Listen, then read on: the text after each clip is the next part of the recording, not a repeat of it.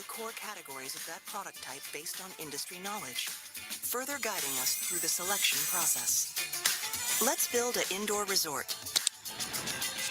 Based on Axio's industry know-how, the snowfield area is the primary decision factor when choosing a snowmaking machine. Axio provides more advanced product recommendations based on size, snow output, and power.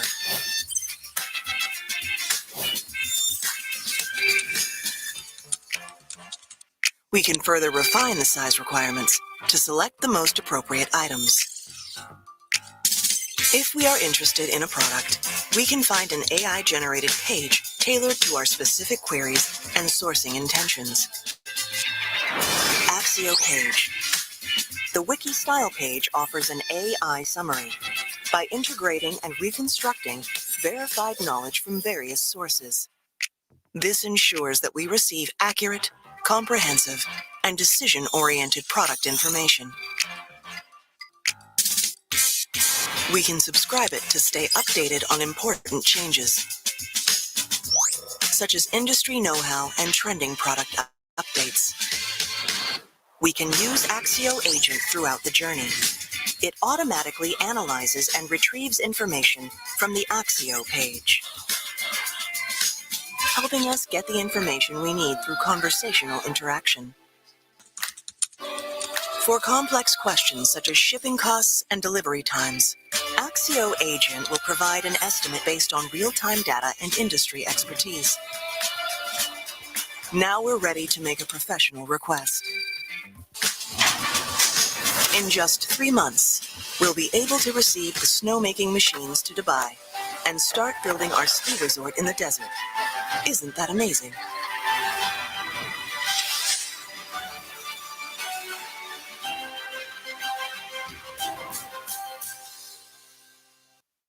Introducing Alibaba Guaranteed, our official guarantee of on-time delivery and money backup on order issues. So you can source worry-free and save effortlessly. No worries about shipment delays.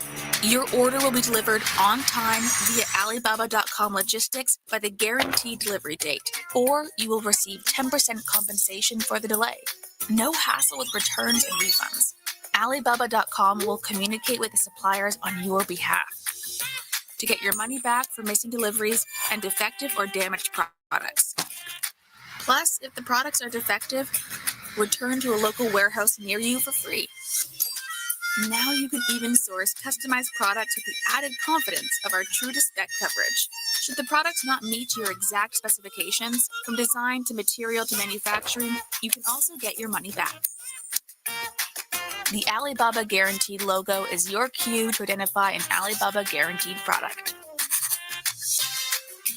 Source with an extra layer of confidence from select products available for instant order or quick customization, with delivery and after-sales guaranteed by Alibaba.com. The traditional image search meant switching between websites and uploading pictures. Until now. Introducing Alibaba Lens, a new image search extension that connects your inspiration directly to global suppliers with one click. From e-commerce to social media platforms, simply select any image on the web for Alibaba Lens to instantly scan more than 20 million relevant manufacturer listings. Alibaba Lens helps you select products and compare the lowest whole prices hidden behind retail markup.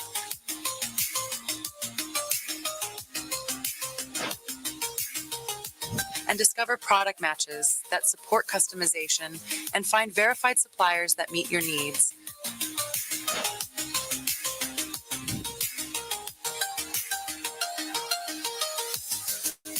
Our multimodal search also allows you to combine images with text requirements so that you can effortlessly reimagine products in real time. Turn every web page into your sourcing advantage without ever leaving the browser.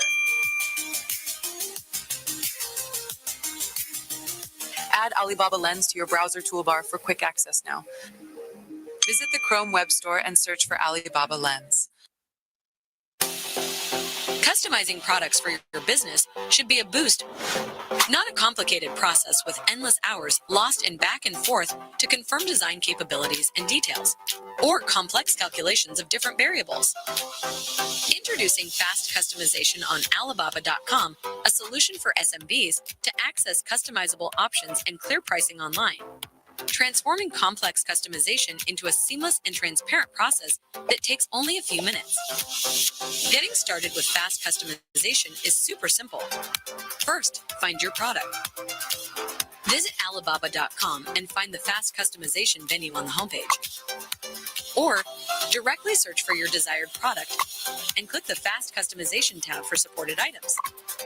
Next, customize instantly. Enter the customization details. Select the variations and quantity, and the customization requirements, such as special printing methods, packaging, and other industry-related options. Transparent prices are right at your fingertips. You can also utilize our free online design tool to incorporate your branding, or select from our pre-designed templates to create customized products. Third, let us handle the rest. Place the order, and your custom products will ship out within just 14 days. And if it doesn't match your order specifications, you're covered with a full or partial refund. With 300,000 products ready for fast customization, we're adding more categories to match your unique requests. Simplify the complex and lengthy process to realize your custom product fast and easy with Alibaba.com fast customization today.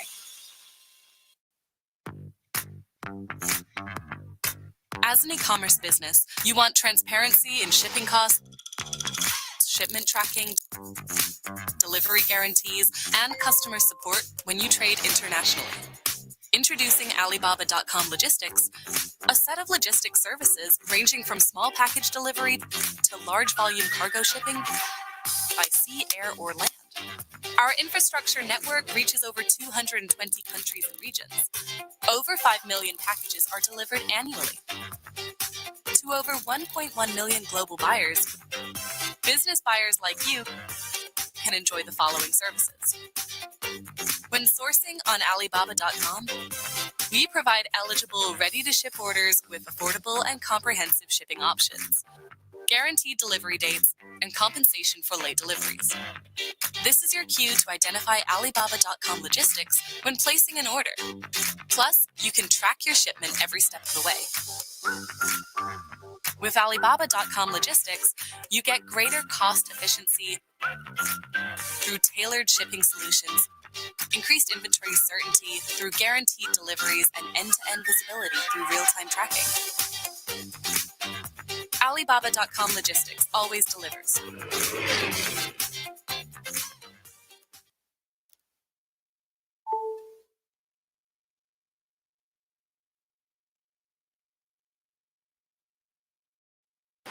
Some dream of a toy where every piece can fit with any other piece, bringing a spark of joy to the faces of blind children tucked away in hospital rooms. Someone wondered, can we craft toothbrushes from bamboo instead of plastic, so 1 billion discarded brushes each year don't keep harming our planet? There was a woman who decided to break free from heels that twist your ankles, empowering women to stand tall with both comfort and confidence. A bodybuilding champion who grew up in the ghetto set out to invent portable fitness equipment so everyone can stay in shape, anytime, anywhere. Daydreaming is easy, but entrepreneurship never is. Really tough. And I just can't stop. There is no roadmap. No one clapping when you launch. Just rising costs, sleepless nights, and questions that stay with you. But yet, you show up. You build and you rebuild. You keep going, because no matter the setback, the silence, the countless no's, you believe. You can do whatever you put your mind to. You never give up. You can grow possible. We were going to be successful. Everything can break an entrepreneur, yet nothing really can. We can make it.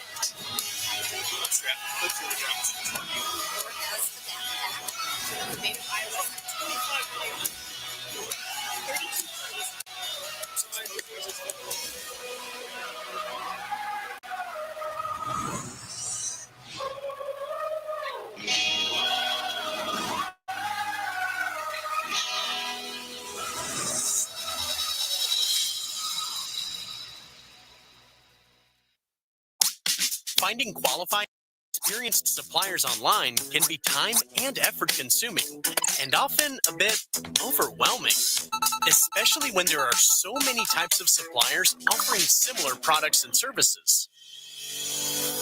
Introducing Alibaba.com Verified Suppliers, a verified, easier way for you to find and source efficiently and confidently from experienced suppliers. To qualify as a verified supplier, suppliers must have had their store displayed information and capabilities verified by independent, world-renowned third-party companies with inspection videos and downloadable reports, hold verified certificates, patents, test reports, and import and export qualifications, have years of experience in domestic and foreign trade, and offer great services and discounts with a proven track record on Alibaba.com. To help you quickly identify suitable suppliers for your sourcing needs, we have grouped the verified suppliers into 3 service-specific types. Custom manufacturers, who provide dedicated production lines and custom design capabilities for high customization and specialization seekers. Multi-specialty suppliers, who offer low MOQ customization, end-to-end logistics solutions, and multi-category procurement for retail trend followers. Brand holders, who offer branded products and overseas distribution for brand dealers. All of them are industry experts with verified credentials and consistent product and service quality. You can find a verified supplier by searching for either products or manufacturers. Know what you want to source? Look for the Verified Suppliers filter when searching under Products. Scroll down to find the supplier service type once you land on the product page, and check out the verification details from suppliers' company profiles. Got a product idea to build from scratch? All suppliers displayed under the manufacturer search are verified suppliers with factory inspection videos and reports, so that you can build new partnerships with greater peace of mind. With verified suppliers, sourcing online can be very easy, very certain, verified. Source from verified suppliers today.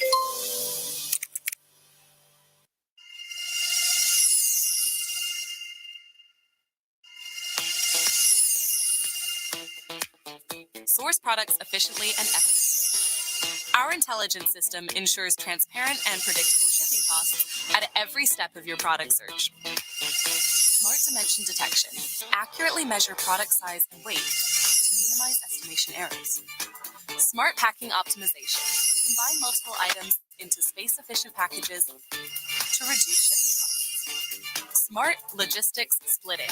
Leverage intelligent analysis of package weight, dimensions, and routes to enable optimal shipping solutions and precise costs. After placing your order, maintain full control with Alibaba.com logistics. By tracking your shipment every step of the way and get notified of shipping exceptions.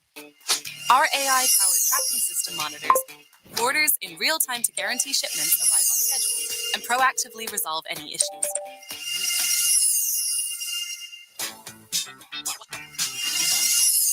When sourcing internationally, you may face challenges such as unpredictable shipping costs, complex tariffs, and unreliable delivery timelines. But with Alibaba.com logistics and the variety of shipping solutions we offer, you can better plan your budget with estimated shipping prices, where what you see is what you get, no hidden fees.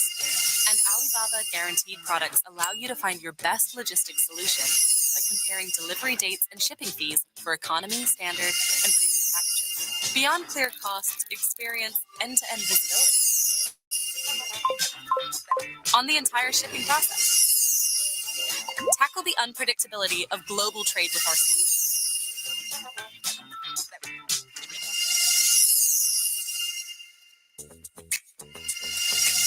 Worried about about your package's journey? Plan ahead with estimated delivery dates, or even better, know exactly when your order will arrive by purchasing products backed by our on-time delivery guarantee, and get compensated in the rarest event of late delivery. Or get your money back hassle-free for missing deliveries and defective or damaged products. Speed up your cross-border shipments while saving more. Alibaba.com Logistics has partnered with local warehouses worldwide so you can save on cost and receive orders faster from suppliers with local stock in your area.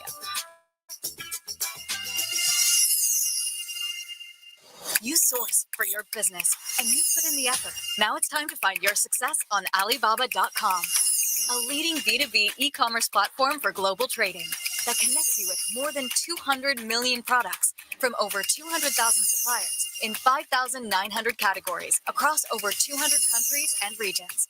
Alibaba.com comes in handy whether you're on PC or using the app, whether you're searching for products to resell or suppliers to manufacture your own. With third-party verified suppliers, you know what you see is what you get. Send out sourcing requests and get quotations from matching suppliers in as little as 3 hours. Chat with them wherever you are. Check them out, connect with them. Discover your next winning product with millions of video tips at your fingertips. Pay for your order with confidence, knowing that Alibaba.com supports multiple payment methods, encrypted and secure, so your data is safe with us. Track your shipment every step of the way, so logistical uncertainties won't get in your way. We know global trade can be unpredictable. Oops. That's why we provide purchase protection services across payment, shipping, and after sales, all powered by Trade Assurance. Alibaba.com is the place to go, whether you are a solo entrepreneur, a 4-person startup, a purchasing manager for a juggernaut, or a franchise owner. Join the other 40 million active buyers on Alibaba.com and source from millions of offerings in an easier, more secure way. Oh, and stay tuned for 2 of our biggest annual promotional events, every March to discover new trends, and every September to stock up for the holiday season.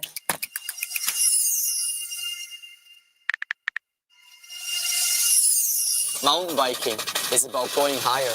For that, you need high-quality gear. Believe me.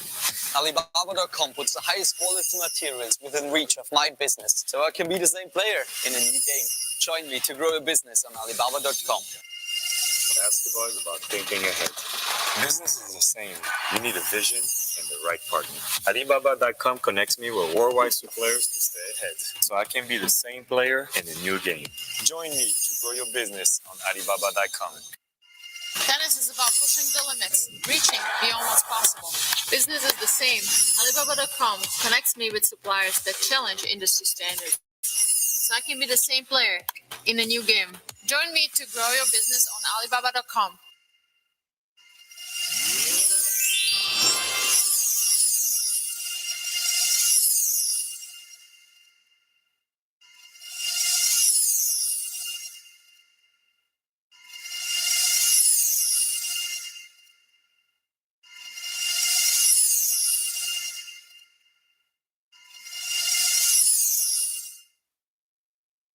Introducing Alibaba Guaranteed, our official guarantee of on-time delivery and money back upon order issues.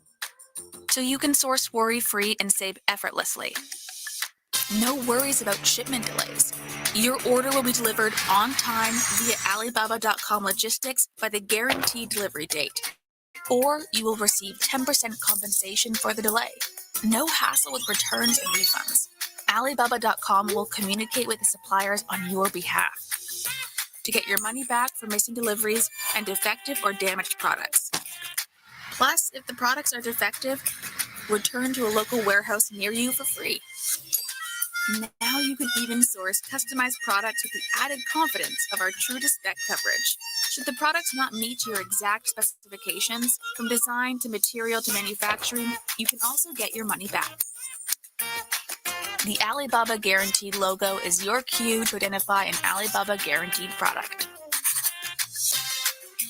Source with an extra layer of confidence from select products available for instant order or quick customization, with delivery and after sales guaranteed by Alibaba.com.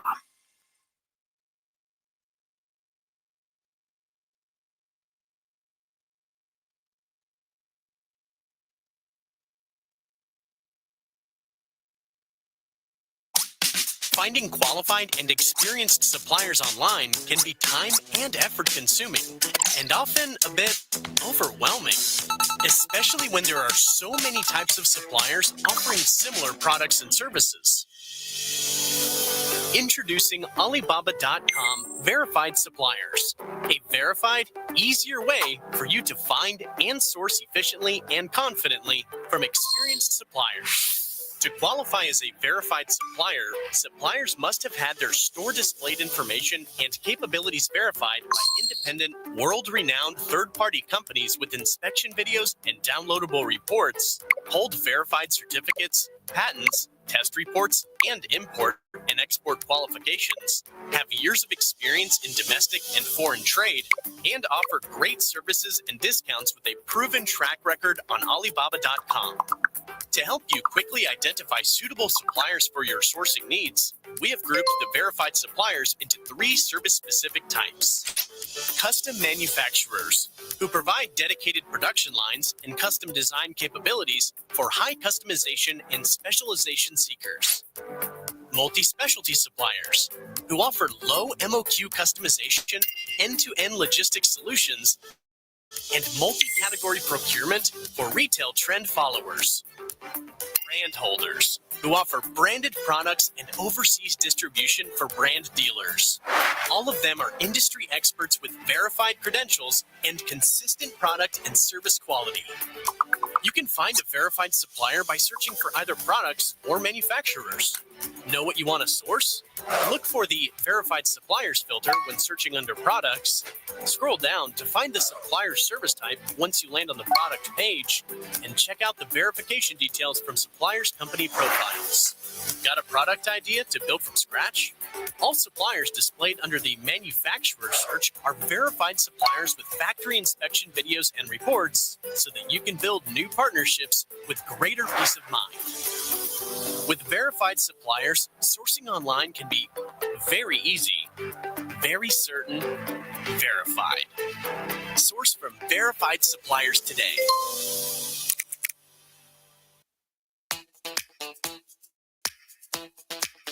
Source products efficiently and effortlessly. Our intelligence system ensures transparent and predictable shipping costs at every step of your product search. Smart dimension detection. Accurately measure product size and weight to minimize estimation errors. Smart packing optimization. Combine multiple items into space-efficient packages to reduce shipping costs. Smart logistics splitting. Leverage intelligent analysis of package weight, dimensions, and routes to enable optimal shipping solutions and precise costs. After placing your order, maintain full control with Alibaba.com logistics. By tracking your shipment every step of the way and get notified of shipping exceptions. Our AI-powered tracking system monitors orders in real time to guarantee shipments arrive on schedule and proactively resolve any issues. Basketball is about thinking ahead. Business is the same. You need a vision and the right partner. Alibaba.com connects me with worldwide suppliers to stay ahead, so I can be the same player in a new game. Join me to grow your business on Alibaba.com. Mountain biking is about going higher. For that, you need high-quality gear. Believe me. Alibaba.com puts the highest quality materials within reach of my business, so I can be the same player in a new game. Join me to grow your business on Alibaba.com. Tennis is about pushing the limits, reaching beyond what's possible. Business is the same. Alibaba.com connects me with suppliers that challenge industry standards, so I can be the same player in a new game. Join me to grow your business on Alibaba.com.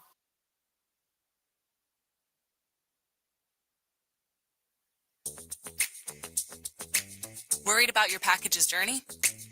Plan ahead with estimated delivery dates, or even better, know exactly when your order will arrive by purchasing products backed by our on-time delivery guarantee, and get compensated in the rarest event of late delivery.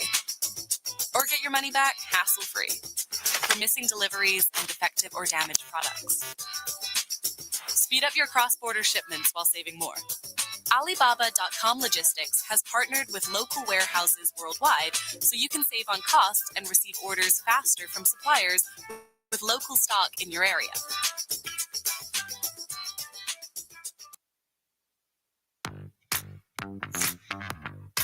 As an e-commerce business, you want transparency in shipping costs, shipment tracking, delivery guarantees, and customer support when you trade internationally.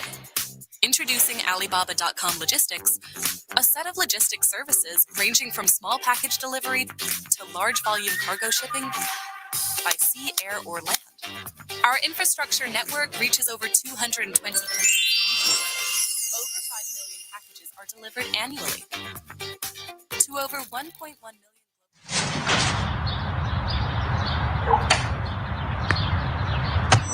All right, so I did my glam a little bit off camera, but now I'm just gonna touch up my blush real quick. It was really tough. Because no one wanted to support me. Not knowing what's next.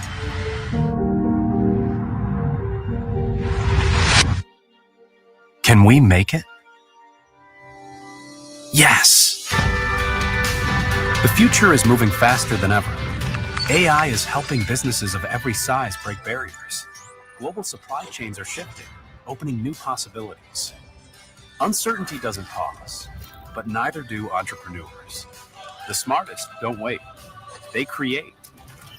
They make it through. They know how to co-create. Co-create with brilliant minds from around the world. Co-create with the suppliers behind the world's leading brands. Co-create with AI, the newest partner in business success. Co-create with possibility itself. Because success isn't given, it's made. Made together. Let's embark on this journey together. Let's support each other. Made by those who move forward. Just keep working and working. And I just can't stop. Made by those who believe. Everything starts to change when you believe in it. It's life to me. You can do whatever you put your mind to. So, can we make it? We are going to be successful. Together, we can make it. Together, we can co-create.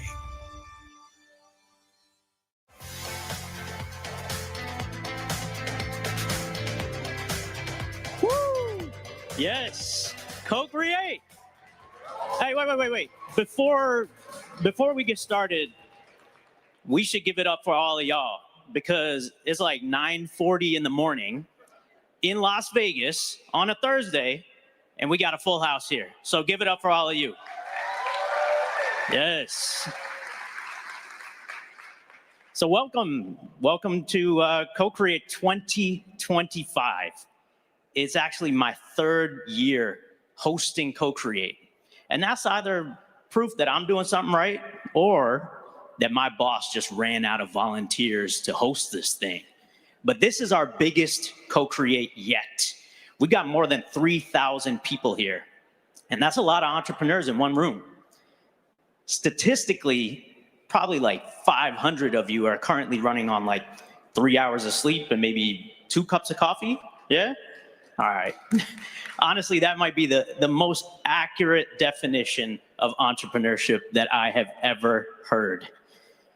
We've built this program around your feedback, which incidentally was like super specific. Apparently last year, some of you wanted more AI, and we've got that in buckets. Someone said less salad at lunch, but we kept that though. And then one guy just wrote free tote bag. We actually have those this year, so free tote bags, yes. We've done our best to deliver on as much as possible. But in all seriousness, I do really want to thank you for being here from the bottom of my heart. Not just for showing up today, but for trusting us with your sourcing journeys, your ideas, and your stories. Because over the past few years, we've all seen how tough this environment has been. Tariffs, high inflation, supply chain challenges, global uncertainty, but here you all are, right? Building, creating, and moving forward. There's a story that sticks with me that I want to share with y'all. In 2008, when Kobe Bryant joined the US Olympic men's basketball team, the other players told a story about his work ethic. One night, here in Las Vegas. A few of the teammates on that team went out. They got back to the hotel around 4 a.m. As they walked into that hotel lobby, they saw Kobe Bryant there in his workout gear, drenched in sweat. He had just gotten back from his first workout of the day. And Dwayne Wade had later said, you know, that's when I realized this guy's different. While we were out, he was putting in the work.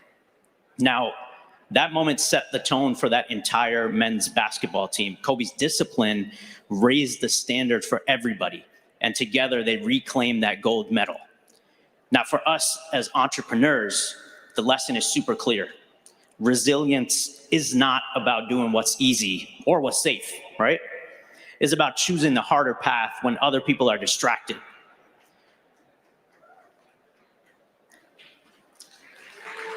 Yes, for yourselves, you guys are doing this, right? It's about showing up before anybody else does anything, right? It's the work that builds something extraordinary in those uncertain times. And that resilience is what CoCreate is all about. We work really hard to make sure that this year you guys will walk away with real insights, new connections, and inspiration to take your business further. Now, across multiple stages, we got 5 of them. You're going to hear from top industry leaders. You're going to meet partners that can help you scale. And we're hosting CoCreate Pitch, the world's leading pitch competition for product-based businesses, where 70 inventors, semifinalists, are going to compete for a prize that can actually change the trajectory of their business. 20 finalists will then take the main stage tomorrow for a $200,000 grand prize. CoCreate Pitch is the heart of CoCreate. So give it up for those entrepreneurs.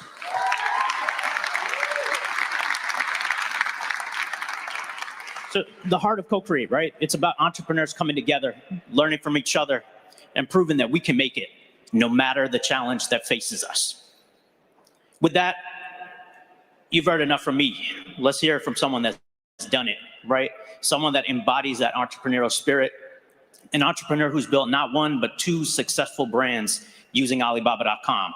They're called King's Crowning and Crown Skin. So please welcome my friend, Daryl Spencer.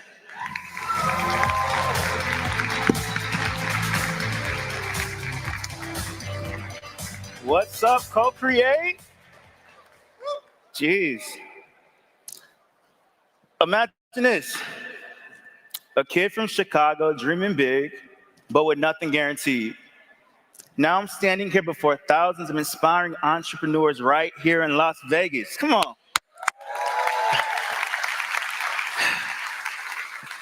You know, honestly, I never pictured myself here, actually, if I'm being honest with you guys. Yet, here I am, proof that sometimes the wildest dreams are actually closer than you think, especially when you learn how to seize each moment. If you told me that I'd be delivering this speech to this incredible crowd, I probably would have laughed. But today, my journey is a testament to what's possible when you guys dare to believe. Personally, for me, I don't come from a family of CEOs. I had no roadmap for building a multi-million-dollar company. 2, at that, I just had some dream, a little grit, and a lot of uncertainty. Like many of you sitting here today, I'm sure. But my parents, they gave me my foundation. My dad worked 2 jobs, and he invested in real estate. And he taught me one key and crucial thing: to use what you have to make opportunities for yourself. Now, my mom, I'm a mama's boy, y'all. I love her. She taught me to care about the little things and to pay attention to detail and to treat everyone with respect regardless of their title. And that holds true to me to this day. But now, before starting my own companies, I actually spent years helping tech giants make millions of dollars, right? I love the work, but deep down, I was restless. I had the urge to create something that was truly mine alone, and something that mattered to me and also the people that I served as well. It was like a few years ago, y'all. I remember standing to my bank account, and it was a modest $10,000 in my savings. And I had a mountain of doubt. But that fear wasn't something that I could personally ignore. And I know some of you guys feel that exact same doubt too here. But that's when I knew. I couldn't wait until I was ready.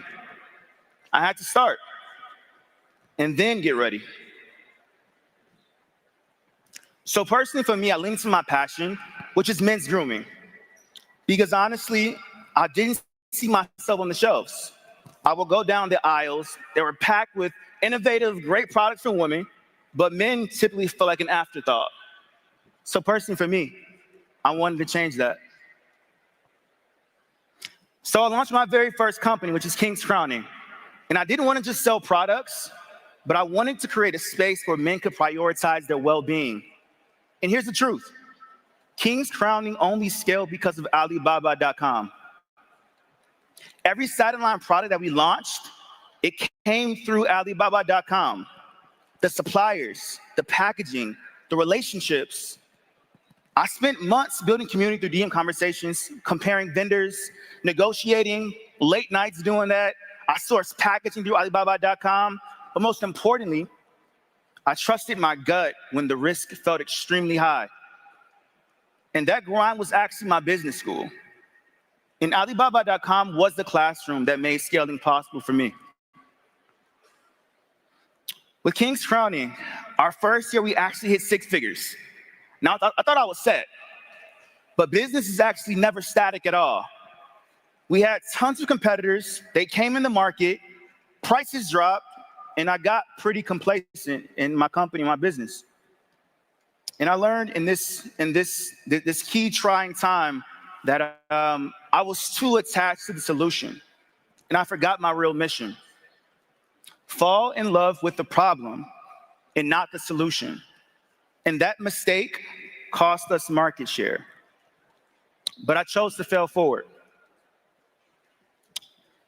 I was taught that failing forward isn't just a motto. It isn't a motto for me. It's the way that I've moved through business and in life. I learned that failure is actually our greatest superpower. Every stumble carries a lesson that no book, no mentor, or classroom could ever teach us. And that's when I dared to disrupt the market with Crown Skin. Crown Skin is a bold fusion of cologne-powered skincare created to redefine what men's wellness could be. And my team and I, we actually wanted to break the stigma. We wanted to make it normal for men to invest in their skin, their confidence, their well-being, and most importantly, pivoting saved my business. And once again, Alibaba.com was right there. From every jar to every label to every package, we sourced it all through Alibaba.com. But it wasn't just a product for me. It was late night supplier calls, negotiations all through the night, all through the day. But most importantly though, we built strong trust through our buyers on Alibaba.com. It gave us the infrastructure to scale fast, to scale smart, and it transformed Crown Skin into an 8-figure brand in under 2 years.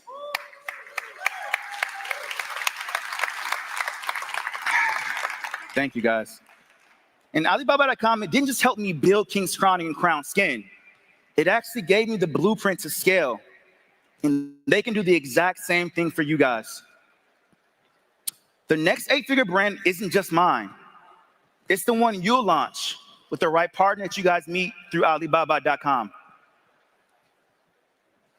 Just 3 years ago, I was right where you guys are now. I was in one of those seats. Actually, I think it's that one right there. Yeah, I see you. That seat right there. And I wasn't on the stage, guys. I was soaking it all in that seat. But I came to CoCreate ready. I was excited. I was nervous. Most importantly, I was hungry for a connection. Mind you, I knew my numbers. I had my vision, but more than anything, I was open to the moment. And that's when I met Ra. Ra is my guy, guys. And I seized the moment. I introduced myself. I pitched my business. And that conversation changed everything.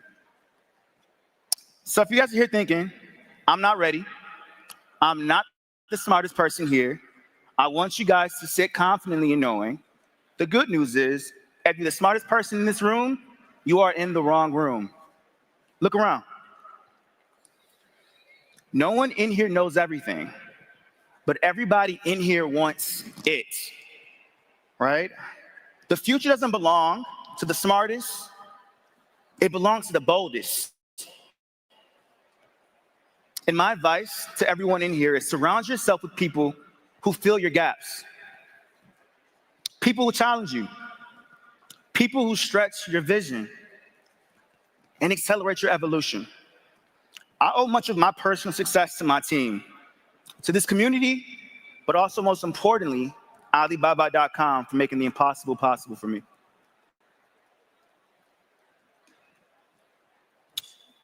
In less than 2 years, Crown Skin has grown into an 8-figure company without any outside investors, completely bootstrapped.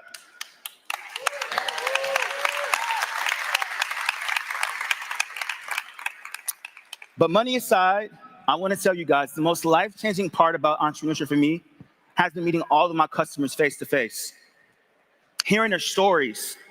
You know, the men's grooming industry used to be about utility, but now it's about wellness, right? And men deserve high-quality products, thoughtful design, but also, and most importantly, a sense of belonging. So when people ask me personally, Daryl, what drives you? My answer is always pretty simple. It's them. It's our customers. You know, it's their stories of transformation that's the impact that I'm most proud of. But the fun part about all of this, we're just getting started. In life and in business, what's most important that everybody should know is you have to build bridges and not walls. Relationships are a form of currency. Collaboration unlocks more than competition ever could. So here's my personal call to action for all of you here. Commit to making the impossible possible, not someday, not tomorrow, but today. And the difference between a dreamer and a doer is simple. It's just doing. So, if you ever doubt yourself, remember this. I've been there. If I can stand here, so can you. This exact stage right here can be all of yours. And lastly, this is my favorite line that I've recently came across that I live by. Don't let anyone tell you that anything is impossible. It's just something to do. Thanks, guys. Woo! Give it up for Daryl, my man. Hey, I love Daryl's story. I'm fortunate to have met him, and I want to meet more of you. So please find me as I'm roaming around. I would love to hear your stories and talk to you. But listen, now it's time for the big moment of today. I would like to invite our president of Alibaba.com out to the stage to talk to y'all about the latest platform innovations, the latest strategies in global sourcing, and the tools that we're offering you all.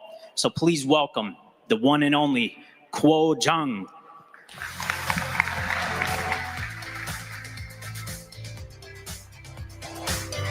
Hello, CoCreate. Hello, Vegas. My name is Kuo Zhang, the president of Alibaba.com. It is great to be back here with all of you. Before I get started, I'd like to get to know the room a little. Could you raise your hand if this is your first time at CoCreate? Wow, great. And could you raise your hand if this is the second year? Do we have anybody? Okay, I see one there. That's amazing. And do we have any friends here for the third year in a row? Wow, thank you. Thank you very much. Thank you all very much for coming back, for sharing your journey with us. Your voice and feedback are what makes CoCreate stronger every year.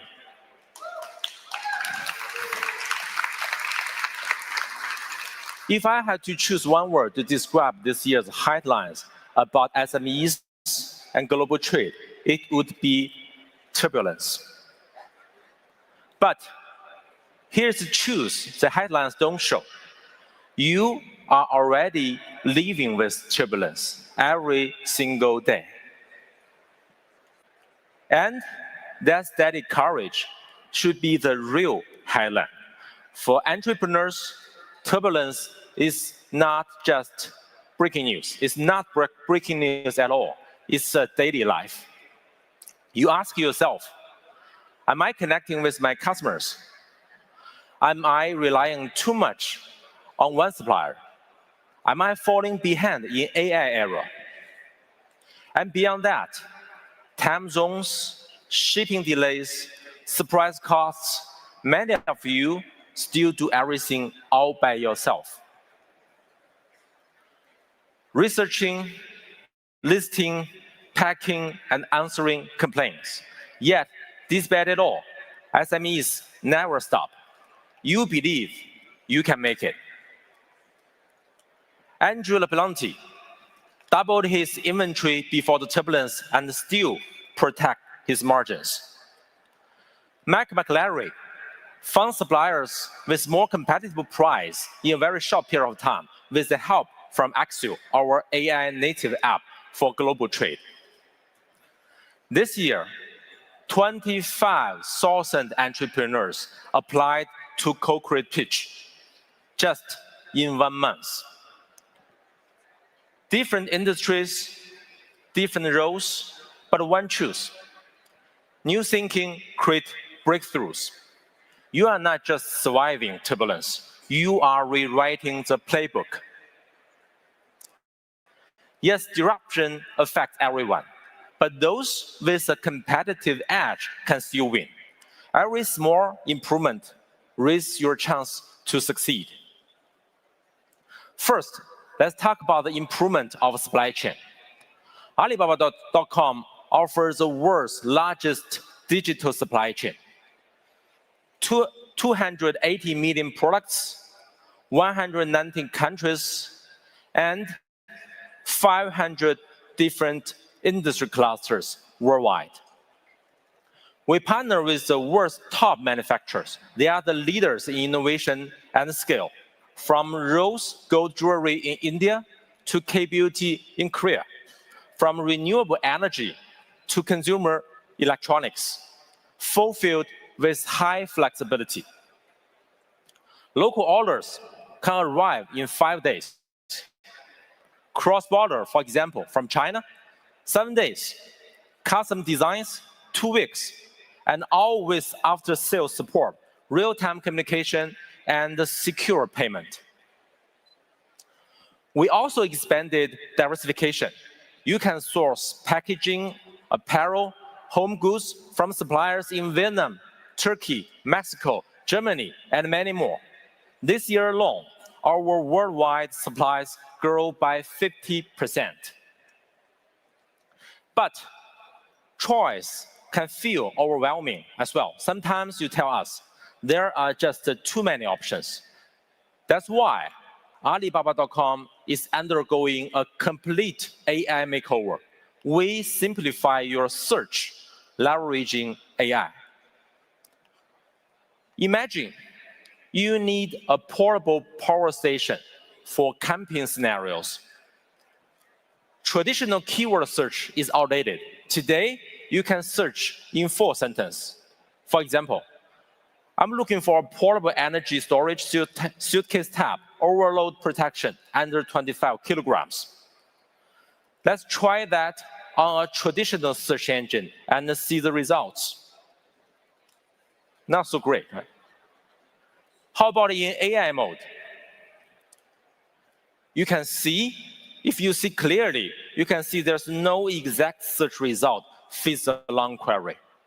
And now, let's try it on Alibaba.com's AI search. We break down the long request into 4 key elements.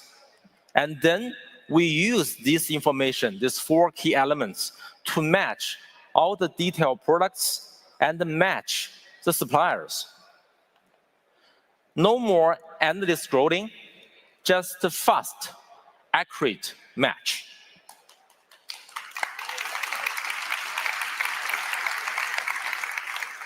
And you said, when the words aren't enough, if I cannot describe it, what happened? Let's see an example. Now you found a small table, which you like very much, and you want to found a matching carpet with the same design pattern. Now you can upload an image, a PDF, even a drawing, and then state your needs as a complimentary. Our AI understands and delivers. Multimodal search will bring in completely new experience in sourcing. AI-powered search is now available on Alibaba.com. You can try it out yourself. For entrepreneurs who's just starting global sourcing, you want to build a product, but you don't have a clear game plan. Here is the good news.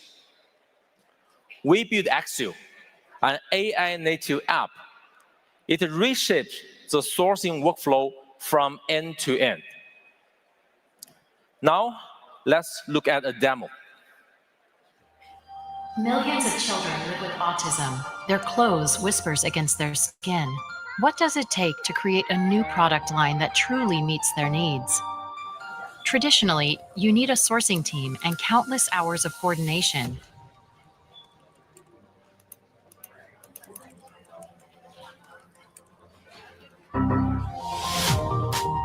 Now, it only takes a few minutes to get a full report.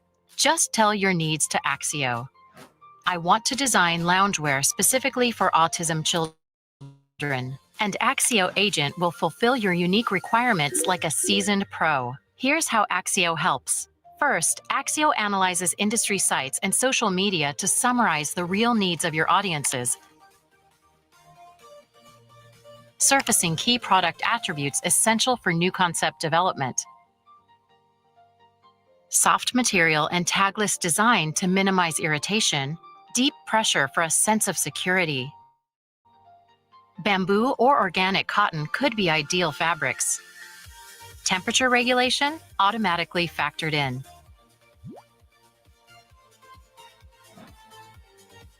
With these critical insights, Axio jumps straight into product ideation, supporting your development process with visualized inspirations. It gives you multiple options in just a few minutes, completely bypassing the endless back and forth with design teams.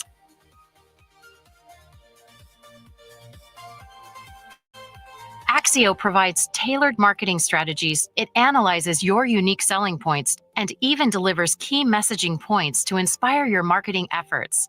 Next, Axio will search and evaluate suitable children's loungewear suppliers, ensuring even the most challenging requirements are met.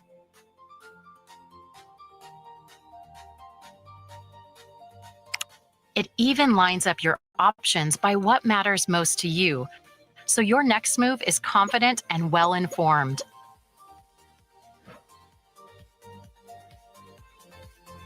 Once the tasks are complete, go to Results to access all reports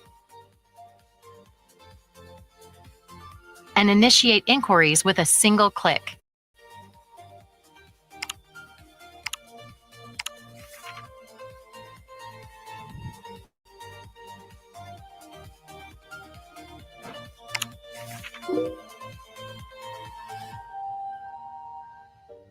The work that used to be done by a whole team is now done by Axio, empowering you to bring light to the unseen corners and unlock new possibilities.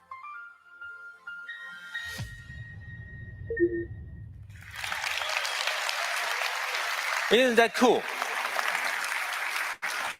Axio is the first time that Agentic AI has been applied to global sourcing.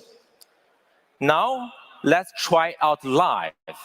Let me introduce Guanan, our AI project leader, onto the stage. Welcome. Thanks, Nicole. Hi, everyone. I'm Guanan. It's great to be here. This is my second time in Vegas, and I got an idea yesterday to develop some souvenirs for our CoCreate event using the Supplier design. And right now, I will try it with Axio. Let me use this image. Design some gift for the CoCreate event using the Las Vegas sphere in the image and find me some experienced suppliers. So firstly, Axio gives out a plan to show how do we complete a task.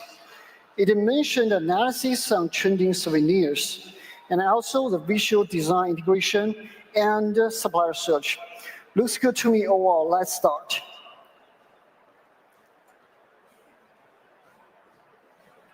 Axio can synchronize the data across mobile and laptop in real time. So for everyone's convenience, I will continue on my laptop.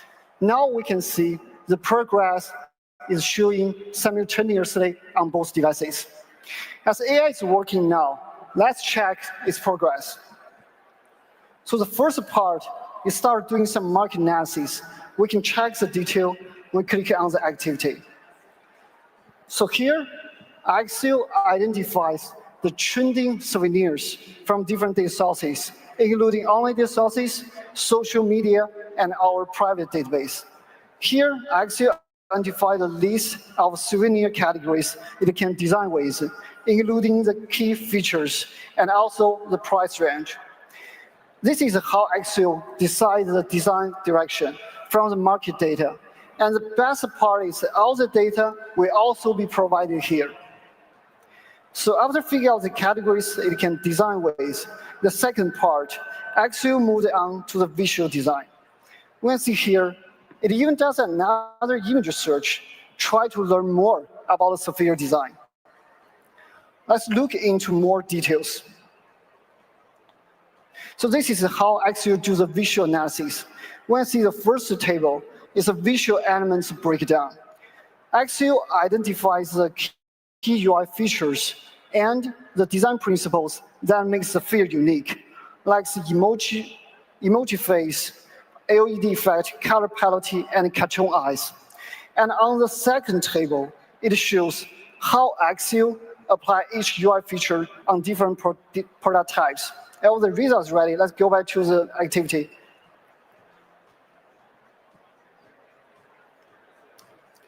So this part actually applies each UI feature on different prototypes.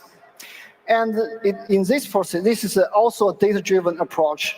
It ensures all the design actually gives a viable product designs, not a random creation. And with all these informations, Axio started the final product visual generation. We can check one example. It's a very cute phone charger. And with all the designs done, the final part, Axio started a list of supplier search. So I don't need to write the query anymore. And also it performs the final evaluation of suppliers. So since AI has done all the work, let's switch to the result page to see what we got finally. Okay, the first part is the product designs. Here, Axio provided 10 product designs, including phone charger, earbuds, power bank, speakers, and a very cute toothbrush. It also provided pictures in the night mode, so we can see the LED effect more clearly. And in today's table, it explains the key features and the UI elements behind all the design. Let me screw up my phone a little bit so we can keep the designs on the large screen. Yeah, let's leave it here. So the second part, actually my favorite, is how Axio evaluates suppliers. When we check the detail of the table here, this is far beyond the simple search. We can see Axio compares thousands of suppliers based on comprehensive list of factors, including manufacturing capacity, years of experience, revenue scale, customization expertise, and so on.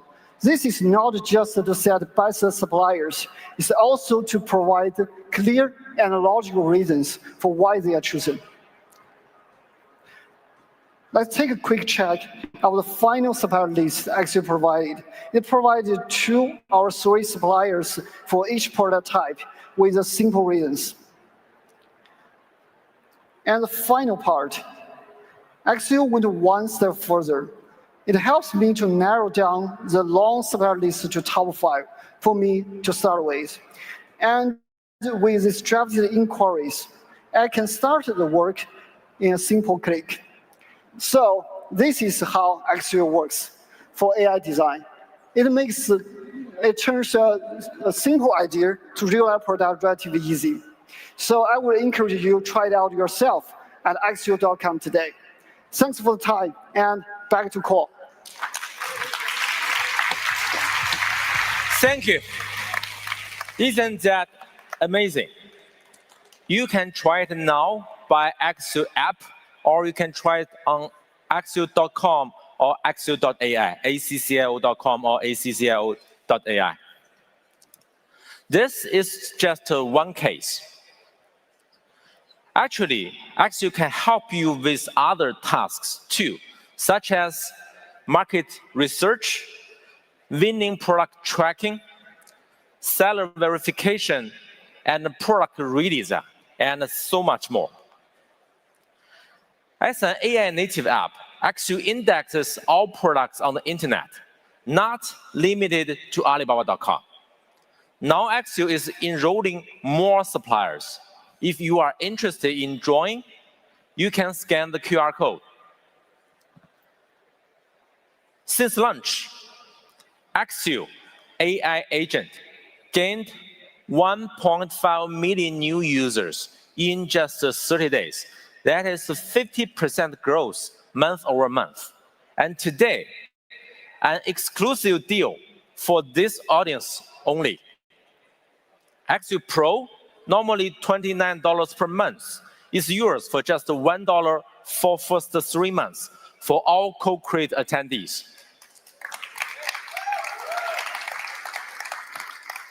Our vision is bold: to eliminate 80% of repetitive works in global trade. This year, all these functions will be integrated into Alibaba.com. Stay tuned. Efficiency matters, and so does the fulfillment.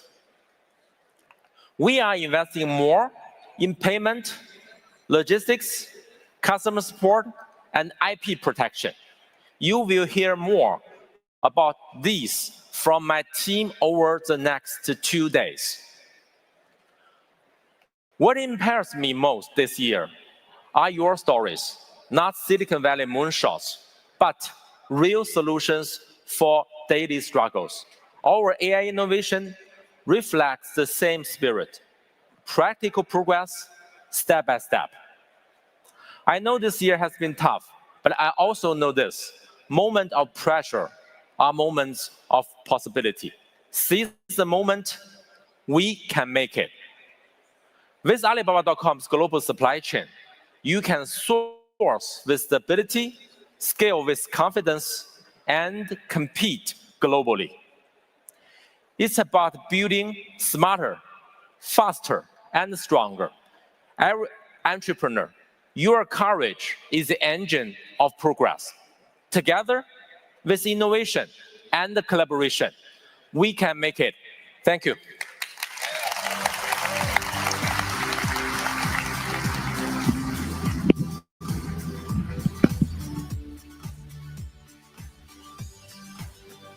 Wow.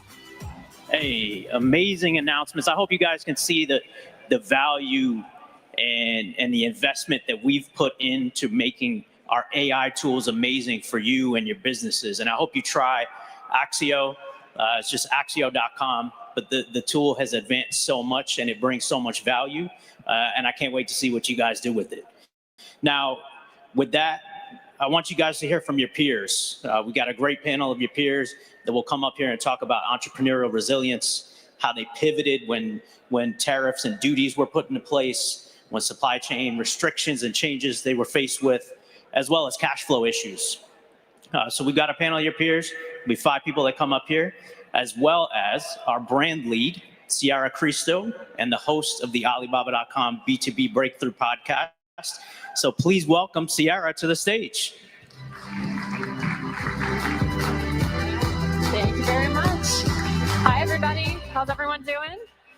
Energy feels pretty good today. I'm feeling good about this. All right. Well, as Rob mentioned, I'm Sierra. I am the brand lead for Alibaba.com North America, and I host our podcast. Honestly, it's my favorite part of the gig, getting to talk to small business owners and entrepreneurs, inventors, about how they've brought their business to life, how they've created a product. And so I'm really excited to do that on stage with you all today and share the stories of a couple amazing entrepreneurs from our network. So please welcome to the stage Daniela, Daniel, Rohan, Andrew, and Marshall.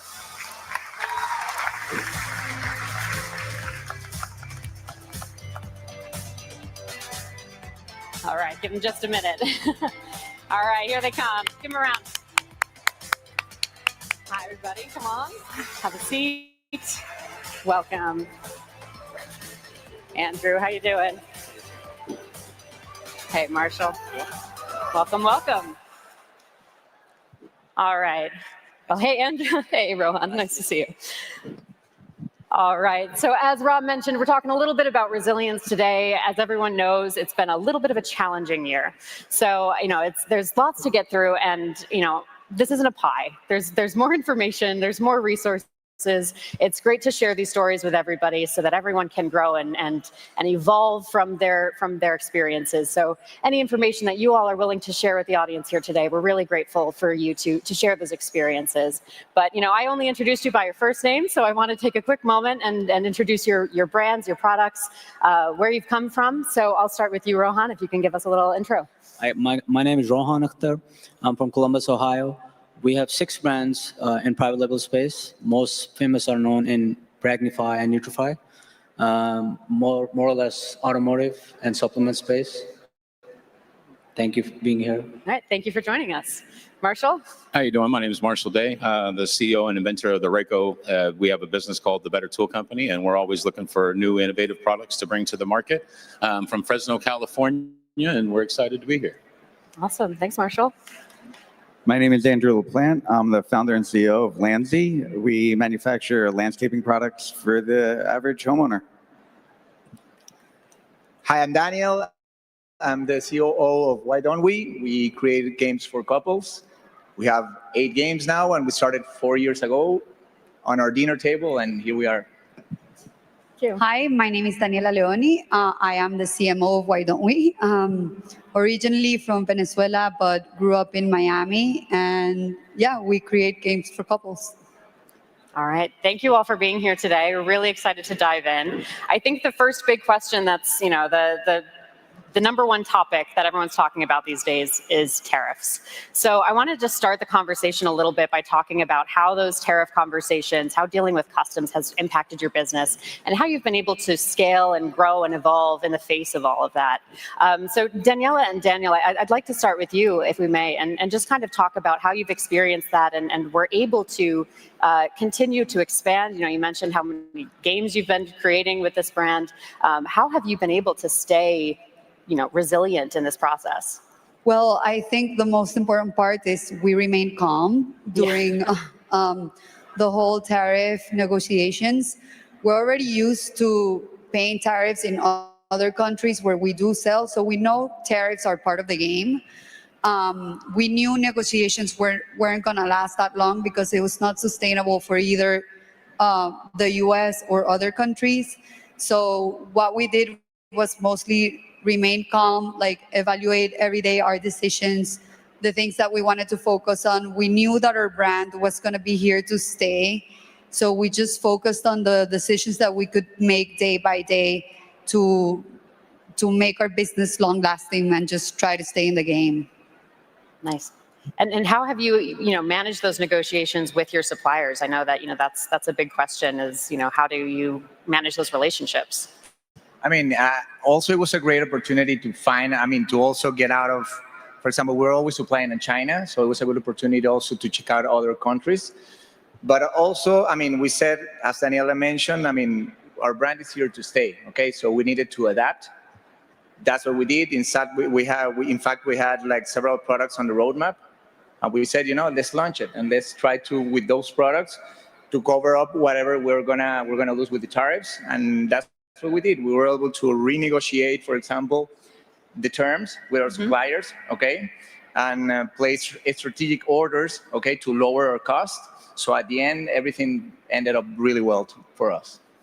That's great. So for the most part, you were able to stay with the same suppliers you've been working with and continue to deepen that relationship. Yes. Back, I think it was 2 years ago, we were fortunate enough to also go visit them in China. So we did establish really good relationships with them. And when this whole craziness started happening, they were really like supportive in negotiating to our needs and to be able to keep us as long-term clients. So we were really grateful for their understanding, basically, and coming to terms in a way that would be good business for them as well as for us. So that's been like top-notch customer service for us through Alibaba.com. That's great. Is that a shared experience for the rest of the panel? Whoever wants to chime in, in that relationship building portion of continuing to grow, have you been able to deepen relationships with existing suppliers, existing partners to find those efficiencies? Does that resonate with any of you? Yeah, definitely. For us, if our suppliers were really worried, they knew the tariffs were coming. They knew we had other options to go to other countries. I think certain buyers did go to other countries. So, informing our manufacturers that we were going to stay with them and that we trusted them and that we were going to work together to get through the tariffs, I think it eased a lot of tension from them. And then they could just focus on the manufacturing aspect of it. Totally. Yeah, I know in our case, we had 7 containers on the water when the negotiations weren't hit. And it was like literally trying to rush to get the last of the container in before the massive tariff hit. We had heard of some people that ended up didn't making the cutoff. We've been fortunate. We were able to land all 7 containers prior to the tariffs fully kicking in. So otherwise it would have been a nightmare that I can't even begin to express. But learning the process, learning that it doesn't matter, okay, so we have a tariff at the moment, but it's temporary. So you can go and try to pack your factory up and move it over to the Philippines or move it over to Vietnam. But it's all up. You never know if the next day you get it packed up that this tariff hits here or this tariff hits here. So it's tough to jump and kind of go around. I think for us, it was work with the people that we had established, be open to learning to meet new people, which I think is key for any business, and just continuing to move forward. And for us, we ended up, during the tariffs, we worked on a product called Smooth Slide Wax and developed an entire new product while the tariffs were going on and the calls weren't coming in. That's massive. And so, you were fortunate that you were able to get your products in and have been able to expand and explore other options, despite, all of this news that's coming out. Absolutely. Yeah. While again, we got the 7th container in, but then it just hit a standstill. We did the National Hardware Show. We were talking to Lowe's. We were talking to Home Depot. Once those tariffs kicked in, there was no calls back. So we went into kind of just a new design. Let's play with more products. Let's play with some R&R. Let's look at some new ideas. And we were able to continue to move forward. Wow. And Rohan, I know you operate in a little bit of a different space with supplements. There's an added layer of complexity with compliance there. How did this impact you? So for us, it was very complicated. Yeah. We created a hotline. So I got all my 20 folks on the call for like 24 hours straight. Initially, we're planning to launch 120 units per flavors. So we came up with a strategy if we can look into, launching around 60 units. So that was able to help us. And instead of getting 10,000 units in a container, moving 2 containers a month, we were able to squeeze in at least 20,000 units per container. So that this way we were able to minimize a lot of tariff costs. And it just we try to consume the tariff on our end to ensure we don't pass it to the customer. So if I'm understanding correctly, you reduced the unit size, but you were able to scale up the quantity that you were able to bring over. Yeah, instead of getting 120 units, per flavor, we did 60. Sure. We changed the formulation for our customers, and instead of running like 2 grams of creatine, we were able to do 4 grams of creatine per serving. So instead of doing 120, we were able to get to 60 units. So for us, we can push more unit in the container as well as more flavor for the customers. Oh, that's great. Yeah. So, as you have those conversations with your suppliers to navigate this, is this a collaborative relationship that you have with them to come up with these solutions that enable you to bring this diversity of products to your consumers? Yeah, I flew next day to China actually. Okay. Wow. My team was, here on a hotline call. We're trying to figure out packaging change. So I was traveling from factory to factory to figure out, how we're going to change the packaging, because since we have like a small time frame. No, so first of all, I knew the tariff's not going to last forever. Sure. It's not sustainable. I've been in the game for 12 years. We do 30 million a year in revenue. So it's not for us, to figure out, how we're going to do this. We just, pack up my bag, say goodbye to my wife. He is like, I'm out. See you in a couple of weeks. So we were able to, try to figure it out right then and there. So that pause time, we were able to get at least 100,000 units in. Okay. For our brand, and so far we're standing good. And Great. our second launch is Q4 this year. And we all, if you guys are not familiar, we are in a process to negotiate with Aiden Ross for our brand. So he will be one of the biggest streamers that we can ever get for our brand. Oh, that's great. Oh, congratulations. That's awesome news. Thank you. We're trying. So, you mentioned something interesting here is in going to China to help to negotiate with your suppliers and interface with them. It's a great privilege to be able to do that, but that is also something that we at Alibaba.com endeavor to solve, to bridge that gap a little bit. For the rest of the panel here, how have you been able to navigate these conversations remotely during this time, or do you find it beneficial to have that personal interface by going overseas? Can you talk a little bit about that difference for you all? I think what Ron said it's true. When you get to meet one-on-one and person in person, it's totally different. But we were able to do it remotely, okay? And at the end, it's what we've been talking about. You need to adapt, and those who are able to adapt are the ones who are going to be successful, okay? And look, COVID 5 years ago. You cannot quit every time. If this microphone stops working, I'm not going to walk out, okay? So you need to be able to adapt, and that's what we did. We started talking about suppliers remotely, and they were able to understand too. They needed to adapt too. Sure. And that's how it worked. Okay. They, again, as I mentioned, they were very flexible with giving us, for example, more payment terms or different payment terms, and at the end, you see, like remaining calm was very important, and it worked out at the end. That's great. I know for ourselves, we utilize Alibaba quite a bit for just sourcing, for looking at different things, for creating new products. One of the advantages is if you can't necessarily just jump up and fly to China and go work with the people, Alibaba allows you direct one-on-one access. Yeah. The advantage to flying to China is you get to have those one-on-one relationships. You get to establish the relationships with the factories and the people. But working on Alibaba.com is absolutely second to none. That's great to hear. So for me, we actually went to China right before COVID, and probably prematurely. I didn't have to go to China. I found our supplier on Alibaba.com, and we worked with them.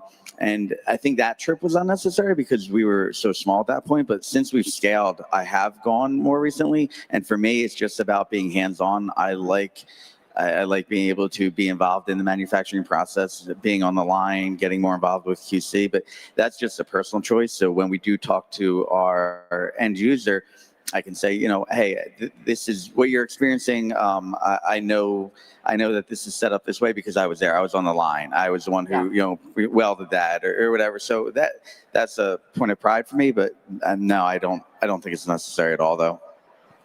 Well, and another piece that I like to bring into this conversation when we talk about, managing these relationships remotely versus in person is, the added benefit of, sourcing remotely and finding suppliers remotely is being able to diversify and spread out your conversations a little bit to add in an extra layer of protection and security in your supply chain process. So how has diversifying your roster of suppliers, so to speak, helped you, expand and grow? I think it looks like Daniel he's ready to respond to this one.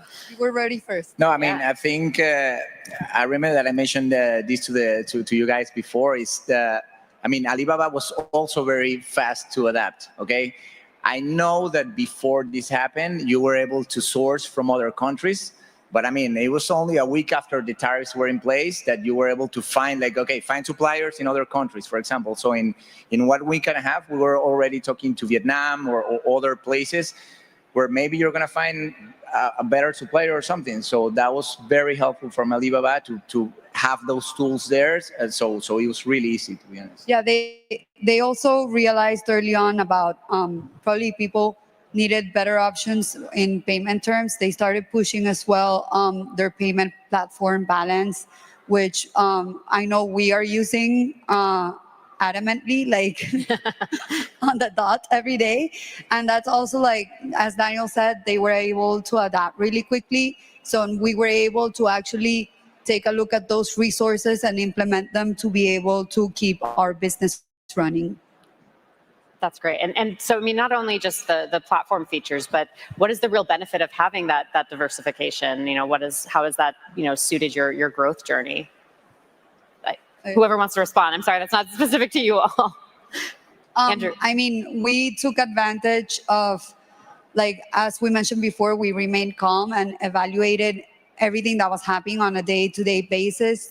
So, for example, when, like, the tariff pause hit, we said, okay, it's time to scale. We had products in line that we wanted to launch further down the road. We just accelerated. We put in larger orders to lower our cost, and we were able to speed things up to be able to stock up for the long run and take advantage of the tariff pause in the meantime. And I mean, and I would say, to answer that, like, what is important of diversifying is that we are all entrepreneurs. Something will always happen. Always. Something's going to happen. Sure. So to be able to have a backup plan or a second plan, it's critical. Yeah. So we diversify. We do have, like, one main manufacturer, but we do have others as well. When the tariffs came along, we did look at diversifying into other countries as well. For us, we found that although we may save a couple dollars with the tariffs, that the extra cost to get the goods in general, the cost of production is higher in some other countries. So our manufacturer actually came to us, and like I said, they were really worried about the tariffs, and they looked at how they could not get around the tariffs, but what steps could they take to not absorb the hit so much. And they came to us and said, hey, can you help us get set up in Vietnam? So we explored that with them. We explored that together, and it turns out that it wasn't feasible for us because of, cost of molds. There's a lot more involved. Every factory you go through, you have to set up the molds, the QC inspections. There's a lot that goes into that, and the cost of manufacturing was simply too high. Even though we would save money with the tariffs, it just was a net negative for us, and that's just because of the size of our products and the cost of our products. Yeah. And in our case, it was, looking at new factories, you're always in jeopardy of sacrificing quality. We love the quality that we have. Like Damon said last year, look, your product is built like a Rolls Royce. We don't want to lose that. I don't want to go from a Rolls Royce to a Kia just because we needed to sacrifice some sort of a shipping, or we had to switch here and there. And all countries do have absolutely fantastic manufacturing. It's just when you get to that new place, are you comfortable to make a couple $100,000 order on your first run? Or what kind of time crunches are you in? And then, is this going to change in this country by the time the container gets here too? So there was a lot of real scary things about potentially moving, but I'm happy where we're at. And again, we're always excited to meet new people. That's great. For us, I didn't have any options. We spent almost 6 months in R&D. Like, I had 22 formulation. Each is costing us $25,000 to put together. So I don't want to spend another, $500,000 to create more formulation. So that's why I flew to China too, because I'm on site. I can go talk to vendors. So we stick with the same vendor. And but it's not in my case. But I always recommend people having always a backup plan. You need to have multiple vendors. God forbid something happened to a vendor, you never know. So for us, we stick with the same vendor. Yep. But right now we're in a process to negotiate with another vendor for some new formulation to have a backup plan for us, going forward. Not sticking with one vendor. Having multiple vendors is good for us to, to diversify our channels for sourcing and producing new products. Great. And Andrew brought up an interesting point about quality control and making sure that you're staying on top of the real quality of the product, what your customers have grown accustomed to expecting from your brands. Andrew, can you speak a little bit to how you've been managing your quality control and what kind of processes you put in place with your suppliers to make sure that you're upholding that same standard?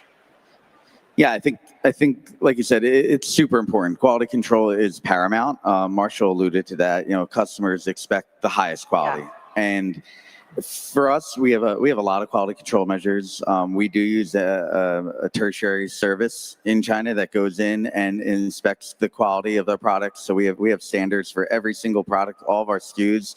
It's from, okay, hey, do the welds look like this? And we have poster boards up in the factory that said this weld is acceptable, this type of weld is not, with photos and examples. So the workers can see it, the managers on the line know it. And for me, that was another reason I found it beneficial personally to go to China, is to meet with the workers, to be able to meet with the manufacturer, the line, the managers on the line, and to kind of show them, hey, no, this is what I want. Sometimes, depending on your product, the manufacturers in China may not use that product. So for us, not a lot of people in China have a lawn. That's not something that they use, but in America, the way we're set up, a lawn is something that people are envious of, depending on the person. So I found that it wasn't relatable. And if I could make it relatable to them and show them how it's used and explain that really played a big part in our quality control.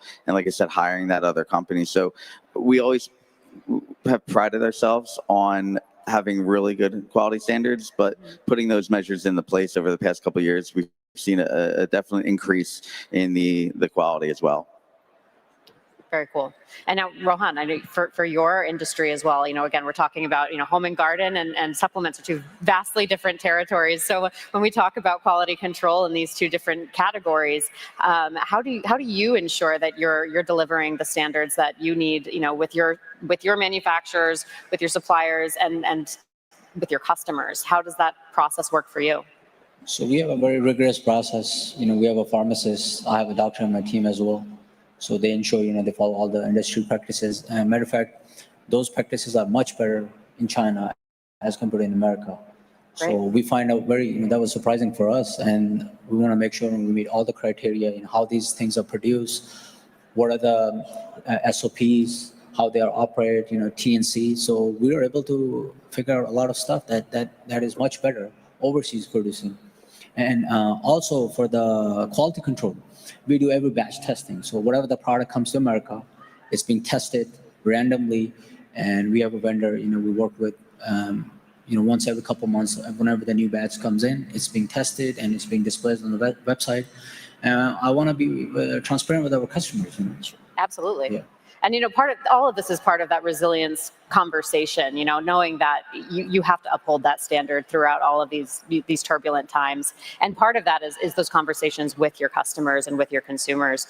Daniel and Daniela, I want to come back to you, and how does your communication and relationship with your customers help inform how you are managing your QC process, how you are managing your communications to continue to scale? Because ultimately, they're the ones that are going to keep you afloat. Your customers. How does that conversation go?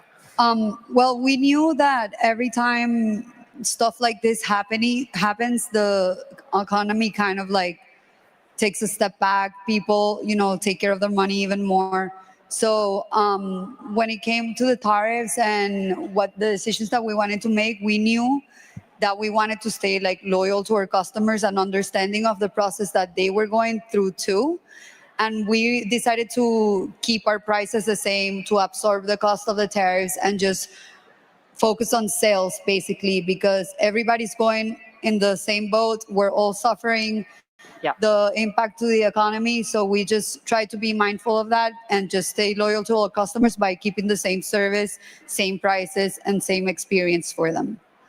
Yeah. Well, and for a brand like yours, the customer is so at the center. I mean, the customer is at the center of it for everyone's business. But with your card games and everything, it's so focused on interpersonal relationships and making sure that you're fostering that communal experience between among your customers. So that's really informed the way that you're processing things from a business perspective as well, it sounds. Yeah, I mean, it's about maintaining relationships in the long run.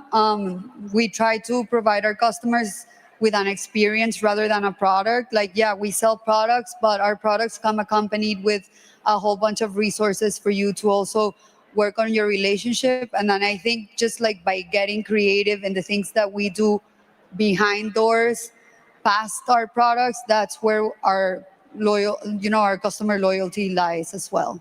Yeah. I think if you enter in panic mode, your customers are going to notice it. So we decided to do the opposite, to be honest. Okay, let's maintain our quality. Okay, let's even keep it up a notch. Okay, keep it up. So we improve our products. We put more things inside our products. We'll launch a podcast that talks about our products. We'll launch a magazine. So we were telling our clients, okay, nothing is happening. Don't worry. Okay, don't panic. Our products are still going to be the same, and you can still get the same experience. And you've been able to keep that price consistent, alongside all of those emotional benefits. There's that financial benefit as well. Yes, well, we are also, from our personal point of view, we're fortunate enough we're in a category where the tariffs are not as high and our product cost is very low. So it's also like beneficial position to be standing in, because I know it's not the case for other people where like tariffs are really like hitting their pockets. Yeah. So that's also like worth mentioning. Like not every category has the same impact. So we were able to absorb that cost and just get creative with other things rather than just lay it out on our customers. Totally. Marshall, how have you been able to contend with the cost of production, and how have you managed the price for your customers throughout this?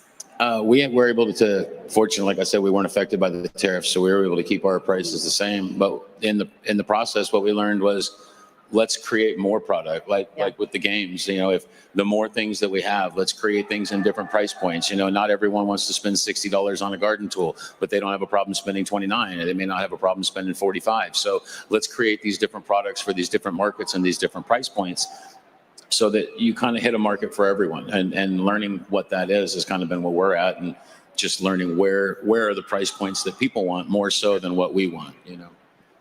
And how do you identify that market, that what the needs are, what price point is comfortable for this audience? How do you manage that? For us, it all starts with the price of manufacturing. So depending on the price of manufacturing, what can we turn around and sell this for, knowing the final price, and just trying to keep the manufacturing at a low price. The goal is to keep your final cost at the low price. Know the different people that are going to want their hand in the pot in order to make the money. Try to keep as many middlemen out of it as possible, and try to, again, just target those different areas. There's a product for everyone, there's a price point for everyone, and it's just a matter of learning, where is that price point? Where does this product fit? What's too much? If your product's too much, maybe you can turn around and talk to your manufacturer and say, hey, look, I need to pull $1 or $2 back on here, because $1 or $2 here turns out to 6 to 10 here.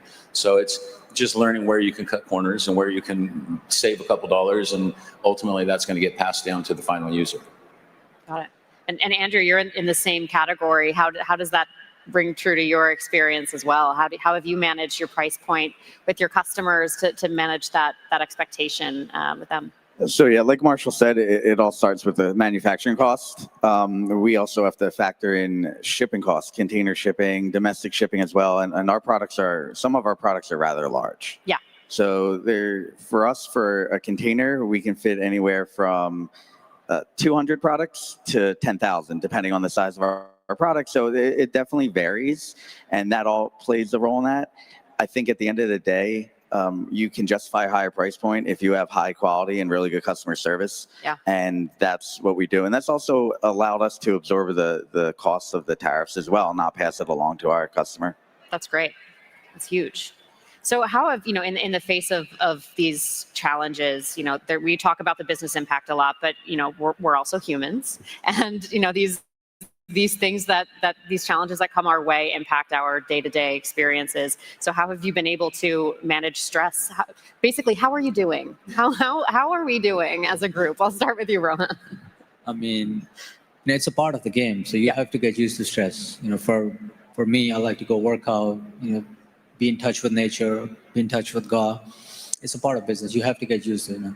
If there is no stress, and the life is chill, what's the point of life? So for me, I like to perform better if I'm in a stress. And I think outside of the box, you create a think tank, you look at, how we can change things, how we can improve. And it's just, you have to live with it. And once you're in a business, you'll get used to it. It's not like, hey, it's just stress managed. You have to figure out a way how you manage. Some people, meditate, some people, whatever makes you happy to get to that stage, you should do it. Yeah, absolutely. Marshall. Way I look at it is pressure makes diamonds. So yeah, there it is. It's just, you can either give up or you can keep moving forward. And I didn't feel like going and sitting in the corner and crying. So we figured it out and we keep moving forward. Absolutely. Yeah, I think for us, you have to just be resilient. And we look at tariffs or anything else that arises, just treat it like a speed bump and not a roadblock. And like I said, be resilient, move on, learn from it, diversify, and then set up for the next challenge in the future, because another challenge is going to arise. Yeah, absolutely. Patience, as she said. Patience, yeah. I mean, I always say if it's easy, it's not fun. So, I mean, it's part of the business. So some exercise and then go back to work, and that's it. Yeah. Well, we launched our business during COVID, so I think we thrive during chaos, and it fuels our fire.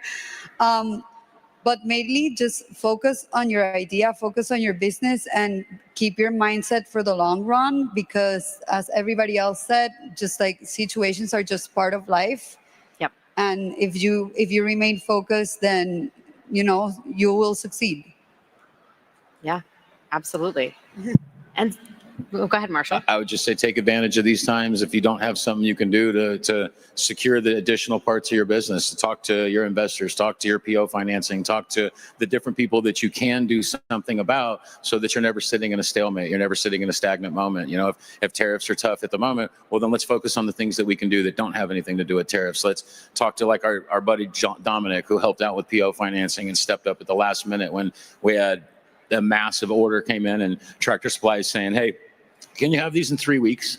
And we're looking at them like, it takes 2 months to make, and we need to find PO financing. So just address all the issues, address all the things that you may not understand, grab the bull by the horns. It's one of those things, okay, we have a product, but that's not the whole game. That is not the only thing that we need to do. We need to figure out how to make the product. We need to talk to the manufacturers. We need to talk to the financing. We need to talk to the marketing department.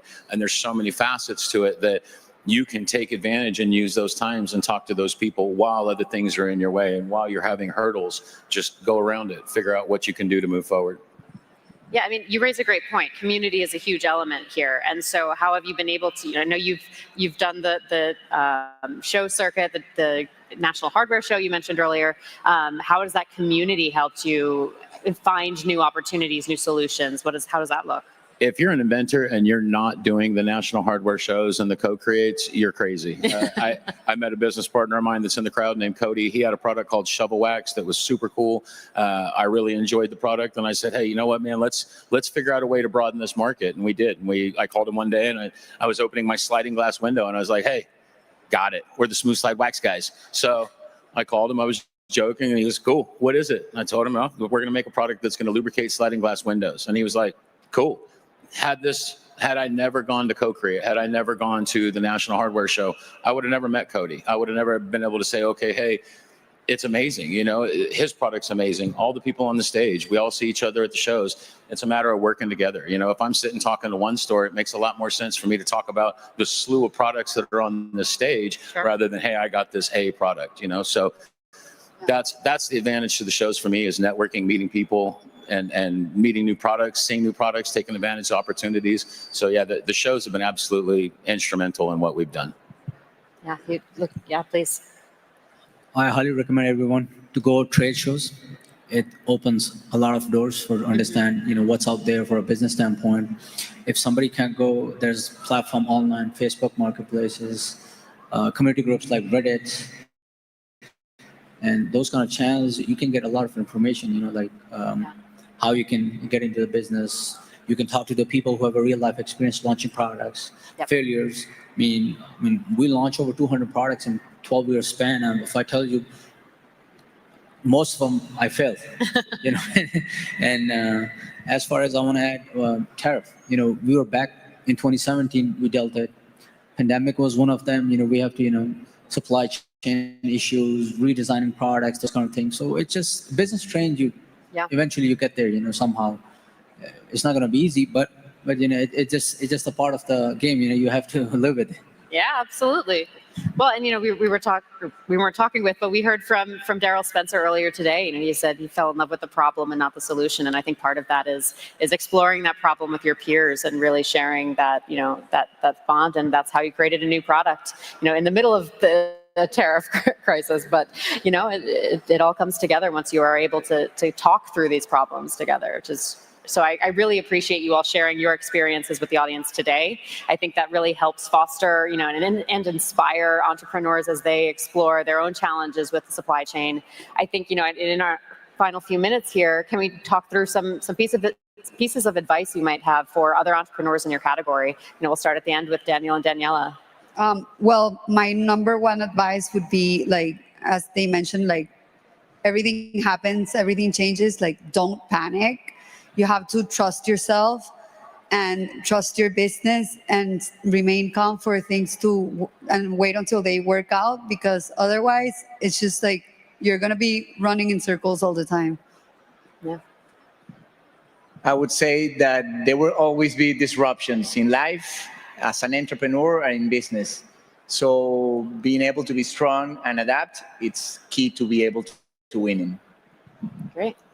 Yeah, for me, it's a couple things. I think the resiliency, kind of like Daniel said, you know, be able to adapt, putting the customers first and putting my team first. They're huge. As long as you take care of the customers and you take care of your team, everything else falls into place. So the little speed bumps like tariffs and other things, they'll all work themselves out, I feel. I'm really proud that we have a really good team behind us, and we pride ourselves on having really good customer service and high quality products, and everything else is going to fall into place. There will always be challenges, but they'll work themselves out eventually, I think.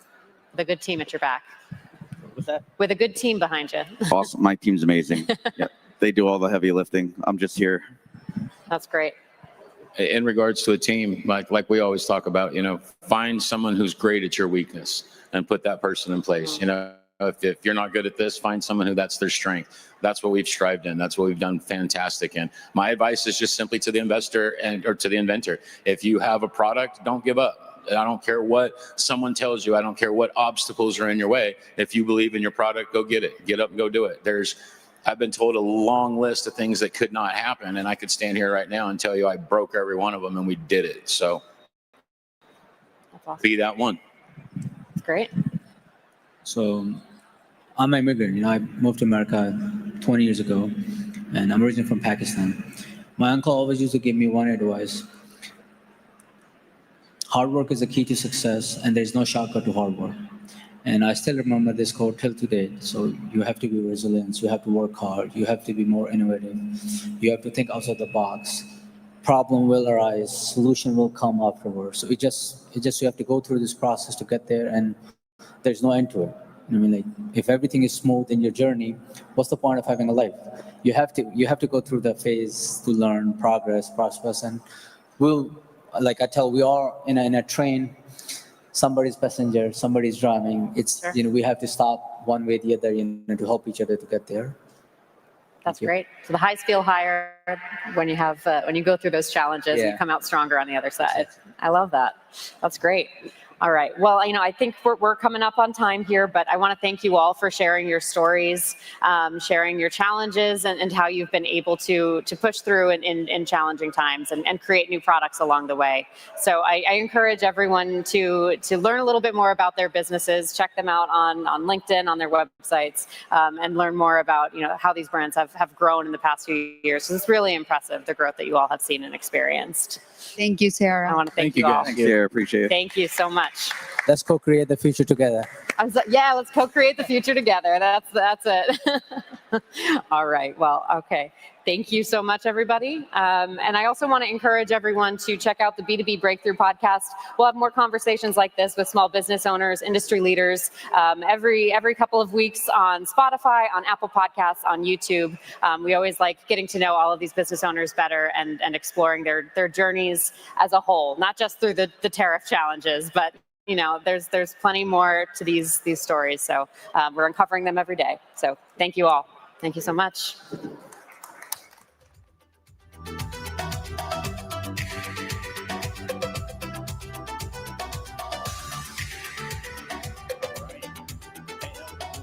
Great session. Thank you guys for sharing very much. Hey, I got a question for you guys. Have any of you ever searched best any product and then read it to see what Reddit has to say about that product? Yes, I see a lot of hands up there.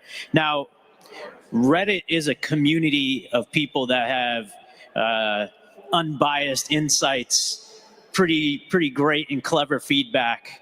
And I'm a huge fan of Reddit myself. Actually, I've DM'd with at least a couple hundred of you that are here today on Reddit, asking me questions about the suppliers that will be here, the content that we'll have on stage, and even asking for discounts on tickets. So I'm really glad that the Reddit presence is strong, and they're a partner of ours as well. So I want to invite a speaker from Reddit to talk to you about the insights that they have, the communities that they've built, and the strength of Reddit as a platform. So please welcome DJ Capobianco, the Senior Global Insights Lead for Reddit. DJ, welcome. Thanks, man. Appreciate it.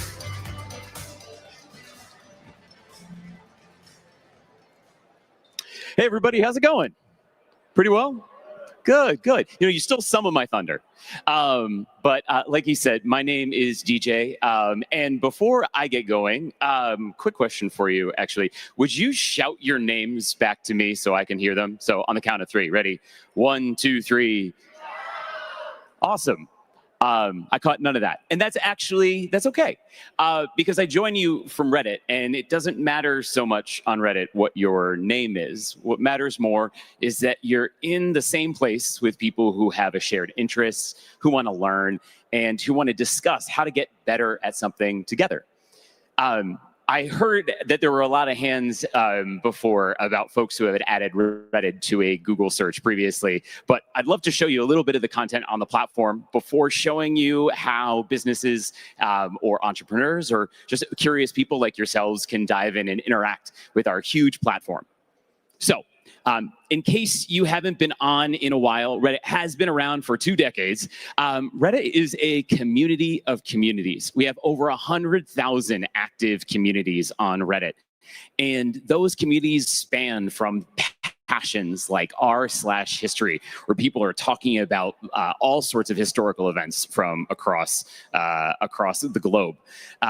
It also has skills like r/personal finance, where people will ask questions about how to become better at managing their own credit, how to get what kind of budgeting apps to use, and other types of strategies that would make sense for them, as well as travel subreddits like r/Las Vegas, which if you haven't checked out is absolutely worth doing so, and places like Buy It for Life, where people will talk about the products that are really worth the money. Altogether, these 100,000 communities bring to Reddit 415 million weekly active unique users. And that's up 22% year over year, which is pretty impressive for a platform that's been around for 2 decades. We also have over 110 billion monthly views, which is up about 17%. So again, the platform's been around for a while, but it's really just hitting its stride. If you haven't been on before, you might be curious, how does Reddit work? It's pretty simple. There's 3 things.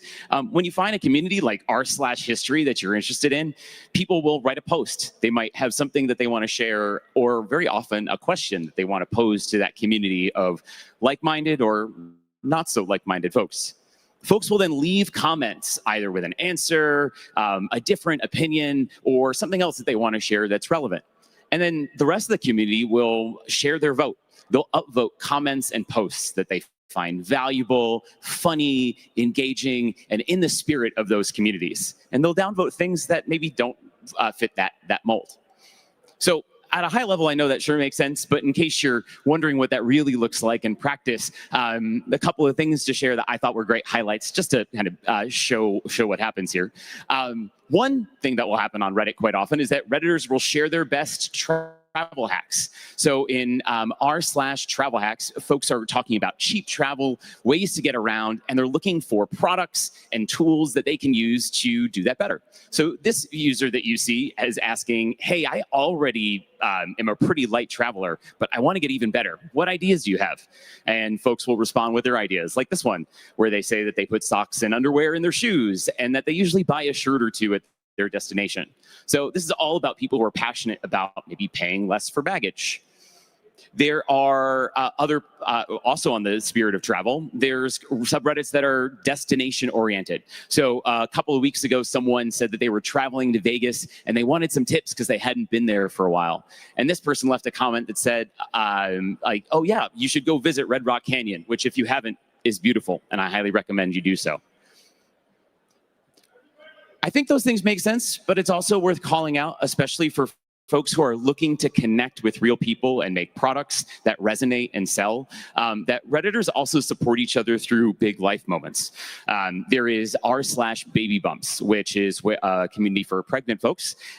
And this post here is just sharing that they're afraid of their induction that is happening in 2 hours. And all of the comments are sharing either wisdom or past experiences, but really just empathy and saying, yeah, of course, that makes sense, but you're so close and you have this whole group of people that is right there with you. We also see wonderful moments of connection at the local level. So not for us in this room, but there's a great subreddit called r/Vegas Locals, which is, as it says, just for Vegas locals to talk about what's happening in their community. A couple weeks ago, the local Little League team did super well. They won the US championship, and there's tons of pride in discussing how challenging it was, from the weather out here to other obstacles in their way. And then finally, what a lot of us know is that people will help Redditors spend wisely. So in r/cleaning tips, someone posted this picture and said that a fabric shaver was one of the best purchases that they ever made. And so all of the comments are talking about which products, which brands, where they bought it, what price makes sense, and how to make sure you get a good quality one. So I shared with you a little bit about what the consumer, what folks around the world are coming to Reddit for. I'd love to show you a quick video about how that connects back to all of the business opportunities that are on Reddit as well. A place where people come to find community and engage in real, authentic conversations. And also this. Along with lots of that. More people are finding their people on Reddit, whether it's by connecting over hobbies and interests or seeking advice and recommendations. Reddit's weekly active uniques are growing quickly. Unlike other platforms that focus on hype and highlight reels, Reddit communities host genuine, curiosity-driven conversations. That's why people trust Reddit and turn to it for answers to pretty much anything. In fact, we've become a human-powered search engine. In the last year, people went to Reddit after an internet search over 23 billion times. That's a lot of people with a lot of questions. For brands, this means high-intent shoppers looking for recommendations, opinions, and validation. Advertisers can easily find and interact with customers in the same conversations they're using to plan their next purchase.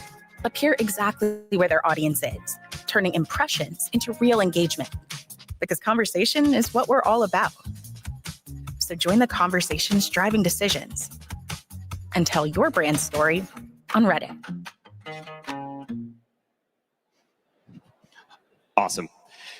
So with all of that great opportunity and all those wonderful conversations, it will probably come as no surprise that among all the social platforms out there, folks rank Reddit as the #1 most human, accurate, and real platform out there. I love this actual quote from an actual user that says, "It's the one platform I trust with my life."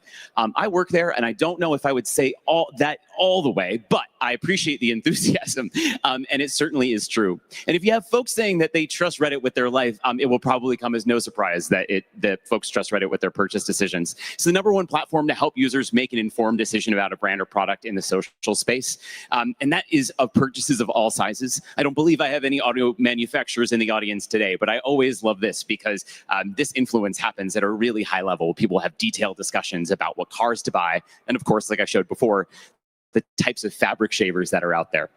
Now, what that does is what we started with when Raj asked you that question before, is that Reddit has changed how people search. So Reddit is added to a Google search over 150 times a second, which is wild. It's the 7th most Googled term, and Google search users clicked on over 200 million unique Reddit posts just in Q2 of this year. So as it exists for shaping the information funnel when people are looking for what to buy or when they're trying to figure out the answer, Reddit is at the forefront of what's happening in that regard. But I think most interesting to me is that it's also impacting the AI future of tomorrow.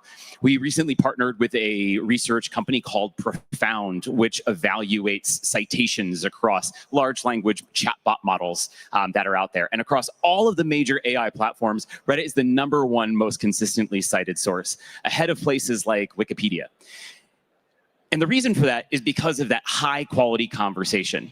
Now, this comes at a really good time as well, because along these lines, search, as you probably know, is splintering. So 58% of consumers have replaced traditional search engines with AI platforms. So we're already seeing a huge move away from folks just searching for the best product or the best supplier into a more conversational type of information context. And 2/3 of Gen Z and millennials want hyper-personalized content and product recommendations powered by AI. So not just searching, but actually having a conversation with a large language model to figure out what makes sense. I actually did that with these shoes using Reddit Answers, where I was looking for a certain type of shoe that my podiatrist wouldn't hate. And so it wasn't just enough to do this search. I actually needed to kind of figure out what the answer was. So if you are at all trying to get in front of customers, it's worth noting that AI search is negatively impacting brand and marketing strategies. So 60% of AI searches now are 0-click. So those big AI kind of summaries at the top of many search platforms, those are reducing the amount of people who are then going somewhere else. And what that means is that as AI search adoption increases, the value of being cited when someone asks a question becomes even more valuable. You want your information, you want your products, you want your point of view to show up when a large language model is discussing something.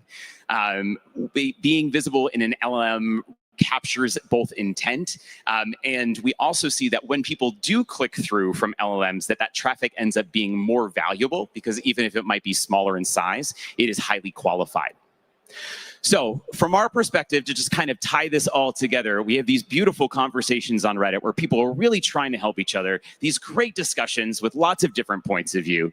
And that means that we're really valuable in traditional search and also really valuable in AI-driven search. So from our perspective, as it relates to everybody out there, we would like to say is that if you're not on Reddit, you're likely not being cited. And if you're not being cited, you're not being seen in this new world.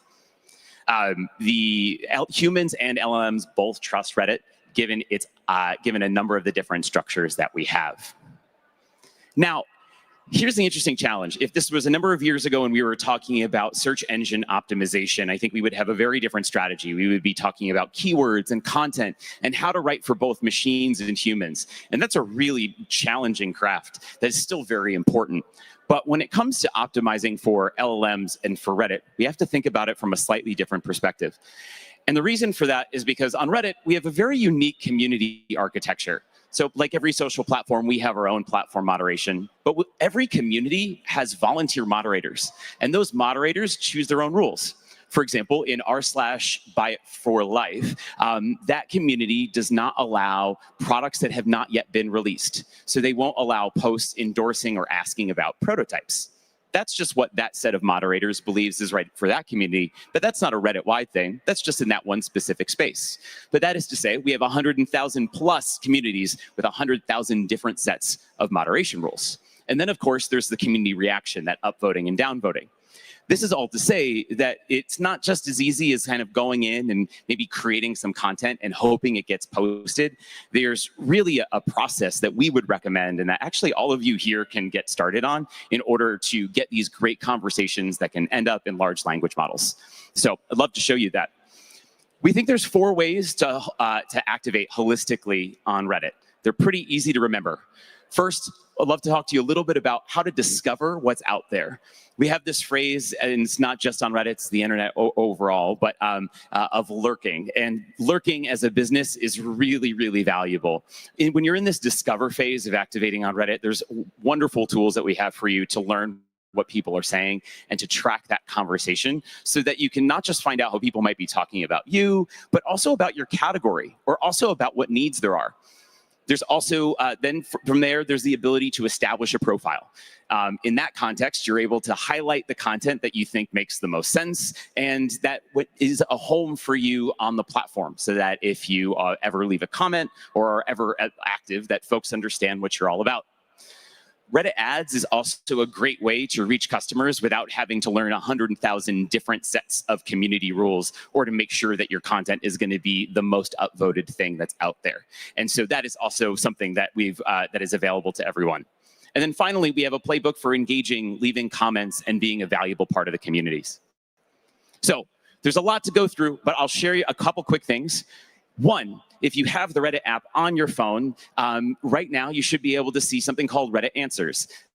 It's in beta, but we've had it for most of the year, and it's a really, really powerful search tool. I'd encourage you to type in pretty much anything, and you'll get a really beautiful, detailed summary of what people on Reddit think about a topic. You can ask questions like, what are the best restaurants in Vegas? Or what type of bag is the best for me to travel with? And all those different informations will be kind of teased out in detail, which is really powerful.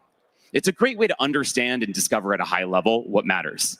When you want to go a level deeper and maybe track something specific, maybe it's a brand name that you have, maybe it's a category, right? Like luggage or something like that. You can head to business.reddit.com and convert your account or sign up for a Reddit Pro account. And with a Reddit Pro account, you'll be able to track trends and performance tools, not just for your own content, but also for everything else that's being said there. There's some great examples of small brands or medium-sized brands creating products based specifically on feedback from subreddits. r/daddit is a father-oriented parenting subreddit, and there is a luggage brand that has actually created dad-specific luggage based on the feedback from that community. Many of the insights can be gathered in this sort of way. So if you're looking to figure out what your addressable market is or how you can best resonate in a very crowded space, there's a really powerful tool for you to do that. Like I said, we have profiles. These profiles allow you to establish your official presence and authentic voice. You can cross-post content from other places on Reddit onto your profile. If you post here just on your own, it's not really going to go anywhere because it's not going to belong in a community. But you can find the best things that are out there and bring them back so that people understand what you're all about. As I mentioned, our ad formats allow for some really interesting discussion. We have a free-form ad unit, which allows you to really go off about all of the different details in a product. Like this is a mock-up for a travel fan. This kind of detailed information is exactly the kind of thing that large language models in the future of search are looking for, because they're looking for more information to pour through, not less. And then finally, using Reddit Pro, you're also going to be able to engage with your audience. And we would recommend starting by commenting. Using the tools that I just went through, you can find relevant conversations, review the community rules. We'd advise that you be not too self-promotional, but from there, you can jump in, listen and learn, be human, and participate for the users, not the brand. Have conversations with people about the category, how you might add value or the challenges that they're having. Starting with comments before leaving posts, and making sure that you're following the community's rules are a really great way to make sure that you're getting all of that valuable discussion and is a very, very powerful tool in the arsenal. Because from our perspective, conversation is the new influencer. What we know is that the conversations on the internet and specifically on Reddit, that back and forth, that is what we believe is driving influence in this summarized AI hybrid model of information. Before I go today, though, I want to just switch gears real quick because you might be saying to yourself, I'm not in the right place to kind of engage with customers on Reddit or have a discussion back and forth. And to that I say, that's fine. But there's one more thing that you might find valuable, which is if you're not on there already, Reddit has a vibrant community of business owners and entrepreneurs. And it's a wonderful place for you to connect with folks that might be in a similar situation like yourself. In r/Alibaba, people are talking about different suppliers or other kinds of challenges that they've overcome. There's also all sorts of other sub-regional subreddits or other entrepreneurial subreddits. And overall, on the platform, when we look at small, medium businesses, we see over 2.4 million average daily views to posts about SMBs just in the US. So if nothing else, I want you to know that there is a community and a set of communities out there for you to rely on so that when you are thinking about your own entrepreneurial goals or the problems that you're trying to solve in your business, that you have a set of friends whose names you might not have heard when they were all shouted out to kind of go to. We know that Reddit is the #1 platform for SMB professionals to discover brands for them to seek. So if you're a supplier, we also think that there can be some great ways for you to have great conversations and talk about the way that you run your business. But more than anything else, I think I would leave you with this, that SMB professionals seek business advice in both business and non-business communities. And just to kind of show you what this might look like, there might be something in r/small business that is about starting a small business and some of those challenges there. But then, for example, in r/yarn addicts, which is, someone is talking about setting up a yarn business. So there is both the community of entrepreneurs for you to connect with, as well as your potential customers who might become your biggest advocates and your biggest fans. It's been a pleasure chatting with you all today. Head to business.reddit.com to sign up for a pro account. And otherwise, I hope you enjoy the rest of your time here in Las Vegas.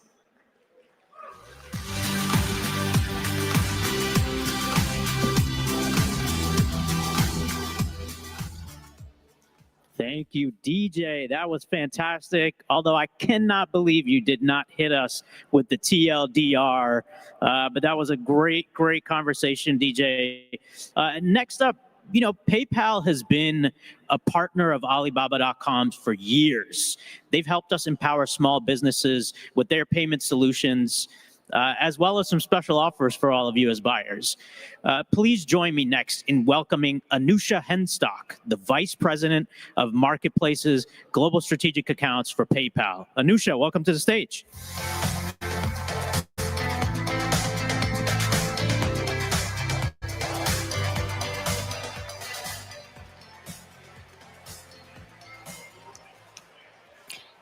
Good morning. So earlier this week, I was in Paris for a wedding. And this morning, I woke up in Paris, Las Vegas. I had a sense of deja vu, but it was just really jet lag. So I told my husband, if this conference hits the Venetian next year, I'm packing my bags to go to Italy. Hi, everybody. My name is Anusha Henstock. I lead the global marketplaces vertical at PayPal, overseeing our most critical partnerships with the globe's largest and most influential marketplace platforms. Imagine being at the crossroads where innovation meets opportunity. That is where PayPal's marketplace division leads the way in helping businesses and consumers all around the globe conduct commerce in a frictionless way.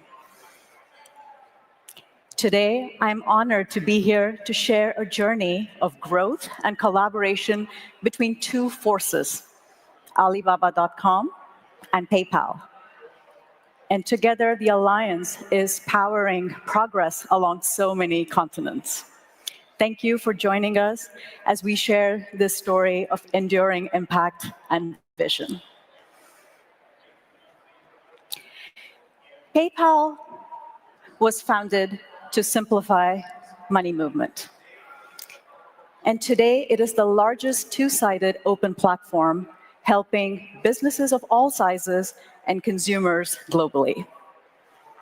Now, if you are a consumer looking to pay everywhere, pay your way, pay smarter, be delighted by personalized shopping experiences, or you might be a small business looking to start, run, and drive growth for your business. Or you may be a large enterprise looking to just operate smarter and find somebody to help power your payments. PayPal is there for you. PayPal is the perfect commerce partner for businesses globally and is the perfect shopping companion for consumers globally. PayPal helps power and accelerate the commerce flywheel.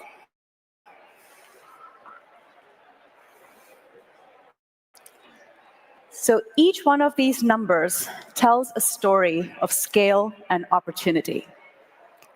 PayPal's mission is bold. We simply want to transform the way the world does business and help organizations of all sizes thrive via partnership with PayPal.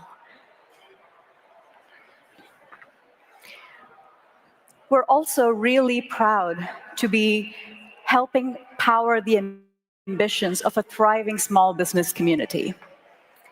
Over 20 million small and medium-sized businesses entrust PayPal to power and grow their business. Many are at Alibaba.com's CoCreate 2025 right here. And over 10 million merchants, small business merchants, just in the US alone, ranging from services to physical and digital goods. So what drives this trust? It is our unwavering commitment to security and reliability. And that's what resonates with over 20 million businesses entrusting PayPal to power and fuel their growth. And over 430 million consumers worldwide rely on PayPal. We're so proud to be recognized as one of the world's most trusted financial services brands. So let me tell you a little bit about how we help small businesses. With the trusted brand, we help enable a seamless and streamlined checkout option. It's frictionless. With PayPal, payments are just simply fast, simple, and secure. When buyers are looking to check out and buy something, they can have peace of mind that they can have flexible payment options with PayPal Pay Later. And businesses love it. We've seen that many of our merchants have seen their average basket sizes surge over 62% when the checkout is happening utilizing PayPal Pay Later.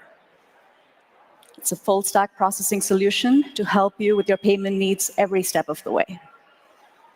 Now, let's say getting ready for the peak season, you want to stock up on inventory. PayPal gives you easy access to working capital solutions. Both buyers and sellers can rest easy because there's integrated package tracking. And then paying and getting paid is simple, hassle-free, with quick professional invoicing solutions. That's not all. We're continuing to evolve the suite of solutions to help businesses conduct commerce in a frictionless way. And now, shifting gears, I want to tell you about the enduring story of our partnership with Alibaba.com. PayPal looks to collaborate with partners who share our values in making sure that we work customer back and understand the customer's needs. Together with Alibaba.com, we have been able to support so many businesses and so many consumers and buyers conduct business in a frictionless way. I thought I'll share a timeline of our partnership with Alibaba.com. They launched PayPal acceptance in early 2021, and we were able to allow buyers and sellers to transact in multiple currencies. And then ranging from the first joint partnership and launching Buy Now, Pay Later in 6 markets, supporting Alibaba's Global Gold Supplier program, and hey, we're in September, the Super September sales. We're driving and championing businesses and customers globally in this joint partnership. And we're so proud to see over 200% growth in payment volume and a stellar 25% increase in B2B transactions in a 3-year period. So remember how I talked to you a little bit about that commerce flywheel? Let me bring that to life with an example. Now let's say you have a buyer High Fly Sneakers Inc. They sell fancy, very cool, designy sneakers on various B2C marketplaces. They buy their inventory on Alibaba.com. They have a few preferred sellers that they purchase from. They're getting ready for 11/11, Black Friday, Cyber Monday. They want to stock up on their inventory so that they can go sell on B2C marketplaces like AliExpress to consumers like me who want to buy those cool designy sneakers. Now, because they are utilizing PayPal to check out on Alibaba.com, they can have peace of mind to know that they have flexible payment solutions with Pay Later. And because they have a PayPal business debit card, they're going to be rewarded for that purchase. They can access marketing offers to be able to just increase their purchases and be able to get some savings. And they also know that their payment credentials are secure because they get buyer protection when they pay with PayPal. So, perfect shopping companion. Now let's switch gears to the supplier, the seller. Fancy Sneakers Trading Inc. They are a manufacturer and seller in China, and they have all of their listings on Alibaba.com. They are able to accept PayPal as a checkout partner because of Alibaba.com's partnership with PayPal. They know that they're going to see increased conversion, higher sales, higher order sizes, all because consumers who love paying with PayPal and the buyers in this situation who love paying with PayPal are checking out using PayPal. Perfect commerce partner. So together, PayPal and Alibaba.com are helping power this commerce flywheel for buyers and sellers transacting on Alibaba.com. I'm so proud to share just some visuals of our long-standing partnership, and we're so proud to be a preferred payment partner for Alibaba.com, ranging from some of the biggest collaborations with March Expo, Super September sales over the past couple of years, including this September. So it's my pleasure to announce that we have just launched our latest campaign with Alibaba.com for Super September 2025. So if you were to purchase, and this is a live QR code, so hopefully you all can scan it, start buying right now, you can get access to, if you're using PayPal for the first time and checking out on Alibaba.com, you can earn up to $30. No discount code required, promotion, it's automatic discounts, no promo code required, it's automatically applied. So I leave it up there. That's my time. Thank you again for your investment and time and for being such amazing customers for PayPal and Alibaba.com. Thank you.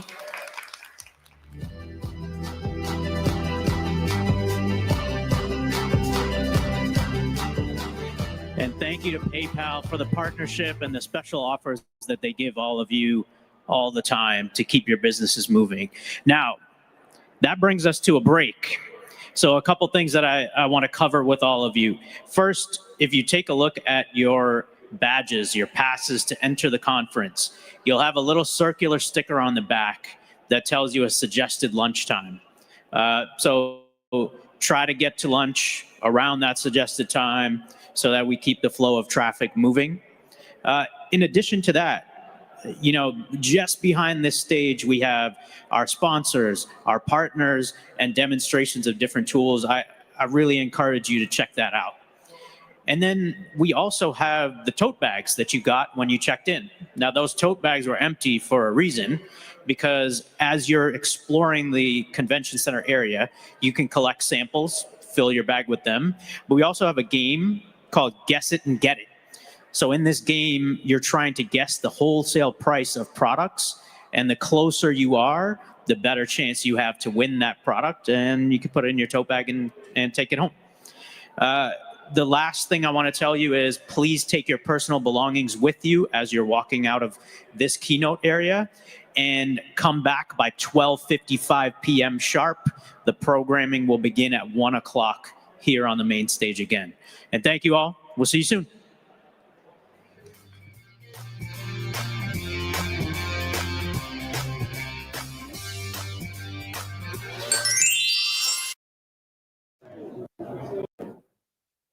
We're here at CoCreate 2025. It's amazing sponsors here. I'm going to introduce you, so let's start. Hello. Can you guys briefly introduce yourselves and tell us what kind of services you offer? Okay, we are from TWTH, and our company is focusing on the cross-border e-commerce solution, and we've been in this industry for 16 years. And our strength is the technology, and we also been the LSP of Alibaba for more than 5 years. So why are you here at CoCreate 2025? Okay, we are here to meet with more buyers to understand their requirements for shipping solution and customs warehousing fulfillment. So we want to improve our service and design more suitable product for them. And also we will launch a new consolidation service here within CoCreate. So we find a lot of buyers want the service more and more. They place multiple orders in China to different suppliers. And they want to consolidate all these small orders into a larger shipment to reduce the shipping cost, to increase the efficiency, something like that. We design the process for them. Amazing. And this is your first year at CoCreate? No, it's my third year. Third year. And how's it going this year? Much more better. We find more and more buyers to visit this exhibition. Amazing. You have a bigger booth this year, so a lot more to offer. Yeah. Amazing. Well, thank you so much. You're welcome. Okay. All right, we're going to go check out our next partner. There's a lot of people here at CoCreate, so we've got a lot of traffic, which is a good thing. Year 3, a lot more going on. So we're heading over to the Wix booth. They're going to tell us a little bit about what services they offer and why they're here at CoCreate. It's real crowded in here. Okay. Hi. Okay. We've got a representative from Wix here. Can you tell us a little bit about Wix and what you guys are doing here at CoCreate? Yeah, of course. So we're here at CoCreate. Wix is a website builder worldwide. We have 290 million users. We have over 3 million online stores.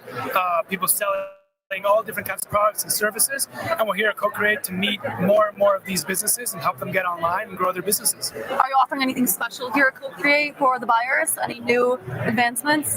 Yeah, so right now we're focused on helping these users build at scale and smarter with AI. So we've invested a lot into our capabilities of AI, so anyone can build a website quicker, faster, and sell all the products they'd like to sell with all our AI capabilities. You can see when it comes to creating products, creating text, creating images, creating their layout. It really is an incredible, strong platform to build what you like, however you like. And how's it going with you meeting buyers here today? How's it been so far? It's going incredible. I mean, there's a lot of people here, a lot of interest in people trying to understand the new era of online, of AI, of e-commerce online, and how everyone kind of works together and the whole ecosystem. So it's been an incredible day so far. We're just getting started, and everyone's coming by and learning more and more how to scale their businesses. Amazing. Well, thank you for being here. Thank you. It's great. See you tomorrow. All right, guys. So we've got 2 of our sponsors, a couple more we're going to showcase. We're heading to the next booth. We have some incredible people here and amazing partners at CoCreate this year. So looking forward to showing you what else we've got in store. So let's head over this way. All right. Hello, how are you? Yeah, thank you. Can you give us a brief introduction about what you guys are and what you offer? Yes, we as a company of the first near part of the Chinese logistic company, and we help our customer to sourcing, purchasing, and the shipping services to one stop for the cross-border logistic solutions. Amazing. And what kind of special offers do you have here at CoCreate? Why are you here for this year? Yeah.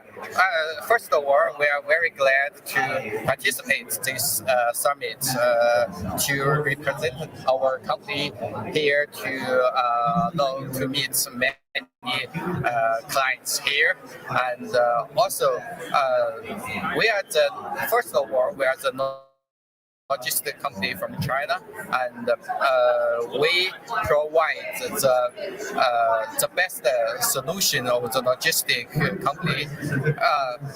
Different from other provider, we help the clients to make the quality control before the delivery and make sure because right now at the very competitive the seasons, our customers take the quality very seriously in this time because it's directly impact the inventory management, the brand reputation, and their customers' experience. So the quality right now is very, very important. So we provide the service to make sure we take care of their issues, and also we have the products insurance to prevent the risk of the logistic problems. The insurance is compensation ratio 1 to 1.1. Okay.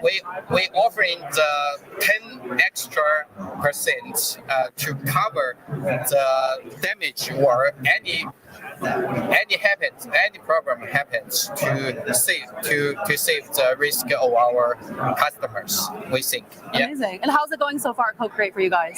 Yeah, we are going very smoothly and amazing to meet many different new friends here, and this is very exciting here to participate this summit. Well, thank you for being here. We're going to take a quick break and we'll be right back.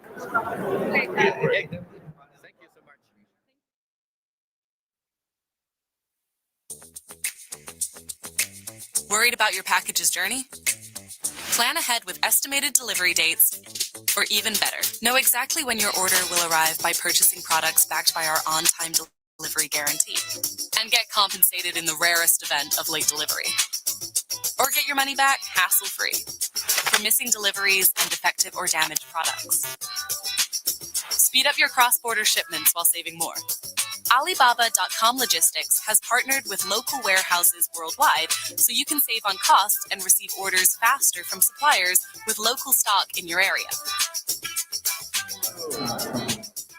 You're back with our next sponsor. Let me introduce you. Okay, hello, how are you? Hi, how are you? Good. Can you tell us a little bit about your company and what you guys are doing here at CoCreate? Yeah, so Payoneer is a global financial services company. We move money in 190 markets. We do collection for entrepreneurs. We do disbursements. So if you have to pay a supplier or collect money from a marketplace, or if you're B2B and you need to go ahead and make payments to different contractors of your own, we manage all the cash management on behalf of the businesses we work for.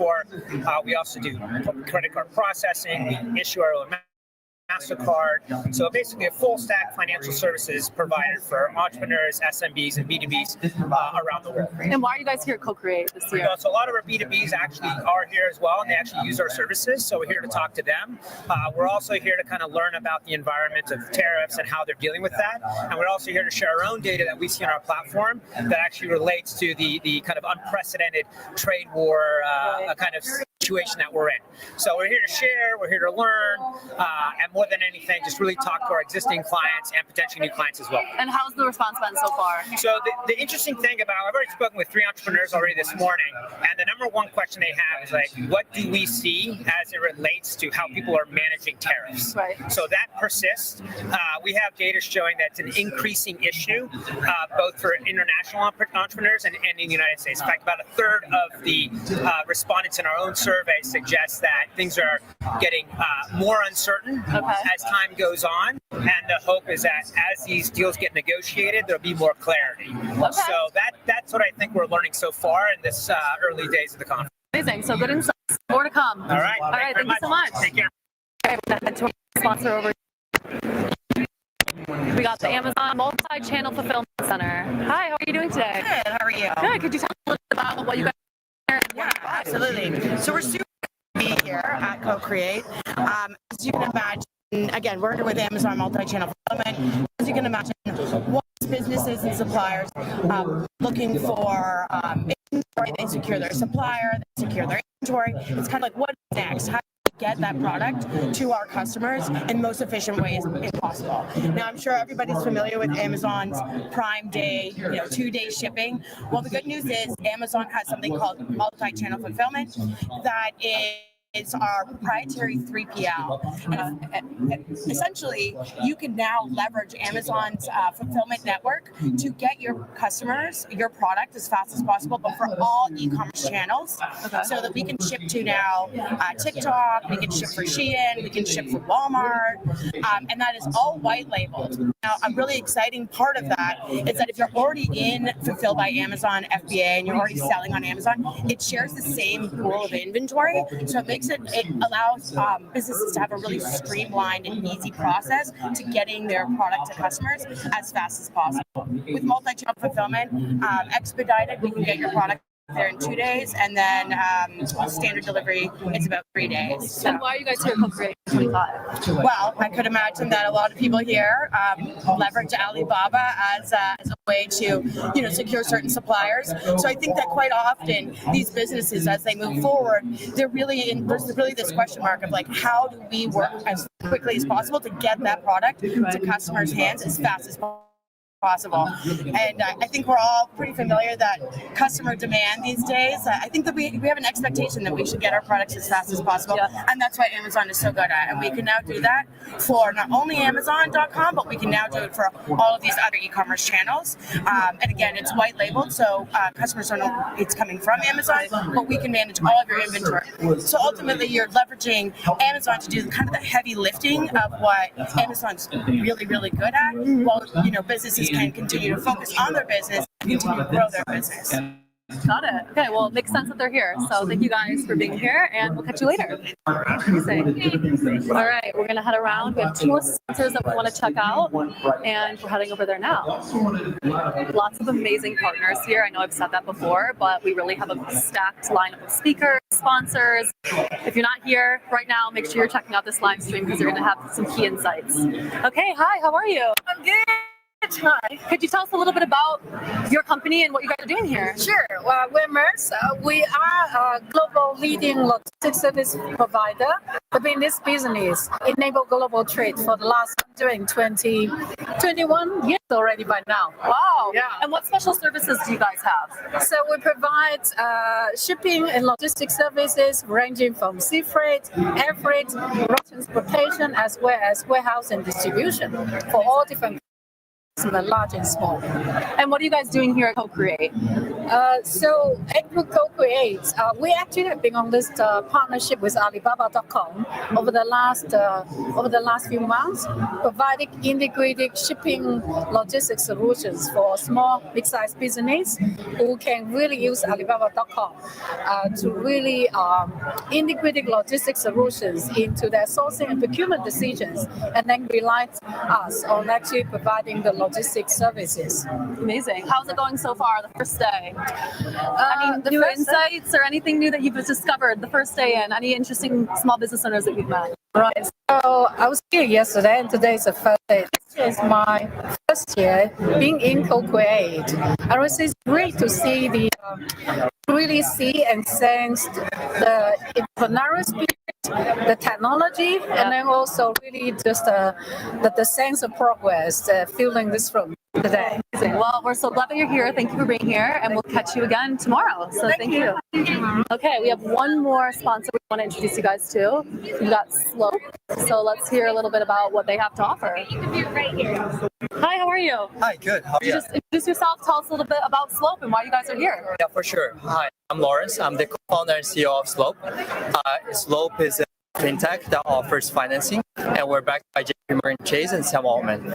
We're Alibaba's official partner for financing. So whenever a buyer is buying on Alibaba, they can get up to 90 days with as low as 1%. Limit is as high as $1, so that they can basically place the order right away, and they can get additional time to pay before they get it. Amazing. What are you guys doing here at CoCreate? What are you looking to get out of this conference? Yeah, we're talking to several business suppliers. So we have many people who are actually applying for Slope Live and giving us feedback. So we're learning a lot. It's been a packed day, and we're excited to talk directly with our customers. Amazing. Well, thank you for being here, and we'll see you again tomorrow. Yeah, thank you for having us. All right, we're going to take a quick break and then head over to our suppliers to introduce you to the 40 different suppliers that we have. So catch you next. Source products efficiently and effortlessly. Our intelligent system ensures transparent and predictable shipping costs at every step of your product search. Smart dimension detection. Accurately measure product size and weight to minimize estimation errors. Smart packing optimization. Combine multiple items into space-efficient packages to reduce shipping costs. Smart logistics splitting. Leverage intelligent analysis of package weight, dimensions, and routes to enable optimal shipping solutions and precise costs. After placing your order, maintain full control with Alibaba.com logistics. By tracking your shipment every step of the way and get notified of shipping exceptions. Our AI-powered tracking system monitors orders in real time to guarantee shipments arrive on schedule and proactively resolve any issues.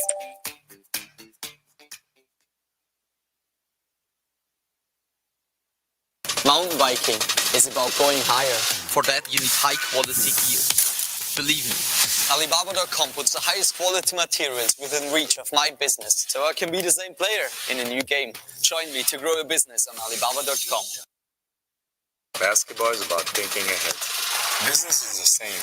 You need a vision and the right partner. Alibaba.com connects me with worldwide suppliers to stay ahead, so I can be the same player in a new game.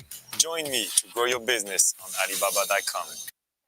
CoCreate 2025. I'm going to now be taking you through all of our suppliers that are here. We have 40 suppliers in the area, and we're going to start right here with Beauty. Okay.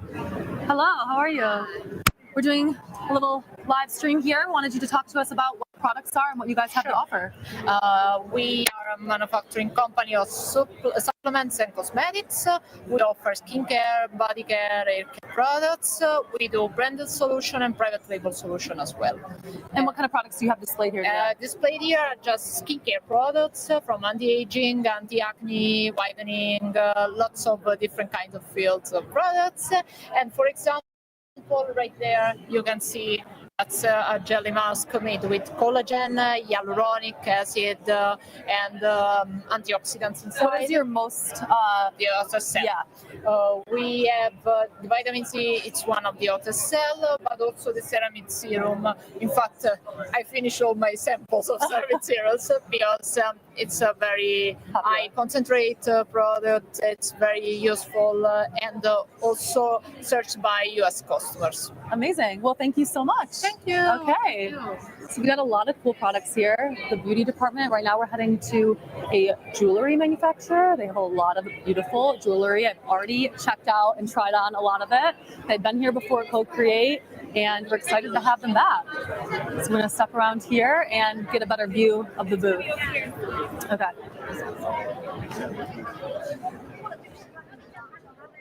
Okay. Hello, how are you? Sarah. Could you please introduce yourself and what Messy Jewelry is? Okay, my name's Alan, and I'm a sales representative of this booth, Messy Jewelry. Yeah, we have met, Yes, we've met 2 years ago. Yes. Yes. Tell us a little bit about, refresh everyone's memory. What is Messy Jewelry? Yeah, Messy Jewelry is doing custom jewelry with lab-grown diamonds and lab-grown chromium, lab-grown ruby, and sapphire. Yeah. We have many, you can see our video. Yeah, we from our supply chain, we from cutting the stones, you customize the stones, and then you customize the jewelry, you can do the whole process. Can you show us a little bit of the actual jewelry you have on display? I know it's a really busy booth, it's a super popular booth, so maybe we can step back here. Okay, maybe we can. Here. So what do we have here? Yeah, we have some Cuba tray is very popular. Yeah, the moissanite with silver and this shark, baby shark. What's the price point on something like this? And the price for this one is 4,000. And for this one, for the shark is 2,000. Wow. Yeah. Fully customizable. Yeah, fully customized. Amazing. Is Yeah. there any other jewelry that's like a bestseller that you guys have displayed? The best seller we think is the earring. You can see we have already sell many earrings today and some rings. And also, of course, the tennis bracelets. Yeah, tennis bracelets and the tennis necklace. We have full bracelets here. Now you can see only left 3. Amazing. Yeah. Okay. Thank you so much. This You're is so welcome. exciting. You're Thank you. welcome. We'll see you again next year. Yeah. Okay. All right. So that was Messy Jewelry. They do lab-grown diamonds and different bracelets, all customizable jewelry. I've met them a couple times now. They have the coolest stuff, and they're always innovating, always displaying new jewelry. They're in with the trends, so always happy to see them. Next, we're going to go to another jewelry company, and let's see what they've got. Okay, hello, how are you? Hello. Yeah, Could you I'm good, please I'm good. introduce your company and what you guys offer? Yeah.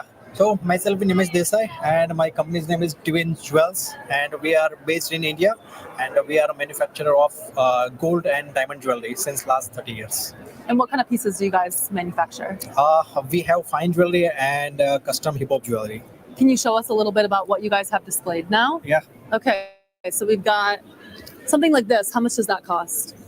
This is around $850. This is made from silver and moissanite diamonds. And amazing. And then what about these bracelets? This is around $350 or $400. And everything is customizable. Yeah, we do customized. And what is your lowest MOQ? We do our MOQs is 2 pieces. Oh, okay. 2, yeah. So you can just order 2 pieces. Yeah. So it's amazing. And how high? Do you guys have a limit of how many you can place an order for? Sorry? Can you what's the largest quantity you can place an order for? We have 50 or 60 quantities at a time, yeah. Amazing. Well, thank you so much. Yeah, It's nice thank to you. meet you. Thank you. Yeah. So those are our 2 jewelry sponsors. We're going to head over to another supplier that we have here. They do tote bags and paddles. Sorry, excuse me. We have a camera. Hello, how are you? Hi. Could you please introduce yourself and tell us a little bit about your company? Yeah, I'm from Guangzhou, California. And our company is funded since 2008. And our company is doing make a tote bag. Yeah. So you manufacture the tote bag, not the actual paddle. Also, we also sell the pedal. Okay. Yeah. So you do the paddle. Can we go take a closer look and look at it? Okay. So you guys manufacture both the bag and then the paddle that goes inside of it. Yeah. We manufacture the bag, pedal, also the pickleball also. Okay, yeah. Pickleball is a huge sport right now, so you guys are really in with the times. What is your most best-selling product? This best selling is for the pickleball bag. Yeah. And what is the MOQ on something like this? MOQ is 5,000. 500 pieces. 500 pieces. Okay, amazing. What's the price point about? This one's $6. $6. Yeah. Amazing. Okay. And how has your experience been at CoCreate so far? Yeah, it's very good. I'm very busy because today only one person come to here. And we're very busy from the morning till now. And it's only the morning time, so more to come. Yeah. Amazing. Well, thank you so much. Yeah, you're We'll check welcome. it out. Okay, thank you. Okay. We have a lot of suppliers here, a lot of people to run through, so we're taking you just to get a preview of every single one we've got here. Hello, how are you? Good. Could you introduce yourself and tell us what you've got over here? Yeah, so my name is Bryson. I'm actually representing a guy named Nathan. He is currently based in India. So if you were to scan this QR code, you're directly talking to, on the WhatsApp, the direct boss, Nathan. So what his product is, he's right here, is fully customizable to your liking. If you want some pima, some bamboo, some poly into a jacket, you can ask for it and you'll have it. And also, before he makes the product, he washes them twice, so you don't have to worry about shrinkage. And if you're the type like an influencer just started off, he can make all blanks. Okay. And so all these products that you see here, like I said, customizable, and all the printing is just for him for display. All of that printing, you can send him a PDF out or a screenshot of your choice, and he'll make it for you. What is your best-selling product, would you guys say? I would say I'm not 100% sure on his because he's not currently here. Right. But Pima Cotton right now is upcoming. Right? It's a hot seller because it's also good for sportswear, for cooling. Anybody that sweats a lot, especially in this Las Vegas heat. Right. It's pretty good. Amazing. Yeah. Okay, well, thank you. you so much for the intro. Thank you for having me. What your name was? Hannah. Hannah? Nice to meet you. Okay, we're heading to our next supplier. Many more to go, so I hope you're dialed in right now because we're having a mini fair.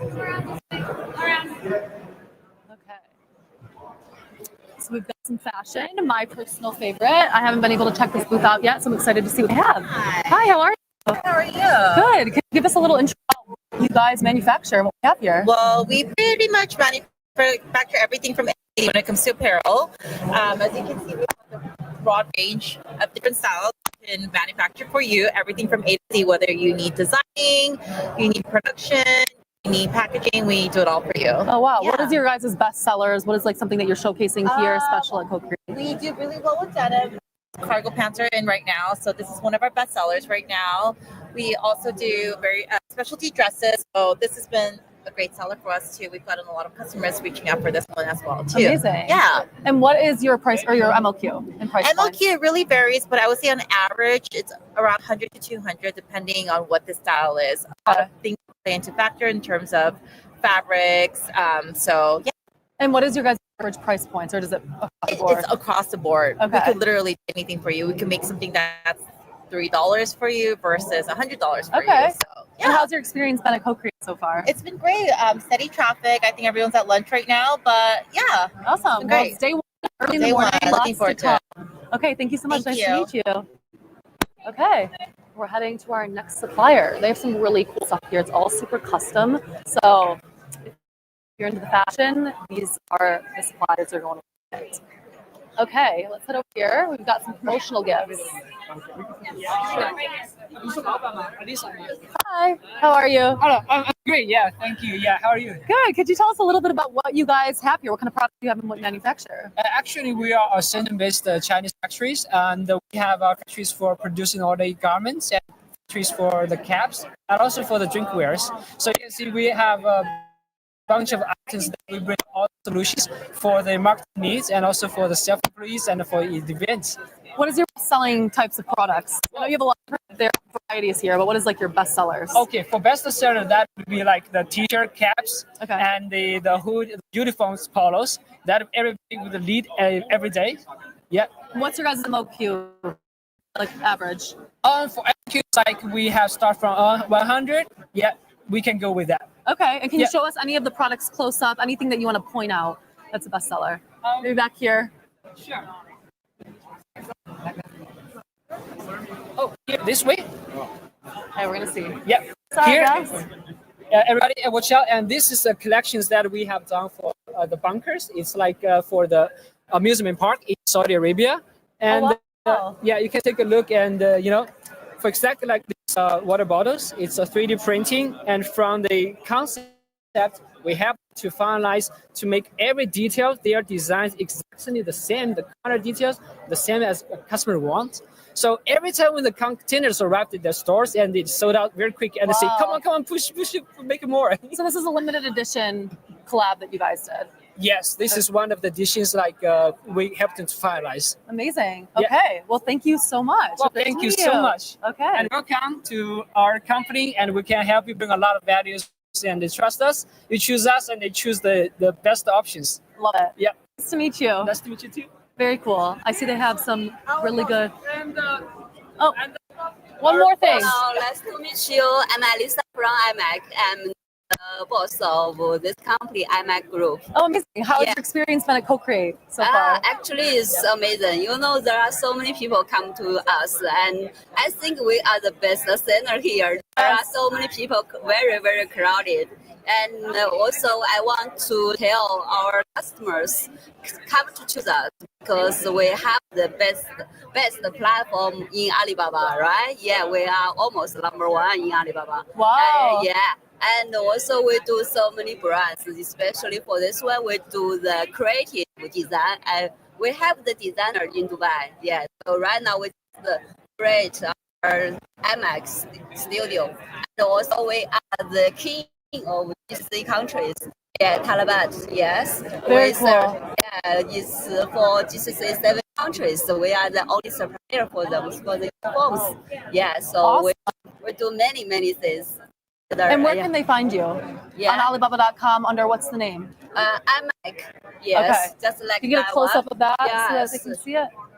Yeah, we are the best. You're the best. Especially with the iMac, with Alibaba. Yeah, thank you very much. Thank you. Okay, so you can find them on Alibaba.com. I see they have some really good college merch here. I see my college merch hat. I'll do a little Michigan State club. Green. All right, we're heading to the next supplier. Okay. We've got some really cool artistic paperware here. I passed this earlier. I haven't got a chance to talk to them, so let's see. How are you? Hi. Can you tell us a little bit about what you guys have going on here? What's the company? We are from Vietnam. We are MG Pop Paper. Yes. What products are Yeah. We are the design manufacturer of pop routine. What's an example of what your cards look like? This is one of our pop cards. All of these are handmade. Laser cutting and handmade, so you can see it open. This. It's customizable? Yeah, we can customize per customer order. What seller selling product? Best selling product is our flowers. Flower cards? Yeah. And bird. Okay. Like this one. This one is also our. Yeah. People love love the. These are hand cut. Yeah. It's Wow. cut by hand. Yeah. That is. And what's the price point on these? Prices. Yes. It's $1.90. Okay. And what's the wholesale. MOQ? MOQ is from 100 for our design, 300 for custom design. Amazing. Well, thank you so much. They're beautiful. So nice. We have the model that you can see is can open and close with this. You can see is oh wow. Yeah, and customer normally they are very surprised how it can work. Yeah. Yeah. It's so intricate. Yeah. Very cool. Yeah. Well, thank you so much for showing us. It's great to have you here. It's being Yeah, here. thank you. And our slogan is inspiring happiness to the world. I love that. It's happiness to the world. Very nice. Thank you. Goodbye. Bye. Okay. All right. We're heading over to another supplier. We have so many here today. I'm just shocked by how much we've increased in last year. Hi, how are you? Hello, good day. Good to see you. Can you tell us a little about your company and what you guys have here? Yeah, we provide, we are chef from China and provide the coffee packaging and all the coffee packaging in a shop. Yeah, we already in Alibaba almost 10 years. So CoCreate connect us with our client directly. Yes, Alibaba help us more and make more business. Yeah. Can you show us some of your products? Yeah, the coffee packaging, you can see the cup, the to-go box. Yeah, even like this one, the camera, the glasses products. What is your most popular product? Our popular product is the take-away coffee cup. Okay. Yes. Many clients in USA like coffee, so yeah, we sell many products to the market. Well, thank you so much. Thank you. Okay, we'll see you later. Okay, we're heading over to another supplier booth. This one's interesting. Let's see what we got here. Hello, how are you? Tell us a little bit about what you guys have here. What kind of products you manufacture? Our factory, many product is made to product, and let me introduce. We have CNC milling, CNC turning, screw, spring, stamp, and then there's a cutting different process. So about our product, we have many different positions, made to parts, also some finished product like the some made to package and made to gift. I think that's all. Yeah. What's your most popular products? Product like that is for the case holder. Oh, okay. Yeah. Very And, cool. Some to gift. Let me show you. Like we make the crystals. Yeah. Wow. Huh? It's well. Oh yeah. Yeah. Nice. Very cool. Yeah. Awesome. Well, thank you so much for sharing. Thank you. What's the name of the manufacturer again? Search. Amazing. Okay. Thank you. Thank you so much. Thank you. All right. We're heading over to our next supplier, another manufacturer of parts, specifically wheels, it looks like. So interesting how it has a specific product that they manufacture. Guys, can you tell us a little bit about what product you have here and what you manufacture? Okay, we are the CC caster. We are from Taiwan, and we are in the caster wheel for 45 years. And mainly, we are in Taiwan and China also. We are making the caster wheel. Basically, we using electronics and some rig. We are likely for the customer low and more required. Okay. So if you like introduce this we call resting. So stand that we like maybe like 100 or more 100 choice for customer can choose. So in Taiwan, if you want a piece or lower than 100 pieces, then use Taiwan. Also, we do also the modified color right here. Let me show something. We can do the modified color. If you want to do all low and more Q, then we also can have a customer to choose the. So it's super customizable. Yeah, super customizable. Amazing. Well, thank you so much. Is there anything special about the product that you want to make sure you tell everyone in the live stream? Yeah. You hit it all. In here, you want to low and more Q customize, please. You can choose us. Amazing. Yeah, well, thank you so much. Okay. We're heading over. We've got another supplier here. Hi, how are you? Hi, good. Can you please introduce yourself and what kind of product you have here? We have a carbon fiber. Carbon fiber is used for the drone products. It's related with sports equipment such as the bicycle, the cars, the motorcycle, and anything related with sports. Right. What is your guys' most popular type of products that you manufacture for? One type is our carbon fiber tubes and carbon fiber plates. What are these? What are these used for? This is used for the drones, Oh, okay. such as the DJI, also the carbon plates, FPV, for FPV drones. Yes. Awesome. Mm-hmm. And what is your guys' MOQ about? We did not set up MOQ for the you order more than 100 pieces. Amazing. Well, thank you so much. It's great to meet you. Okay, we're going to take a quick break and then we're going to introduce the rest of the slides that we have here. So back in a second.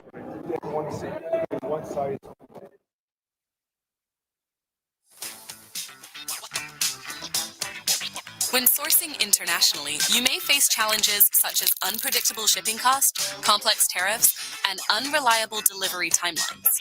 But with Alibaba.com logistics and the variety of shipping solutions we offer, you can better plan your budget with estimated shipping prices, where what you see is what you get, no hidden fees. And Alibaba guaranteed products allow you to find your best logistics solution by comparing delivery dates and shipping fees for economy, standard, and premium packages. Beyond clear costs, experience end-to-end visibility on the entire shipping process. Tackle the unpredictability of global trade with our solutions.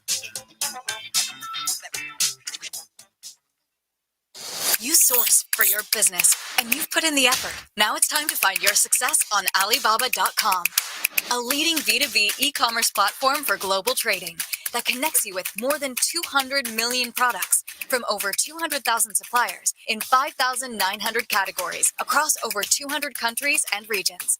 Alibaba.com comes in handy whether you're on PC or using the app, whether you're searching for products to resell or suppliers to manufacture your own. With third-party verified suppliers, you know what you see is what you get. Send out sourcing requests and get quotations from matching suppliers in as little as 3 hours. Chat with them wherever you are. Check them out, connect with them. Discover your next winning product with millions of video tips at your fingertips. Pay for your order with confidence knowing that Alibaba.com supports multiple payment methods, encrypted and secure, so your data is safe with us. Track your shipment every step of the way, so logistical uncertainties won't get in your way. We know global trade can be unpredictable. Oops. That's why we provide purchase protection services across payment, shipping, and after sales, all powered by Trade Assurance. Alibaba.com is the place to go, whether you are a solo entrepreneur, a 4-person startup, a purchasing manager for a juggernaut, or a franchise owner. Join the other 40 million active buyers on Alibaba.com and source from millions of offerings in an easier, more secure way. Oh, and stay tuned for 2 of our biggest annual promotional events, every March to discover new trends, and every September to stock up for the holiday season.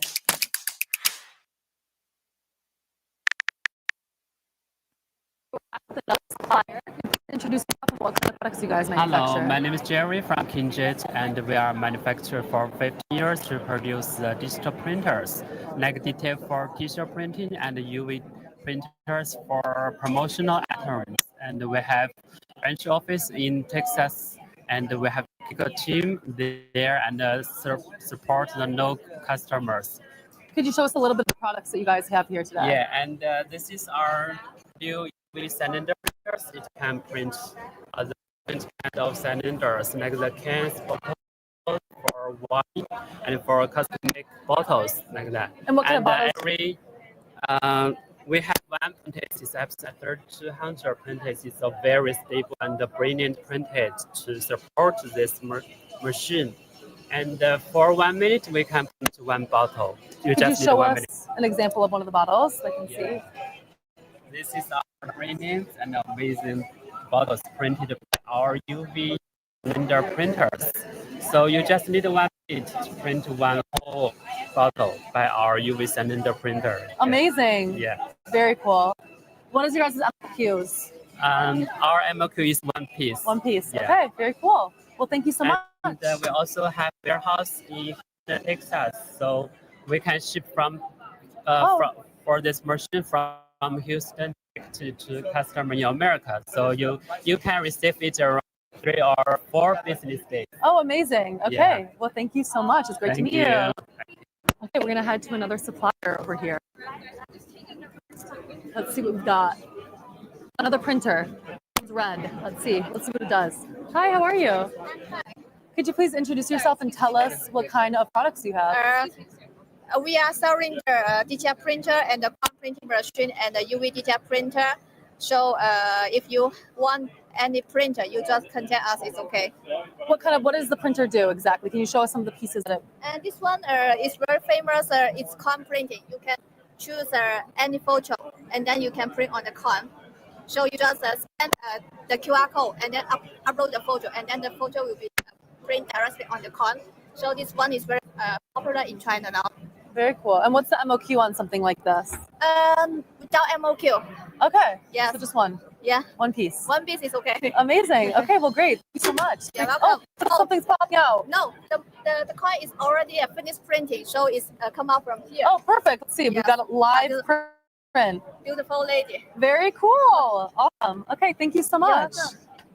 We love a demo. Okay.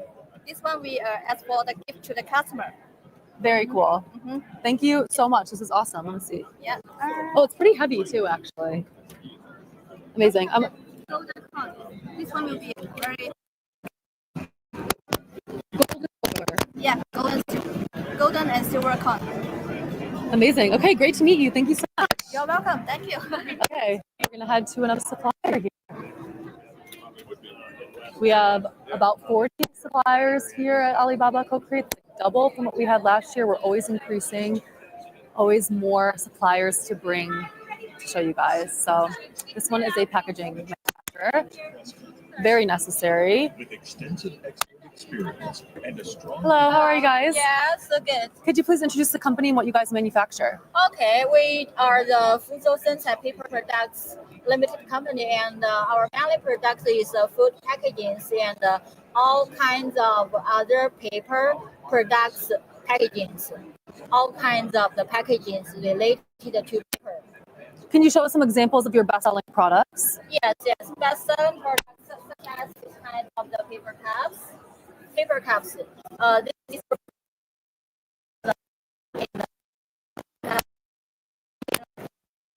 cream bowls and this beverage cups, and also something like the fried chicken box and the paper, the napkins, the pizza box, and the craft paper bag. There, craft paper bag, and these are the red paper bags, all kinds of the food-related paper products. And for this kind of the sugar cane products, these are the totally compostable products. The material is a sugar cane, and they are biodegradable and compostable products. And also for this kind of the paper bags, the craft paper bags, and this kind of the white art paper bags. This kind of the craft paper bags is also the composted one and biodegradable one. And all of the products are customized. We can customize with your customer's logo, customer's printing request, anything that the customers want to print on the bags or on the box. We can all customize for customers. Also, we can do this kind of the box. We can do this kind of the box, customized box. This kind of the magnetic box. This kind of magnetic box, and this is the foldable one, and also this kind of white card box. We also have the corrugated paper box, material box. So these are the boxes and the food packagings and the composted products. Mainly products for us. For us is for this kind of products. Yes. And how's it going at CoCreate for you guys this year? You can search us on Alibaba and send us the inquiries, and we will answer you directly from the Alibaba, and you can also order directly from the Alibaba. Amazing. Yeah. Well, thank you so much. It's great to meet you. Yes, okay. Thank you. Have a nice day. All right. We've got a paper supplier. A couple more to go. So follow me this way. We've already seen these guys. Great manufacturer for all different professional gifts. We're heading over to a fashion supplier. So let's see what we got. My forte. I love a fashion supplier. So looks like bathing suits. Gear up for next summer. Okay. Hello, how are you? Hi, I'm from China. My name is Moon.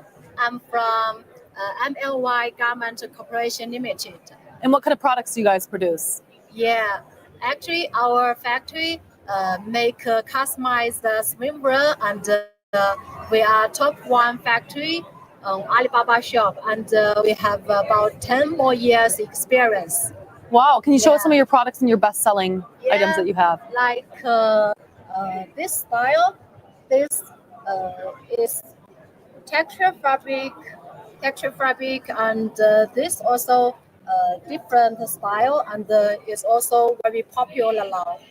And actually, this is attractive and the sexy style, and we also have a normal style like solid color, and mostly we make for men, for women, sexy style, and also some for men, and also some for children, like children too. Amazing. And what is the MOQ on something like these? MOQ is 101 style, one color, and it's all customizable, and it can make a different size. Okay. Yeah. Very awesome. And how's it going at CoCreate for you guys this year? Yeah, very interesting, because this is the first time I come here, and this morning I already had about 50 customer contact. Amazing. Yeah, so this is and it's only the morning time. Yeah, only morning. Amazing. Two more, another and also full day to go. I already met a lot of our regular customer. Amazing. Customer, we already have cooperation. Very cool. Yeah. Well, we're happy to have you here. So thanks for being here. Yeah. We'll catch you later. Yeah. Okay. Thank you. Thank you. Bye. This is her first year. This is her first year at CoCreate, and she already had 50 different customers come up for contacts, and it's literally only the first half of the day. So things are going good. All right, let's head over here. Hi, how are you? I'm good, thank you. Could you tell us about what you guys manufacture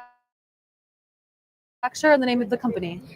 Our manufacturer is from China, and for custom caps, beanies, and in China. So you can see we have the various of caps, and I'm so sorry. That's okay. And yeah, you can see, and our manufacturer have more than 30 years. Yeah.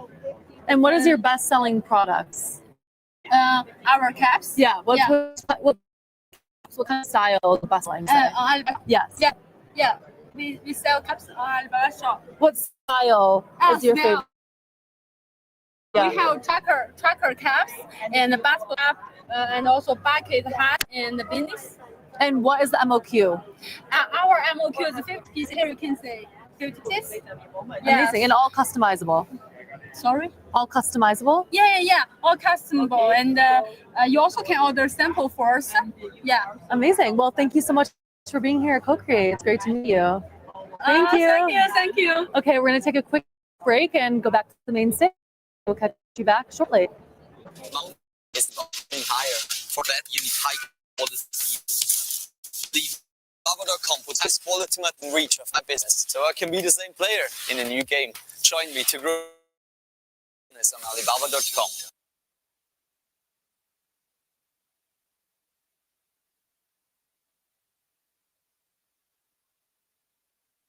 Introducing Alibaba Guaranteed, our official guarantee of on-time delivery and money backup on order issues. So you can source worry-free and save effortlessly. No worries about shipment delays.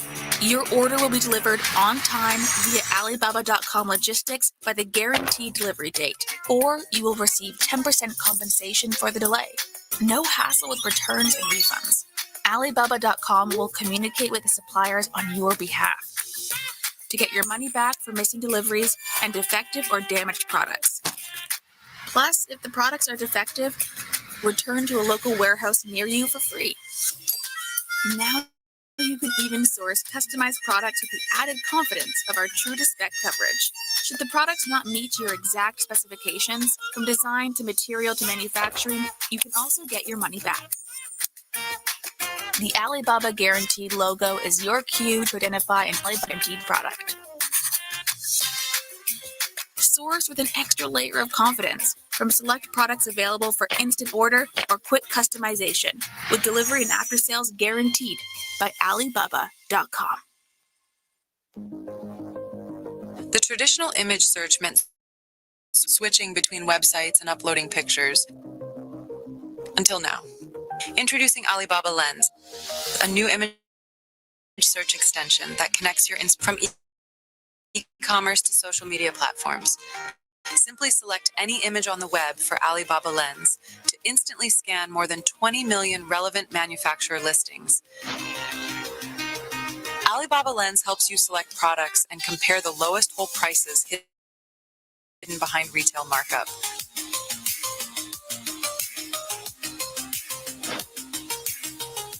And discover product matches that support customization and find verified suppliers that meet your needs.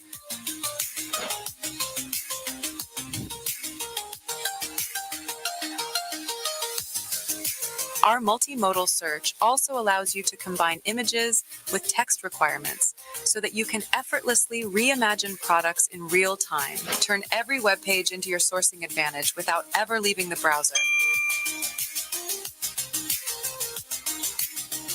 Add Alibaba Lens to your browser toolbar for quick access now. Visit the Chrome Web Store and search for Alibaba Lens. Customizing products for your business should be a boost, not a complicated process with endless hours lost in back and forth to confirm design capabilities and details, or complex calculations of different variables. Introducing fast customization on Alibaba.com, a solution for SMBs to access customizable options and clear pricing online. transforming complex customization into a seamless and transparent process that takes only a few minutes. Getting started with fast customization is super simple. First, find your product. Visit Alibaba.com and find the fast customization venue on the homepage. Or directly search for your desired product and click the Fast Customization tab for supported items. Next, customize instantly. Enter the customization details. Select the variations and quantity, and the customization requirements, such as special printing methods, packaging, and other industry-related options. Transparent prices are right at your fingertips. You can also utilize our free online design tool to incorporate your branding, or select from our pre-designed templates to create customized products. Third, let us handle the rest. Place the order, and your custom products will ship out within just 14 days. And if it doesn't match your order specifications, you're covered with a full or partial refund. With 300,000 products ready for fast customization, we're adding more categories to match your unique requests. Simplify the complex and lengthy process to realize your custom product fast and easy with Alibaba.com Fast Customization today. As an e-commerce business, you want transparency in shipping costs, shipment tracking, delivery guarantees, and customer support when you trade internationally. Introducing Alibaba.com Logistics, a set of logistics services ranging from small package delivery to large volume cargo shipping by sea, air, or land. Our infrastructure network reaches over 220 countries and regions. Over 5 million packages are delivered annually to over 1.1 million global buyers. Business buyers like you can enjoy the following services. When sourcing on Alibaba.com, we provide eligible ready-to-ship orders with affordable and comprehensive shipping options, guaranteed delivery dates, and compensation for late deliveries. This is your cue to identify Alibaba.com Logistics when placing an order. Plus, you can track your shipment every step of the way. With Alibaba.com Logistics, you get greater cost efficiency through tailored shipping solutions, increased inventory certainty through guaranteed deliveries, and end-to-end visibility through real-time tracking. Alibaba.com Logistics always delivers.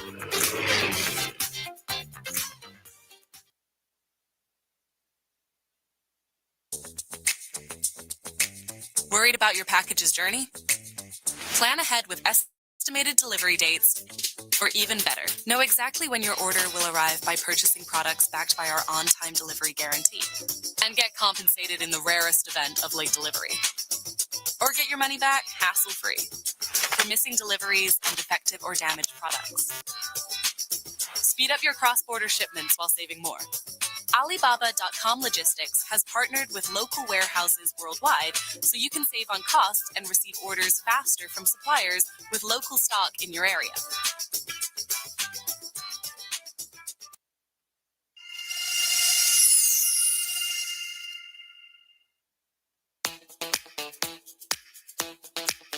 Source products efficiently and effortlessly.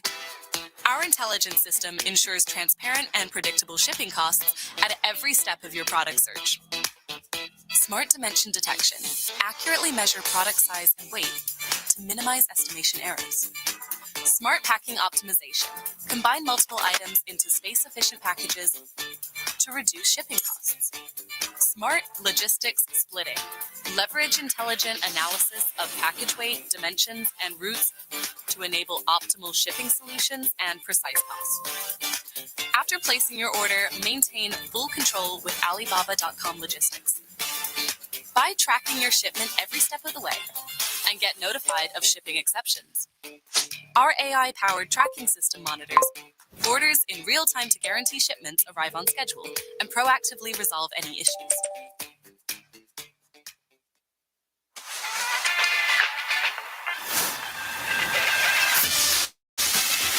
It's already skiing season in Europe, but if someone wants to build a ski resort in the hot desert, what should they do? Let's type in our need. I'm creating a ski area in a desert. How can you help me? Axio will deduce which categories are most in demand in this scenario, according to the relevance and importance of the procurement needs. For a resort like this, we might need some snow first. The AI will generate the core categories of that product type based on industry knowledge, further guiding us through the selection process. Let's build an indoor resort. Based on Axio's industry know-how, the snowfield area is the primary decision factor when choosing a snowmaking machine. Axio provides more advanced product recommendations based on size, snow output, and power.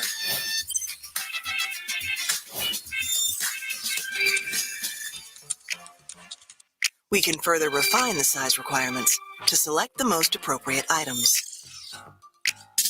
If we are interested in a product, we can find an AI-generated page tailored to our specific queries and sourcing intentions. Axio Page. The Wiki Style page offers an AI summary by integrating and reconstructing verified knowledge from various sources. This ensures that we receive accurate, comprehensive, and decision-oriented product information. We can subscribe it to stay updated on important changes, such as industry know-how and trending product updates. We can use Axio Agent throughout the journey. It automatically analyzes and retrieves information from the Axio page, helping us get the information we need through conversational interaction. For complex questions such as shipping costs and delivery times, Axio Agent will provide an estimate based on real-time data and industry expertise. Now we're ready to make a professional request. In just 3 months, we'll be able to receive the snowmaking machines to Dubai and start building our ski resort in the desert. Isn't that amazing?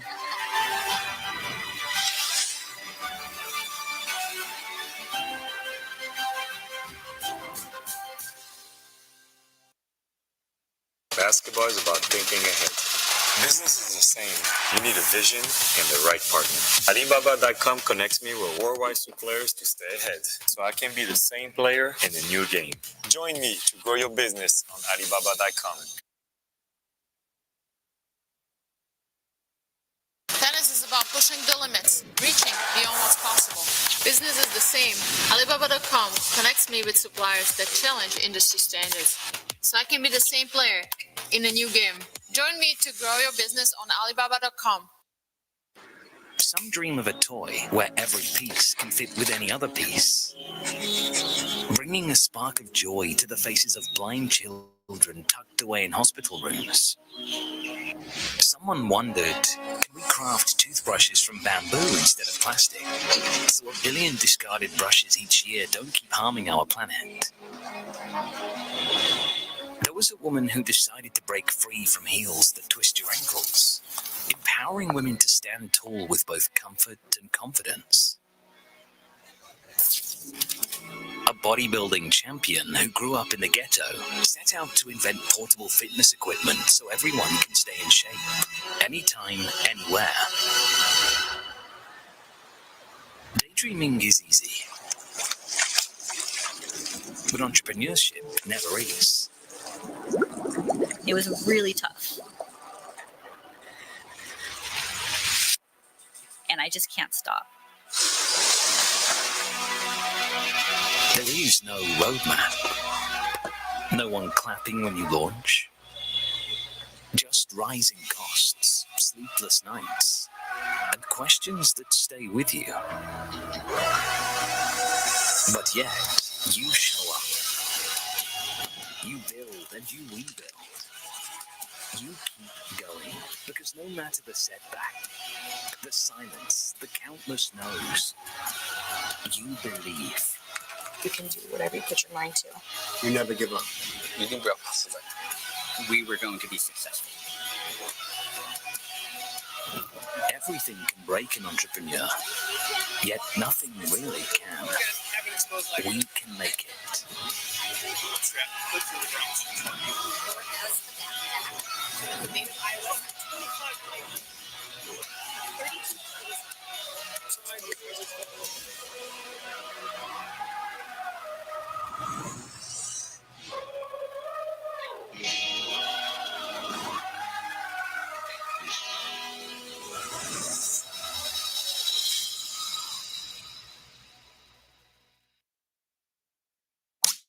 Finding qualified and experienced suppliers online can be time and effort consuming, and often a bit overwhelming, especially when there are so many types of suppliers offering similar products and services.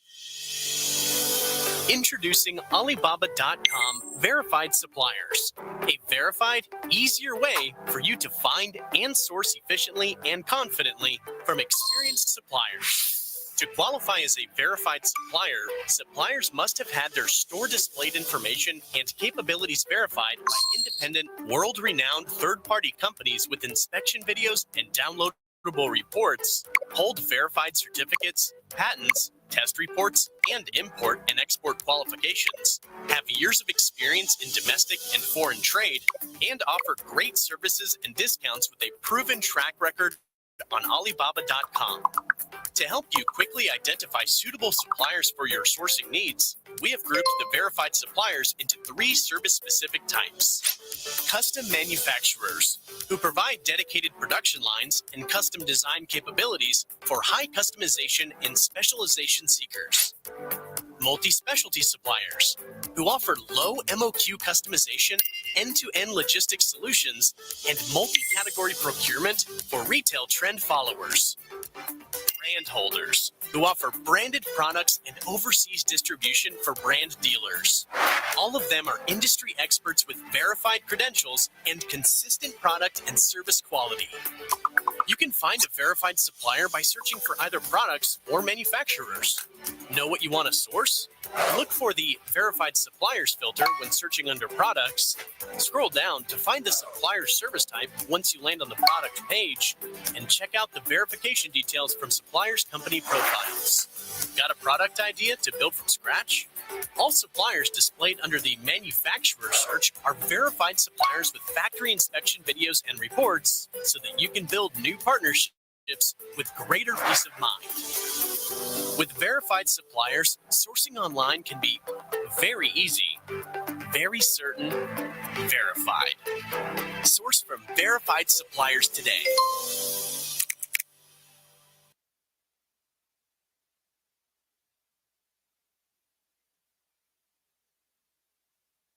Mountain biking is about going higher. For that, you need high-quality gear. Believe me, Alibaba.com puts the highest quality materials within reach of my business, so I can be the same player in a new game. Join me to grow a business on Alibaba.com. Introducing Alibaba Guaranteed, our official guarantee of on-time delivery and money back upon order issues. So you can source worry-free and save effortlessly. No worries about shipment delays. Your order will be delivered on time via Alibaba.com logistics by the guaranteed delivery date, or you will receive 10% compensation for the delay. No hassle with returns and refunds. Alibaba.com will communicate with the suppliers on your behalf to get your money back for missing deliveries and defective or damaged products. Plus, if the products are defective, return to a local warehouse near you for free. Now you can even source customized products with the added confidence of our true to spec coverage. Should the products not meet your exact specifications, from design to material to manufacturing, you can also get your money back. The Alibaba Guaranteed logo is your cue to identify an Alibaba Guaranteed product. Source with an extra layer of confidence from select products available for instant order or quick customization, with delivery and after sales guaranteed by Alibaba.com. The traditional image search meant switching between websites and uploading pictures. Until now. Introducing Alibaba Lens, a new image search extension that connects your inspiration directly to global suppliers with one click.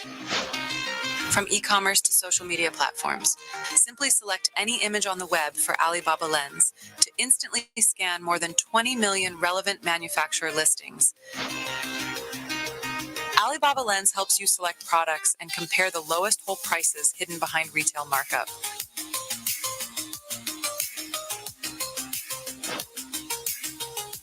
And discover product matches that support customization and find verified suppliers that meet your needs.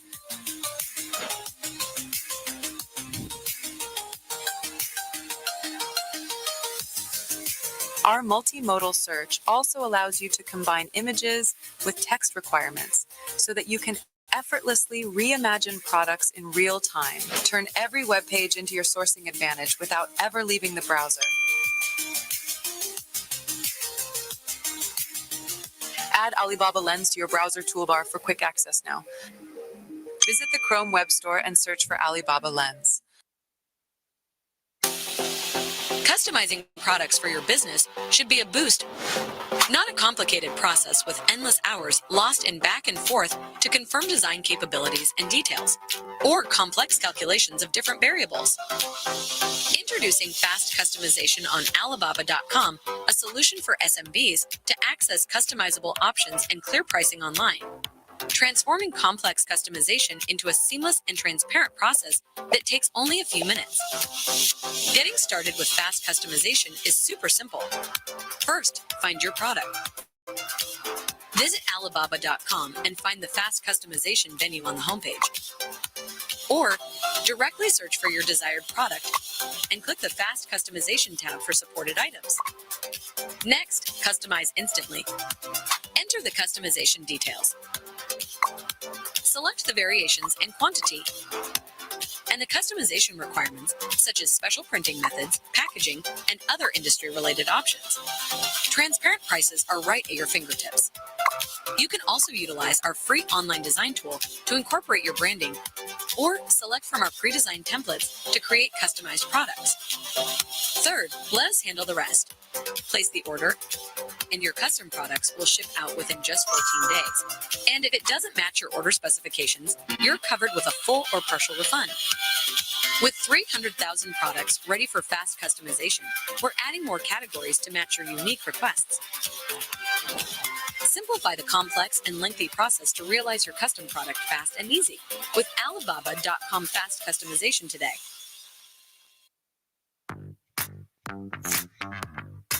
As an e-commerce business, you want transparency in shipping costs, shipment tracking, delivery guarantees, and customer support when you trade internationally.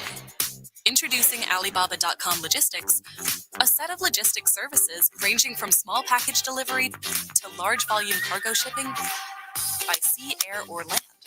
Our infrastructure network reaches over 220 countries and regions. Over 5 million packages are delivered annually to over 1.1 million global buyers. Business buyers like you can enjoy the following services. When sourcing on Alibaba.com, we provide eligible ready-to-ship orders with affordable and comprehensive shipping options, guaranteed delivery dates, and compensation for late deliveries. This is your cue to identify Alibaba.com Logistics when placing an order. Plus, you can track your shipment every step of the way. With Alibaba.com Logistics, you get greater cost efficiency through tailored shipping solutions, increased inventory certainty through guaranteed deliveries, and end-to-end visibility through real-time tracking. Alibaba.com Logistics always delivers.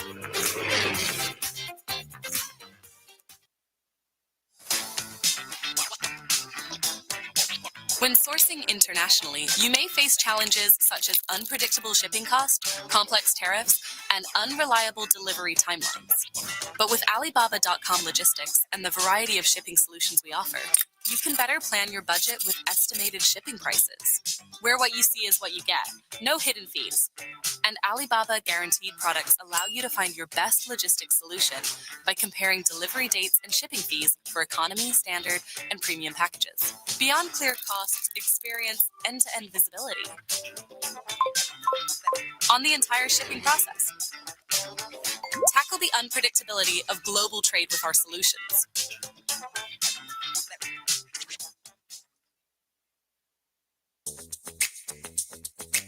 Worried about your package's journey?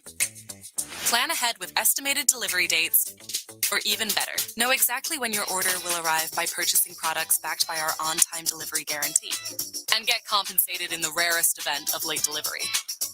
Or get your money back hassle-free for missing deliveries and defective or damaged products. Speed up your cross-border shipments while saving more.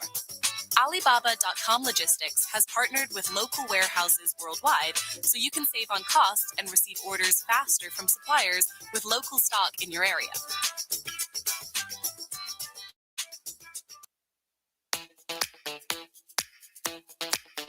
Source products efficiently and effortlessly. Our intelligence system ensures transparent and predictable shipping costs at every step of your product search. Smart dimension detection. Accurately measure product size and weight to minimize estimation errors. Smart packing optimization.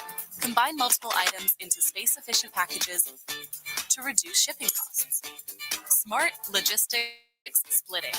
Leverage intelligent analysis of package weight, dimensions, and routes to enable optimal shipping solutions and precise costs. After placing your order, maintain full control with Alibaba.com Logistics. By tracking your shipment every step of the way and get notified of shipping exceptions.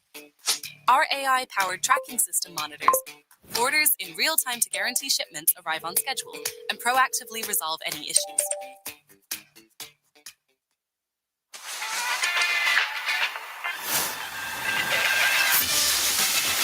It's already skiing season in Europe, but if someone wants to build a ski resort in the hot desert, what should they do? Let's type in our need. I'm creating a ski area in a desert. How can you help me? Axio will deduce which categories are most in demand in this scenario, according to the relevance and importance of the procurement needs.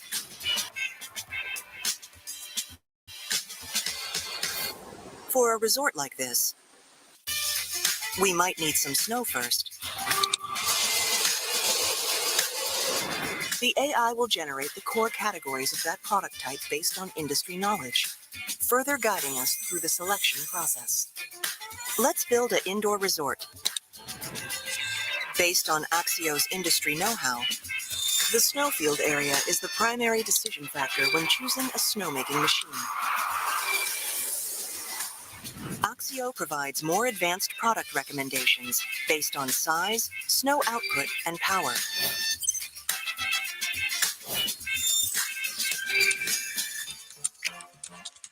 We can further refine the size requirements to select the most appropriate items.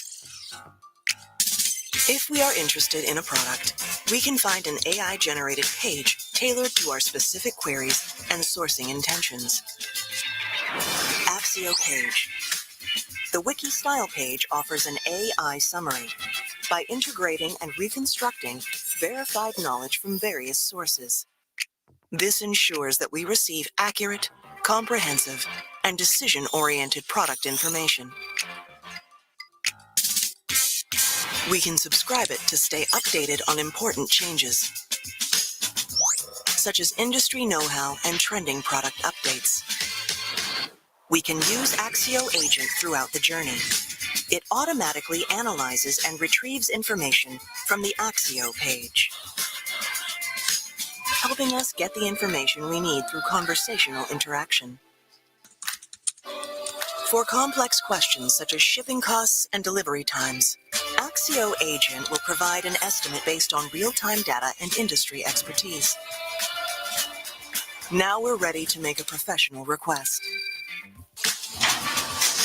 In just 3 months, we'll be able to receive the snowmaking machines to Dubai and start building our ski resort in the desert. Isn't that amazing?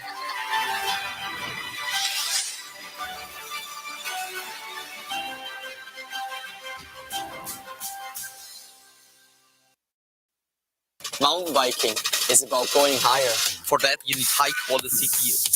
Believe me, Alibaba.com puts the highest quality materials within reach of my business, so I can be the same player in a new game. Join me to grow your business on Alibaba.com.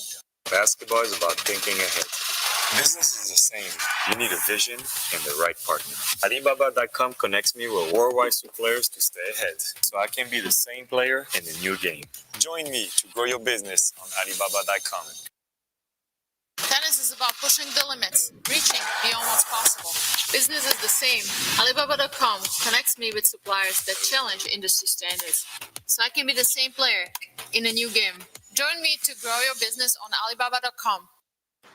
Some dream of a toy where every piece can fit with any other piece, bringing a spark of joy to the faces of blind children tucked away in hospital rooms.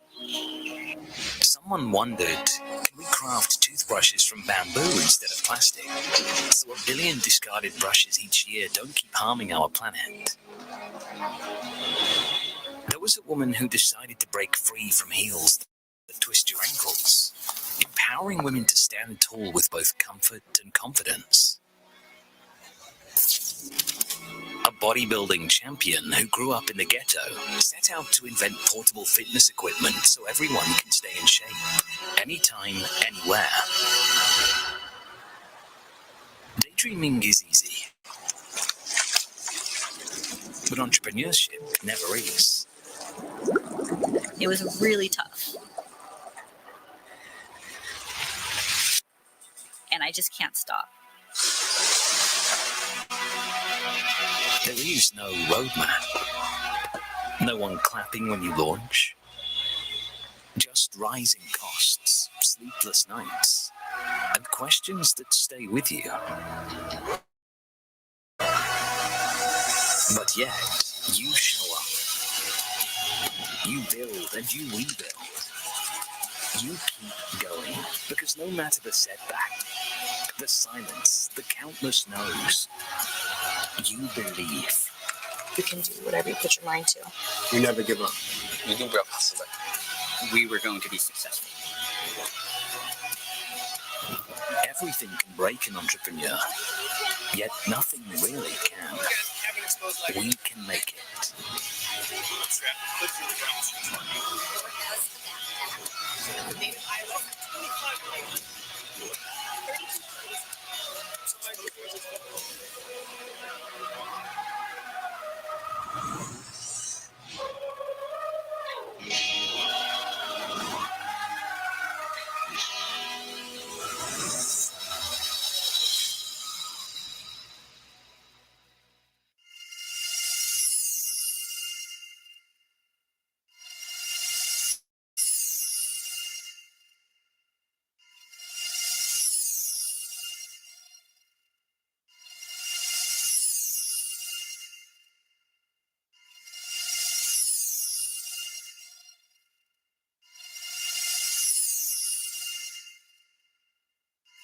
Mountain biking is about going higher. For that, you need high-quality gear. Believe me, Alibaba.com puts the highest quality materials within reach of my business, so I can be the same player in a new game. Join me to grow your business on Alibaba.com. Introducing Alibaba Guaranteed, our official guarantee of on-time delivery and money backup on order issues, so you can source worry-free and save effortlessly. No worries about shipment delays. Your order will be delivered on time via Alibaba.com logistics by the guaranteed delivery date, or you will receive 10% compensation for the delay. No hassle with returns and refunds. Alibaba.com will communicate with the suppliers on your behalf to get your money back for missing deliveries and defective or damaged products. Plus, if the products are defective, return to a local warehouse near you for free. Now you can even source customized products with the added confidence of our true to spec coverage. Should the products not meet your exact specifications, from design to material to manufacturing, you can also get your money back. The Alibaba Guaranteed logo is your cue to identify an Alibaba Guaranteed product. Source with an extra layer of confidence from select products available for instant order or quick customization, with delivery and after sales guaranteed by Alibaba.com. The traditional image search meant switching between websites and uploading pictures. Until now. Introducing Alibaba Lens, a new image search extension that connects your inspiration directly to global suppliers with one click. From e-commerce to social media platforms, simply select any image on the web for Alibaba Lens to instantly scan more than 20 million relevant manufacturer listings. Alibaba Lens helps you select products and compare the lowest whole prices hidden behind retail markup.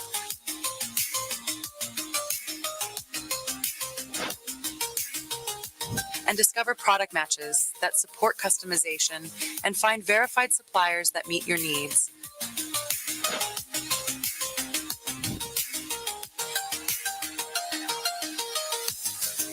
Our multimodal search also allows you to combine images with text requirements so that you can effortlessly reimagine products in real time. Turn every web page into your sourcing advantage without ever leaving the browser.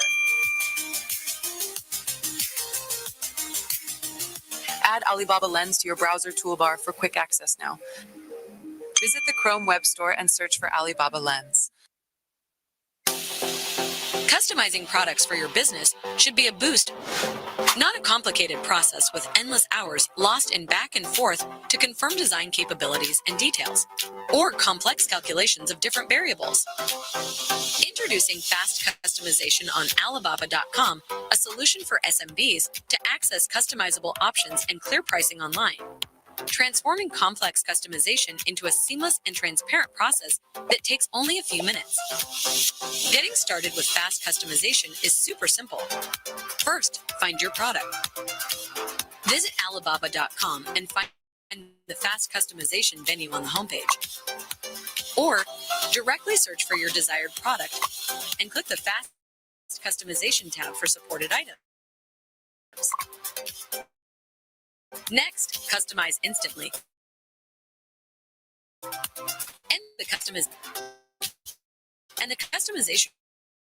requirements, such as special printing fingertips. You can also utilize our free online design tool to incorporate your branding, or select from our pre-designed templates to create customized products. Third, let us handle the rest. Place the order, and your custom products will ship out within just 14 days. And if it doesn't match your order specifications, you're covered with a full or partial refund. With 300,000 products ready for fast customization, we're adding more categories to match your unique requests. Simplify the complex and lengthy process to realize your custom product fast and easy with Alibaba.com fast customization today.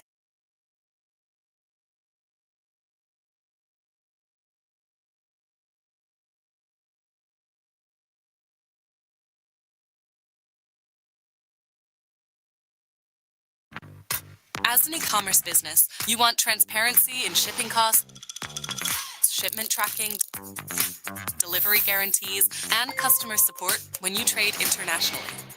Introducing Alibaba.com Logistics, a set of logistics services ranging from small package delivery to large volume cargo shipping by sea, air, or land. Our infrastructure network reaches over 220 countries and regions. Over 5 million packages are delivered annually to over 1.1 million global buyers. Business buyers like you can enjoy the following services. When sourcing on Alibaba.com, we provide eligible ready-to-ship orders with affordable and comprehensive shipping options, guaranteed delivery dates, and compensation for late deliveries. This is your cue to identify Alibaba.com Logistics when placing an order. Plus, you can track your shipment every step of the way. With Alibaba.com Logistics, you get greater cost efficiency through tailored shipping solutions, increased inventory certainty through guaranteed deliveries, and end-to-end visibility through real-time tracking. Alibaba.com Logistics always delivers.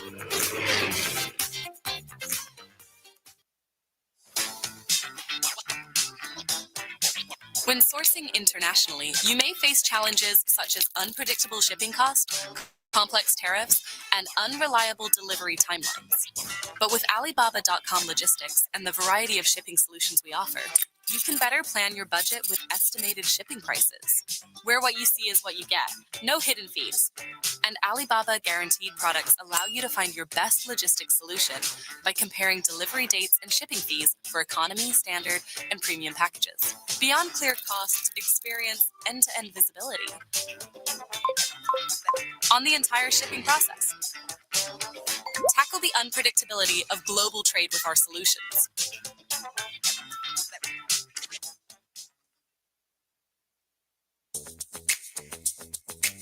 Worried about your package's journey? Plan ahead with estimated delivery dates, or even better, know exactly when your order will arrive by purchasing products backed by our on-time delivery guarantee, and get compensated in the rarest event of late delivery. Or get your money back hassle-free for missing deliveries and defective or damaged products. Speed up your cross-border shipments while saving more. Alibaba.com Logistics has partnered with local warehouses worldwide so you can save on costs and receive orders faster from suppliers with local stock in your area.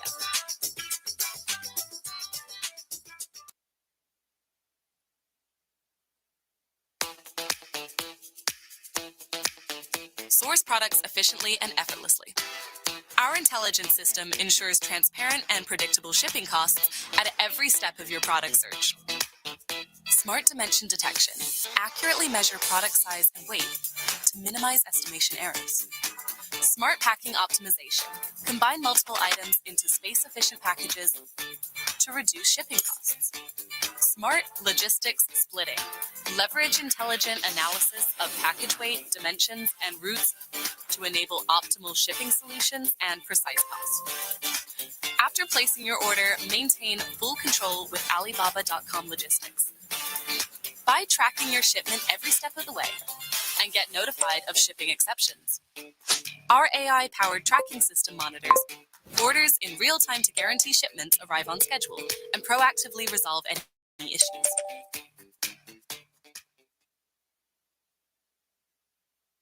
Basketball is about thinking ahead. Business is the same. You need a vision and the right partner. Alibaba.com connects me with worldwide suppliers to stay ahead, so I can be the same player in the new game. Join me to grow your business on Alibaba.com. Industry standards, so I can be the same player in a new game. Join me to grow your business on Alibaba.com. Some dream of a toy where every piece can fit with any other piece. Bringing a spark of joy to the faces of blind children tucked away in hospital rooms. Someone wondered, can we craft toothbrushes from bamboo instead of plastic? So 1 billion discarded brushes each year don't keep harming our planet. There was a woman who decided to break free from heels that twist your ankles, empowering women to stand tall with both comfort and confidence. A bodybuilding champion who grew up in the ghetto set out to invent portable fitness equipment so everyone can stay in shape, anytime, anywhere. Daydreaming is easy, but entrepreneurship never is. It was really tough. And I just can't stop. There is no roadmap. No one clapping when you launch. Just rising costs, sleepless nights, and questions that stay with you. But yet, you show up. You build and you rebuild. You keep going, because no matter the setback, the silence, the countless no's, you believe. You can do whatever you put your mind to. You never give up. You think we're possible.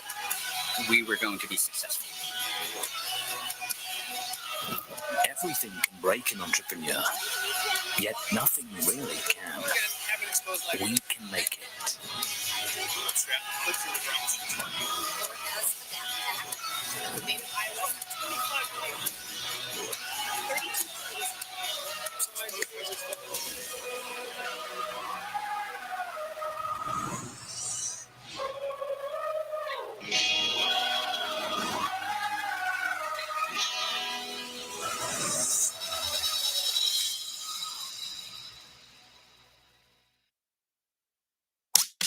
Finding qualified and experienced suppliers online can be time and effort consuming, and often a bit overwhelming, especially when there are so many types of suppliers offering similar products and services.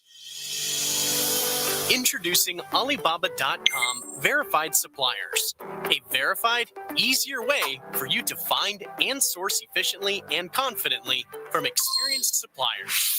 To qualify as a verified supplier, suppliers must have had their store displayed information and capabilities verified by independent, world-renowned third-party companies with inspection videos and downloadable reports, hold verified certificates, patents, test reports, and import and export qualifications, have years of experience in domestic and foreign trade, and offer great services and discounts with a proven track record on Alibaba.com. To help you quickly identify suitable suppliers for your sourcing needs, we have grouped the verified suppliers into 3 service-specific types. Custom manufacturers, who provide dedicated production lines and custom design capabilities for high customization and specialization seekers. Multi-specialty suppliers, who offer low MOQ customization, end-to-end logistics solutions, and multi-category procurement for retail trend followers. Brand holders, who offer branded products and overseas distribution for brand dealers. All of them are industry experts with verified credentials and consistent product and service quality. You can find a verified supplier by searching for either products or manufacturers. Know what you want to source? Look for the Verified Suppliers filter when searching under Products. Scroll down to find the supplier service type once you land on the product page, and check out the verification details from suppliers' company profiles. Got a product idea to build from scratch? All suppliers displayed under the manufacturer search are verified suppliers with factory inspection videos and reports, so that you can build new partnerships with greater peace of mind. With verified suppliers, sourcing online can be very easy, very certain, verified. Source from verified suppliers today. You source for your business, and you've put in the effort. Now it's time to find your success on Alibaba.com, a leading B2B e-commerce platform for global trading that connects you with more than 200 million products from over 200,000 suppliers in 5,900 categories across over 200 countries and regions. Alibaba.com comes in handy whether you're on PC or using the app, whether you're searching for products to resell or suppliers to manufacture your own. With third-party verified suppliers, you know what you see is what you get. Send out sourcing requests and get quotations from matching suppliers in as little as 3 hours. Chat with them wherever you are. Check them out, connect with them. Discover your next winning product with millions of video tips at your fingertips. Pay for your order with confidence, knowing that Alibaba.com supports multiple payment methods, encrypted and secure, so your data is safe with us. Track your shipment every step of the way, so logistical uncertainties won't get in your way. We know global trade can be unpredictable. Oops. That's why we provide purchase protection services across payment, shipping, and after sales, all powered by Trade Assurance. Alibaba.com is the place to go, whether you are a solo entrepreneur, a 4-person startup, a purchasing manager for a juggernaut, or a franchise owner. Join the other 40 million active buyers on Alibaba.com and source from millions of offerings in an easier, more secure way. Oh, and stay tuned for 2 of our biggest annual promotional events, every March to discover new trends, and every September to stock up for the holiday season.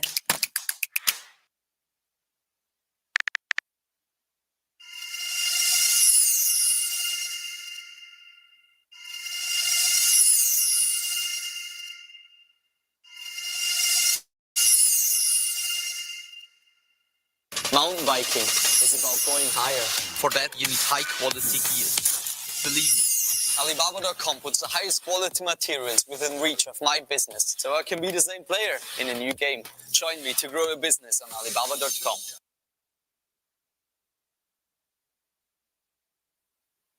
Introducing Alibaba Guaranteed, our official guarantee of on-time delivery and money backup on order issues, so you can source worry-free and save effortlessly. No worries about shipment delays. Your order will be delivered on time via Alibaba.com logistics by the guaranteed delivery date, or you will receive 10% compensation for the delay. No hassle with returns and refunds. Alibaba.com will communicate with the suppliers on your behalf to get your money back for missing deliveries and defective or damaged products. Plus, if the products are defective, return to a local warehouse near you for free. Now you can even source customized products with the added confidence of our true-to-spec coverage. Should the product not meet your exact specifications, from design to material to manufacturing, you can also get your money back. The Alibaba Guaranteed logo is your cue to identify an Alibaba Guaranteed product. Source with an extra layer of confidence from select products available for instant order or quick customization, with delivery and after-sales guaranteed by Alibaba.com.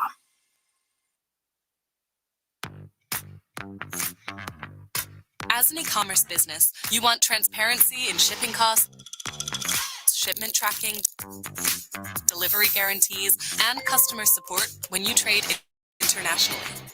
Introducing Alibaba.com Logistics, a set of logistics services ranging from small package delivery to large volume cargo shipping by sea, air, or land. Our infrastructure network reaches over 220 countries and regions. Over 5 million packages are delivered annually to over 1.1 million global buyers. Business buyers like you can enjoy the following services. When sourcing on Alibaba.com, we provide eligible ready-to-ship orders with affordable and comprehensive shipping options, guaranteed delivery dates, and compensation for late deliveries. This is your cue to identify Alibaba.com when placing an order. Plus, feel good. Lunch was good. We're refreshed. We're fed. No sleeping in the chairs, please. I know the post-lunch sleep hits hard, but we're going to keep you awake. We got a lot of really good stuff planned. So the first speaker that I want to bring up is from our partner, Bolt. And Bolt is really championing Checkout 2.0 with their flexible payment options. So who I'm going to bring to the stage is a man named Justin Grooms, the president of Bolt. Justin, please welcome to the stage.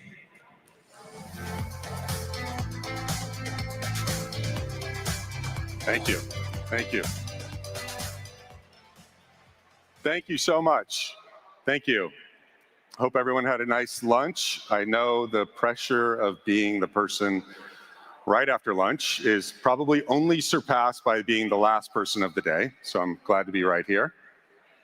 I'm Justin Grooms. I am the president of Bolt, the world's fastest, most convenient, most comprehensive checkout solution. Also, I am the father of 4 daughters and the husband of a beautiful wife.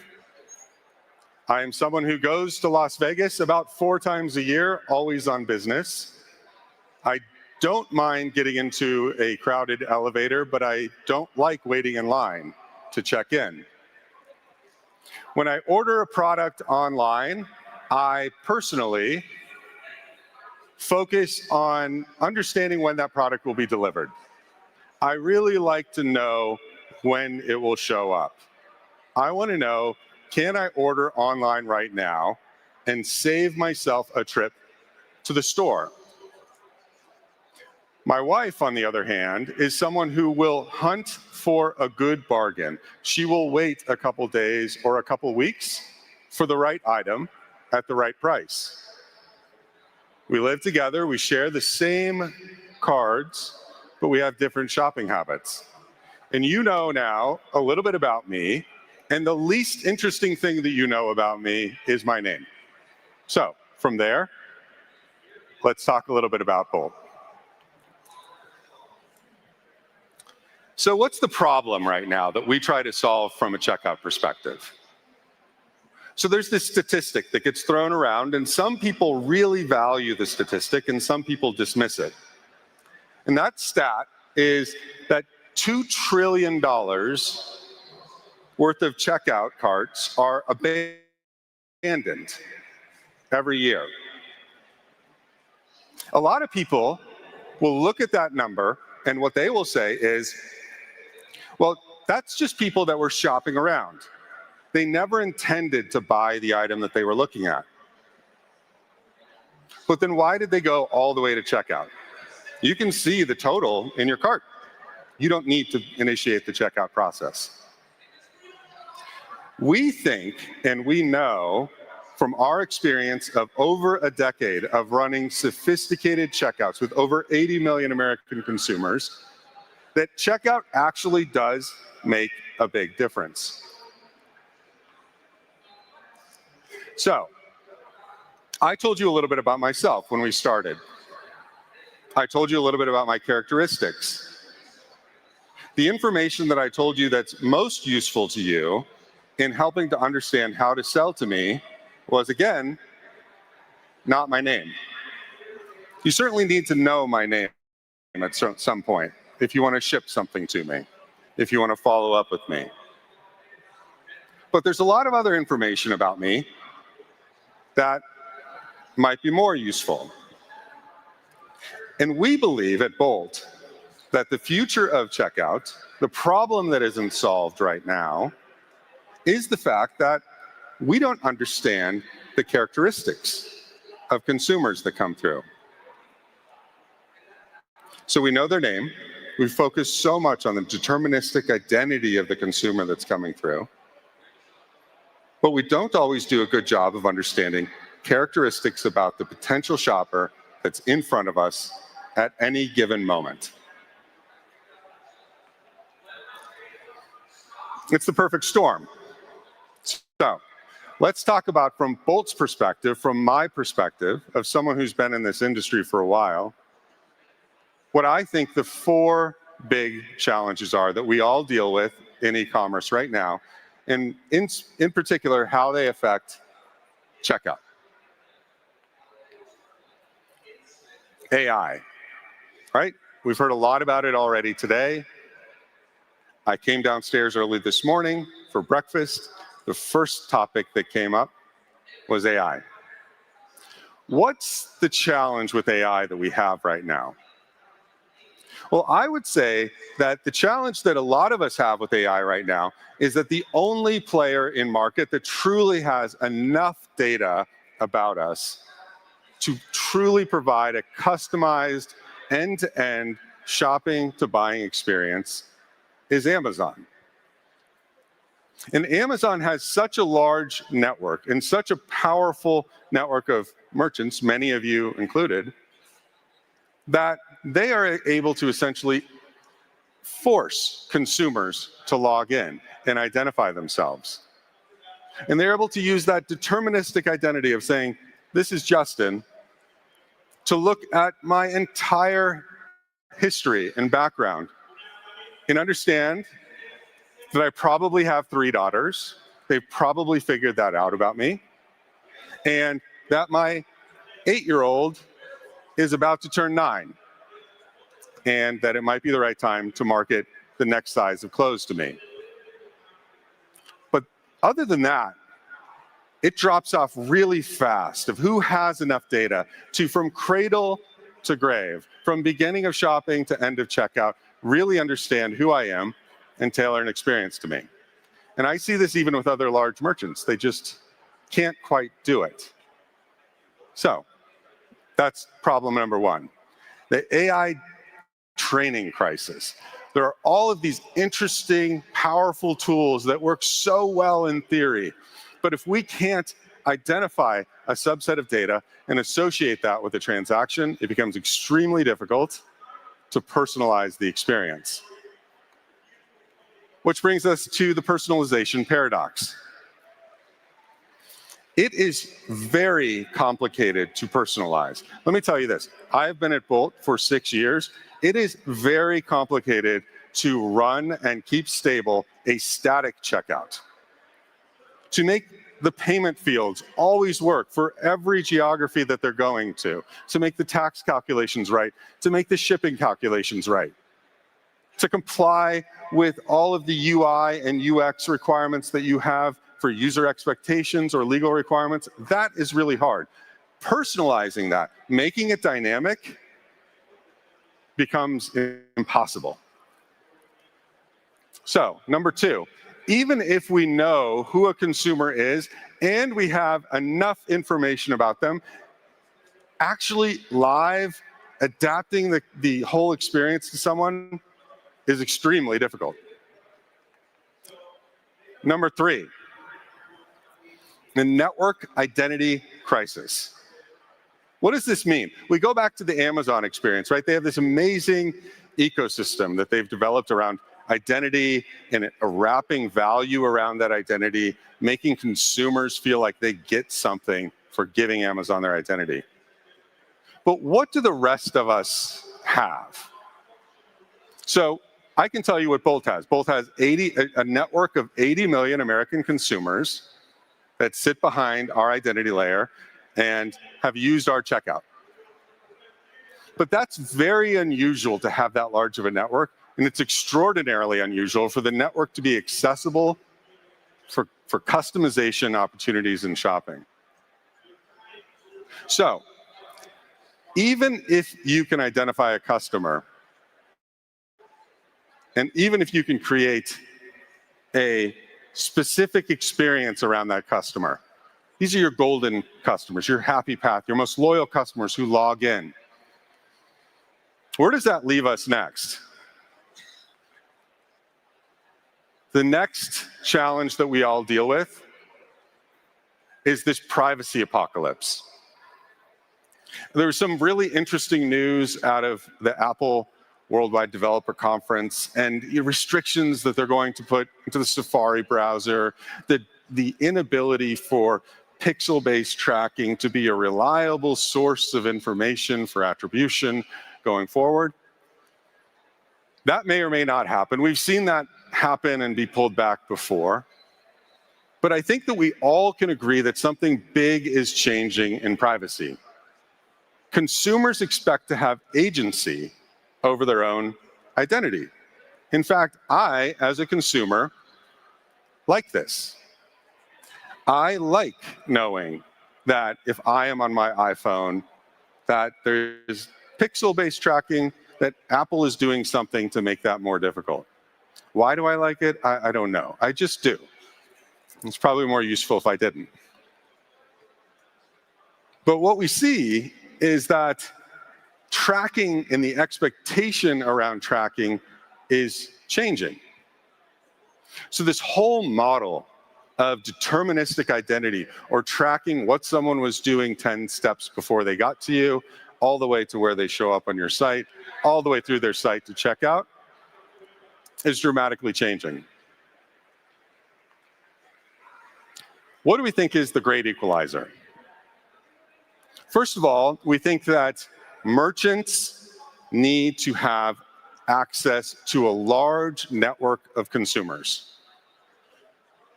And unless you are here from Amazon or Target or Costco or Walmart,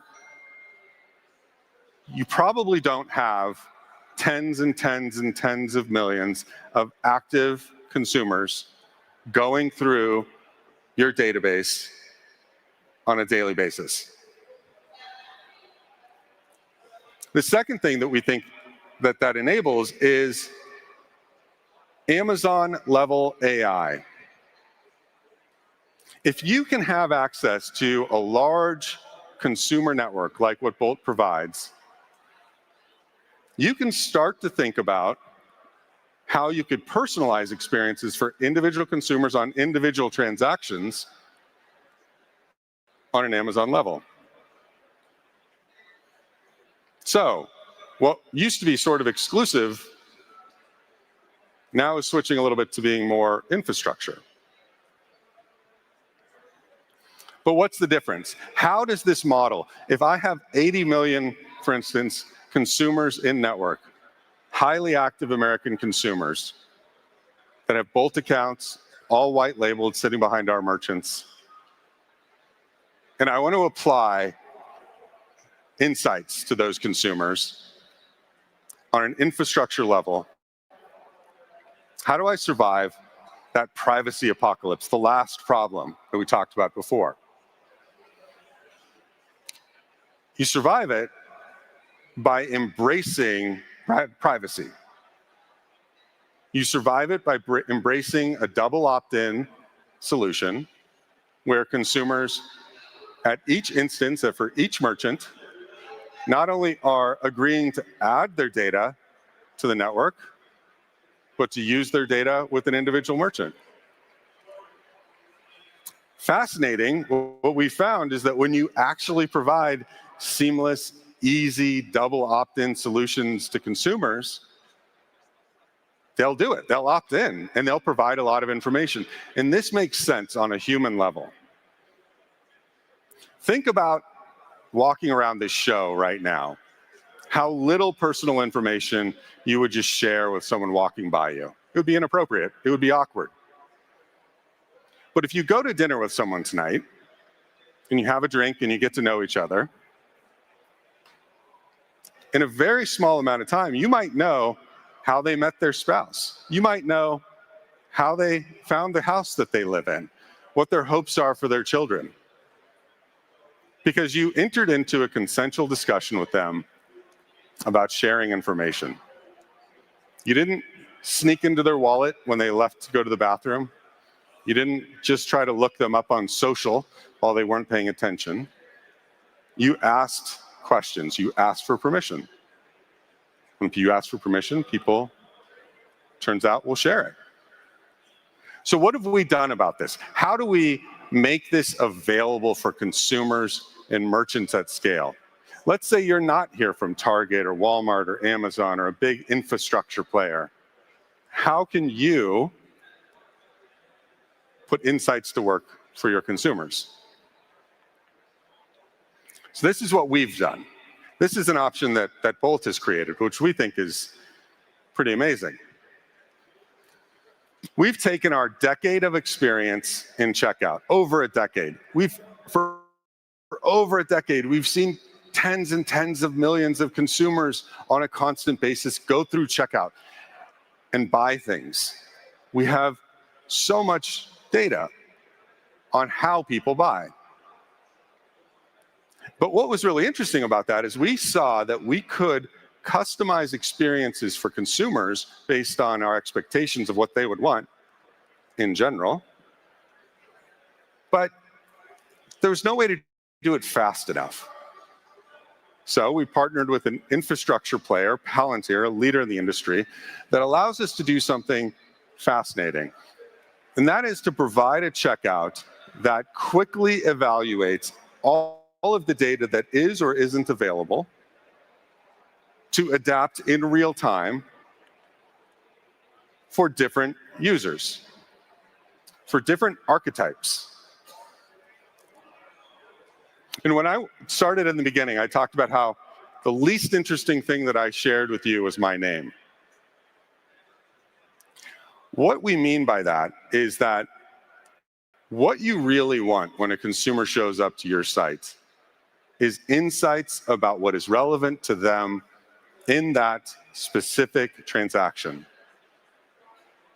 Because the same individual that you see today, sitting in this conference hall, might have very different buying behavior later tonight or when they get home. So you don't necessarily want to know deterministically what's their name and give me a thick stack of data on their history. You want to know what is relevant to them in this moment.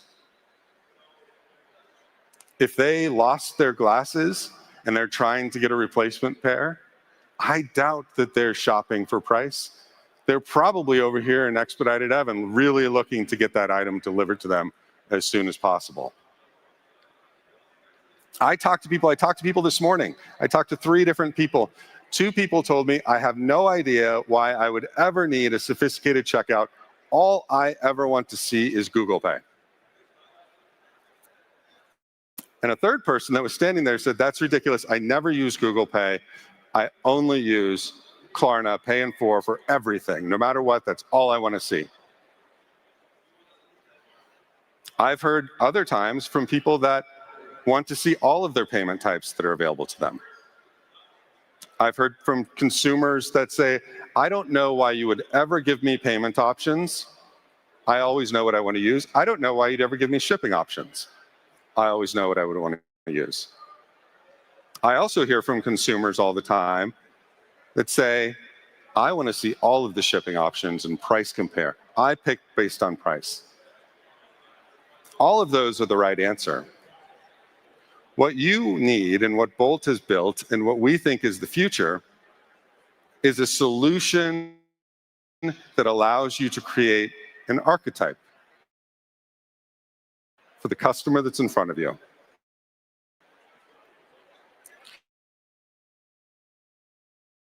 What are the relevant pieces that we can find on that consumer in the transaction to frame that instant engagement? Very low signal, like we see them slow site showing low intent, trying to understand the comparison of similar items. It turns out little signals like that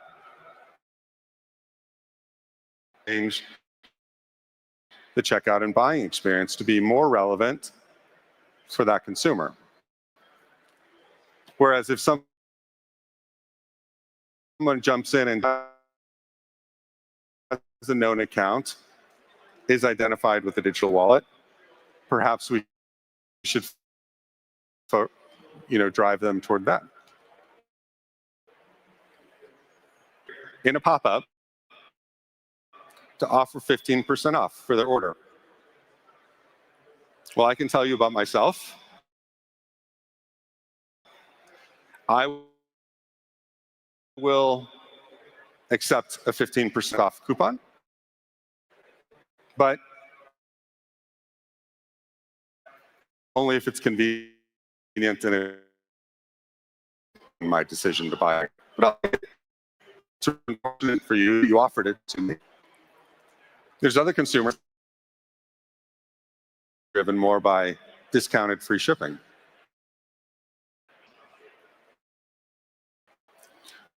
Bolt makes this level of customization turnkey. And a significant number of merchants and 80 million. If anyone has any questions, I'm at justin@bolt.com. Very nice to meet you all. Thank you.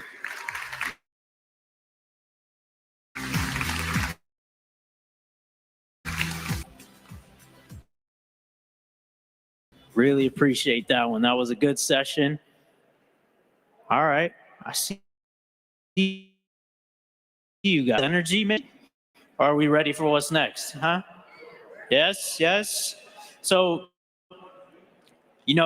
every year people ask me questions like, what is the best thing about CoCreate? And I could give you the face to being in the room with your peers. But the biggest things I hear most commonly is that people want to learn how to scale their businesses, grow their businesses. That's one of the reasons you guys are all here in the room today. So I'm really excited about the panel of experts that we've put together today for a scaling to 8 figures and beyond discussion. But what's cool about this one is, earlier in the day you saw Reddit take the stage, and we talked about the value of Reddit, the questions that get answered on Reddit. So for this session, this panel of experts is going to sit down. They're going to cuff. But before we get to that, I want to bring out a friend of mine. He's a celebrity marketer, a podcaster, a TV star, a business owner, a content creator, but you'll recognize him most for his red outfits and his red hair. He's the man in red. His name is Rudy Moore. So please welcome to the stage my friend Rudy.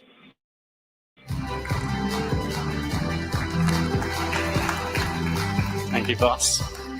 Hello, hello, hello. Guys, it's great to be here. Excited to hopefully share some Great content, great knowledge and tips and tricks over the next 10 minutes and then the next 40 minutes with the other experts that are joining me. So I'm going to tell you for 10 minutes some of the lessons I've learned. I've been in business 15 or so years. I've scaled e-commerce brands to over $1 million a day in sales and grown lots of companies to 7, 8, 9 figures, okay? So I want to just share some of those lessons. Before I do dive in, I just want to understand everyone that's in front of me. So just put your hand up if you own a product-based business or own a business. Okay, great. And then put your hand up if you invent products and you just create the products, but you don't sell them. And what about if you're a supplier, you manufacture the products? Just put your hands up. Okay. Now, one last time, put your hand up if you're an entrepreneur. Most of the room, okay? So I was an entrepreneur, you know, basically since I was a child. I grew up selling products, right? And, you know, in my 20s, I became more successful, I moved to America and started making millions of dollars selling products, okay? And then I've kept growing that. So I want to share some of those lessons. I've been lucky enough now to help coach, consult thousands and thousands of entrepreneurs. We had over 50,000 people through our programs. So I've learned a lot. I've got to learn a lot building businesses myself and then working with many entrepreneurs just like you, okay? Now, the biggest thing with entrepreneurship and growing a product that I see most people get wrong, that I got wrong for many years, is everyone obsesses so much on the product, creating the product, launching the product, manufacturing the product, right? Who here in the audience spends a lot of time on those things? Put your hand up. A lot of you, right? A lot of you. And that's okay to start. But at some point, you've got to go, okay, I've got the product, the prototype, I figured it out. Alibaba makes it easier than ever before, right? It's much easier to do now than 15 years ago. But at some point, if you're the product owner or the product inventor, you're into becoming sales and marketing, okay? Most product owners, they spend 80% of their time on creating the product, manufacturing the product, but they spend very little time actually selling and marketing the product. So stop for a second. Have a think right now on an average week, how much of your time do you spend actually selling and marketing your product? That could be setting up ads, that could be ringing affiliates, speaking to influencers, setting up Instagram posts or TikTok posts, right? Most of the time when I meet businesses and product owners, they spend 70, 80% of the time on the back end of the business and only 10 or 20% on growing the business, the sales and the marketing, okay? One of the things that shifted me from not selling many of my products to making millions and millions and millions of dollars was shifting my mindset on how I approach the business, okay? So when you start out, you create the product, but now you've got to shift. You've got to become the CEO, you've got to become the marketer, and you've got to push the sales, okay? And one thing I learned is don't mistake, right? Don't mistake I'm just going to hire someone to do it. I'm just going to hire an agency, okay? They can support you, but they're never going to grow your business like you could grow your business. So my first tip, okay, is become the CEO, okay? Transition from the product inventor to the CEO. And then really, as the CEO, focus on sales and marketing. 70, 80% of your day and week should be, how do I get this product in front of customers? Why? Well, put your hand up if you have a product that can help someone. So if you have a product that can help someone or change lives, put your hands up. It should be pretty much all of you, okay? Well, it's your job, if that's true, to get it to what? Every single customer possible. Put your hand up right now if there's customers out there that need your product and they don't know you exist. Every single one of you probably should have your hand up. Okay, so let that drive you into going, okay, there's people out there right now that need my product. People out there right now buying inferior products, right? People out there right now that have pain. They have a problem that my product solves, and it's my job to get that product in front of them, okay? Now that leads me to the next bit that I wanted to talk about, which is sales and marketing and how to actually do it, okay? I became very successful and built many businesses because I got very good at two things: being able to advertise and acquire the customer, and then being able to keep the customer for a very long time and increase what's called lifetime value. So who here has multiple products or multiple things they can sell to a customer? Put your hand up. Okay, most of you should, right? Pretty much at some point, all of you should create a product suite. There's very few billion-dollar companies out there that only sell one product one time. Okay, let me give you an example. Who here has an iPhone? Put your hand up if you have an iPhone. Okay, now stop to think, how much are you going to spend with Apple over your lifetime? What do you think? 10,000? 20,000? 30,000? Right? Think about how many Apple products you may have. Apple's a big brand because it sells lots of products to you, and it creates an ecosystem where you keep coming back, right? And if you want to eventually leave Apple and get a new phone, what do you have to figure out? My contacts, my photos, my text messages, my family sharing settings, all those things. Okay, so they created an ecosystem where you're going to stay a customer for decades to come. So one of my next tips is, how can you do that for your brand? How can you create lifetime value, right? How can you create more products or a subscription if you only have one product where they come back again and again and again? Okay, very, very important. The next thing, the other part of the story is, how do I acquire the customers? Because Apple, even with its suite of products, wouldn't be very successful if it couldn't ever get the customer to transfer from Nokia or whatever they moved from many, many years ago, right? BlackBerry. It had to become really good at acquiring the customers in the first place, okay? So you need to do the same. Ask yourself right now, do I have a way to acquire dozens or 10, 20, 30, 50, 100 customers every single day without me having to be in charge? So what I mean by that is, you're here at this event. Did you wake up and you had already sold 30 products today when you woke up? And then you went for lunch and you sold another 25 products by lunch. Okay? That's what you should all be aiming for. A system where you can continuously sell your products without you being involved. This can be advertising on social media. This can be having affiliates sell your product for you. This can be you in physical product locations, Walmart, Target, CVS, where they're selling the product. Okay, this could be influencers. This could be you on the Home Shopping Network. This could be you on TikTok Shops, right? But whatever you pick as an acquisition channel, you've got to pick a channel and get really, really good at it. Okay, and then you've got to focus at keep scaling it until I'm getting 10, 20, 30, 40, 50 sales a day. The platform I picked and became very good at was social media.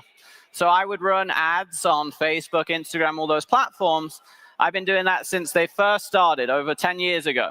I've spent up to $300,000 a day on Facebook ads, okay?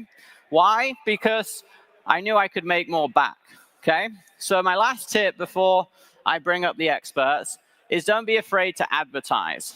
Most entrepreneurs, they're scared to spend money. I encourage you, don't be afraid to spend money on advertising, because every dollar you spend, you should have a way to make $3, $4, $5, $6 back, okay? So put your hand up right now if you advertise. Okay.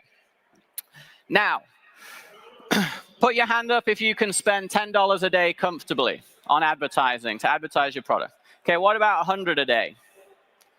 Okay, what about $1,000 a day? Okay, what about $10,000 a day? What about $1 million a day? Not many of you. Okay, let me ask the question differently. If you could spend $1 million a day on advertising, okay, imagine your product fulfillment is taken care of, and you make $4 or $5 million a day back, who would spend $1 million a day to make $4 or $5 million a day back? Hopefully, pretty much all of you, right? As long as fulfillment's taken care of and you make money over time.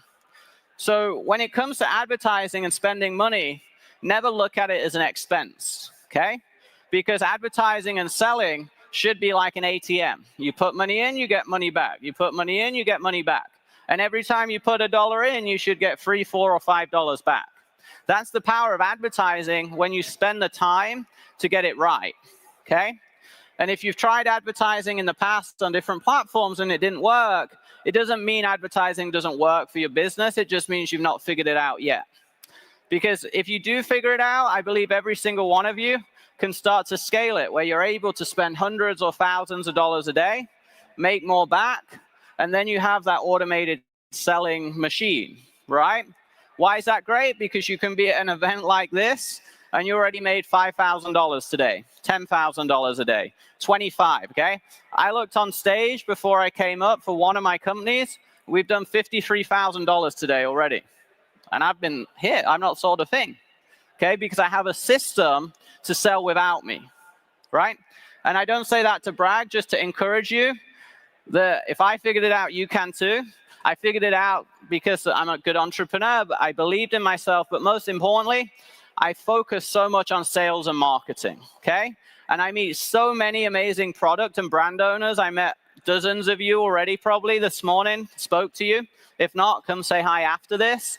You all haven't, you tell me, Rudy, my product can change the world. My product's unique, billion-dollar industry, okay? And I do believe you, but don't disregard sales and marketing, because that's the thing that will get it in front of the people. That's the thing that will change your life.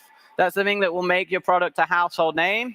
And it's the thing that will hopefully impact your family, your future generations, and millions of people around the world with your product, okay? So that's my little sort of story and a few tips to get us going. We're going to bring on the other experts now. We're going to do some questions about business, growing products, marketing, everything you may want to know, okay? So I'm very excited for this. It's very rare you get to have a panel of experts doing this sort of breakout stuff where we have questions pre-built and hopefully some time for some more questions. So let me introduce who we've got. So we're going to start and welcome to the stage Brandon, the CEO of Data Dive. Let's give him a round of applause, everyone. Brandon, come on up. Oh, never mind. We're not doing Brandon first. We're doing Amy and also Leiden. Everyone together. All right, let's give all of them a round of applause.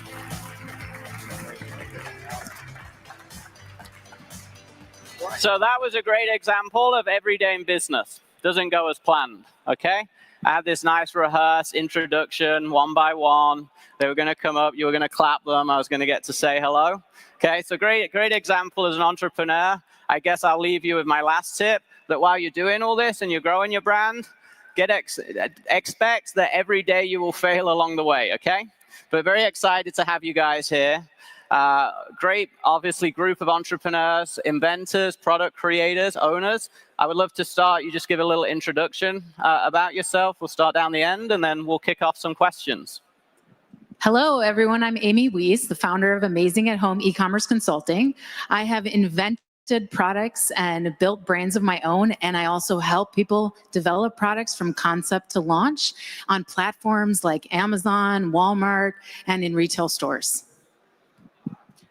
Hey everyone, my name's Leiden. I'm co-founder of Titan Network, a community mastermind for Amazon sellers. I also run a trip to China every October and April to the Canton Fair. I've been sourcing, selling, and building brands online for 10 years. My first Amazon conference was about 10 years in Vegas to the day. So, yeah, good to be here on the stage this time. I'm Brandon Young. I've been selling on Amazon since 2015 as well, and we've done over $75 million in revenue. Our brands this year will still do 15 million, but we've been teaching since 2018. We have a community of sellers, educational content. We have a software called Data Dive for Amazon sellers. We've helped hundreds of people become millionaires selling on Amazon. Thank you. All right, so we're going to dive into the questions, okay? So we're going to go for a few questions. Guys, I'm going to, maybe we'll all get to go, or if a couple of you want to jump in, that would be great. So first question, most important factors when it comes to scaling a business. I know that's a big open question, so maybe pick one or two of the favorite tips you have.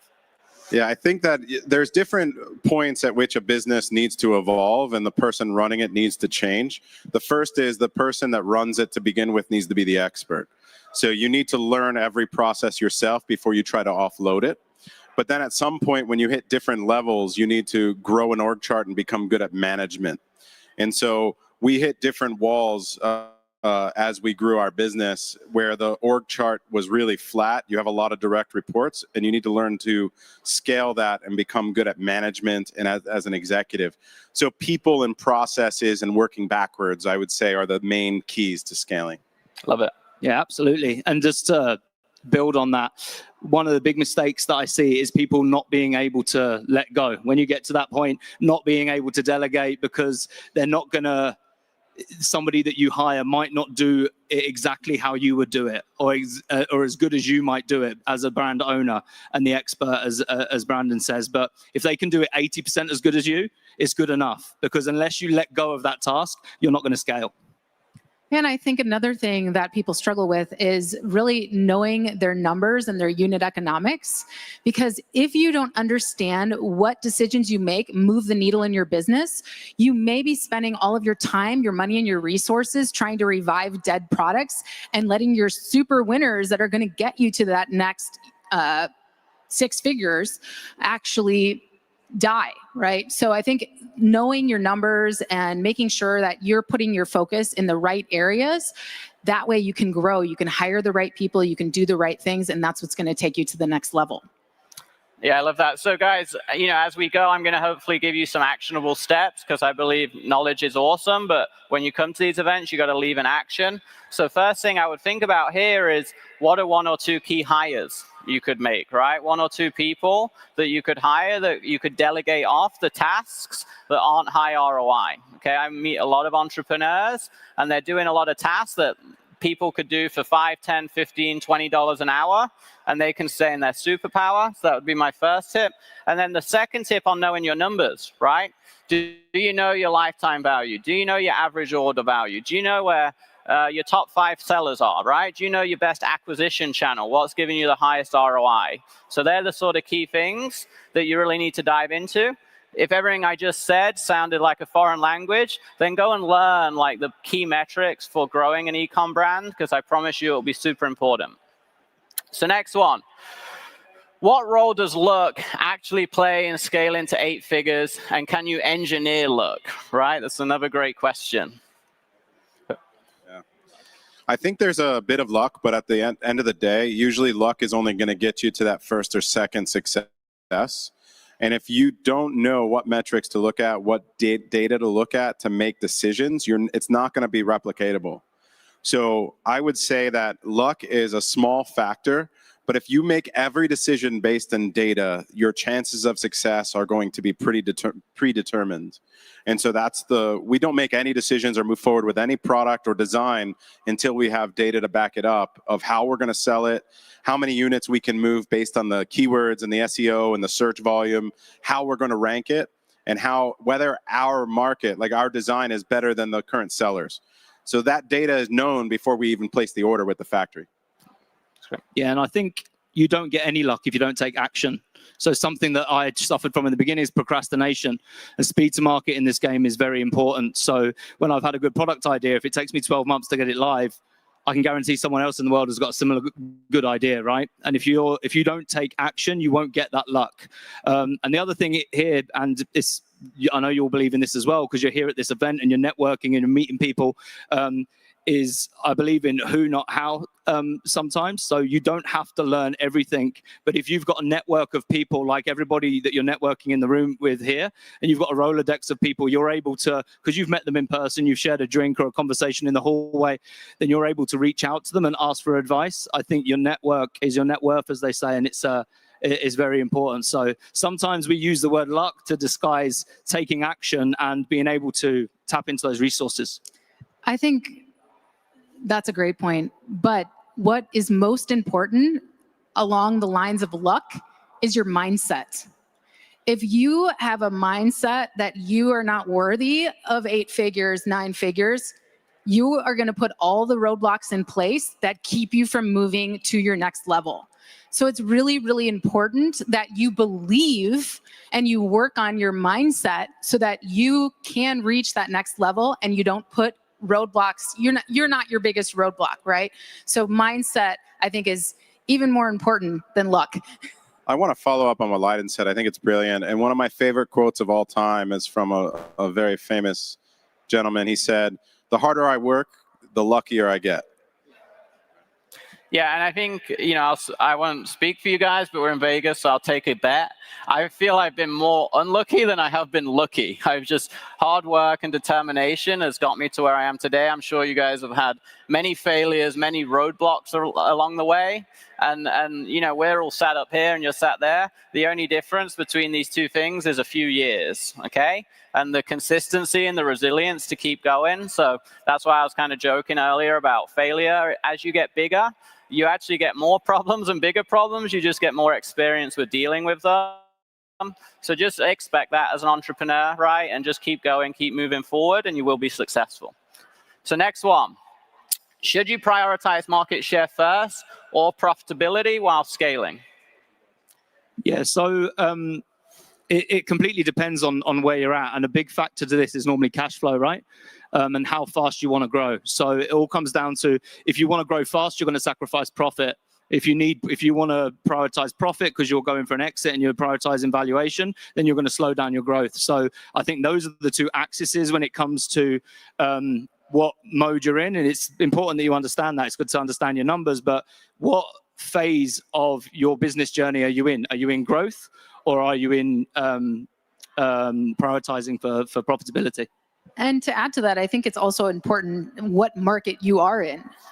How does your customer make buying decisions? What are your top competitors doing? You may be in a market where you need to prioritize organic growth on social media channels, and that might require you giving out a lot of samples. That might require you investing more in advertising in the beginning. You may want to grab more market share in the beginning and then be able to ride that organic growth and take profitability later. But it's really, really important that you understand your market and your customer and how they make buying decisions so that you understand whether or not you should be prioritizing profitability or marketing. Yeah, I think they're both spot on, and you can't prioritize profitability from day one. There are levers you have to pull to gain market share. Oftentimes, marketing for launches are far more expensive than when you're doing it later. And a lot of times, we're running advertising specifically on Amazon that is not profitable, but it's maintaining organic keyword ranks that drive a lot of organic traffic and sales, which make us profitable. And to Amy's point, you have I have students who are giving away 100 or hundreds of products every single month to influencers on TikTok, and only 1 out of every 400 videos is going viral. But that leads to thousands of sales and searches on Amazon, right? So it's a combination of being able to invest up front and knowing that you're doing it, and then making sure you're measuring the result of that spend. So you have to work backwards from your goals and your targets. Your organic rank might be your goal. If you're spending money and it's not moving the needle towards that organic rank improving, then you need to go back to the drawing board and understand what is the true ROI on this spend, right? Yeah, and I think just for you guys, that links back to what I said. Remember the Apple analogy, right? The lifetime value. What you're hearing here is, Apple could sell an iPhone and lose money, right? Because you all told me, or said in your head at least, you're going to spend 5, 10, 20 grand in your life with Apple. Okay, if you don't have that, then it's going to be harder for you to lose money up front, okay? So having that ecosystem is important. And then the way I look at it too, an easy way is if you're getting funding, right, private equity, or you have millions in the account, you can scale more aggressively, right? You can focus on acquiring the customer and market share. If you're a solopreneur, you've got to scale a little slower. You've got to be a little leaner. And then you've really got to start compounding your money back in. So when I grew my first business to a few million, I was reinvesting every piece of profit to acquire more customers, because I know over time that will snowball into a bigger brand. Okay, so next one. should you take profit distributions during scaling or reinvest it? Maybe I spoiled that question a little, but you guys go ahead. I think it is a fundamental thing to pay yourself first. It is important, but to the same level, you may have different goals in your business and you have to know your numbers. You might not have the resources if you're trying to grow really fast. You might not have the resources at this time to take profit distributions just yet, right? So I think it really depends on, it's an individual basis kind of thing, your goals and what you are trying to shoot for in your business and whether or not you're able to do that. Yeah, I think a lot of us would have loved to have taken dividends from the get-go, but I think most people in the room here have reinvested everything into their business, right? And I think it comes back to that balancing act that I was talking about earlier. It's like, if I take money out now and don't invest into new product launches or whatever, you're going to grow slower, which is okay. Everyone can determine how fast they want to grow. Normally, everyone's cash flow determines on how fast they grow, but you just you're cutting down your cash flow by taking money out. So it's a personal decision, as Amy says. Yeah, and I've always been bad at taking distributions for myself. I've always just reinvested everything I could. I've spent millions of dollars on our software on Data Dive out of my own pocket, mostly funded by our brands. And it's, on paper, my net worth is really high, but if you go look at my bank account, it's not, right? So which one do you prefer, right? Eventually, it'll materialize. Yeah, and for you guys in the room, a big part of that is understanding, we talked about this earlier, the goal, right? Are you, hey, I'm going to build for 10 years, take no money out, and try and get a 50 or 100 mil exit? Great. Or do I want a lifestyle business where I make $1 million a year, 50% net, and I just keep it there and take the money? So there isn't necessarily a right or wrong because it's so dependent on the goal. And I think that's what you should all be clear on. And then most importantly, and hopefully you agree, not just you clear on it, the staff in your business too.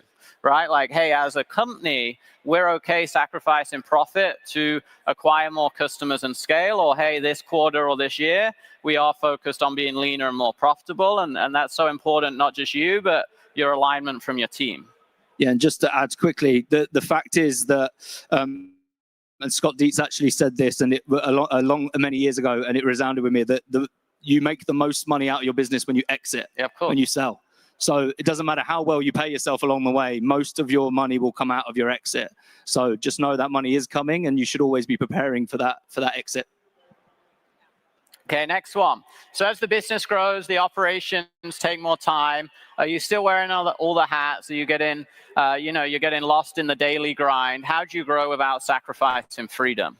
Yeah, I love this question because the mindset that I try to put in front of all of my students is that when you're starting a business, it's not that those jobs and roles don't exist. You still need to draw an org chart.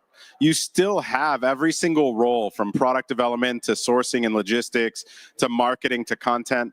And your name is just in every seat, right? There's still a KPI that you need to hold yourself accountable to. And as you scale, to your point, what are the people you need to hire? And generally, the best advice is that you will hire the people that are going to outperform you in that seat. Regardless of what you love to do, if someone's going to do it much better than you, as you scale, you should get someone in there to sit in that seat instead of you, right? And then that's how you can learn how to scale your business. And no, you shouldn't be wearing all of your hats as you pass 7 figures and grow into mid-7 figures. You should be hiring key people.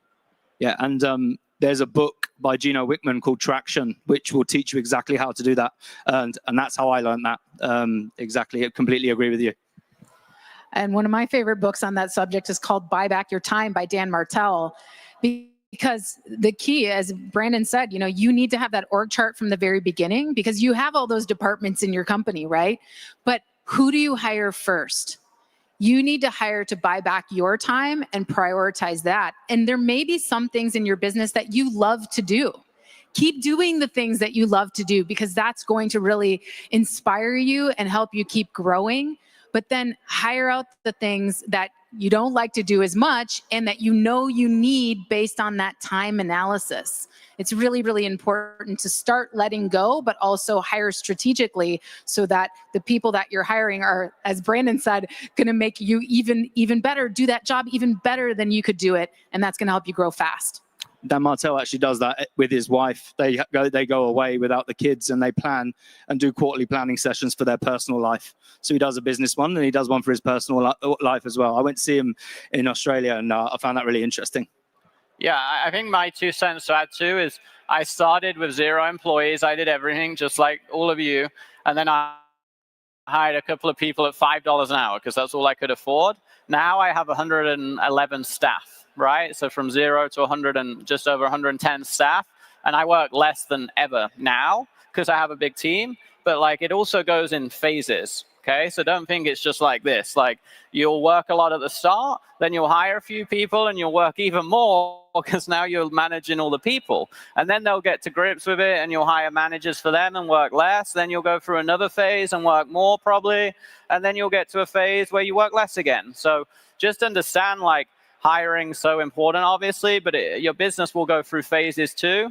And ultimately, again, you can decide, right, how fast you grow and how fast you hire and onboard. Okay, next one. So main obstacles when you're trying to scale the e-com business beyond 6 figures, right? An example, right? Increase the ad budget, but revenue stalled. And how do you scale past those plateaus? We sort of covered it. The delegation piece is where I see it mostly in Titan Network. Tends to be around 3 million. Mm-hmm. When people hit about 3 million per year, it tends to plateau at that point. I see that a lot. And it's some level of delegation and hiring has happened, but it's letting go of those things that you really don't think that someone can handle it for you. I struggled with it as well, and when we got to a huge team like yourself, I was still doing the salaries. It's taking two days out of my month to sending salaries because I didn't want to give someone else bank information. It was stupid. We had to hand it off, right? So the delegation thing is a big one.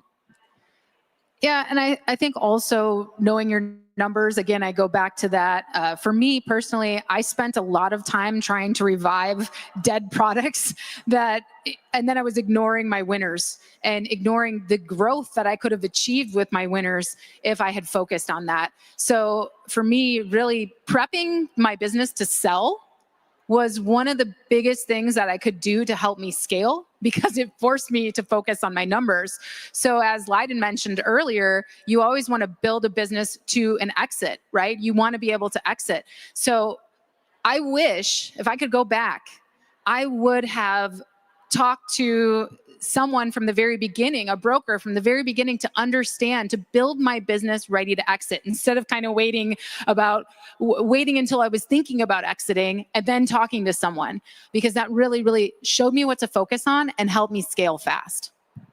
Yeah, identifying what levers you're pulling in your business every quarter is important. And most people, most entrepreneurs, I would say, have some form of ADD or shiny object syndrome. And it's very difficult for us to stay focused. And so there's a few exercises that I went through, and I know that we're spending a little bit more time on this, but one is you need to know what success looks like if you pull a certain lever. So if you have an idea of what you're going to do the next quarter or 3 quarters or 4 quarters, what does success look like from a revenue and profitability standpoint? And if you do that for every potential idea and just get it out of your head and onto paper, you'll know what the most important levers are that you should be focusing on, and with the least amount of effort, get the most growth in your business. Now, for Amazon sellers or brand owners, generally it's launching more products. More products you have, that's the #1 lever for growth in your business. But you need to know how many products you need to research to even do it. So boil and work backwards from that goal and know what resources you need to pull that lever, and then boil it down to a leading activity. So know what you're going to do every single day. And, what I like to think of it as an input to an output. So my input for is product research to launching new products. The more research I'm doing, the more products I'm eventually going to launch. Because the more samples I'm going to order, the more development I'm going to do, the more launches I'm going to do. So work backwards all the way down to a leading activity and know what resources you need to pull that lever. I love that. What gets measured gets managed, right? Yeah, I'll add one more sort of separate spin to it, is the acquisition channel, right? I've seen so many, yes, I see a lot of businesses plateau at 2-3 mil, and a big part of it is systems and operations and changing how you operate as a CEO. But then I also see so many businesses get stuck at 6 figures or mid-6 because they'd never really had a way to acquire customers. They had one big affiliate, or they had one thing do well on Google or Amazon, but it wasn't scalable to tens of millions of dollars. So I'm always looking at what is the acquisition models that are almost infinite, right? So I can just keep scaling this and scaling this. And I think until you have that, that should always be a big goal, because until you have a scalable business that can keep going and going and going, you're always going to get limited by an external factor, right? How many keyword searches are there on Amazon? Or do I get knocked off the top of Amazon? Or does this affiliate or influencer get bored of this product and move on to something else? So as an entrepreneur, always keep focused on how can I build those acquisition channels to get more customers. Okay. So product alone won't win. Your message to market matters, right? And I would argue these days your branding and how you position your product as well. So how do great 8-figure brands define and refine and communicate their unique positioning? Yeah, I think if you try and sell to everybody, you're selling to nobody, right? So it's really important to understand your customer and build an avatar, and then sell directly to them, use their language and sell directly to them, and then release a suite of products to serve that customer and speak directly to them. And then on the other side, after you just said your last thing, if you go too niche, you might plateau because you've gone too niche with the branding or the avatar, and there isn't enough products to be able to launch in that brand as well. So just understand that in the beginning. It's good to go very niche and understand the customer. But yeah, if you go too niche, then you will hit a ceiling because there's not enough stuff you can launch and to serve them. And I think it's also important to know your market and know where your customer shops and how your customer makes a buying decision. Because what I see a lot of entrepreneurs do that spends a lot of money very fast is they try to launch on all the channels. They try to sell to everybody. They spend a bunch of money on meta ads, everything else, and suddenly they're out of money and they haven't grown at all. So as Brandon mentioned earlier, you need to know what are your goals and how are you going to measure to lead up to that goal and what's going to move the needle for you. Don't just try to throw spaghetti at the wall and see what sticks. Actually do a competitive analysis, understand your market, understand where your customers are buying products, and build out the bottom of your funnel first. Really direct it to that niche audience, build out the one channel first that's going to make the most of your sales, make sure you're maximizing that, then make strategic decisions to grow instead of just trying to spend money everywhere and thinking it's going to solve the problem. Yeah, they're both spot on. I would just say benefits over features, right? Like someone buys something because it's going to solve a problem for them.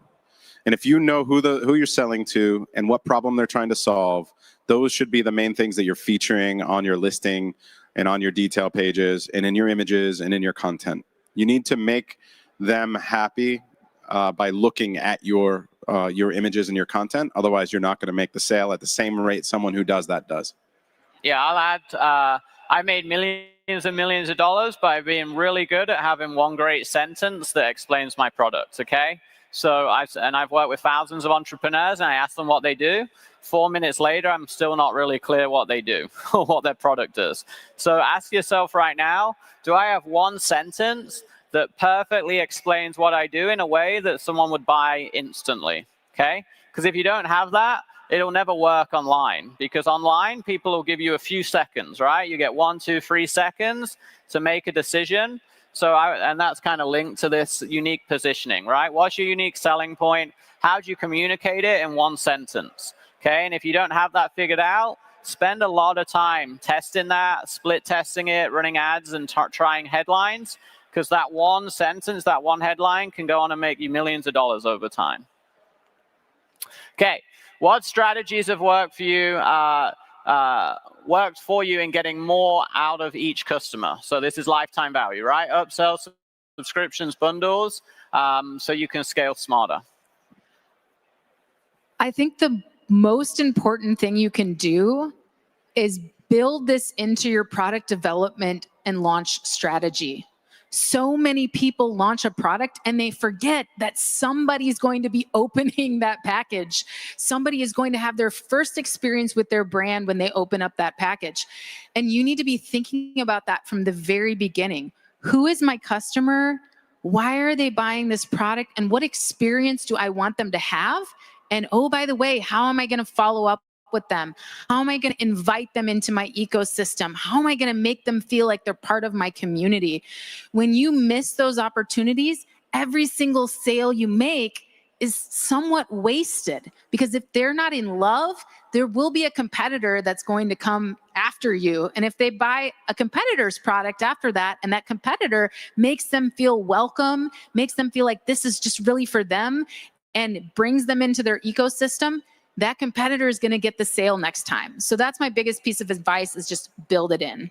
Yeah, I completely agree. And something as like a tactic or a hack that you can do with that is like the unexpected gift, which is what we like to do. So with that first experience when they're receiving the product, if there's something free in there, or we did this with an eco-friendly yoga brand that we had, we let them know that we planted a tree with some of the proceeds from their purchase to help with deforestation. And that's what a lot of people do with that, is advertise it as a way to acquire the customer. If you stop using it to acquire the customer and do it as a surprise, it pushes your review rate up, and people get an amazing experience. They're more likely to come back to you because they weren't expecting that free gift. Yeah, I think we teach strategies around variations, bundles. You bring someone in usually with your lowest cost offer, the one most likely to get your clicks, and then you can upsell them on a 2-pack, a 4-pack. But getting them back is all about the experience, the insert card, how you speak to them.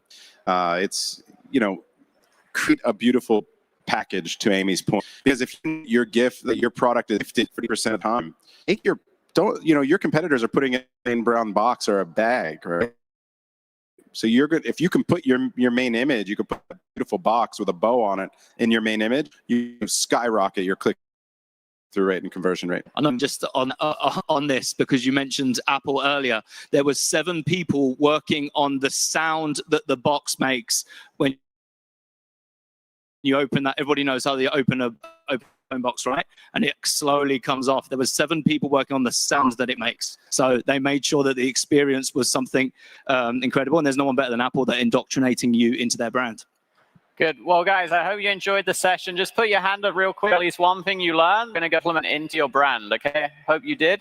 If not, come grab us and we'll keep teaching you until you have at least one thing, okay? So like I said, I'll be around all 2 days. Any questions, come let me know. I'm sure these guys will be around too.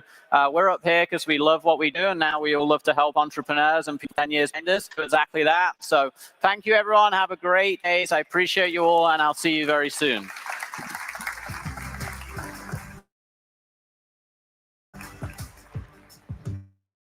All right. Thanks. That was great. Honestly, I'm surprised the stage didn't collapse under the weight of all that revenue, guys. 8 figures is a lot of figures. Listen, Kickstarter's in the building, guys. So put your hands together. Kickstarter's in the building. We love Kickstarter. They're a great partner of ours.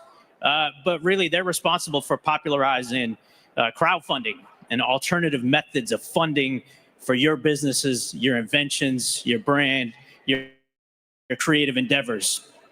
So we love the pitch competition that we've got going on over here. And we've got 3 amazing, successfully funded Kickstarter business owners that are going to take the stage today. And they'll be joined by the CMO of Kickstarter, Courtney Brown Warren. So Courtney, please bring your panel onto the stage.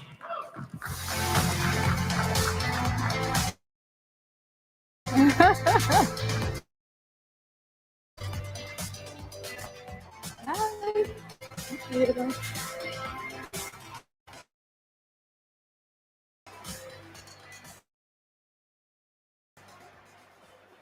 everybody, I'm so excited here. This is my first CoCreate.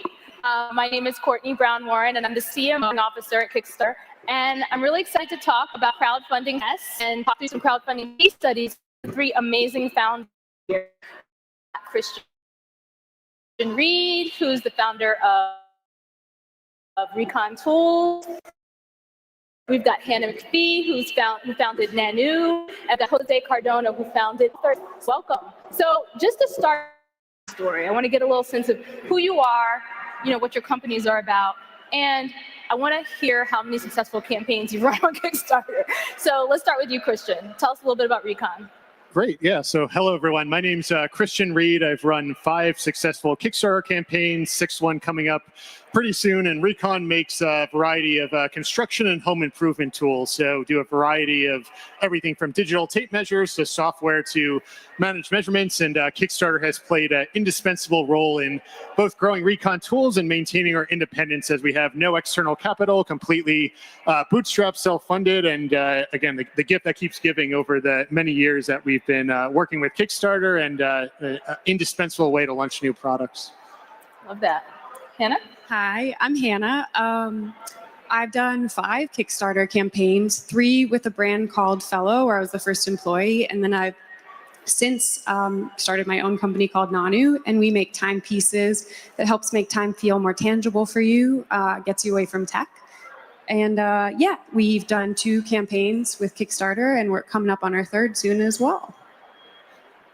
Hi, my name's Jose Cardona. I was an avid Kickstarter backer. I've had over 20 projects that I've backed over the years, and eventually that led me to start my own projects. I've launched 3 successful, not 5, 3 successful Kickstarter campaigns around this company called Authoring Company, where our goal is to create a lifestyle brand for people who really love reading by combining technology and literature into moments in our everyday lives. So let's talk a little bit about market fit and how you even realized that Kickstarter was something, or crowdfunding in general was something that you wanted to pursue. You know, Christian, when you think about your company, you're kind of B2B, you know, it's not just, it's B2B to C. So you have builders and pros that you work with, as well as, you know, just the consumer that's buying your wares. But what was the moment that you knew that there was a market for what you were doing? Kind of like, what was that moment? And then the second part to that question is, how did you know that crowdfunding was going to play a part in that? Yeah, so Kickstarter, in retrospect, and can share the origins, is a gift that keeps giving with it. So a lot of the lessons and growth we've had at Recon have not been intentional. They've been, you know, doing things that we think made sense and turned out to be the right thing later on with it. So, you know, to highlight that to the full level, we launched our first Kickstarter really as a side project. We were not fully intending to start a company, leave our full-time jobs, where we actually worked at another Kickstarter origin company, Formlabs, where we made desktop 3D printers, and did it as a side project. And then when you look at a campaign take off, and we had launched in 2020, so some uncertainty around COVID, what that meant. But when you see the ticker keep going up and you wind up with $1.2 million, you start to question of like, hey, is this a side project, or can we turn this into a full business with it? So I think that was certainly, you know, both validated the market that this concept, and then we transitioned from side project to how do we make this a full sustaining company and grow our portfolio, core mission, and everything associated with it. But really the idea that, you know, not only did Kickstarter help validate the idea, it gave us funding and allowed us to avoid the traditional route, which is ingrained in our heads, which is get external capital or get venture backing, which comes with its own drawbacks. And maintaining independence certainly has been a great, you know, comes with its own set of challenges, but certainly a great way for us to be able to progress without the overhead or pressure of going away, which may not be true to our mission at the end of the day. Yeah. Hannah, you have a little bit of a different story, though, because you did run Kickstarter campaigns with Fellow, and then with your current company, you decided to also run Kickstarter campaigns, but you've also looked at traditional institutional backing. You know, can you talk a little bit about the pros and the cons and how you might supplement other types of financial backing with your crowdfunding campaign? Yeah, so for a little more background, Fellow did 3 Kickstarter campaigns, had some angel funding, and then now has growth equity. And then Nanu, my business now, has 2 Kickstarter campaigns, a little bit of bootstrapping, a little bit of angel investing, and also inventory loans. So I think we've done almost every possible type of financing imaginable.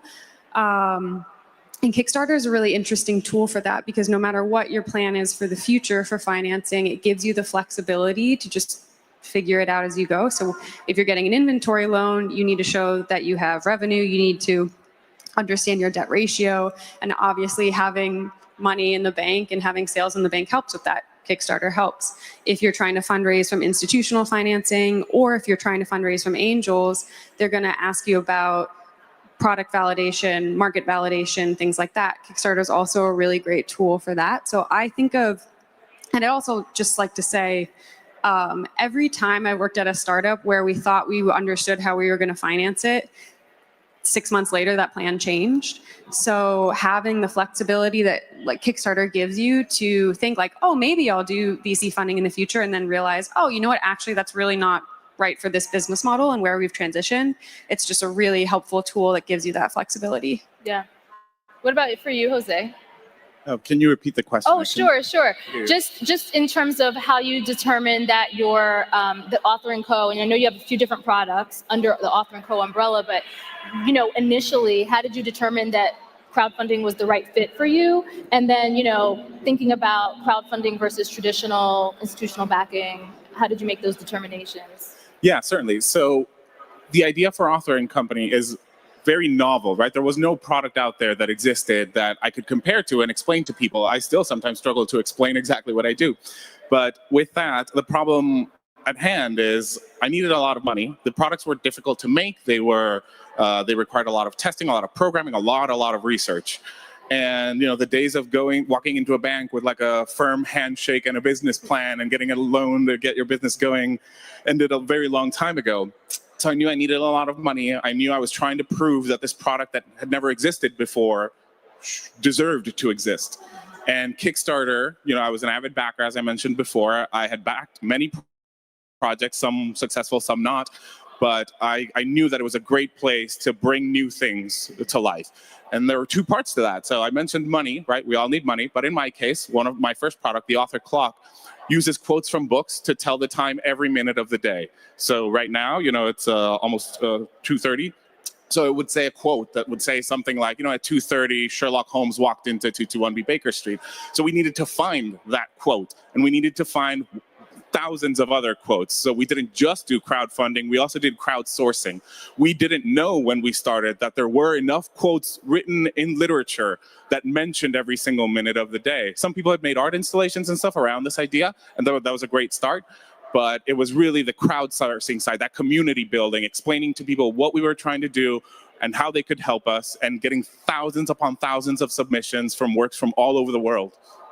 So you just touched on something, the community building part. And I think that's the piece that people just think of crowdfunding and it's like, oh, I need to get some money, I need to fund my business, and then that's it. And then I just fund my business and move on. But there's a piece to this that I want to talk a little bit about the playbook, because you guys have come back. You've come back repeatedly, and you've seen crowdfunding work for you. What's the playbook? Is it about building the community? Is it about ways to just continue to get funding? Is it a little bit of both and more? Can you just talk a little bit more about that with all of you, but start with you, Christian? Yeah, I generally think of three ways that crowdfunding plays a role, which differs from initially to start the company, and then how does it play a sustaining role of why we keep coming back to it after 5 years. The first is from a financial perspective, hardware is super capital intensive. Anyone who's made a product know that there's money associated with it, and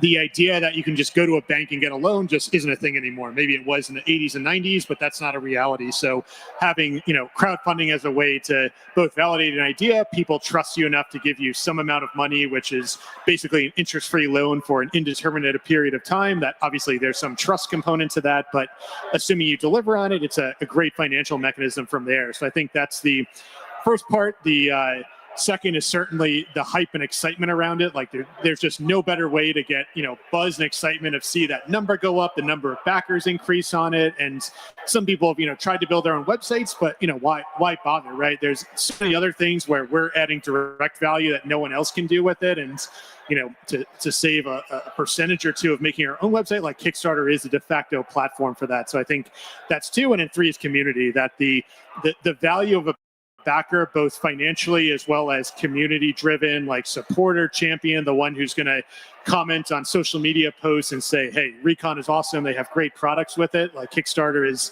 200x what any other, both in terms of engagement we have with them, feeling a part of the community. So just really indispensable in that regard. And I think that's what keeps us coming back now for our fifth campaign at Recon, and what continues to make it indispensable in our growth as a company. Yeah. What about for you, Hannah? Do you find that the community really helps to continue to build your brand as well? Yeah, so I think of Kickstarter as a finance tool, a marketing tool, and a design tool. We talked about finance. On the marketing side, it can help catapult your brand in front of a bunch more people than you might otherwise be able to afford, because at this point, most social is pay to play unless you're getting a viral moment, which is really hard to do. But then the design element, which really, I think marketing and design overlap quite a bit, is I think where Nanu does the best. So we both on social and Kickstarter have done what's been called built in public. So we're very upfront about what we're thinking, what we're doing next, what we're struggling with. And backers are an incredible resource for just giving input on like, hey, don't do that. Or maybe like, I actually like this color better. And they're really opinionated. And obviously sometimes that can be frustrating because maybe you have a different opinion than them. But I think it's a pretty amazing gift to have a pool of thousands of people that are really on board to help you create a product if you're willing to share that experience with them. And it also helps you unlock some really, different interesting things about your product. So for us, I think we have a couple different special sauces and how tactile and delightful our products are. And we've sent our products out to our Kickstarter backers as beta testers. And they've given us really great feedback on wow, that just feels like magic every day for me. And I think that's been a special sauce for us for just making really good products. And Jose, what about you? Yeah, I think that community building aspect has been enormously valuable for us. We've started to launch more products now, and we see that loyalty of customers coming back. They met us back when we were really scrappy. We just had an idea, sketches, a little prototype that we had made, and now they understood the vision. They have been through the journey. They saw that authenticity. They really believe us when we tell them we're going to do something now, and they trust us again and again. And online, we all know how harsh social media comments can be. The YouTube comment section, we were just joking about that backstage. And it used to be early days, and we'd get these harsh comments from people. What's the point of this? Why are you doing this? Why this is too expensive? I don't get it. And we'd have to always well, this is the idea behind it, and might not be for you, and so and so. But now we just find that by the time we reach that comment, there's already been half a dozen people who backed us originally, and just have already kind of answered for us, defended us. And someone on my team said something like, we love all our customers, but equally, but we love our Kickstarter backers more equally than others. Yeah. But it's the brand advocacy, right? I would say they become brand advocates, and without necessarily even knowing that they're being a brand advocate. Yeah, absolutely. And they talk about us to their friends. They present it. They repost what we post. They want to be there when we talk about events that we're doing or things that we're launching. It really is that community that has come together through these products and this sort of shared story, and in our case, a love of literature. Yeah, I think that's the secret sauce that some people don't realize. When you think of crowdfunding, you don't realize, especially with repeat campaigns, that you really build out this very hyper effective community, and the brand advocacy that you get from the community is great. So continue to talk through the playbook a little bit, the playbook to success. Christian, you've raised over $8 million on Kickstarter and in crowdfunding. So clearly something's working, you know what you're doing. What's the secret to your success? Are there elements to your campaign strategy, things that you think about that you think you'd want to share with some of the folks here to maybe say, if you're thinking about doing this, or if you've done it before, these are the things that I found to be super successful for us? Yeah, I think like many things at a startup, some of it is by design, some of it is by the shotgun approach of trying a bunch of different things, and other is a combination of luck, timing, intelligence to figure out the right thing and happening to do it at the right time with it. So Recon started at the time that TikTok was taking off, which completely changed what was previously dominated by the Instagram story, a nice curated collection of aesthetic photos, to TikTok, which is, as anyone who's ever been on, the Wild West of short format videos. And I think that's something that we were an early adopter, an early investor on, starting in 2020, of just making short format videos. And now to today, if anyone, follow us on any, social platform at Recon Tools, and we have literally 1.3 million followers on TikTok, close to 1 million on Instagram. And that's the gift that keeps giving with it, of just community and content creation. I think I talk to a lot of people about crowdfunding, starting a company, hardware, software, and the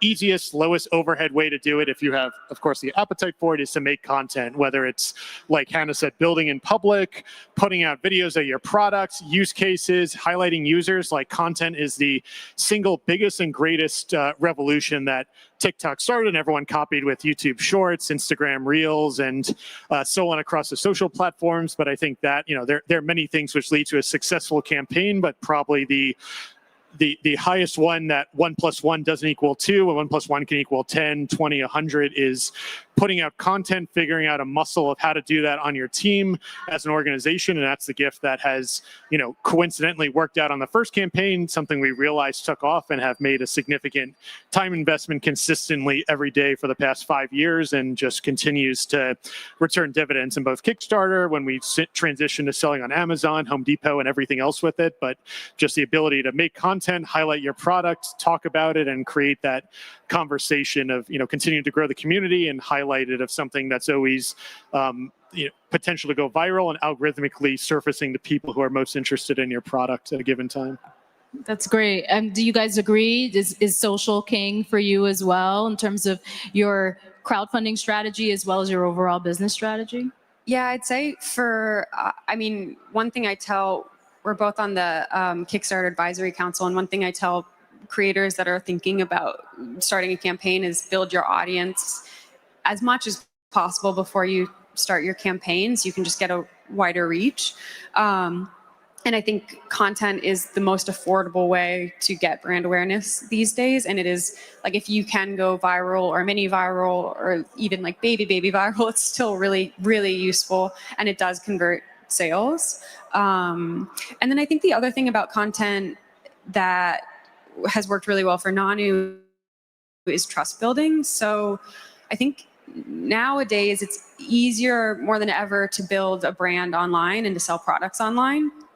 And it's also really easy to, maybe not easy, but it's easier to create beautiful marketing. And I think a lot of consumers are really burnt out on purchasing a product from a brand that makes beautiful marketing and then receiving the product and it just does not deliver on what they were promised.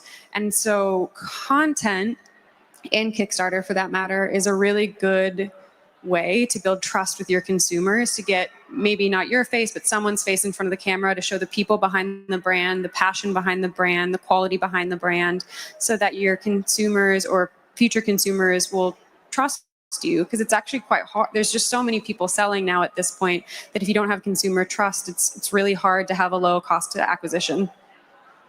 Jose, do you agree? Yeah, certainly. I think one of the biggest mistakes people make is launching into a vacuum. People, we're creators. Some of us are designers or engineers, and we're really, really focused on the product. One of the best pieces of advice after going on a spiel over my product and the details and why it was amazing, this friend of mine who's a marketer was like politely nodding, looking at me while I kept talking about all these details. And at the end of it, he told me, "That's great, but no one will ever care about the details of your design as much as you. So you need to stop focusing on those details, and you need to start thinking about your marketing, your social media presence, and you need to make sure that the day that you launch, people know how great your product is, as opposed to like waiting and just hoping that these people come to you naturally."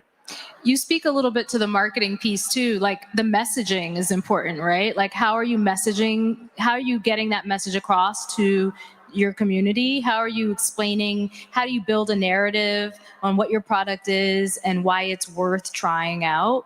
I feel like Nanu does a great job, Hannah. So does Author and Company. Like, just because you guys are in that kind of like design, creative space, can you talk a little bit about how you figured out how to find your sweet spot there? Because that's not easy.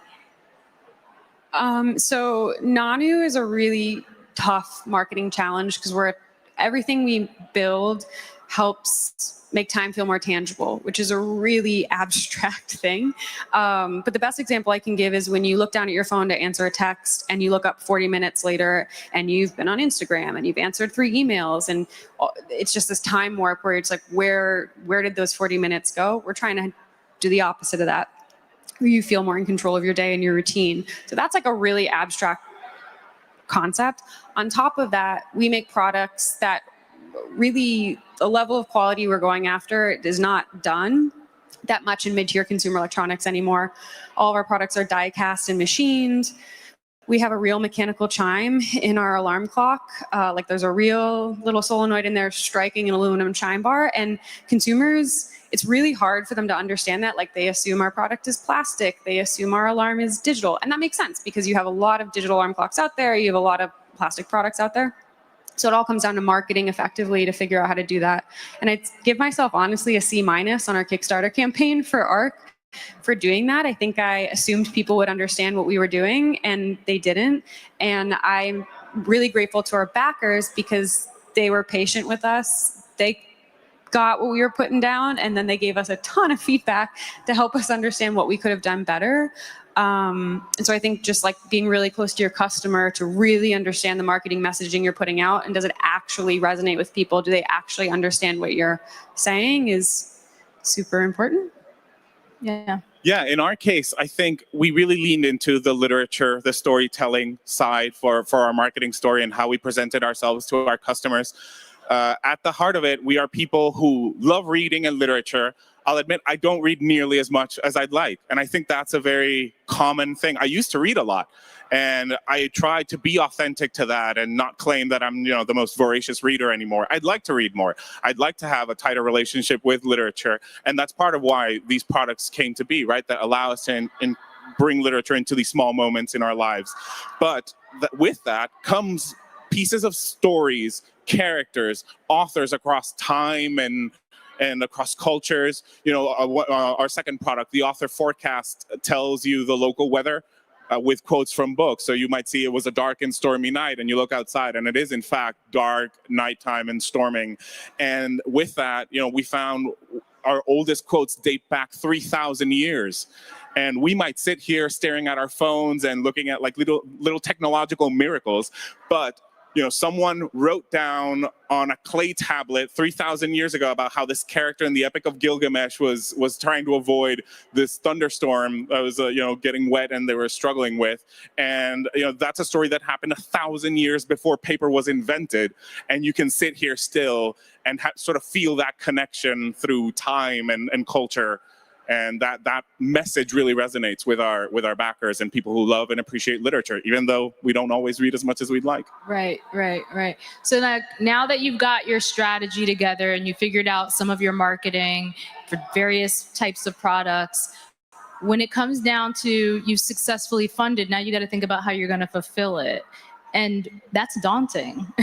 And I'm sure a lot of people here think about that in terms of just customers, orders, how they're fulfilling. When you have a Kickstarter campaign, you've got all this money now and a lot of very excited backers who want to get their stuff immediately. How do you reconcile that, and what tools and resources do you use? I'll start with you, Christian. Yeah, so I think I was a little spoiled, and when you graduate school you come out all high and mighty that I notionally know how to injection mold, I notionally know how to do this, and then you get crushed in reality with it. And I think competing with that is the idea of working for a flashy brand like Apple or Tesla, but you realize that that's a subsidized experience of manufacturing a product there because everything's already figured out. So by myself working at a startup, Formlabs, there's a lot of we don't know the answer, so figure it out. So that to me was a 5-year education on how to make a product and led to a lot of success that we had at Recon, which I think everyone learns at some point involves a little bit of networking and a lot of just hustle with it. And I think, obviously the namesake of the conference, Alibaba, is generally the gateway to starting something new. When you have a product, a lot of times, the pieces of I need to make this part, this needs to be kind of a die cast, this needs to be injection molded, I have an e-paper screen on my product with it. You notionally know that, and Alibaba's a place who makes this? What's out there with it? So you start there and then start to work your way down the rabbit hole, find the individual components, figure out how to integrate them together, what quality is going to burn you on the back end of putting it into a product, and figure out. And I think, A, it's not more complicated than that, and B, it never gets easier, right? Having now shipped hardware products for close to 15 years, you always think A, I'll figure it out and it'll be easier, or B, if I raise a bunch of money, I'll hire someone to do it. Neither of which is ever true. Those people don't exist. They're unicorns. And B, it never gets easier. No matter if it's changing the color, a few Pantone shades on a packaging, or an entire printed circuit board is not working. It's always painful. It's always teeth pulling, and I think you just have to accept that. But having tools and having a gateway to the best place to manufacture anything, which is still, despite tariffs and the rhetoric in the media, China is having a gateway to access that entire network and start the conversation has been invaluable since we used that Formlabs 10 years ago, and invaluable today when we source a new component or supplier capability of starting to search and then going down the rabbit hole to see how do we now integrate this into the product we're trying to make. Yeah. Hannah, you have a different type of product. So how do you source, and how are you finding materials and all the different pieces that you need to fulfill and build? Yeah, so my co-founder and I had both been in hardware for almost a decade before, so we had contacts in China that we just knew personally. Like, we'd been to their birthday parties, we'd been to some weddings, so that was pretty cool. Alibaba's been really helpful, though, in terms of just having exposure into pricing for different parts and being able to compare and contrast, because sometimes it can be a little bit of a black box with manufacturers of like, how much am I paying for the part? How much am I paying for labor? How much am I paying for assembly? And we found Alibaba to be really helpful of just understanding pricing and just like where the market is at for different parts. Having said that, almost all of the parts on our alarm clock are custom made. So we did make that really difficult for ourselves. But always having a marketplace that you can just gut check things on is super helpful. And then I think one thing that I like to always impart on folks is we go to China quite a bit to build in-person relationships with our manufacturers. That's not always possible for everybody, but I think no matter where you're sourcing, it's really great to, and I think Alibaba is a good portal for this, to build a relationship with your factories and with your vendors, because they're people at the end of the day that have their own business and their own woes and concerns, and just like meeting them at a human level and getting to know them, I think is really useful to just help figure out fulfillment and the whole logistics pipeline. Yeah. Now, somebody told me you have an engineering background, Jose. So did that help you when it came to figuring out how to fulfill, source? I've talked to other creators, and sometimes having some of these logistical backgrounds, I mean, like Hannah mentioned, she was in hardware for 10 years. Christian also comes from, but like, if you're not coming from that place, how would you start, but you come from engineering, so maybe that did help you. I don't know. Tell me. Yeah, so I was a very, very sort of traditional mechanical engineer. I worked in aerospace, and then I worked in nuclear engineering for a while. And then eventually, when you do that kind of work, you find that you might spend your entire life building one of something. And I just got this itch that I really wanted to make like a million of something. I really thought it was a very, very different problem set. Those industries are very, very slow. They're very, very regulated, which is great. I'm glad that they're very regulated. But that wasn't really what I wanted. I wanted a more fast-paced environment, a place where I didn't just own one bolt in one piece of one part. I wanted to really have a lot of ownership, and that brought me to mass production and product design. So early days when I started these, my first product didn't have any electronics, and I used Alibaba. What I did was I found suppliers who made products that seemed to have a similar skill set to what I needed, right? They weren't the exact same thing I wanted, because I wanted a custom thing. But I could tell someone who can make this can probably make my idea as well. And that original one, it was like the spinning device that, showed off some unintuitive physics, of a very engineering-y thing.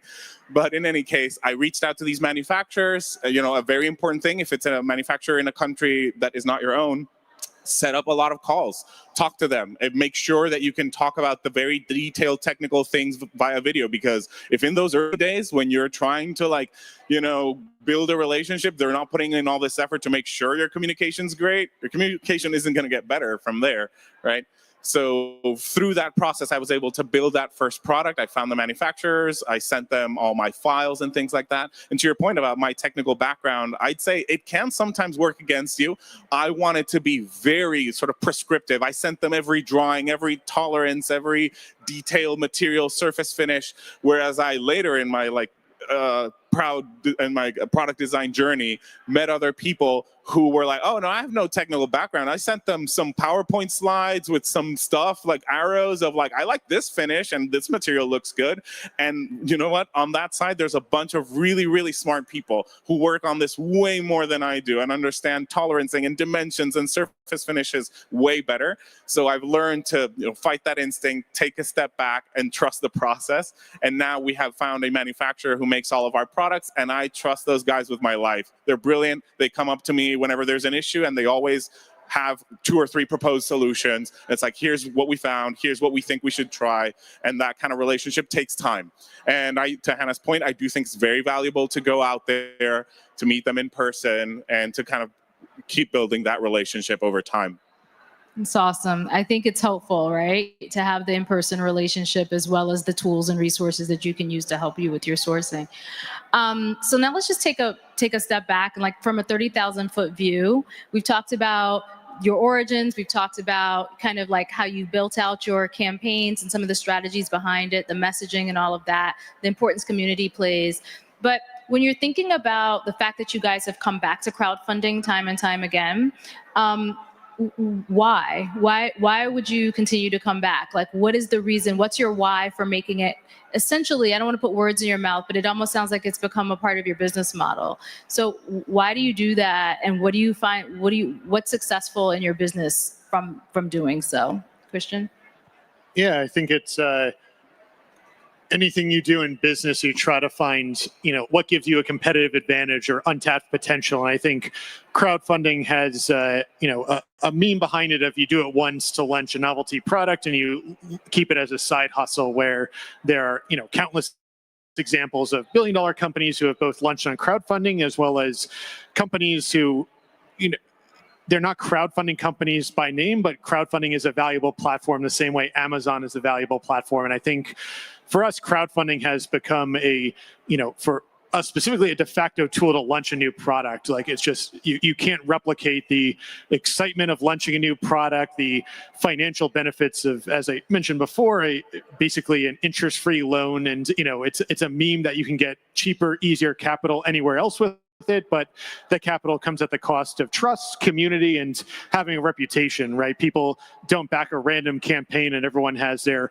horror stories on crowdfunding, which is offset by the successes and ones that have grown, sometimes even behind the scenes, right? Like, not many people know that, Peloton started on there, Oura Ring, these, household names now that all started on Kickstarter or crowdfunding that are taken for granted, but started on there, even if they were VC backed as well, right? So not everyone has the same purpose for there, but both the validation community you could build up, and for us, a recurring tool to both build community, raise funds, and build up that pre-excitement hype it can't be replicated somewhere else. And again, for any company trying to get a competitive advantage, it's just not everyone knows about it. So again, it's a hidden gem that's there for the taking. Again, the barrier has never been lower to make a crowdfunding campaign, but just not many people are diving in and trying to take advantage of it to its fullest extent. Yeah. What do you guys feel about that, Hannah?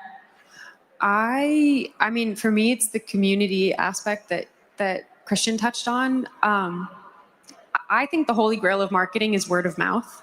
So that like beautiful moment when 2 friends are sitting in their kitchen and one says, I have this amazing product that I got off of Kickstarter, and it's changed the way I wake up in the morning, which is like obviously what I hope people say about our alarm clock.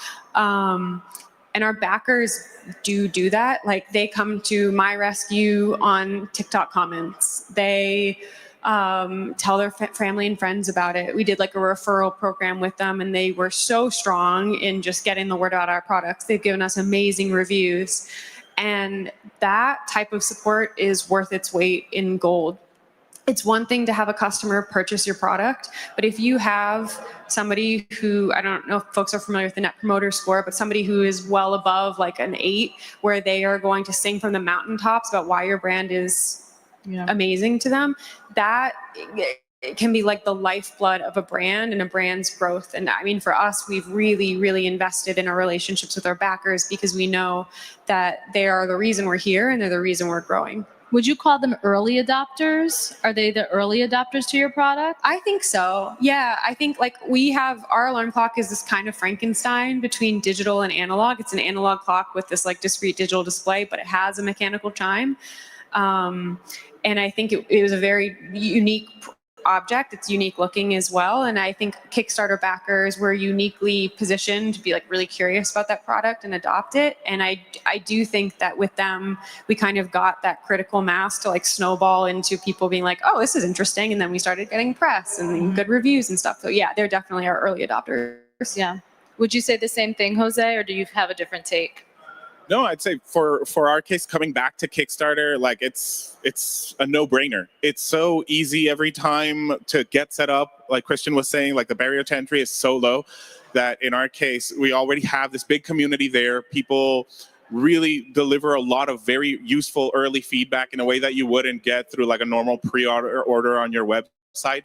And above all else, Kickstarter backers are far more understanding and knowledgeable than the average consumer, I would say. They are very interested in the details of your journey. They understand when you explain to them why something is delayed or why something is not ready yet. So yeah, we plan to keep coming back. That's awesome. So in our last few minutes, I want to do like a quick lightning round of like just advice to entrepreneurs, advice to crowdfunding. I'll start, since I've been starting with Christian, I'll start with you, Jose. What's your advice that you would give an entrepreneur who's thinking about crowdfunding or maybe thinking about coming back and just thinking about starting? So I think this is general to all entrepreneurs. You're gonna have bad days. You're going to have days where you really don't know how you're going to get out of this situation. They don't come that often, but it's all about your frame of mind is what I would say. I used to really struggle with this. I used to let it ruin my day or week, and it was as soon as I fixed one problem, I felt like another enormous one came. And now the way I think about this is when everything's going well, I barely have a job. Like, I'm sure I'm trying to find new customers. I'm trying to like maintain the relationships and do forecasting and inventory and all that sort of stuff. But anyone can do that. That's almost maintenance. My job begins the days where things go wrong. And having that frame of mind has allowed me to sort of, you know what? I got a terrible email from my manufacturer saying that so-and-so component is delayed or such thing was installed incorrectly. Sit down. All right. It's time to get to work. This is where my job begins. Yeah. What about you, Hannah? I would say it takes a really long time to build a brand. After going through it with Fellow, they're 12 years old now and doing great, and Nanu is in its baby stages. It takes a really long time to build brand equity and to get a following as well. I mean, if you're early on TikTok, that does help. So I would say it is never too early to start creating content and start building branding content, even if you don't have a product yet. So we started on TikTok actually taking apart vintage clocks and refurbishing them. We did not have a product yet, but we knew the direction that we were going. And that just helped us connect with an audience that we thought would be interested in our future product.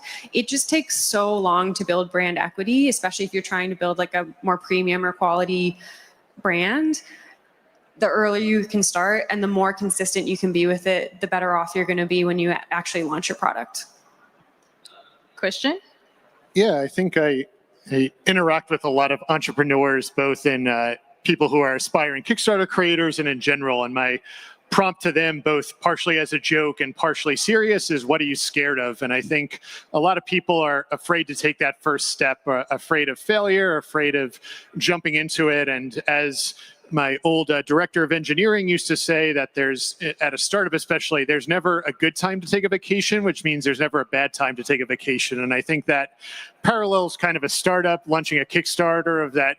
If you're looking for an excuse, you'll find one. Hey, I'm waiting to buy a house, start a family, wait till my kids are in elementary school, high school, college. And if you have that attitude, it'll never happen. It'll just continue to drag out and be one of those conversations that people around you encourage, but you're afraid to take that first step with it. So that's generally my advice of asking, what are you afraid of? And just send it, right? And again, it's not, people sometimes assume like, oh, that means quit my full-time job and do it. But we set the groundwork for our $1 million+ campaign working a full-time job. So Yes, that does mean working, double what it normally would, but is a risk mitigated strategy. So I'm not encouraging people to, full send it and quit their job, but there are many progressions to get there with it. And a lot of the hangups I see are people who are afraid to take that first step. Once you're into it, it can really quite literally change your life and open the sky, but only if you take that initiative versus spending the rest of your life wondering what could have happened, what could have been, or how it would have turned out.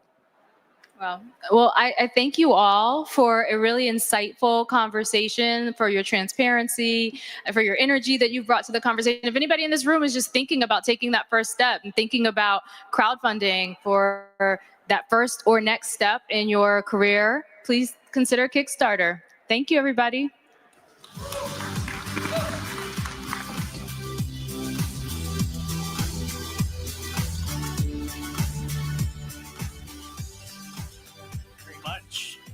I've been known to back a few Kickstarters myself, so I'm getting the itch to jump on there and start doing it again.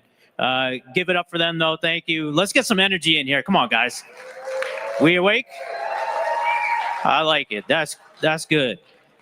All right, so next up, I'm excited to introduce you all today to Joe Huff. He's a leading expert on personal and professional growth and is the co-author of the best-selling book, Experiential Billionaire. Endless hours, Build a life rich in experiences to confirm design and guide. capabilities and details, or complex calculations of different variables. Introducing fast customization on Alibaba.com, a solution for SMBs to access customizable options and clear pricing online. Transforming complex customization into a seamless and transparent process that takes only a few minutes. Getting started with fast customization is super simple. First, find your product. Visit Alibaba.com and find the fast customization venue on the homepage. Or directly search for your desired product and click the fast customization tab for supported items. Next, customize instantly. Enter the customization details. Select the variations and quantity, and the customization requirements, such as special printing methods, packaging, and other industry-related options. Transparent prices are right at your fingertips.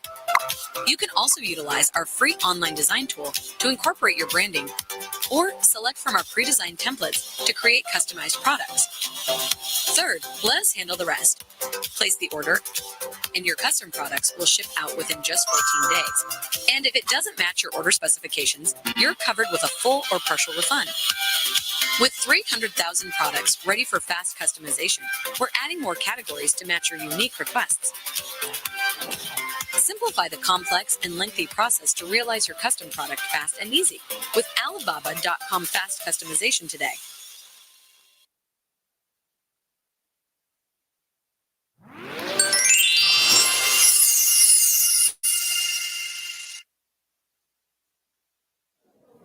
We're here at CoCreate 2025. I'm going to give you a tour of the rest of the suppliers that we have here, starting off in this booth. Hello, how are you? Good, and you?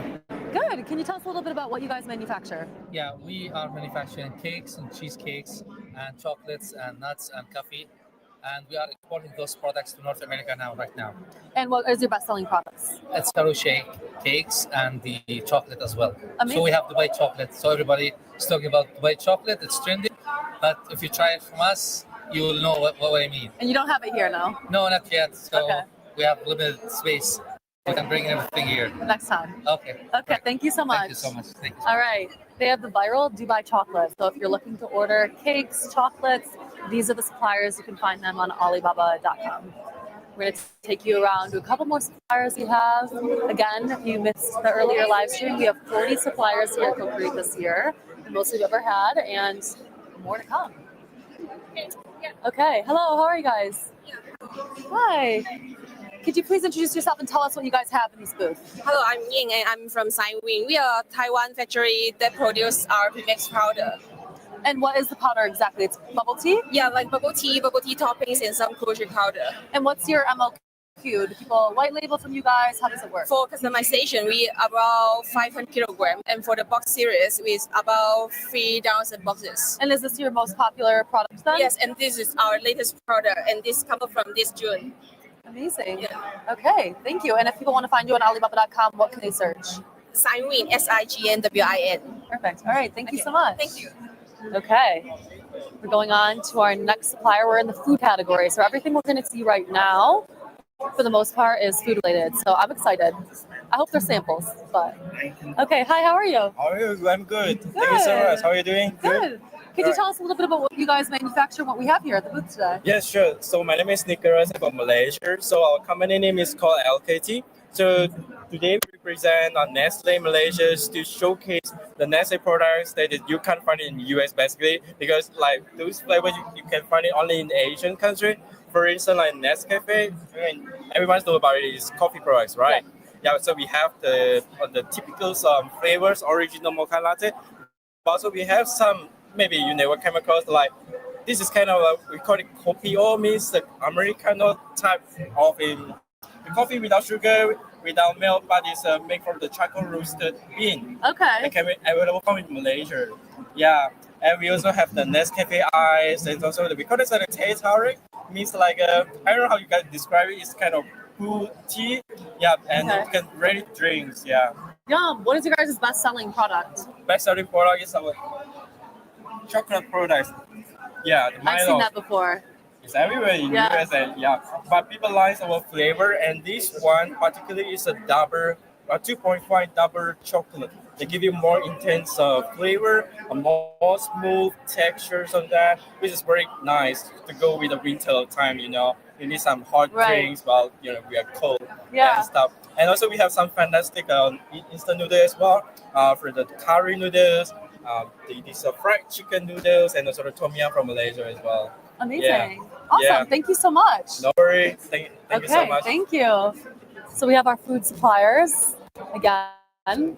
Got some really interesting stuff here. This is looking like some drinks. So let's see what they've got. It's looking like a popular booth. It's pretty busy over here. Okay. Hello, how are you? Hi, good. Can you tell us a little bit about what you guys manufacture and the products you have here? Okay, nice to know you today. We are from Vietnam, and we bring all kind of 100% fruit juice to US to distribute. And now we have 4 warehouses in US. We have all kind of the very healthy drink from aloe vera drink, tropical fruit juice, coconut water. And yes, and some other new items from 2025 that you can see here. Can you show us some of your products to the camera? Yes. Maybe like some of your most popular products as well. Those are 100% fruit juice with coffee. Without coffee are the most popular drink that we sell in US. And this is the best seller item from 2024. And from 2025, we also bring the new item from zero powder milk, from the coffee powder and some other candy and the jelly also. Amazing. Okay, thank you so much. How's the experience at CoCreate for you so far?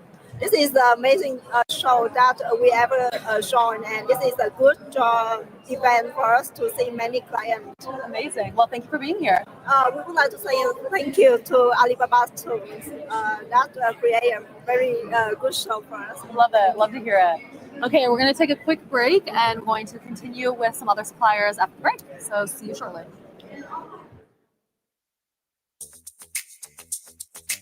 Worried about your package's journey? Plan ahead with estimated delivery dates, or even better, know exactly when your order will arrive by purchasing products backed by our on-time delivery guarantee, and get compensated in the rarest event of late delivery.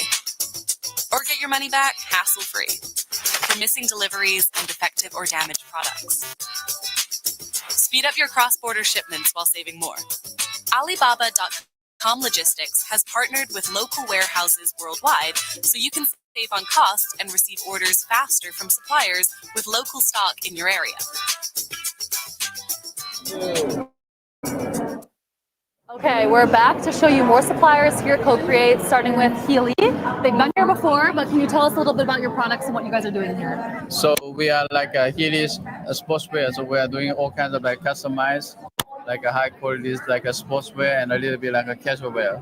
Okay. So if there's anybody who have some like idea from want to do something from a sketch to a finished product in the high quality value, they can come to us. Amazing. Can you show us some of your products, your best sellers? Yeah, here we basically have some of the range that we've been did for like some of the latest kind of like this new season. Okay. Some of the soccer jerseys they've been used in some of the professional teams. What's your favorite one that you have so far? Do you have a favorite? Yes, I think here we have a lot of stuff, but for example, I think there's one piece for me personally I like it very much. I think it's this let me see. Somebody take it or not. Let me have a look. Yes. This piece. Oh, that's cool. So we do something like kind of like you see that the color is gradient from red to from red to the black, kind of like piping, and then going back to the red. Very cool. This is something like a very rare that people doing in this kind of like a business. And they do all customizable sportswear. Yes. Very cool. All right. How's your experience been at CoCreate? I know you've been here before, but how has this year been? Yeah, I think this for us, this is the third consecutive years we be in the CoCreate. So I think year after year we can see the influences keep going up, and just before we come in, we've been preparing all kinds of like all our material, but even the half day they just finished most of our like a brochures, and I think we find a lot of interesting new contact. Amazing. So I think it's and also I have some conversation. This time also we can see a lot of like a new people.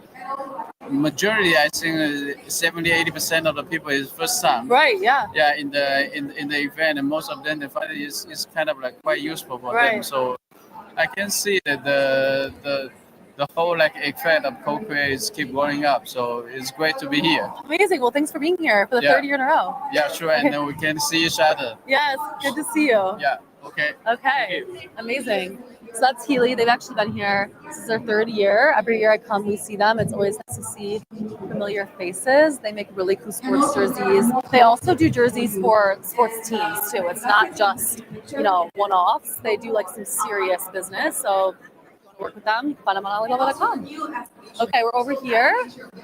More sportswear. Hi, could you tell us a little bit about your company and who you are? My company name is Base Sports, and we belong to Pakistan, Sialkot, that have heritage of over 40 years, and we are working with Alibaba from last 10 years.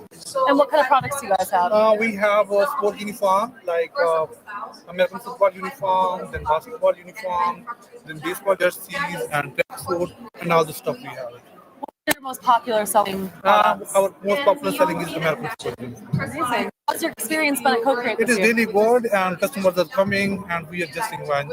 It's really good. Amazing. Well, thank you for being here. Thank you. Okay. All right. So we're going to continue on. We've got the CoCreate Pitch happening right behind this camera, so it's crowded. Everyone is lined up to see what is going on. Okay. However, we have some backpacks, utility backpacks. Hi. Hi, how are you? Good. Could you tell us a little bit about your company and what you guys manufacture? Okay, hello everybody. This is Gary from Likai Bass Corporation Limited. We are currently from China, and all of us is made in China. And also, we also own a warehouse in LA. So we do both. If you just start business, I will suggest you to buy our products from LA warehouse, because it can ship from all the United States just 2 or 3 days and no MOQ required. But if you want to make with your own brand, own design, I will suggest you make in China, because we have our own design team. I think around 4 or 5 designers there. So we will help you to do your own design and own products to meet your requirement. Even just a drawing or any pictures, we can help you to do this way. And usually for now, the production times from a sample, it will take about 3 months. 1 month for sample making, 2 months for production, and 1 month with the shipping. Okay. Yes. And what is your most popular product? The most popular product is this backpack.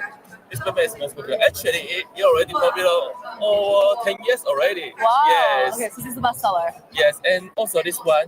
This is the 3-size style duffel bag, because it's not just a duffel bag, it's also be a shoulder backpack. Oh, like okay. this. Very Yes. cool. Multi-use. Yes, and also a handle, you can use it as a gym bag also.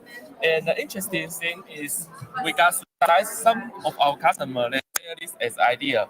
The smaller one for the children, the medium for the mommy, and the biggest one for the daddy. Love Yes. it. like many Cool range. packages. Yes. That's awesome. Well, thank you so much. Very cool. Okay. Well, have a good rest of your time at CoCreate. Thank you. Okay, thank you. Okay. So they have all these utility backpacks, customizable, different sizes. As you can tell, most of the suppliers we have here all have major customization features. So anything you see, it's customizable. You can get it in low MOQs. Usually they're all minimum order quantities from like 500, so nothing crazy. Lots to offer. Okay, we're gonna head over here to this supplier. Hi. Hi. Could you please introduce yourself and tell us what kind of products you guys manufacture? Okay, this is Emma. I am from the Industry Limited. We're from China.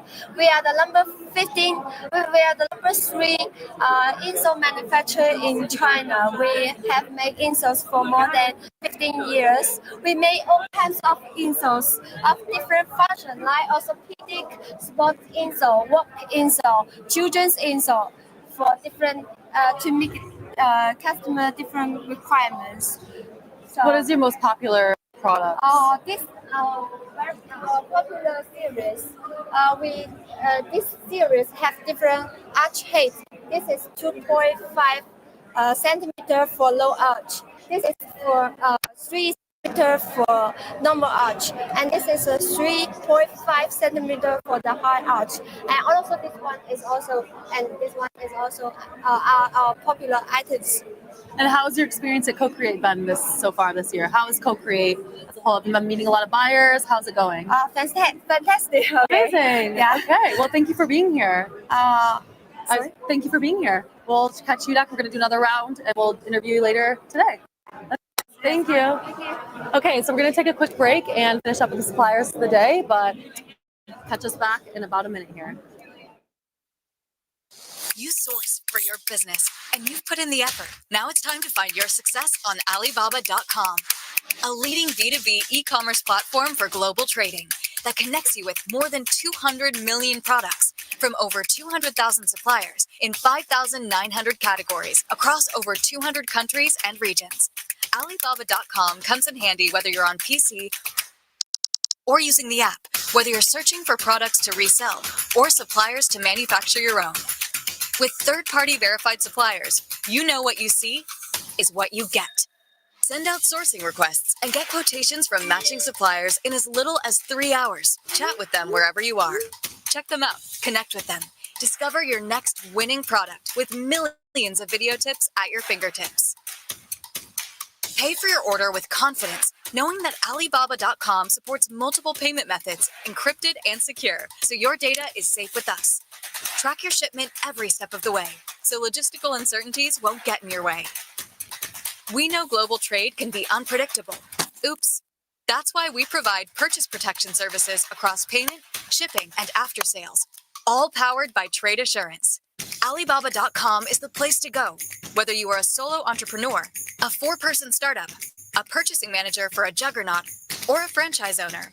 Join the other 40 million active buyers on Alibaba.com and source from millions of offerings in an easier, more secure way. Oh, and stay tuned for 2 of our biggest annual promotional events, every March to discover new trends, and every September to stock up for the holiday season.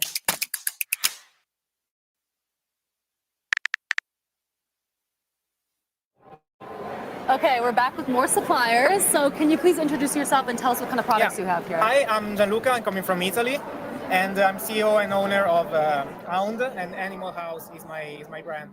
We are a producer of natural dog chews. It's all sourced in Italy and North Europe.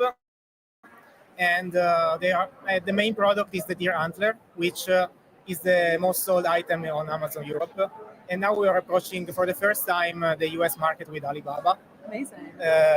We hope we can find a good partner here that help us with the logistics and all the regulation, so we can even make it more than what we're doing. So far we are doubling up our revenue every year. We're hoping to do more with this convention, which is great so far. How's it been so far for you guys at CoCreate? It's great. But I'm here alone, so next year I think I will become With other right, totally. Can you show us a couple of your products that you guys have displayed? As I said, this one is natural deer antler. It comes from nature, basically, because the deer lose the antler every year naturally. We have people collecting them, and then we cut them, we remove the edges, we make a thermical treatment, and then they're ready for the market. Oh, wow. This is a line that will be live next year. This is a supplement. It's a powder made of deer antler powder. It's the first time in the market. We're working on the formulas. Next year, I think by May, it will be ready. What's the benefits of them? Well, it helps to regulate the most common problems of the dogs. So skin and coat, digestion. Oh, okay. This one is for senior. It's called Cervo Vita, which means just deer life in Italian. Relax and bones. Oh, amazing. Yeah. Very cool. Thank you. Okay. Well, thank you so much for sharing. Thank you, guys. And I hope you're having a good time. Thank you. Okay, we'll see you Bye-bye. later. Very cool product. This is a new innovative one that I haven't seen before. Launching in the US soon. Okay, we're going to head over to another supplement-based product. I'm always interested. Big on the supplements. Let's see what they've got over here. Hi, how are you? Hello. Good. Can you tell us a little bit what you guys manufacture, the name of your company? Our company name is NutriCore Biosciences Private Limited. We are based out of India, and we manufacture health and food supplements. That is called dietary supplements in various forms, distributing throughout the world. What is your guys' most popular supplement that you guys sell? Currently, the most popular supplements are beauty supplements like collagen, like glutathione, and some other supplements. But beauty supplements are always in high demand. And what is your guys' like normal MOQs on average? What are your MOQs? MOQs, we support MOQs to the startup companies as much as low. In some cases where the product feasibility is there, but usually our MOQ is in between 500 to 1,000 pieces. Amazing. And how's your experience at CoCreate so far? It's amazing.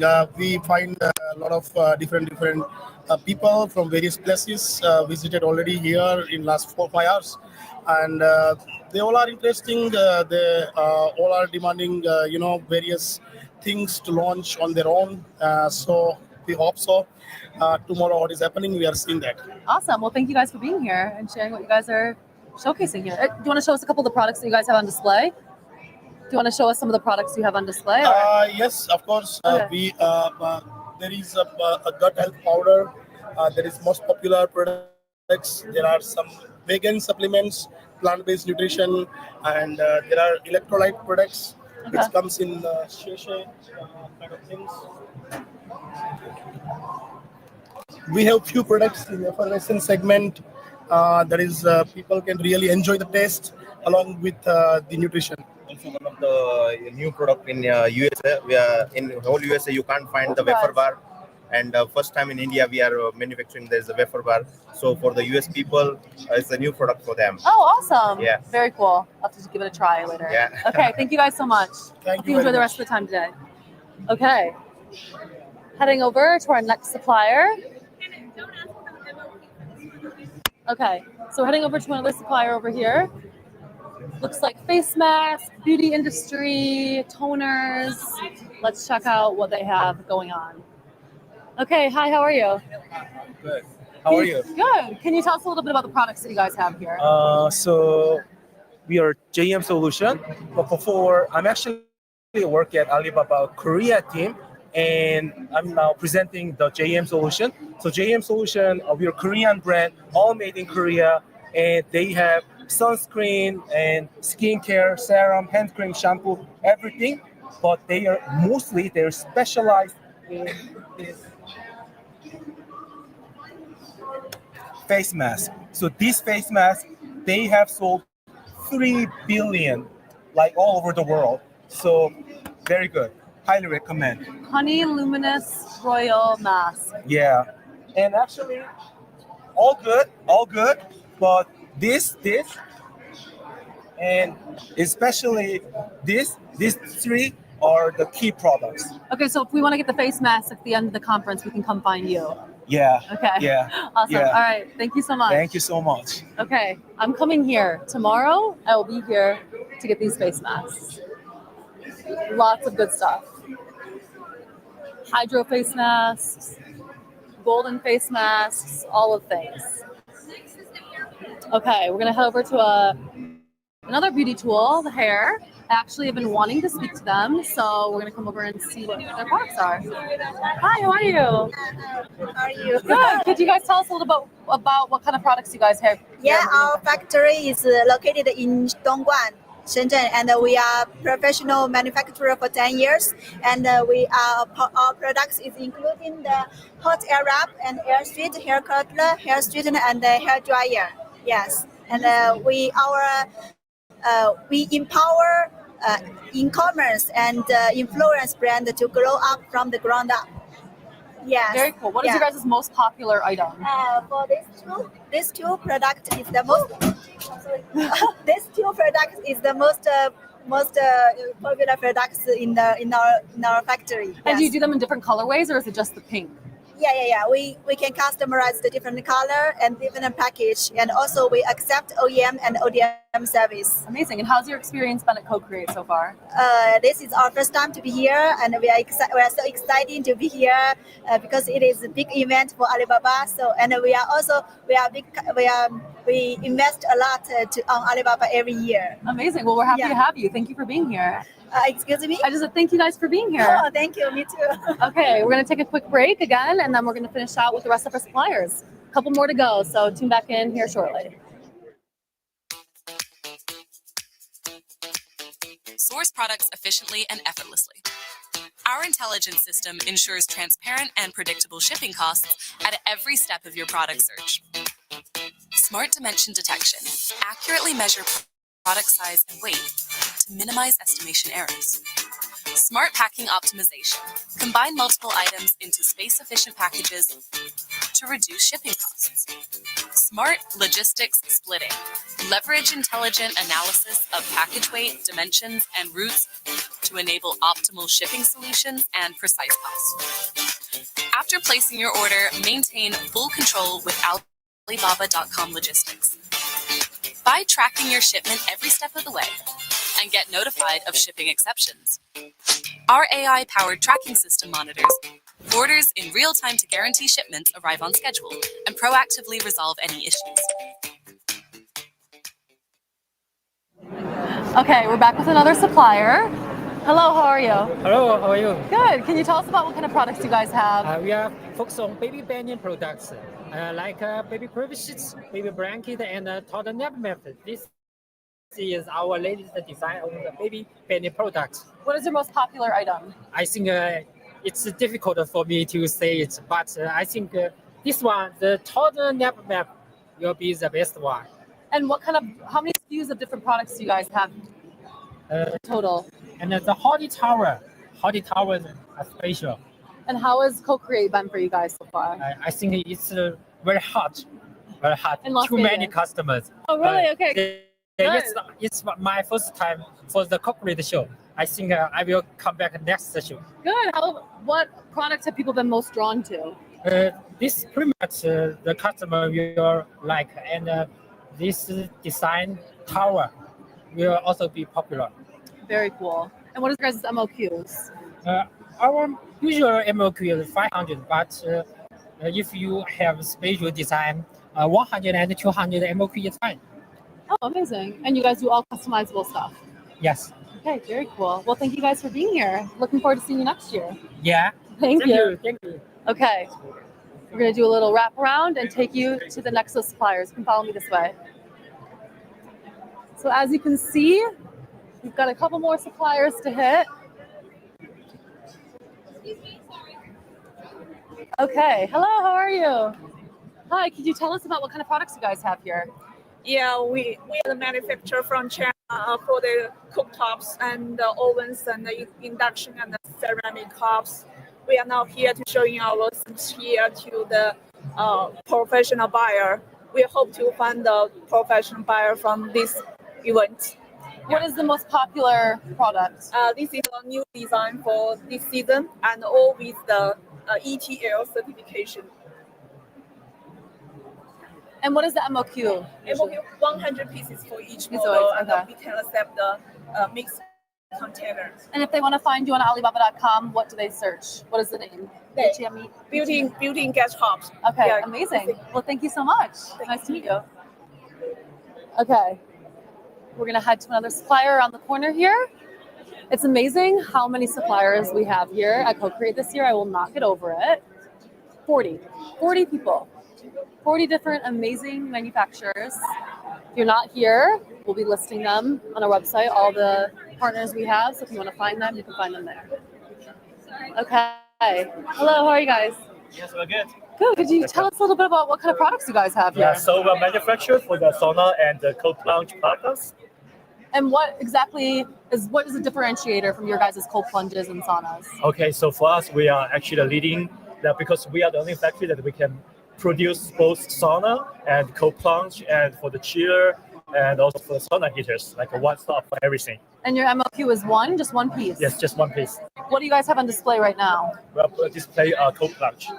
And this is for home use or everything? It can be both for home use or for commercial. It can be used like in a fitness club or gym. So Very they cool. can, yes. Okay, you can use your own home. Have people been testing it out? Let's see what's in there. I want to see how deep it is. Yeah, you can put the water there. Oh, wow. And there's a little seat. Yes. There's a little seat. How has CoCreate been for you guys so far? Yes, it's very good. It's more buyers that we're expecting this. We're Okay. very busy. Amazing. Yeah, Well, it's good to very hear. Well, it's nice to meet you. Thank you Nice for to meet showing you too. me your Thanks booth. so much. Okay. Oh. It's the chiller for the cold plunge. Oh, the chiller. Does it come with the cold plunge? Yes, it's the whole set. Okay. So this is the whole set. Awesome. We got to make sure we get the whole thing. You have to have the chiller for the cold plunge. Okay. Thank you.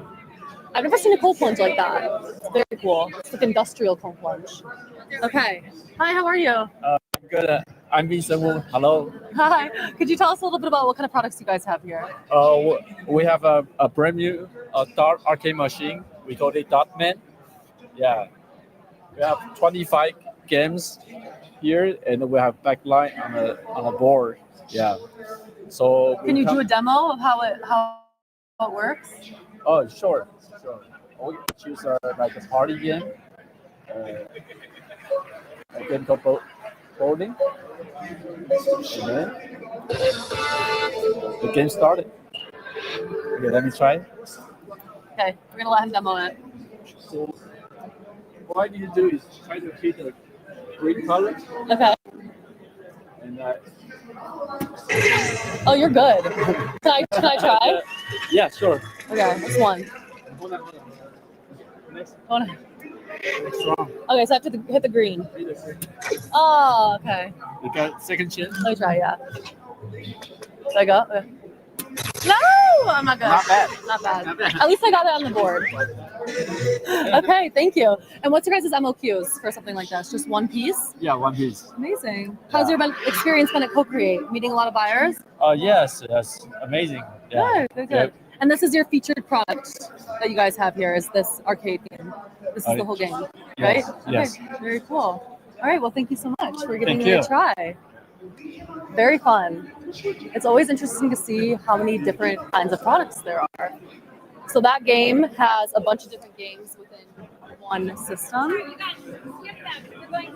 Okay, we're going back this way. We've got new direction. Head this way to our last strip of suppliers. Tequila. Okay, it's busy here today. You can help it. It's all the customers.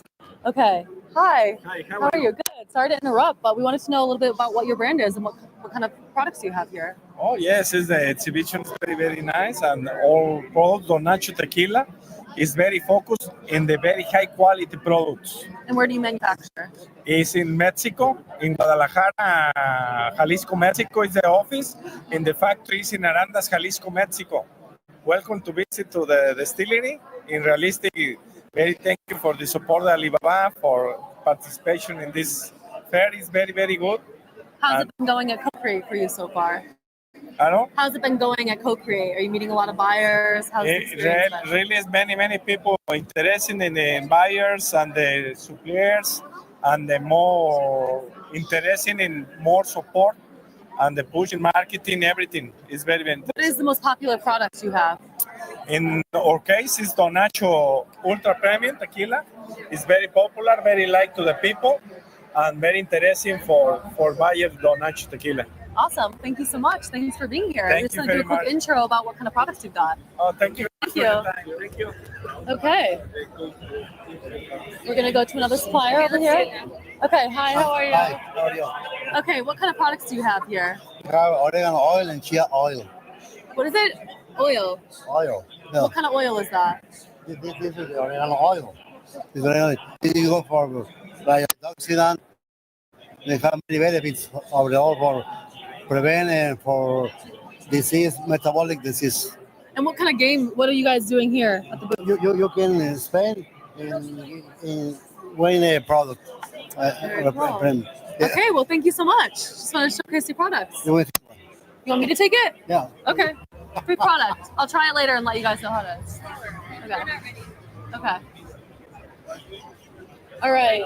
Hi, how are you? I'm good, thank you. Could you tell us what your guys' products are and what you manufacture? Yes, so we're a licensed manufacturer of Disney and multiple licenses. So we design in New York our products. We're close under Disney's guidelines. We submit it to Disney, we get it approved, and once it's approved, we manufacture it and bring it and sell it here in the US. So you only do it for Disney? We have Disney, we have Marvel, Nickelodeon, DreamWorks, Universal, so we have multiple licenses, yes. What's your most popular products? Right now, Stitch is very popular, of course. Gabby Dollhouse is coming out with a movie end of September, and like this is one of our best products that's coming out. So What does it do exactly? It goes around your like this. Oh, cute! Yeah. So, and it hangs out with you. That's so cute. Look at it, little Stitch. How many different products do you guys have? We have a lot. So I don't have a number, but a few hundred at least. But close to 1,000 products and a few hundred licenses. And how has your experience at CoCreate been so far? It's been great talking to a lot of online buyers that are interested to buy and resell, and that's why we're here. We want to get online, and Alibaba is the way to do it because before it was not possible for us to have conversations with hundreds of people or hundreds of invoicing. Our accounting team would kill me. So with Alibaba, we were able to have that conversation in one platform and have all the invoicing done in one platform and deposited into our account. So our accounting team would see all these buyers as Alibaba as a buyer. And how many years have you guys been on the platform? So we've been having a struggle with that. We wanted to fight the counterfeits. So it's been back and forth. So we've been with Alibaba 2 years, but this is the first year we've been in agreement how to protect ourselves, be able to take down the counterfeits, and be able to provide the real deal to them. Well, we're excited to be keeping working with you, and thank you for being here. Thank you. CoCreate. Thank you for Okay, your time. nice to meet Cheers. you. Thank you. Okay, we're gonna hop over to the next supplier. Sorry. Excuse me, guys. Hi, how are you guys? Hey. Become pretty? Yes, he's live on camera. All right, how are you? Good. Could you tell us a little bit what kind of products you guys here? Absolutely. What you We manufacture? are manufacturers for clothing and shoes. Been doing it since 1961. We sell to about 3,000 stores in the United States right now, Wow. and about 3,000 stores worldwide in 30 countries. And what kind of products do you guys have? Mainly we have shoes and clothing. Clothing is our backbone, which we've been manufacturing for Polaroid, Tommy Hilfiger, Gitano jeans, Lee jeans, Marc Ecko, so many other brands since 1960s. Wow. Yep. Can you show us some of your most popular products you guys have? So this is the number one item on the street right now. This is in about 1,300 stores in just in the United States under our brand. It's called G West. Okay. That's been around for 13 years. Yeah.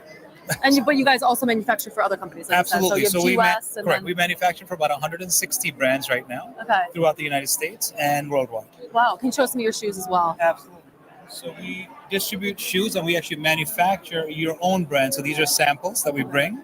So in case you want to also build your own brand, whatever that may be, Right. so we can actually build the same exact quality, but of course it has to be your designing, etc. Right. Yeah, Okay, we do that. awesome. And how's your experience been at CoCreate? I think we need to do more of these. Yay. It has to be twice a year at least. I agree. That's well, what I you got to think. come to London. There you go. No, we'll see you in London. Thank you so much. Okay, thank you.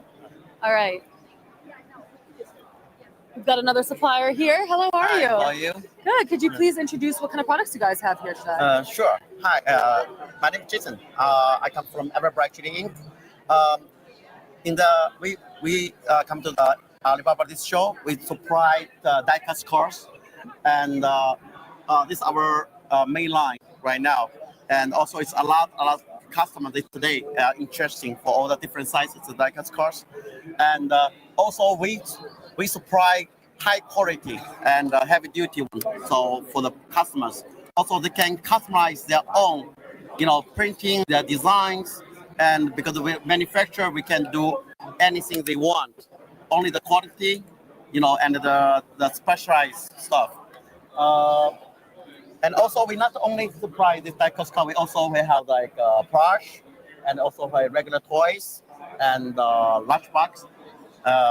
So we hopefully in the future we can bring more good items in the United States and support our customers. What's your most popular car, would you say that? Right now we sell mostly fire truck is our very good selling the line right now. Fire truck and the school bus and our major lines right now. But every year right now, the factory every year right now we try to have like 10 or 20 new model will come out for each years. Very cool. I'm spotting this one. Yeah, this also is it's nice. That one's the one. This just come out a month ago. Very So cool. yeah. Love it. Thank you. Okay, well, thank you so much. Thank you. All right, nice to meet you. Okay, we have one more supplier to show you guys. We're going to take it to this last supplier in the back here.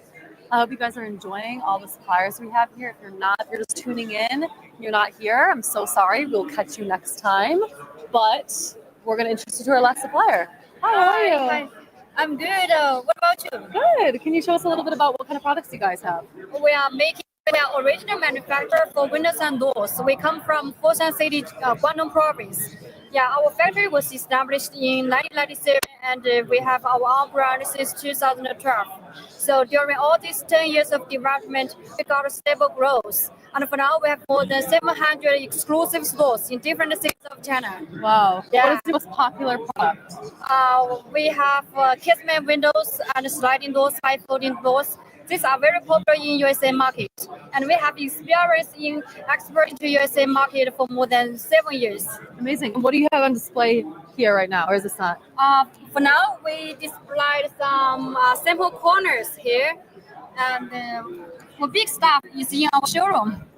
Okay, so this is just samples of what you guys install. Yeah. We currently just take a few samples to show what we can do. But we also have our factory video shows here, so to tell the customer we are the original manufacturer. So if they are interested in windows and doors, we are the strong backup in China for their business. Okay, and how has CoCreate been for you guys so far? How is CoCreate? Have you been meeting a lot of buyers? How is it going? We have a lot of channel to get contact with customers. Like Alibaba is one of our ways to get the customer. We also attend a lot of trade shows. Like we attend a trade show in ABS this February. We also have a trade show in Sydney this May.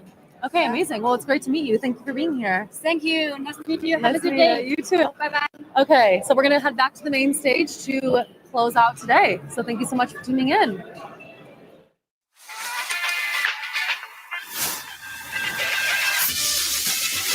It's already skiing season in Europe, but if someone wants to build a ski resort in the hot desert, what should they do?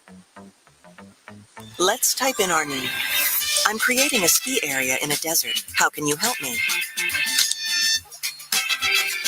Axio will deduce which categories are most in demand in this scenario, according to the relevance and importance of the procurement needs.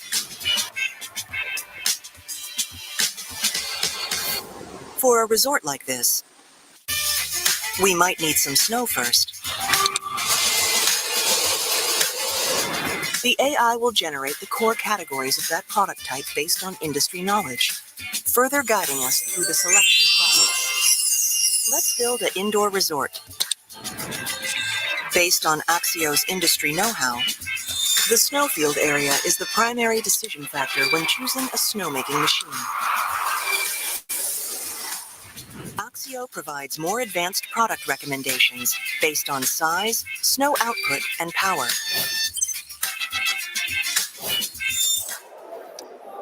So, last but not least, okay? Beyond the benefits of sourcing locally, you can also sell and distribute locally. We work with US-based suppliers, manufacturers, emerging brand owners who are eager to build their offline distribution network. We can help you to bring your product in front of our US buyers, professional business buyers and sourcers. Compared with traditional methods of acquiring clients or distributing your product through offline distribution channels, go to a trade show, or building a team, let's say offline sales operation, opening up a storefront and start selling on Alibaba.com is way more affordable, way more effective, and also precise, because our platform is full of buyers, just like you guys, retailers, online retailers, offline retailers, who are serious business buyers. They're looking for a client, a source of product that they want to work with from a long-term perspective. We also upgraded our seller tools to help our sellers operate their stores with ease. We upgraded our listing bulk creation tools, AI-supported listing optimization tools, bulk shipping functionality. Operating stores on Alibaba.com as a US local supplier has never been easier.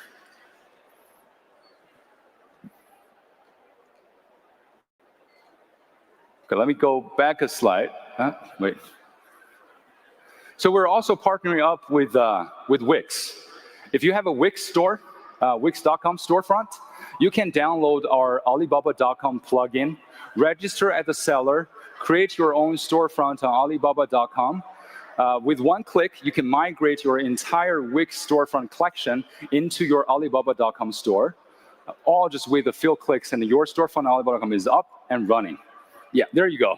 For anybody that's interested, okay, to become a Alibaba.com US supplier today, be it a manufacturer, wholesaler, distributor, emerging brand owner, you're looking for business opportunities, expand and grow your business globally, scan that QR code, answer a few simple questions, leave us your contact information, and our business development manager in the US will reach out to you in the next couple of days.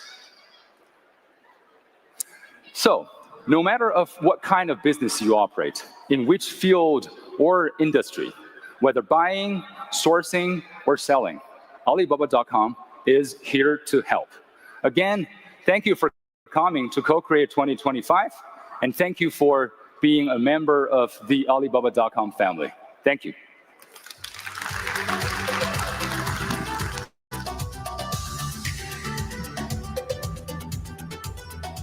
Thank you, Justin. That was amazing.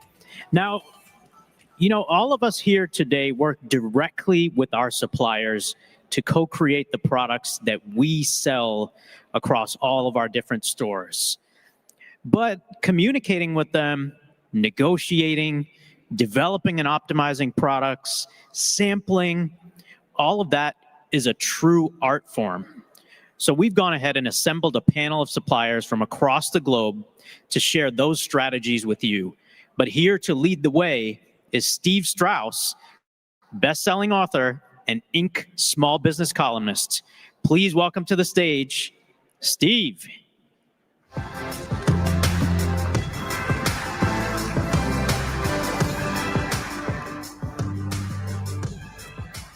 Hey everybody, great to be here. Thanks for being here.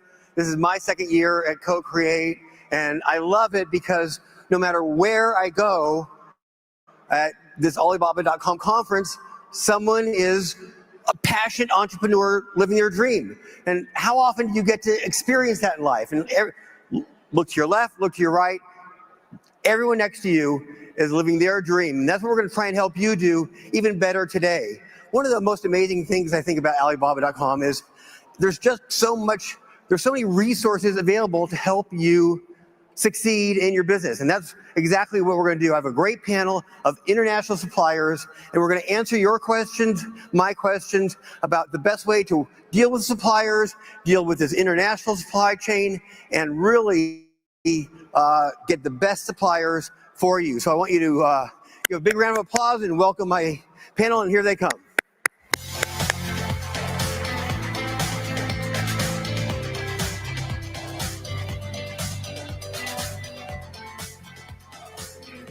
Way to go.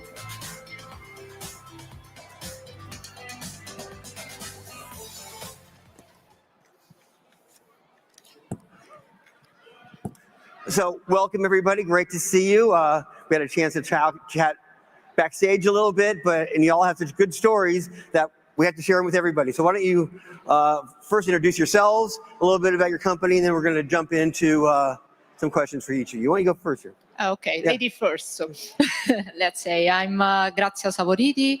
I'm the CEO of Entrepreneurial, an Italian manufacturing company of cosmetics and supplements, and we offer private label solution or branded solution as our clients wish, with very low MOQ. Next. Yeah. Hello everyone. Myself is Nimesh Desai, and I'm from Divine Jewels. I'm MD and founder of Divine Jewels, and based in India. We are working in gold and diamond jewelry since last 30 years. We are a manufacturer of natural diamonds and jewelry as well. We are a manufacturer of fine jewelry, custom jewelry, and bold hip hop statement jewelry. Omar Saadin, chairman of the Saadin Company, food and beverage. We're a one-stop shop. We do everything about pastries and good things to have. Zivlin. Yeah, hello everyone. This is Zivlin. I'm the founder and CEO of Healy Apparel. We are based in Guangzhou, China. So we are a company that provide all kinds of professional sportswear and casual wear, and also some kind of street fashion wear. So for us, it's the third year coming to the CoCreate. It's great to meet all of you guys here. So if anybody want to have a look at what is the kind of a ladies sportswear innovation, we always welcome to have a look at our booth, and we'll be willing to help you guys to realize and believe we can make all kinds of things that you want, from a normal sketch to some of the really masterpiece finished product. So welcome. And Carmen. Hello, everyone. This is Carmen from Shenzhen EdPack. We are from Shenzhen, China, and now we are focused on the coffee branding, packaging. We do one-stop solution for those who have ambitions to make their coffee brand to be greater, and we help our clients to get different kind of products to make their brand story strong. Yes, both welcome to our booth number 14. Thank you. Nice. Thank you, everybody. So let me ask you a question for the whole panel to start with. Carmen, in fact, we'll come back this way and start. But everyone here is looking to find suppliers, right? And this idea of dealing with international suppliers is maybe new to some people. So what advice would you give people for the best way to find the right international supplier for you, and how can they best vet the supplier to know that they're dealing with somebody who really can serve them and do it in a way that makes their business better and allows it to grow? Okay, so from the very beginning, when a new customer search for coffee packaging on Alibaba, they will see the verified supplier. That means it is sure realized by Alibaba platform.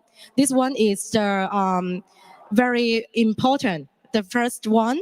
And when they search their information online, they can see many of our products sold on our website.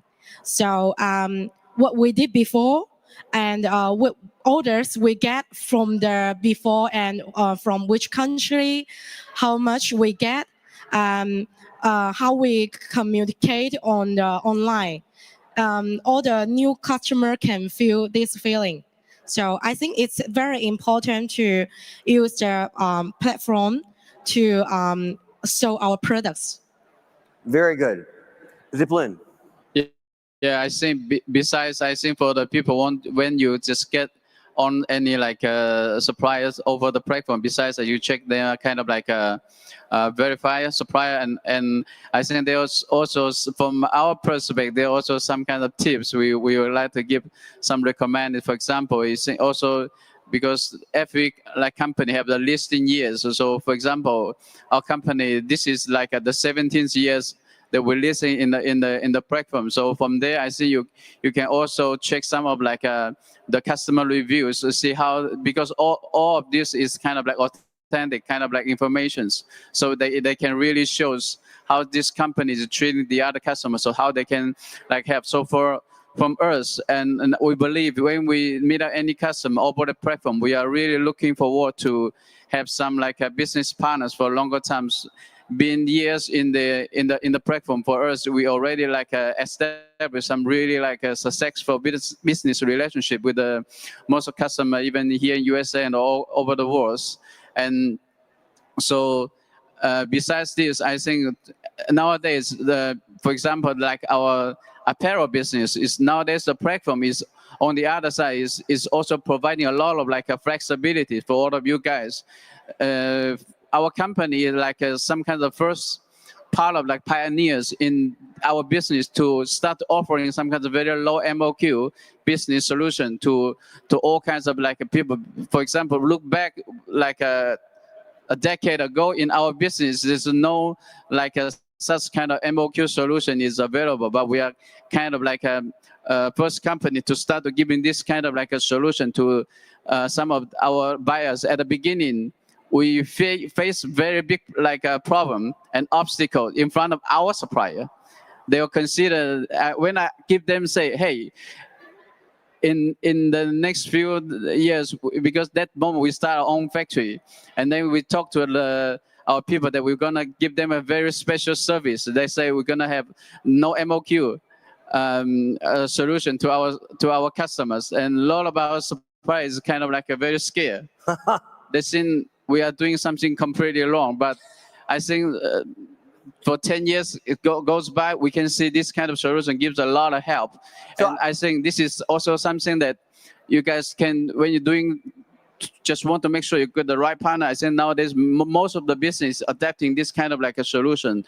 So if you can just you don't need to start a big business from the beginning. You can testing the how is the communication, how's the product, how's everything, and so from there, when you build up the confidence, you can start become more and more business with the suppliers. I think that's such a great point. First of all, that you had the problem and you realized, I don't want to have a business like that, right? So you're living the solution that you want to give to your own customers. But then one thing I've learned about small business, and I've written a lot of books about small business. I've started several of my own. I sold my last business to Mark Cuban. This idea of what you just said of starting small and testing and seeing what works, and especially with regard to finding the right supplier, see what the communication is like. Do a small order, do the MOQ, and once you can learn that it's going to work, then you can roll it out bigger, right? Yeah. Yeah. Omar, what would you say? Yeah, sure. I would agree with the points, all of them, and I would add that you have to meet the people. You know, like how many years? I'm just going to repeat this because, for example, for us, we're almost 50 years in the business. 50? 50. Right. Almost. Okay, We're getting sure there within right. like a couple of years. That's it. Not bad, right? Yeah, and check the certificates, check everything. If this company is working with another employees, like the individual or companies, you go and you meet with them and see where the thing's going. And so how would someone find out? If I want to work with you, how would I find out who else you're working with that I could go talk to one of those? Yeah, sure. In America, we have a supplier here, and and we have in Qatar, we have in Brunei, and we're gonna give you the connections. We're not gonna hide anything because you're gonna holding our name, and we're gonna support you as much as we can. Awesome. Yeah. Yeah. All right. As per my opinion, buyers should make sure that the supplier have in-house manufacturing facilities, and they should also ensure about the certifications, especially in my jewelry industries, right? Whether they are providing GI certificate, IGI certificate for diamonds and jewelry as well, right? And also buyers should ensure about the whether they are verified by the Alibaba.com as well, and also they should refer the buyer reviews as well, right? And also they can refer the past transaction they have processed, supplier have processed successfully, right? So and one more thing, they should go through the third-party inspection report as well, so that they can ensure that these suppliers are genuine and are working very well in these industries. So that's all about from my side. And what do you think, Grazio? If someone wants to vet you or work with you, or they're not sure whether, what are the things they should be thinking about? I, as an Italian, like giving the personal touch. I like to show people that I'm not interested just in selling something, that I'm very concerned on their business as well. Because, we offer, as they told before, the low MOQs, but we also offer the capability of customization. Because I think customization is something that makes the product unique, something that makes really yours, and that you are able to sell. Of course, you have to test the market as well, but you need to feel that something is yours, really, really yours. And I can help, and I like doing that. I like translating what people really want for them and what really people want to communicate also to their customers. It's a personal touch. It's my opinion. Right, and I think we're going to find out with any of these companies, when you're in your own life, on your own work, are you going to get that personal touch, or are you not going to get that personal touch? Because if someone's just going to treat you as a corporate client, that's not what you want, yes. right? Yes, it depends. In the corporate client, for example, I think they want to see how prepared are on your field.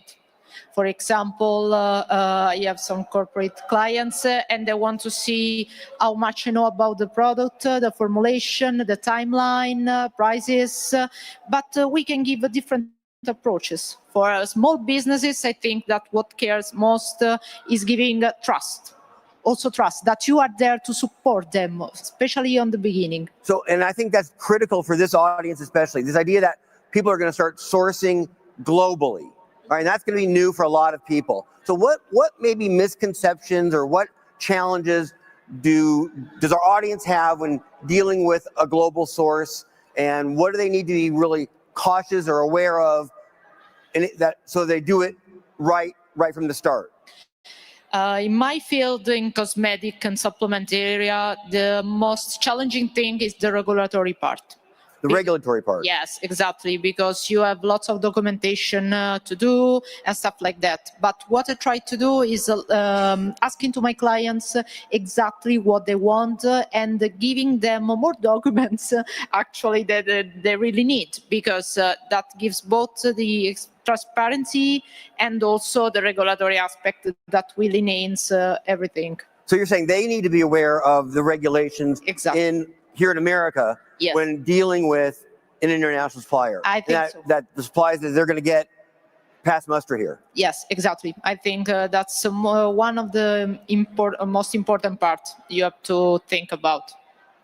Who else would like to answer there? Sure. Yeah, Omar, please. It's they're always afraid of the quality of the goods. Everyone's right about the quality. Exactly, after the shipment, because sometimes you deal for something in the factory or in the meeting, and it turns out to be not the same when it reaches the country, for example. So, for example, the cakes is a very sensitive item. So what we do is we shock freeze it, so it can stay from 1 year to 1.5 years. Very good, very good quality. Nothing's happened to it. But when you defrost it, it's very fresh without any additives. So this will help them not to panic about the quality of the goods after the shipments. Carmen? Ziplin, please. Yeah, for me, I think to the question is I would be defined it like is how, from what kind of stage of the business, because for example, like today we meet some people, they kind of like at the trying to start their business. So at this moment, I think for them the main like obstacles is really understanding the whole business from the whole process. Kind of how to deal with the supplier, how to get the samples, how to give, like, for example, in closing, how to give all the tech pack stuff. And even for some people, how to understand about like international logistics, all these kind of things. So how do you solve that? How do you help them understand? I think from like, so for us, we are as a like a experienced company in the international business, for us is from our side, actually we have all this solution in-house. So we have all our like professional people. We have all like our like expertise in terms of like product and also in terms of like logistics. We have all our full department. So when you have for them, this is something is for them is they need to figure it out. But from our side, what we're preparing is we have all these people is already there for them. So this is for me, I think it's kind of stage one entrepreneurship. You're gonna have something like this. So, but from like in terms of company like us, I think we have all these things. It's been ready to help you guys to take off your business at the first stage, and then when the business keep growing, then you can get in more. When you get more in depth into the like the industry, for example, yeah, clothing seems a simple business, but it's still it got a lot of things you need to like get more. And then I think in that kind of terms, the main obstacles is I think is kind of like a communication and also how to like understanding. I want to ask about that next, but and this might be just a very basic question, but how would someone know where to look, where to find out what kind of resources are available to help them navigate this process easier? All of you have your different websites, of course, but how would they know what specifically you are offering to make their job easier? I think, Carmen, you can give some like insight. Okay. So firstly, I agree with Zip about the station of the company development. This is very important. For us now is when we are growing up, like since last year, we still have just 3 to 8 sales, but this year we have 22. So when we're growing up, we meet a lot of feedback from our customer. Like after we sell a lot, then we meet a client to get container shipment from different city or different province of China. So what they face to is that the shipping solution, like how can we get our products from different city into one province in time. The time is very important to them. And how can we get different items into a container with no more so much room? Means just a little room maybe would be crowded inside.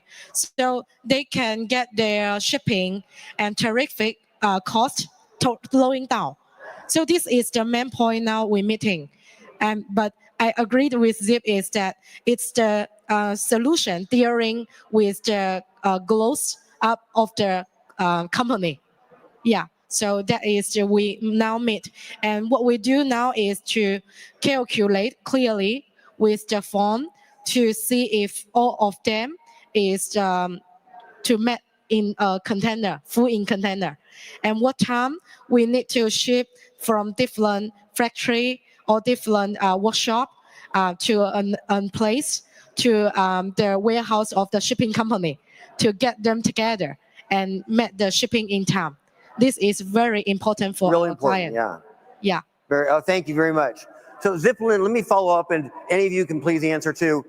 When dealing with a global supplier, obviously language issues are an issue, and obviously cultural differences are real. And if you don't navigate those right, it can cause some serious problems. So how do you, as a global supplier, help these different small businesses navigate that and deal with that and manage that well?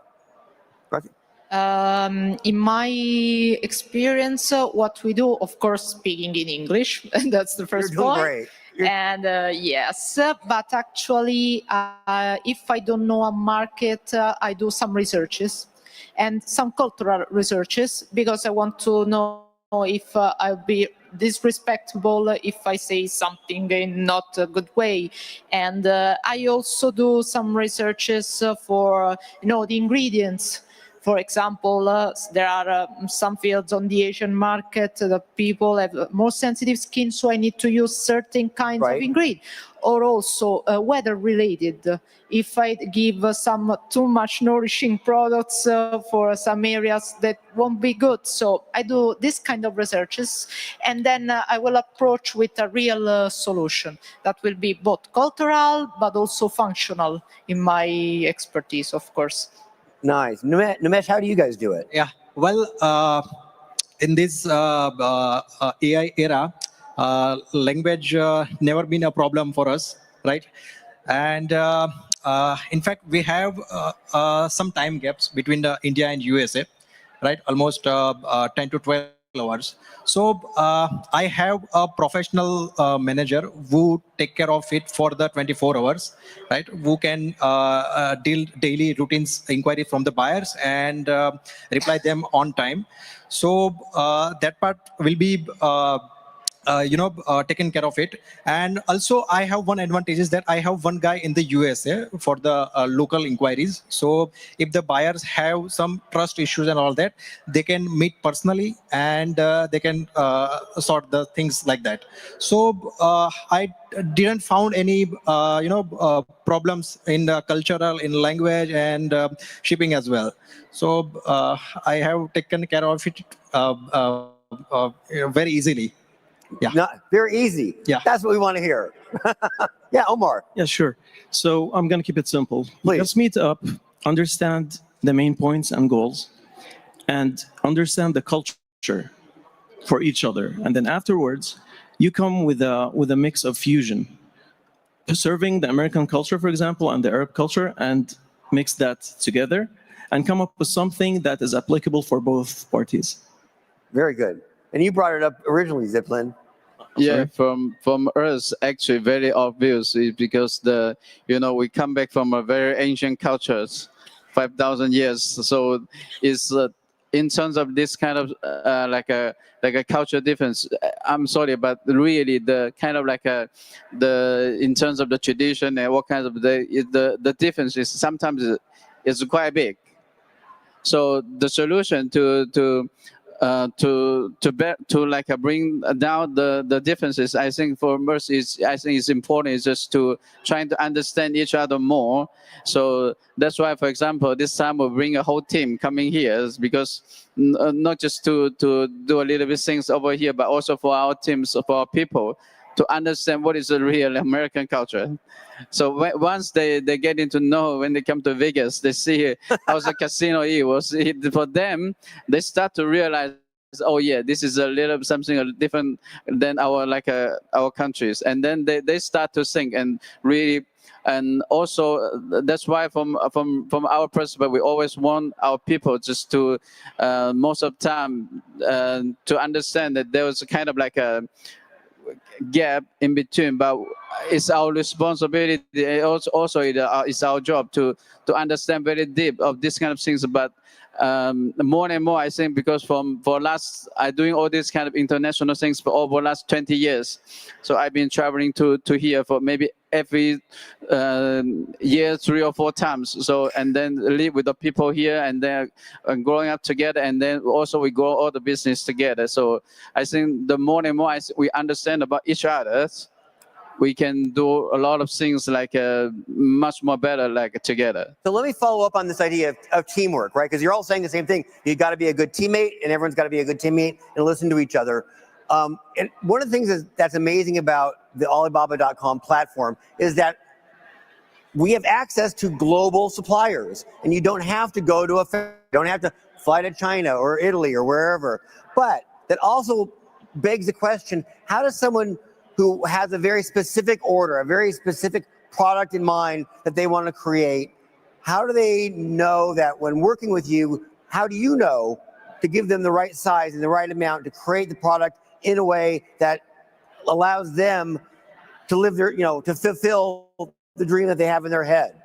And not an easy thing to do cross-culturally. So I'm wondering, how do you make that work? Carmen? Okay, so for new products, when the idea comes in, we will have something like image or video to show to our new customer to see if you want to get something similar to this. And is there anything you want to upgrade or change, like maybe colors, techniques, material you want to change? So we need to double check, make it clear for a listing. The first one, the second one, and the third one is this. So we need to listing with the image or video to confirm. And sometimes, as for us, we prefer video call since when we meet each other and we can see the products in hand in our workshop, factory, and in production line, so we can show them, is there anything you would like to make the change? So sometimes we will make the body language. I think it's very better to understand each other. Yeah. And let me just follow up real quickly. Do you think it's important that someone come and visit a factory? How important is that? It's welcome, recommend, It's but welcome. sometimes not necessary, because this time I fly from my hometown, from our company to here is about 16 hours. So I think depends on the amount and the orders, how big you would like to place to this supplier. If just a small order to testing, not a long-term relationship yet, maybe not necessary to fly. But if you just not need to place an order, you are looking for a partnership, and you would like to make sure he would like to not always go to like bad. More make sure this factory is real, and other things is in a make sense. So they would not to try to meet us in our factory. So, Grazie, I see you nodding your head. I agree actually with her, with Carmen. With Carmen, because for small batches it's not so necessary, but as always, Italians, you are welcome to come to our home. You can see our facilities. You can come, of course, but there are much better ways of communication, because in our field as cosmetics, we can have a chat. We can have a call, as always, Carmen suggested, and then we can develop the samples. Then you can receive the samples. Then we can start working on the textures, fragrances, stuff like that. And then, if you want, if it's necessary, you can come in person and meet, chat. But so, they're always welcome to come. Yes, sure. Lots of customers actually come to our company. Yeah. Most of them come. Yes, lots of customers, because we want partners, not just buyers. Okay. Zeppelin, Omar? No, I would 100% agree. Like everyone is welcomed, as also the audience. Please, if anyone really wants this, I mean it. You're most welcome to Saudi Arabia. We'll show you around, and I'll show you the factories also. That's a great invite. All right, maybe I'll take you up on that. And also, is because like Cameron say, if you want something to just to try it out, to kick off, it may be not necessary to come over because we're so far away. But on the other side, I think if there's certain things that is really very big in your mind, and it's every day that you want to realize it. Right. I think in terms of like the clothing business is for us, this thing like a co-create is kind of a very important things happening every day in our company. It's like because for us, how to create some of the best product in the industry is always kind of the most important things for all kinds of like a business. And nowadays, for example, some good news. I'm not sure everybody knows. For example, if now everybody want to come to our country, like as an American citizen, you don't need any like a visa. You guys have 10 days free visa to come to our country. So you guys are all welcome. If you really want to do some like a proper like a long term and find some good business partners. I would suggest you can like come up, because we have during our past few years we do really have some like a great business relationship. We have a lot of people just from like as a beginner, maybe start from a few $100 business, now going to like a millions of dollars of business. And some of them we find that it's some great like founders, they can come to us when they're at a very early stage. Well, as my grandma used to say, from your mouth to God's ears, right? we all want to grow that big. Yeah. So I can't believe I'm running a little low on time, but let me pivot a little bit about trends in the future. What trends do you see happening in the industry generally, in supply chain, that people really need to know about? What innovations should they maybe be aware of? Nimesh. Yeah.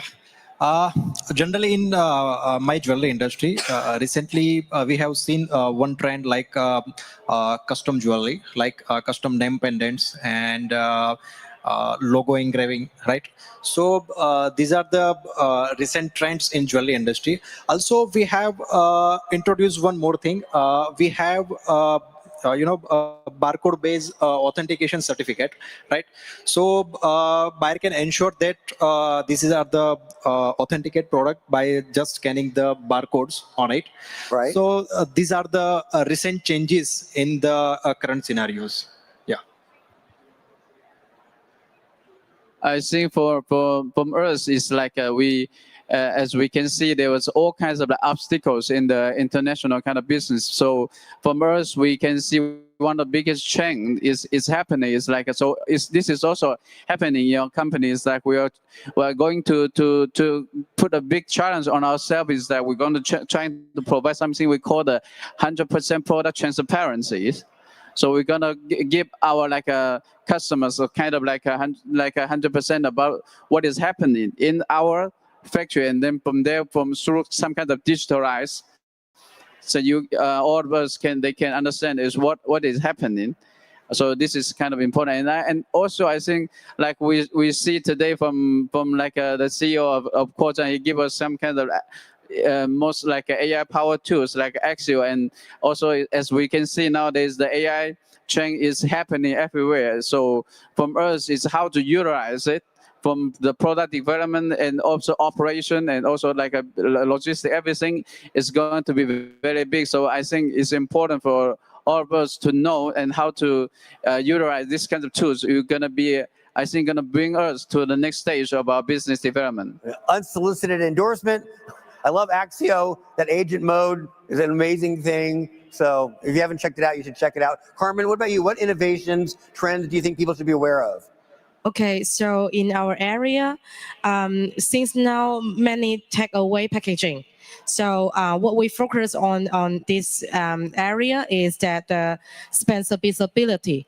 So the material of the packaging should be like eco-friendly, so friendly to our environment. So that is now because so many using faster way takeaway packaging every day. Right. So we focus on this. So and sometimes we need to make reusable material, recyclable material, and even for USA or Europe market, they will have the solution for government. No more plastic. So that is the main point for us. So we focus on the eco-friendly material to our client, to their business, to our environment. So we're just about out of time, but real quickly, if you want to, what would you like someone to take away from you today? What do they need to know about working with you or in your country to make it as seamless and easy as possible? And just a quick answer each, please. Okay, so to make it easy, we would advise to for our customer client to use more eco-friendly material like PLA instead of PET, and most of them will use paper instead. Thank you. Yeah. All right, Dublin. I think from us, like I say, so in terms of so besides the production transparency and the AI stuff, and also in the same in our also kind of sustainability business performance is quite important from our whole process. So that's what we're gonna say. Fantastic, Omar. Well, actually, the technology of using machines is very advanced right now, and we're using it in a very good way that it produce a lot in very short amounts. So, but you should come and see. I can't just tell you like this. So. Deal. All right, Nimesh. Yeah. So in my industry, we generally used to do is when the buyers comes to us, so we consult them in every stages. Like if they don't have any idea about the measurements and the parameters of the jewelry, so we help them for the by providing reference images and cards and all that. Right. So that kind of things we can do for the buyers. Thank you. And Grazia. In my field, just few words, we try to show the innovation of cosmetic, not just the same formulas. And also, as Zip told before, we built an AI tool for helping customers also choosing the right skincare plan for them. You guys are great. Thank you so much. Give my great panel a round of applause. Thank you guys so much. Thank you. And you guys can do it. Way to go. Okay. Okay, thank you. Thank you. Thank you.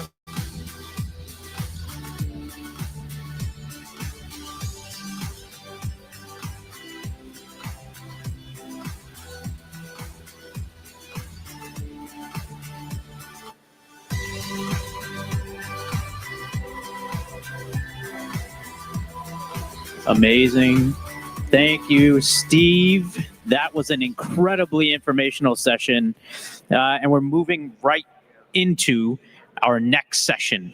You know, smart logistics generally require a strong degree of certainty, from certainty of cost to certainty of fulfillment. So we should now dive into how global logistics are transforming. So here is DP Down, the Alibaba.com Director of Logistics Network Development. Welcome to the stage, DP, and your panel.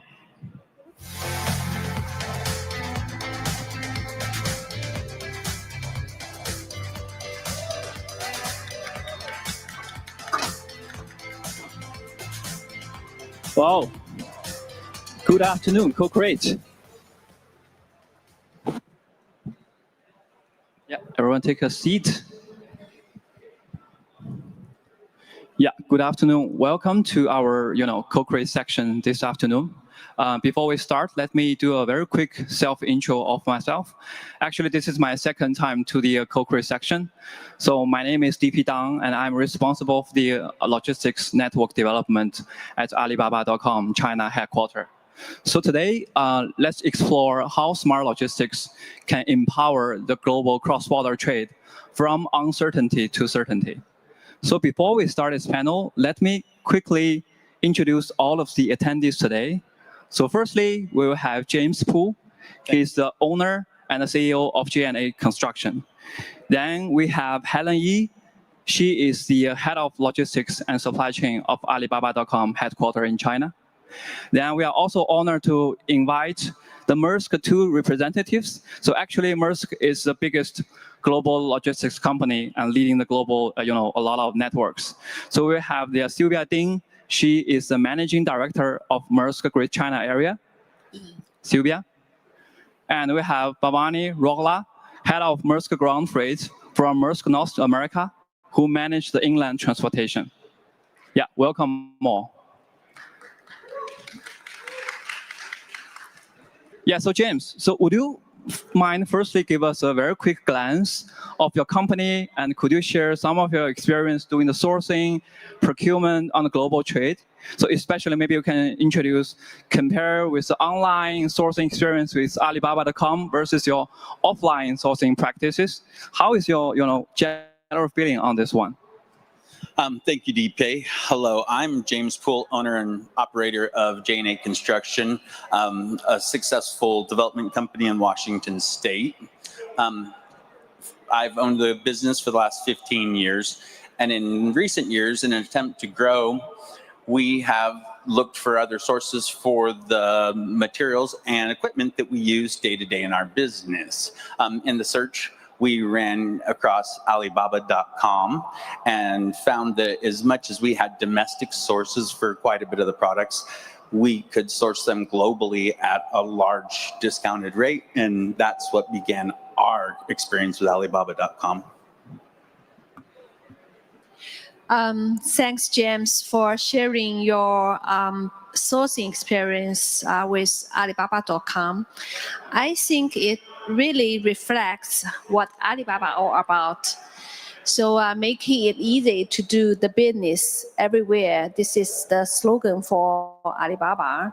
So it's so exciting for me as well to be able to support the small and medium businesses like you, James, helping you get started and grow. So now after sourcing comes to the tricky part, cross-border logistic is the next step for us to follow. And let me tell you, cross-border logistics is no work in the park. We have got to deal with the regulations, handle custom clearance on both ends, and manage the actual air and ocean shipments, track all the milestones, and also we need to, even predict the weather changes. But here is the thing. We have rolled out several tools and initiatives to make life easier for the SMEs like you, James. For instance, when the sellers haven't given us the full weight and the size details, our algorithms kick in, estimate the product weights. So in this way, we can give you pretty accurate shipping costs right during the transactions. So you can keep your transportation costs in check and make smarter buying decisions. So besides the simplification, we have also digitized every step of this process, giving you better visibilities to manage your shipments and mitigate transaction risks. All these efforts ensure we can offer clients a variety of solutions and help them adapt to the market change in an ideal way. Yeah, thank you so much, Helen, for your great insights. So I believe those software product features and a lot of physical infrastructure development can really help our customer to enjoy the easy and seamless trading experience when we're doing the sourcing and the procurement, right? Especially, from a startup company business, those can enable our customers to be more on the business development. You can really focus on and quickly accelerate your sales pipelines, right? So Sylvia, I know Maersk has a very strong global network of logistics. So are there any synergies between Maersk and Alibaba.com to really help our SME customers doing the trade in an easier and more practical way? Yeah, thank you, DP. So what James and Alan has shared really resonated with me. So in Maersk, we believe global trades actually makes the world better, bring prosperity to our economy, improve lives for all of us consumers here in this room. Every day, there are millions of aspiring entrepreneurs like James who sees the business opportunity, connect the two ends of the buyers and the seller, and bring product to the world. However, as Helen already mentioned, moving these merchandises from where it's produced to where it's consumed can be extremely complicated and cumbersome. And this is why a few years ago at Maersk, we made a strategic pivot, moving from just a pure port-to-port shipping company into one that provides integrated logistics solutions, aiming to make supply chains simple and easier for customers, especially for small businesses like the one that James has. So if you think about this, Alibaba provides the technology, the platform for business to make smarter sourcing and procurement decisions. We must provide the logistics to bring the goods to the right places. So together, Maersk and Alibaba, we create the physical infrastructure that our global network provides, and then the technology and the ecosystem using technology to really make business easier for small business like James has. That's how I see our roles, very complementary. Yeah, thank you, Sylvia. I think the insights are very grateful. So summarizing this first topic, overall, the smart logistics capabilities, it definitely plays a very crucial role to help our customers making this smart procurement decision. So especially, growing from that small scale startup companies to large scale enterprise level, right? So let's move into the next topic. So how can our smart logistics drive these certainties in terms of the fulfillment part? So James, I know you ship a lot with Alibaba.com, with Maersk. So do you have any, good or bad experiences during these fulfillment processes? Yes, DP, I do have some good and some bad experiences. In the past, we trying to do some well drilling, we decided we were going to bring in a piece of equipment to do it. And so we went on to Alibaba.com and put out a request, for equipment. And next thing you know, we've got multiple manufacturers that are willing to provide us with the equipment we needed. So then, we lined up the payment and started the process of bringing that equipment in. Once we got it paid for, the manufacturer wants to speak with your importer. So we went online and we found an importer and started the back and forth process between me and the importer and me and the manufacturer to try and get that piece of equipment delivered. After many weeks of this, it became very frustrating, and it was just not very easy to deal with, trying to figure out all the customs clearance and all this and that. And after a while, we just ended up dropping the importer even and just doing a door-to-door ship with the manufacturer. It was a little more expensive, but it got our piece of equipment here. Then, lo and behold, a while ago, we decided we wanted to bring in some more stuff. And the process started out the same. We found the requests, we got the equipment, but after that, we just clicked on the button that says use Maersk, and we got on the email with them. They contacted our manufacturer directly, and the two of them figured out what the cost was going to be and how to make it work for me. I just had to answer a few questions with them. Next thing I know, the process is all done and ready to go.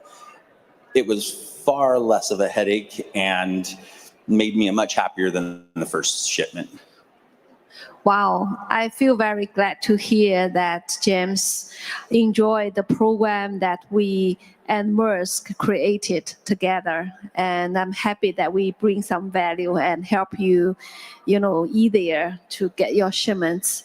So, dealing with the fulfillment can be really tricky and frustrating, like James just mentioned. Back and forth communication and handle the complicated export, import processes. And when shipment get delayed, you could end up missing, your sales season, stuck with inventory, or lose money. So those are really, bad experience probably will be happen if there's any difficulties on the logistics side. And we, Alibaba logistic team, we really want to help small and medium businesses avoiding this kind of headaches. So we have been working hard to improve our logistics and bring together our network and resources. Developing the solutions with Maersk has been a really pleasant journey, and this is an example as well.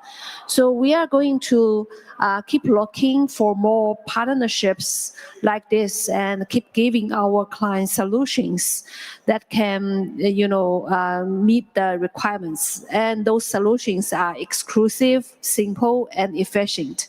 And if something does go wrong or get delayed, don't worry. So we will got your back with things like trade assurance and Alibaba guaranteed services. So we will cover some or all of your loss if there are delays, damages, or missing items. So you can count on your fulfillment being more predictable and secured. Yeah, thanks, Helen, sharing a lot of very, unique value proposition for Alibaba.com. So Sylvia, again, right? Knowing Maersk runs a very large, global, largest ocean network, and you are also operating your own aircraft, right? As well as the inland transportations, warehousing globally as well. So can you provide some kind of the very general market insight to really help everybody here and quickly elaborate the current global logistics trend?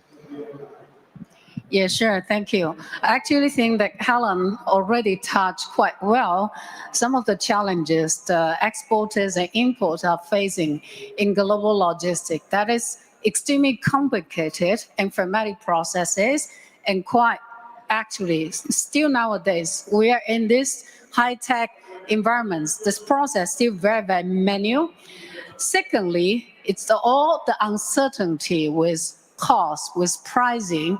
And then finally, if you're lucky enough to get a quotation, do you still have the capacity available by the time you have your shipment ready? So there's a lot of uncertainty in that process.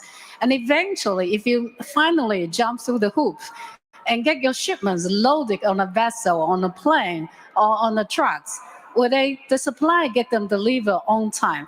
All of this causes a lot of uncertainty along the process. And as Helen mentioned, could cause loss of sales or sometimes actual perpetual loss of a customers when they lost confidence in you. So all of these are not new challenges in global supply chains, in global logistics. It's a century-old challenges that many of us are trying to really solve for customers. However, if you look at some of the recent events, just look at the last few years, all of this complexity, volatility, uncertainty, they just get amplified big time just in recent years. COVID, think about COVID times. It's how to bring your goods out of factories, moving onto the top port. Ukraine-Russian war disrupt the railway, transportation, Red Sea crisis. Forced ships have to go around the Cape of Good Hope. And this year, boy, all of these tariff uncertainties, challenges, how you even make investment decisions, where to source, where to procure, right? So if you come to think about it, right, all to sum it in a nutshell, the world of logistics has become even more uncertain, even more complicated, even more volatile. The brighter side, though, is that technology actually, I would call it, that can provide some of the solutions to help business to navigate some of the challenges and mitigate the uncertainty around this. So here at MERS, what we do is that we focus on, number one, making sure that our global network of transportation, warehousing, distribution become much more resilient and flexibility, because you simply cannot change the fact that the world is heading into a more uncertainty and volatile environment. What we could do is to build resilience. Number two is that we keep enhancing our logistic network to provide the fallback plan, but also make customers like GM not having to worry about logistics, leave the boring stuff with us. You focus on growing your business. Number three really is to double down on technology investments. And finally, we're dealing with all of these real world challenges. We also have a goal by 2040. We wanted to reach carbon neutral, because still climate change is something that might not be as real as the tariff impact, but it's something we all need to be worried about and do something about. So these are the some of the global initiatives where we're actually focusing on. Now, bringing it down to North America, each market will also have a specific initiative. So here, allow me to give the floor to my colleague Bhavani to share some of the initiatives we're doing in North America. Yeah, thanks, Sylvia. So if you want to double click on North America as a market, the SME segment has really evolved and transformed over the last few years. Until a long time, Maersk was known as one of the largest ocean providers by virtue of the fact that we've been in business for over 120 years doing LCL and FCL shipments. But I think over the last decade, we've made massive investments, both organic and inorganic investments, to expand our non-ocean services, which includes hundreds of warehouses, 10,000s and plus of trailers, making hundreds of thousands of shipments, parcel and non-parcel, every single day. And I think that awareness has now expanded. So to summarize, I would say the North American market, when we link it to the SME network, is defined in three key steps. Awareness, which has been increasing over the past few years. The second being access, and the third being reliability. When we talk about access, I think Helen spoke about the solution that we brought together with Alibaba, and that was the access that we made to the SME community, the young entrepreneurs community, who probably felt that they didn't have the access to a large organization like Maersk. And then there is a fear factor on reliability, where oftentimes young entrepreneurs would feel, would we get the same kind of service like a big box retailer would or a large customer would? And for that, I think we've been changing that perception by making continuous investments in people, assets, technology, but also leveraging the power of our network, a global network across the 130 countries in which we operate. Yeah, thank you, Bhavani. Thank you, Sylvia, for sharing a lot of valuable insights, especially, from the market perspective. You introduced a lot on the market fluctuation up and down, and also a lot of, infrastructure from the US side and from the global side. But I think this is also the core for how we set up this CoCreate section, right? Because we really want to connect. So Alibaba as the great platform, this ecosystem, we connect all the SME buyers here on the same stage. And we're also glad to have Maersk team to share your access, to your strong capability to connect everything together. So that's the key, right? So I believe, so moving to the next topic, which is also the very important one. So how can this smart logistics and technology product to ensure our buyers can secure a certain shipping cost in your entire shipping process? So James, so what is your expectation on this one?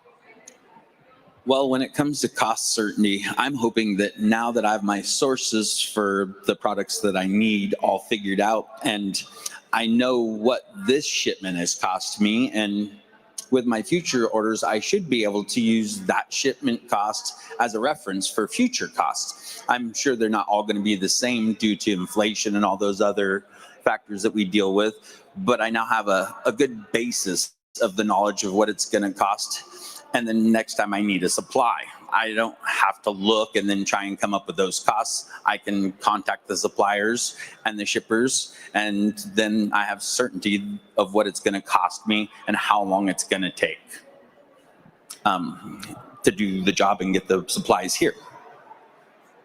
Yes, actually, James, logistic costs usually count for like 20 to 35% of the total cost in the international trade, which is quite a huge amount to be considered.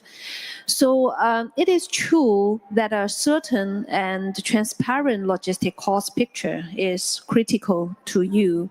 So that's why we make a clear commitment to our customer.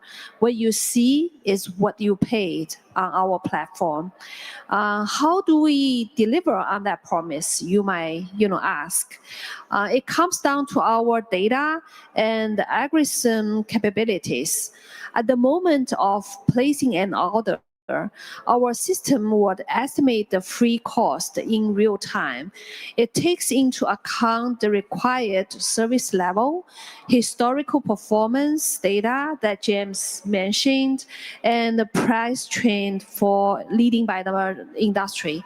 So then it recommends the best option and shoots off the estimated rate immediately, and you can check the rate online, for all the costs, shipping costs.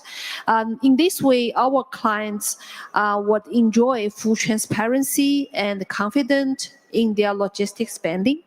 So without worrying about hidden costs or unexpected charges. So this is the tool that we would like to, and also commitment that we would like to offer the SMEs to manage the costs for their overall international trading. Yeah, cool. Thank you, Helen. I think, the logistics smart tech features from Alibaba.com can really make our customers feel safe, right? Because safety is very important. Sometimes, you cannot really predict how the future looks like, but you can now secure a cost, especially for a lump sum cost, including the commodity products and the shipping fee together, right? So this is a very cool tech feature. So Sylvia, I know Maersk also have this kind of instant pricing too.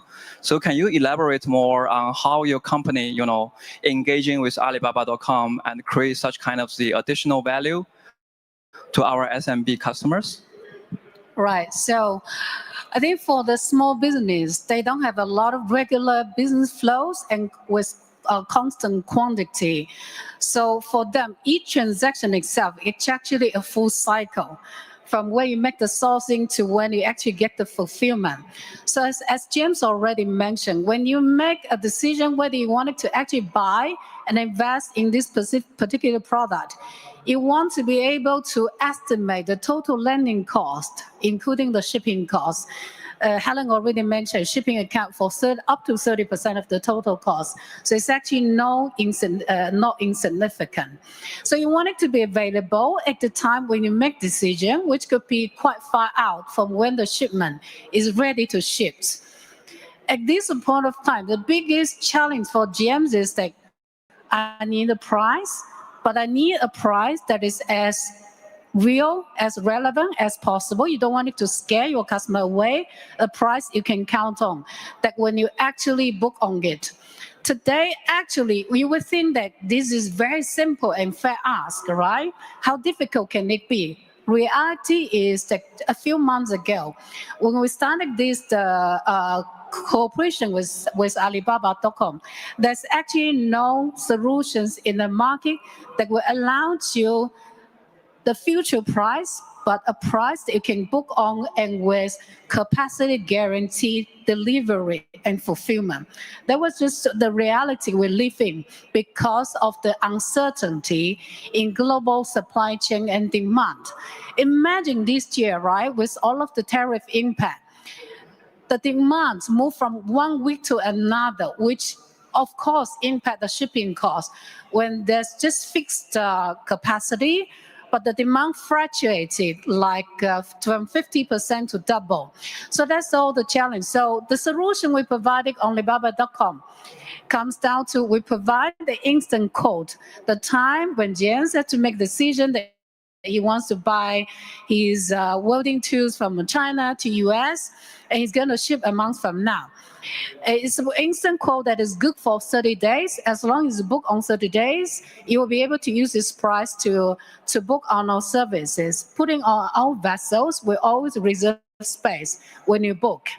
And then when something happens, you can get in touch with our customer service, who is actually staffed 24/7. You can reach them anytime online. And there will always somebody that can react to a response. So that comes down to the solution we're working with Alibaba since beginning of this year. Yeah, thank you, Sylvia, for sharing. It's really exciting to hear about the progress we made in the past few months this time. So, James, do you have any expectation on the intelligent logistics can help you in the future trading journey? So help you to make your business more successful? What is your insight on this one? Oh, well, so AI is definitely a big thing nowadays, although it's not that big in the construction industry.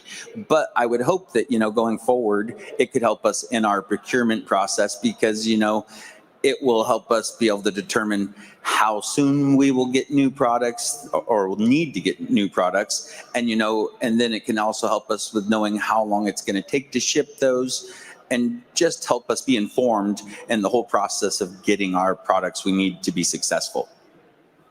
Yeah, I think looks like the AI is the hottest topic of this year's CoCreate event, right? So I remember Core mentioned a lot, and we launched the Axial updated version. So Helen, would you mind give us more content about how AI can really enable the logistics in the future? Yeah, I think everyone is talking about AI. And just like James mentioned, AI is a big thing.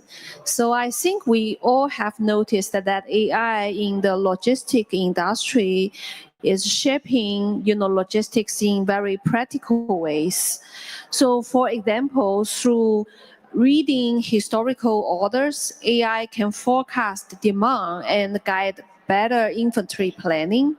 So for this year, we actually plan to explore the mode that invites our sellers in China to pre-stock some of their goods into our our warehouse. So with this, the overall delivery time from China to US can be shortened by like 5 to 6 days. So to help our buyers respond to market demand much faster.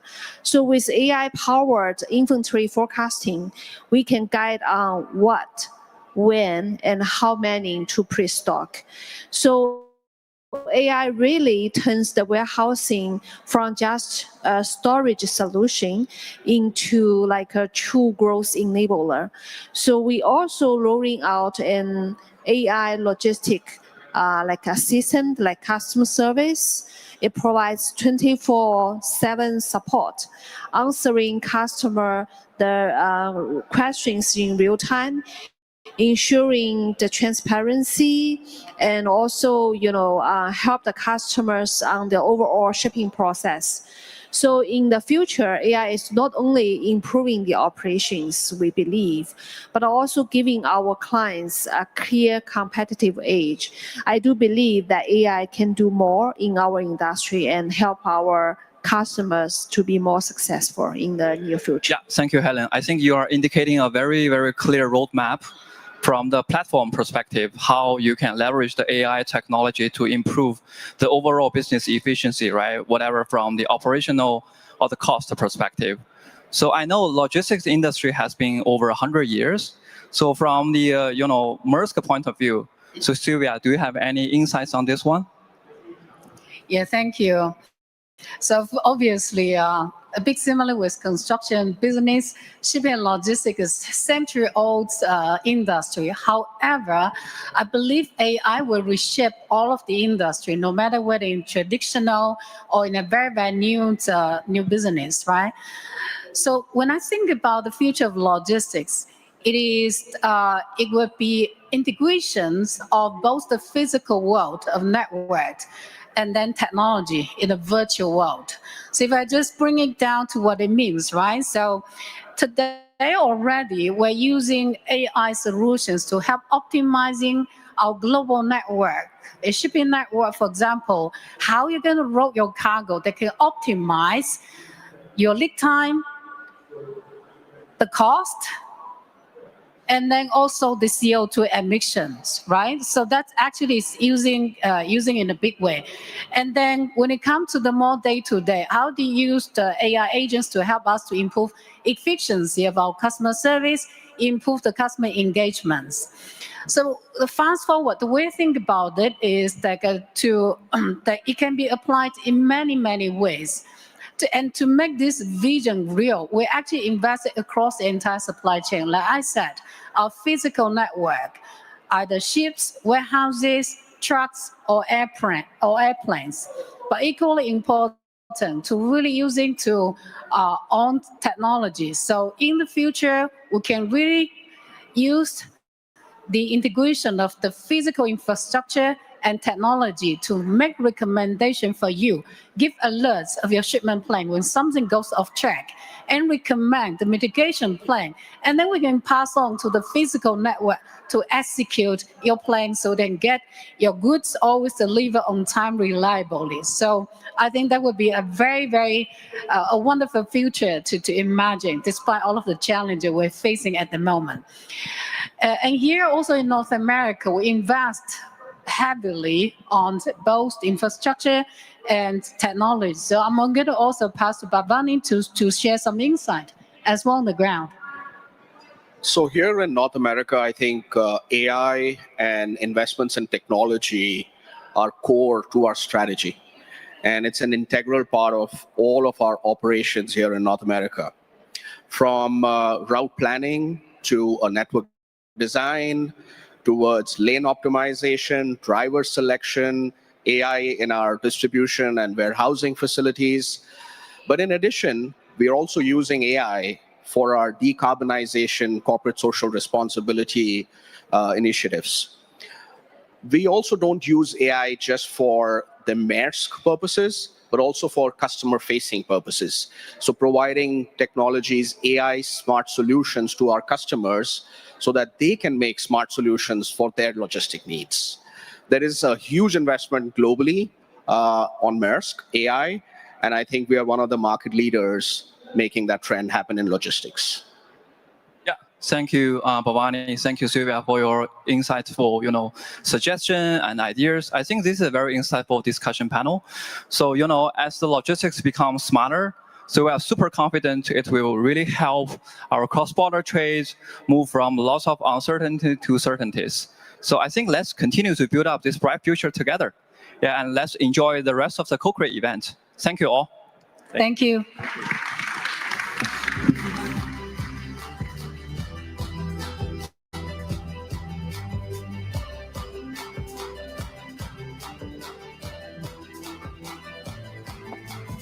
All right. Thank you guys very much. We're in the home stretch, guys. Are we all feeling good? Can we get some noise? Yes? All right. So we've learned a lot today, but what we want to close with is all about AI. And we know that AI has transformed pretty much everything, and it's still on track to continue doing that. But, if we think about workplaces and the workforce, AI is transforming a lot there. So we have a couple special sessions now. First, a fireside chat, and then a panel. So I want to bring out Axio's product marketing lead, Ziwei Chen, to talk about AI. Ziwei.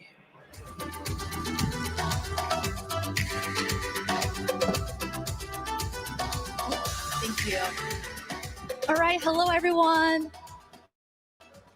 My name is Ziwei Chen, and I am so glad to have you here with me this afternoon as we dive into a couple of conversations on the intersection between AI and sourcing. And I want to start with the bigger picture when it comes to this agentic AI shift that all of us are in right now. And on that topic, I think there's no better guest to have than Vivian Wei, who is the Chief Operating Officer, the COO of the Salesforce Unified Agentforce platform. Let's give a round of applause for Vivian. Welcome, Vivian. Thank you so much for having us. Thank you for having me. This way. All right, I am so excited for this conversation, but I think just to kick us off, maybe for some of our audiences might be familiar with Salesforce, but maybe not as much with Agentforce. So can you start with telling us a little bit more about Agentforce and maybe your role in shaping it? Yeah, maybe I can start with what is agentic AI?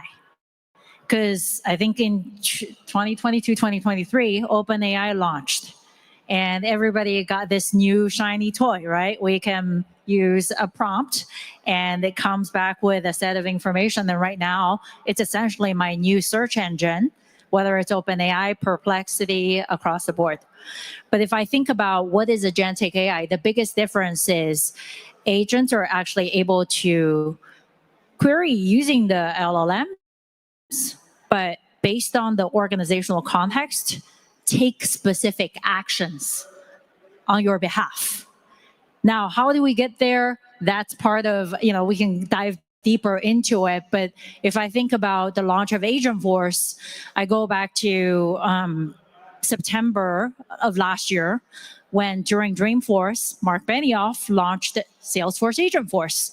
And this is essentially equipping people like yourselves to be able to build agents to take actions on your behalf. Maybe essentially it's initially starting with the lower level of work. Basically, I think about, hey, the repetitive tasks that doesn't require, that have very clear patterns, that don't require a lot of creative thinking, and probably like people like yourselves are too bored to do, right? And if agents are able to take care of that layer, then we can unleash the human potential and use our creativity to think about, okay, how do I launch a new set of product lines? And how do I think about new creative marketing segmentations? And ideally leveraging AI to come up with new segments that I haven't tapped into, but I can experiment rapidly. And then that information goes back into our data system, or what we have is the data cloud. Then you have this continuous loop of reinforcement learning to then support you to like launch newer products.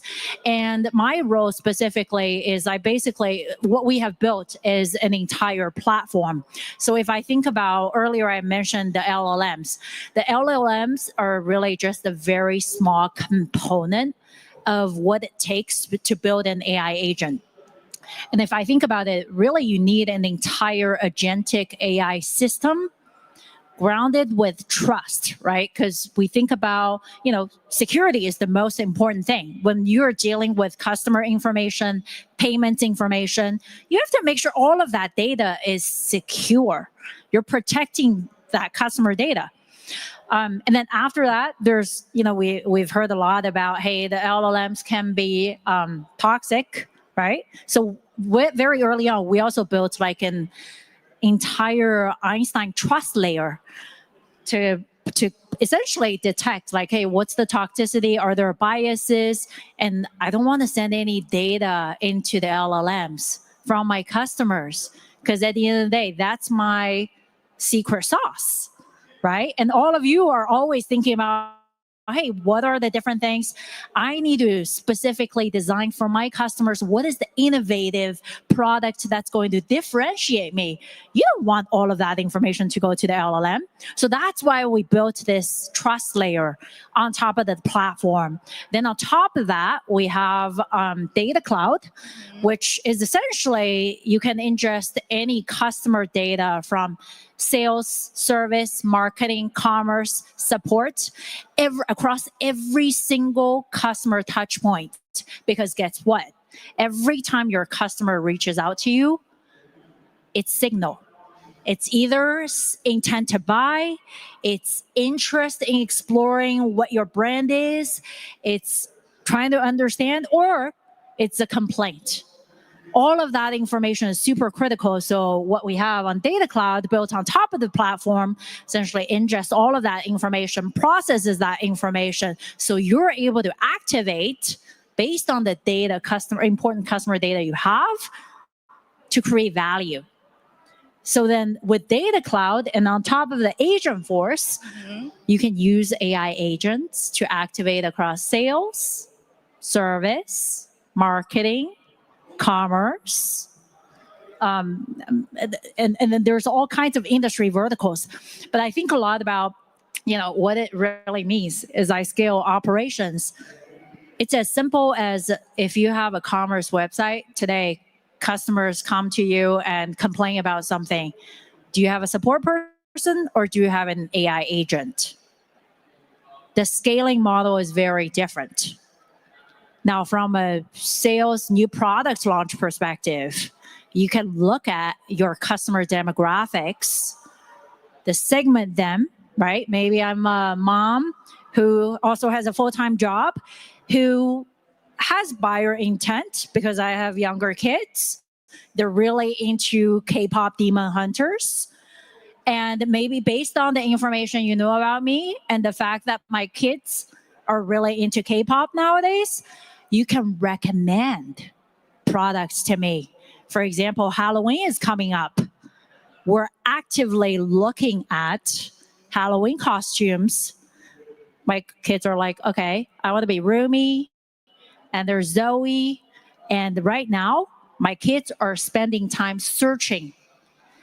In my ideal world for the future, an AI agent will proactively send an email and be like, hey, I just saw you watch this movie. Your kids have seen it 10 times on Netflix. And Halloween is coming up. Here's a set of products I would recommend for Halloween readiness. That is my future vision. So what that frees up for me is I don't have to spend time shopping with my kids. And I can spend time coming and talk to you, sharing agentic AI knowledge, right? And then my kids' desires are already met and it's proactive. And my life quality is better because I just need to show up and the products show up at my door. That's the future.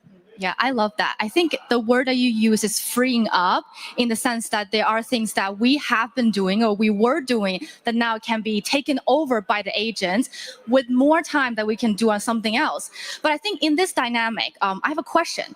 I don't know if agents would have feelings, but does it mean that agents would have a limit of what things they can do while the rest are left for the humans? How do you see this dynamic between human and agent collaboration? There's definitely a lot of limits on what agents can do, okay? Let's not fool ourselves. For where we are in terms of the agentic AI revolution, I think the very first step is, and we ourselves have gone through it, if you go on the Salesforce help website, you will have a help agent. And right now, it's deflecting 85% of our customer support cases. Did we get there right away? No, it's taken months. And what did it require? Like, what did it take for us to do? Of course, building the technology, but also you think about, we're creating a new market that didn't exist before in September. Who created them? It's human. It's all of us. We've had to reshape like what it takes, right? We've had to build up a team that are building those agents, that are monitoring the agent performance. And we've actively, unlike managing managing agents that are customer facing, you actually need to look at what are these agents doing and constantly tweaking, and it's 24/7, right? And then over time, we sent out more traffic for agents to take on. And now, I think last 3 weeks ago, we've handled more agent support case resolutions than human conversations. What is that last 15%? A lot of the cases are getting escalated to human because they're highly complex, maybe across different clouds, different contracts that agents just can't handle. Now, who designs when to escalate, what to escalate, and when it's not appropriate to escalate? Again, it's human. So if you think about it, okay, so it's the design of the agents and then the management of agents. All of that requires a new set of jobs, right? And maybe for small business owners, it's, outsourced business, some managed service that's doing this agent. I don't want to deal with it, but hopefully it provides a cost that's lower than if I were to hire like 5 support people to do this job, because you're doing this value creation and comparison analysis, right? But that's kind of how I think about where we are. We're still in very early phases of building agents, testing them, improving them so they can unleash our human potential. Yeah, I love that, because it sounds like what I'm also hearing is that there's an element of the builders themselves need to make sure they have deep knowledge of the end users, like what is the experience like, for example, for the sales or support team like. So it does seem like there's an opportunity from a leader's perspective on the deep knowledge of what our end users actually really need. And what I saw last week is that Salesforce just launched their agent force for manufacturing and public sector. So at least 2 vertical focused agent products. So tell us a little bit more about why were there a focus on vertical specific products, and maybe what are some of the thought behind it? Yeah, the agent, we always talk about agents are only as good as the data that power the agents. And if I think about, specific verticals, it's actually very complex. Like dealing with a manufacturing business, the context, the terminologies are all different from a healthcare system. The regulations are different. And that is why we built and launched the manufacturing cloud for Agent Force for Manufacturing Cloud, and all these out of the box specific agents, because of the amount of industry specific knowledge we have had over the course of the last 25 years. So that we can use that knowledge to build out-of-the-box tools and agents to support our customers so they can get hands-on, right? Sometimes you don't always see all of the other manufacturing businesses, like what are the things to consider. And when you go into an agent builder, like there's a lot of a specific set of prompts that's already been designed to you. But obviously you need to take it with your organizational specific context and tweak them to make it specific. Remember, there's that special company sauce you want to create to amplify the knowledge and the power of the agents. Yeah, I love that part. And I think it's really relevant for us today at CoCreate, as many of you might not be manufacturers yourselves, but you might be working directly with manufacturers. And there's values in your experience, finding those suppliers and how that experience is. And from Alibaba.com's perspective, that's why we have been focused on the other side of the story of, okay, in addition to what the manufacturers are dealing with, what are their pain points that agents force are trying to solve for them? And also from our end, how can Axio address the challenges that all of you might have in finding the suppliers, negotiating with them, and making sure you can bring your ideas to life? And in this process, I'm curious, through the emergence of agents, various verticals, various tasks, what are the eventual values you are seeing that people having that aha moment of, because of the emergence of agent, how is my life being different, or how my businesses could be different? I mean, at the end of the day, I think about, hey, how do I drive growth for the business, right? So there's this term called agentic-led growth. And what does that mean? You really want to focus on sales and marketing engine, right? So we ourselves have used our own sales agent and marketing agent, particularly in the marketing space. You know, it's very complex. There's, all of the social platforms, and then obviously like 3 or 4 different platforms for advertising. So we're able to build on top of our own data cloud, partnered with Google, Amazon, TikTok, all these Meta, the different players, to essentially have the data back from those activation platforms about certain advertising effectiveness. Okay. If I have that type of advertising effectiveness across multiple platforms, and over time help customers build their own first-party customer data, right? Because my own customers are the most important assets I could have as a business owner. Then the world is kind of your oyster, because you can then gather more information based on all the touch points I told you about, shopping patterns, how they react to certain advertisement, how they react to the emails you've sent to them, how they enjoy the products or dislike the products, right? All these buying patterns, these are all data signals. Every time you have more data signals and you bring it into the platform, you can run segmentation. And in fact, we have AI that automatically give you a set of segmentation recommendations.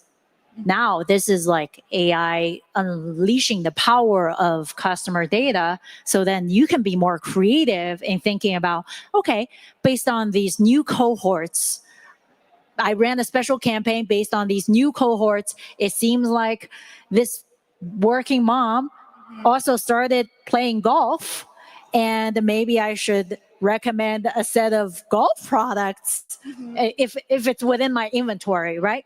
So then, okay, all of a sudden, your advertising campaigns are have higher ROIs, because you can tweak those campaigns, right? Be more targeted.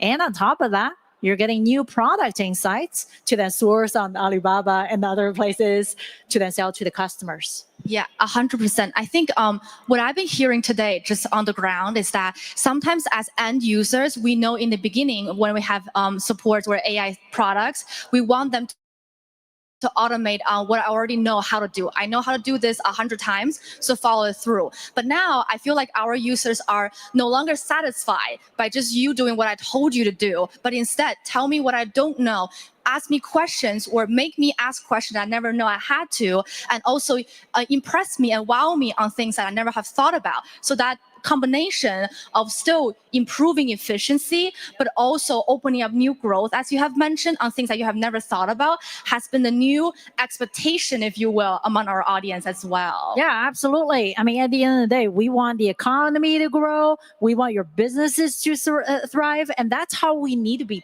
using AI agents, right? Because otherwise, I think the patterns you're talking about is more in the predictive, rule-based automation. And that is, in my mind, like, so 2020, we're in a very different era now. And the other thing is with data, that cycle becomes really short. You can get really good feedback within a very short cycle. For example, you can activate on the influence, like on TikTok or Instagram, launch a set of new products. You don't even need to have that many SKUs, but targeted marketing campaigns. And then you can immediately know whether this thing is going to stick or not before you secure more inventory. That type of intelligence is what we need. And then part of the other aspect is like, you need to think about, hey, visualization built on top of that data. So we've integrated Tableau as an example on top of our platform. So you have out of the box visualization you can build to power those decision making.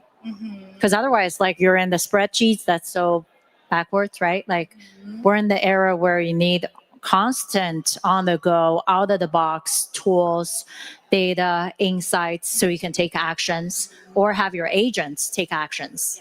I love the part about almost like instant insights, that you're taking advantage of data that you were not able to because you didn't have the time or the resources to do that. And then it's not just about speeding up the process, but allowing to do analysis real time and take advantage of it. On the other hand, when we're thinking from a time perspective, so we talk about as of today, what has happened, what I can do about it. I also know that long-term sustainable growth has been a key priority for you. So tell us more about maybe your perspective on how do we continue to hop on the trend or opportunities of like what's possible today or what we can do today, but still think about the future's growth. I think you continue to iterate, right? Like, I learn so much every single day from the different projects I work on. And then because of that rapid iteration, so the other thing I really love is Slack, because it's the most loved collaboration tool. And I really think about, it's not just about human collaborating with agents, it's also human collaborating with human. And let's think about this, right? If you have a system in your company where everybody has the same set of data visualization working towards the same goal, and you get the same feedback, everybody's actually processing that information very differently because of the context we have, where we came from, the experiences and the expertise we do. What do you do with that? You need a platform where you can share that information, people's reactions, and then come up with new ideas. That's what I call like an agentic operating system. Then you're not only powered by super powerful like agentic AI tools with data insights, but also with the human layer, people are able to chime in and give new suggestions based on a set of data. Hey, guess what? My personal experience from the weekend where my kids watched during Labor Day weekend, I kid you not, K-pop Demon Hunters 5 times over last week, 10 times. Like, I have new ideas for what we could use that information for, but it may be very different from your experience, right? Because you may be thinking about it from like a marketing perspective, whereas I'm thinking about it from a product perspective. Yes, 100%. And I know that you are kind of leading the portfolio of teams and product teams, engineering teams on making that happen. What I'm hearing is that on this platform, as we continue to have more individual agents working along each other and with humans on this platform, I think scalability is something that's top of mind. So give us a little bit sneak peek into what would you say are some of the operational or technical challenges that maybe it's top of mind for you to kind of deal with your team? Yeah, I think a couple of things. As teams grow, they're bigger, right? Then there's something we call team interdependencies. And this may be a smaller problem this is a non-issue when you're a 3-person startup. But when you get to 50, 100, 200 people, to scale the growth, to make sure everybody's charging towards the same mission, vision, then you need the operating system, the people, the process, the technology, all work hand in hand.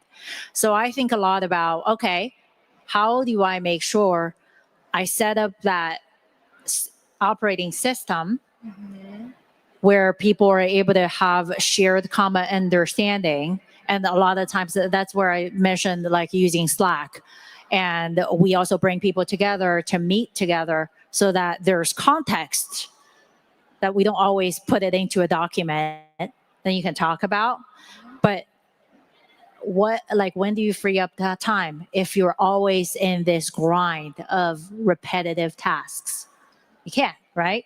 So that's kind of where I think about, okay, what are the things people can do? What are the systems we need to build? What it takes to go from 3 to 50 to 100 to thousands of engineers, and thousands of engineers leveraging AI tools.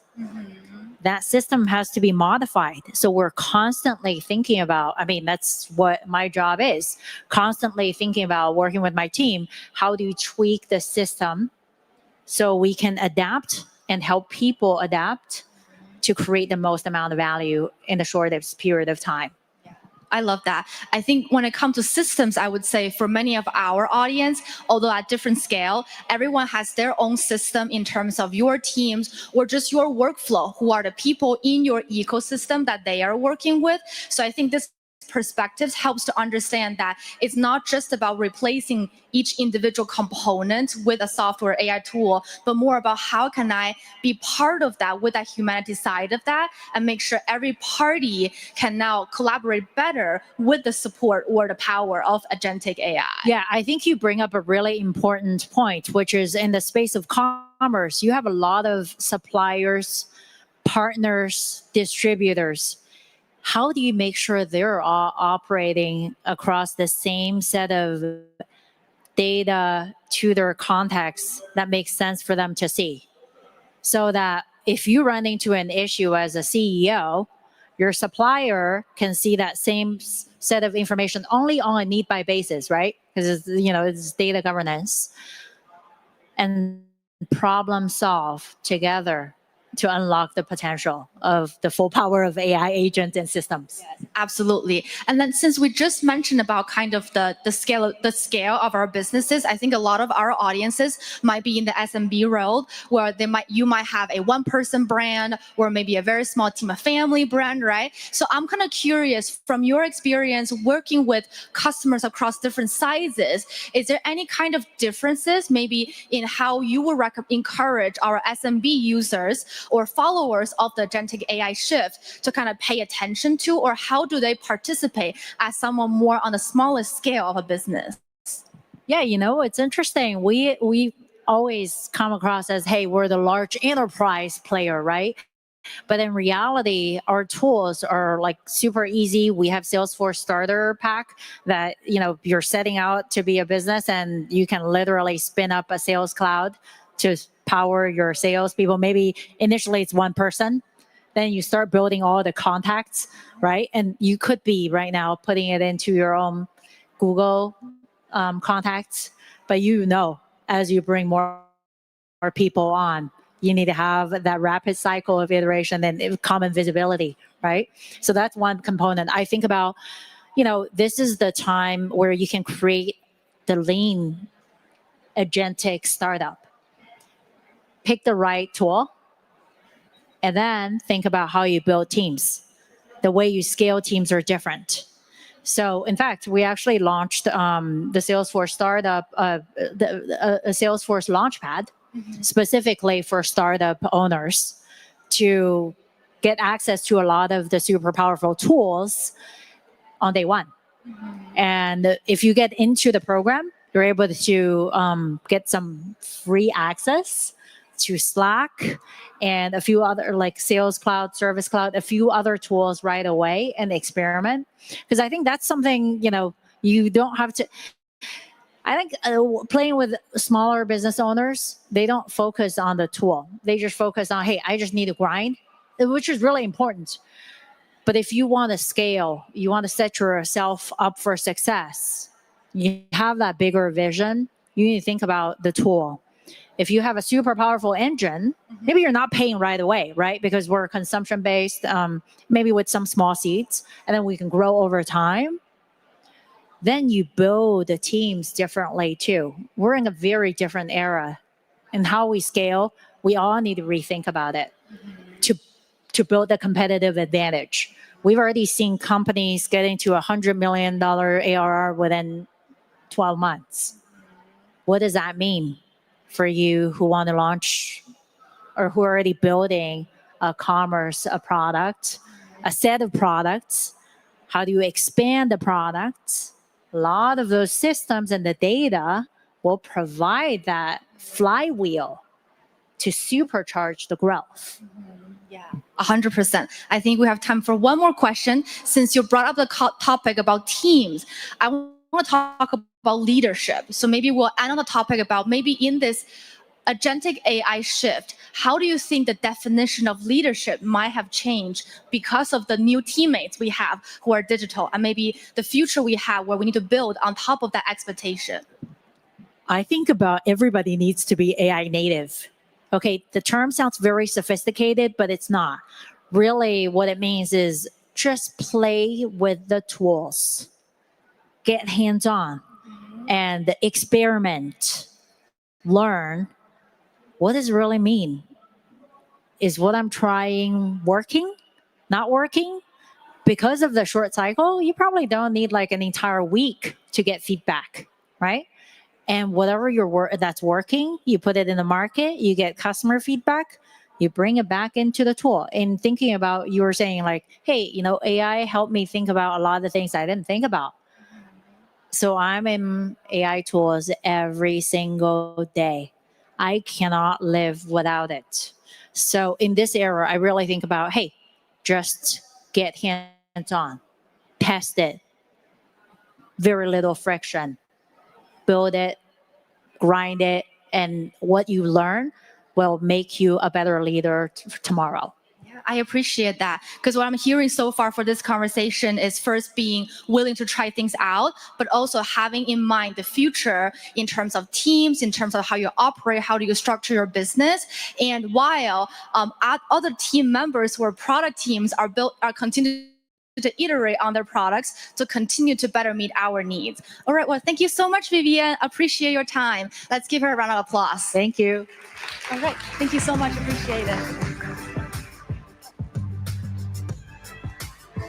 We're gonna reset the stage just for a few moments. Our very last panel will be about AI blind spots. So for this one, we just talked more about the vision, about what the opportunity could be. But then the next one, we'll talk a bit more tactical. Just, I think we'll kind of have the couches in a little bit. I think.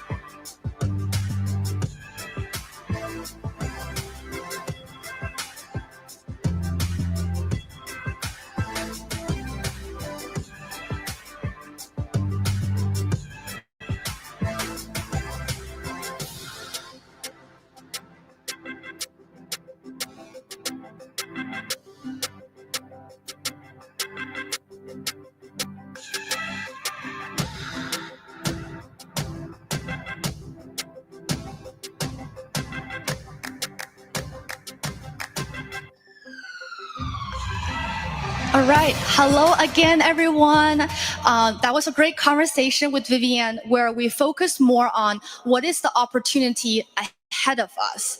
And now, in our very last session at our main stage today, I want to take a look at opportunities from a different angle, which is risks. So the reality is there's so much happening in the world of AI every day. There's always so much updates.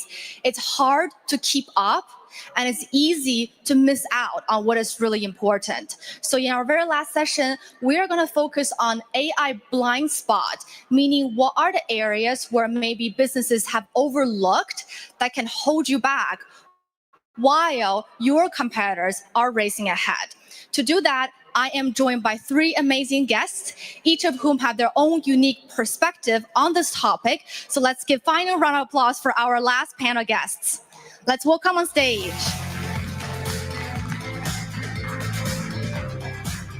You can go from the front. Thank you, nice. Thank you, welcome. Welcome, Brian.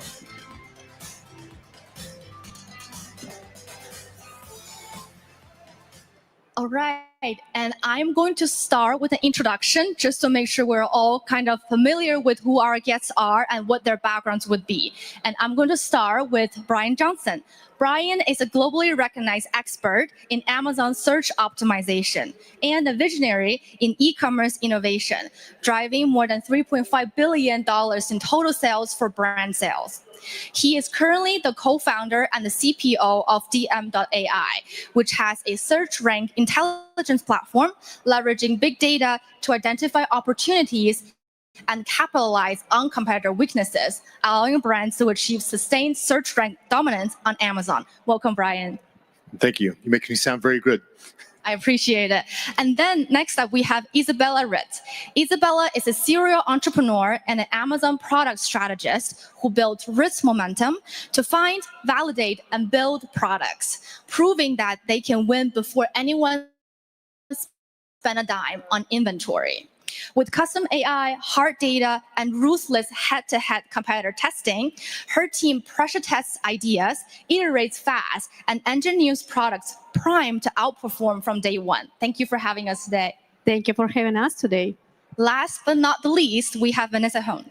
Vanessa is an Amazon operator, educator, and the founder of Online Seller Solutions, an agency that helps brands solve catalog, inventory, and account health challenges. She also serves as the director of community engagement at Carbon6 and works closely with Amazon teams to help sellers adapt to new systems and AI tools. Welcome, Vanessa. Thank you.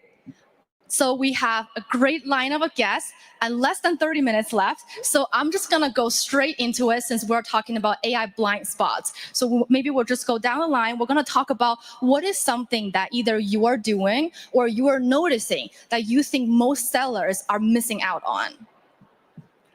I guess probably the first one I would start out with is just the overwhelm of the changes that occur with AI.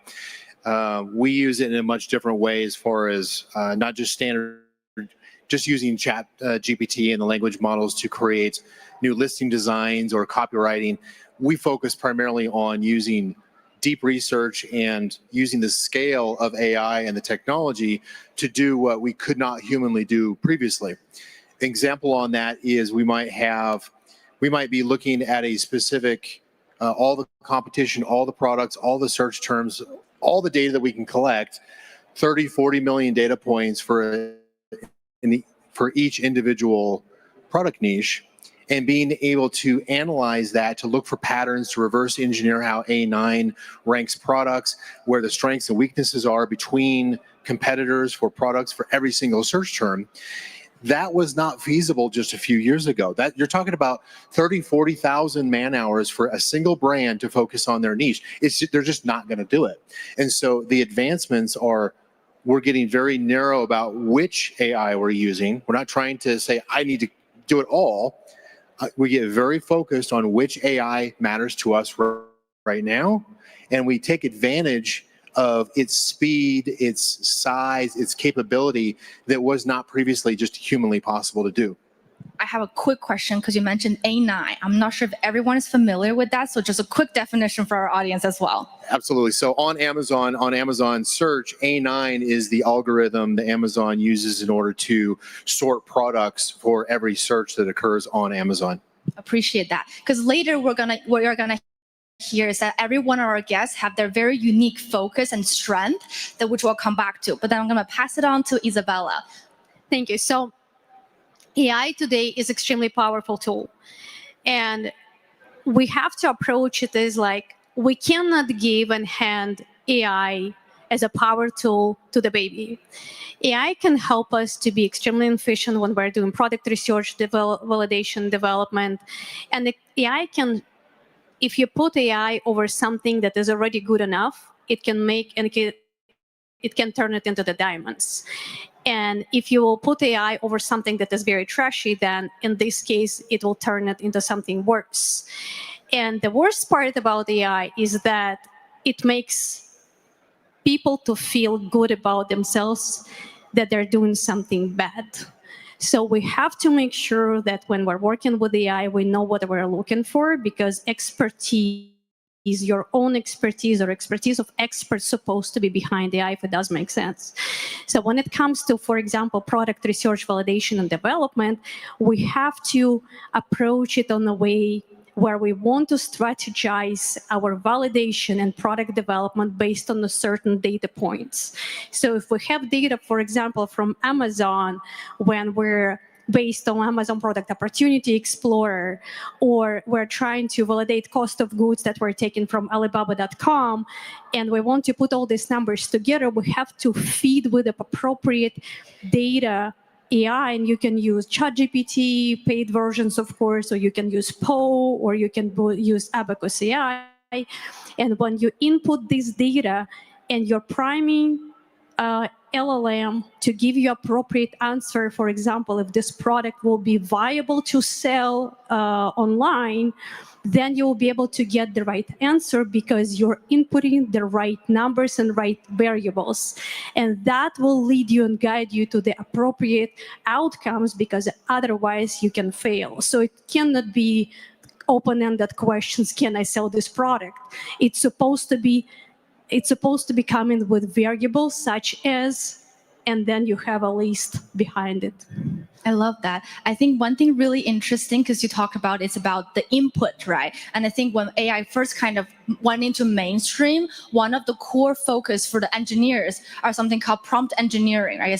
Now there's courses about it, but it used to be more of an engineering focus. And what I'm hearing now is almost like we need a general public version of prompt engineering, or maybe vertical version that helps all of our audiences learn how to give more information, better information, more comprehensive input, so they can then get more relevant output. So I love that part as well. Thank you, Isabella. Absolutely. Last but not least, Vanessa, what do you think? What are some blind spots that you are seeing? Well, I'm going to take a step back and think of, as a business owner, I think the biggest step or the biggest blind spot that I'm seeing is that people are chasing the newest sexy AI. And I know that everybody and their mom have a new company and it's AI power, AI this, AI that.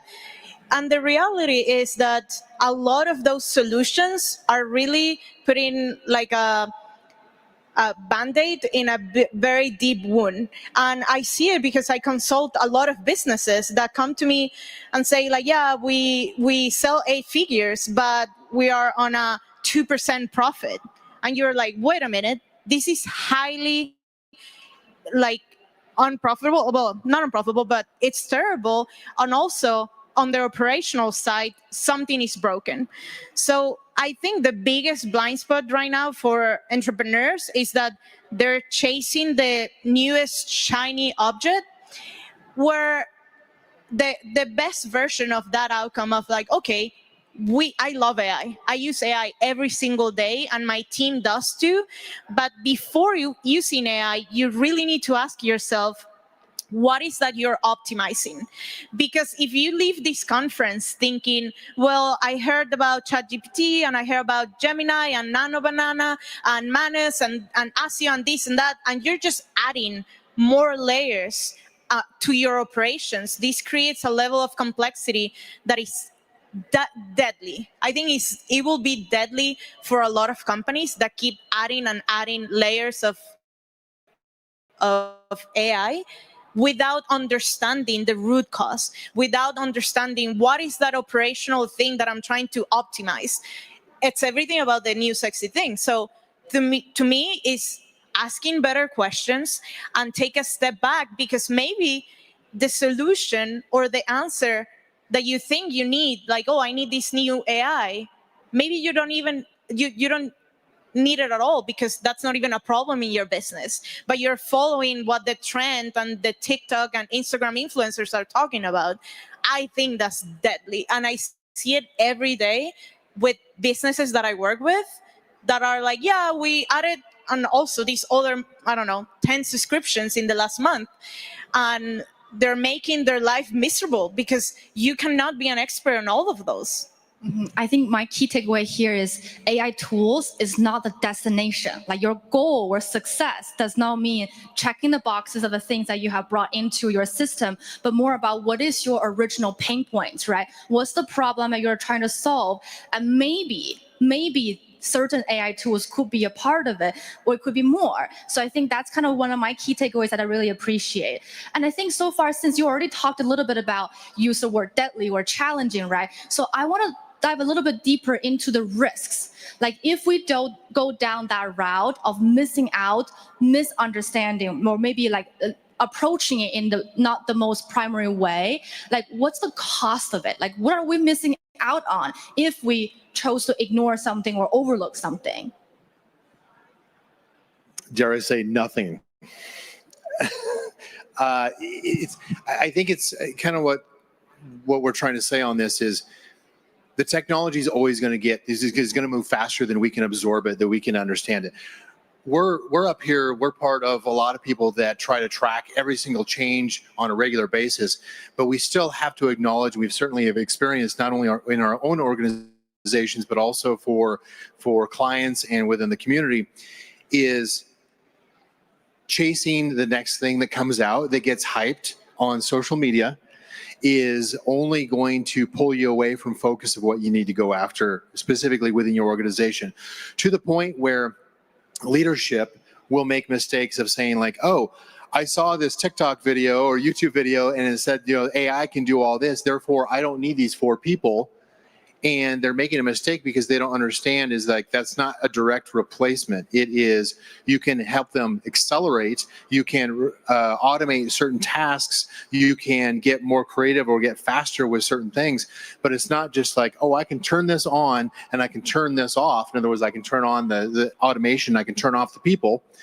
And somehow that, I mean, that is going to be a higher risk where they are overconfident in what the AI can do for them right now, instead of taking a very systematic, focused approach at saying, look, how can I have each person on my team or myself identify what drags me down the most? Either I don't like doing it and so I take forever to do it, or I avoid that task.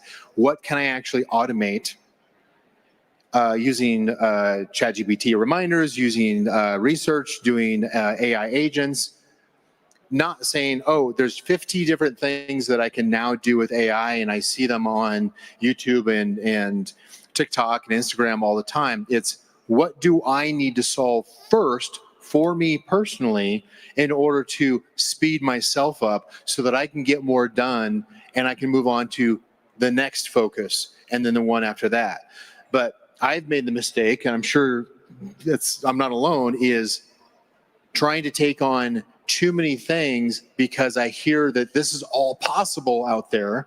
I can automate my marketing, I can write copy, I can create videos, I can, you know, rebuild my whole company and replace everybody with AI.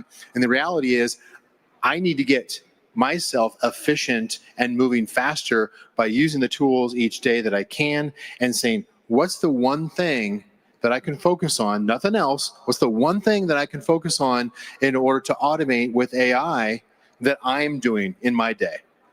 I love that. I think sounds like, Brian, there's at least part of the focus is on the automation of what already happening on my work stream, so I can have more time, move faster, and do more things. And I'm kind of curious for Isabella, do you feel like in your experience, especially in product testing or validation, it's also kind of about automation, or what are the additional areas where you are seeing the blind spots kind of getting missed out on that people could have kind of iterate on that?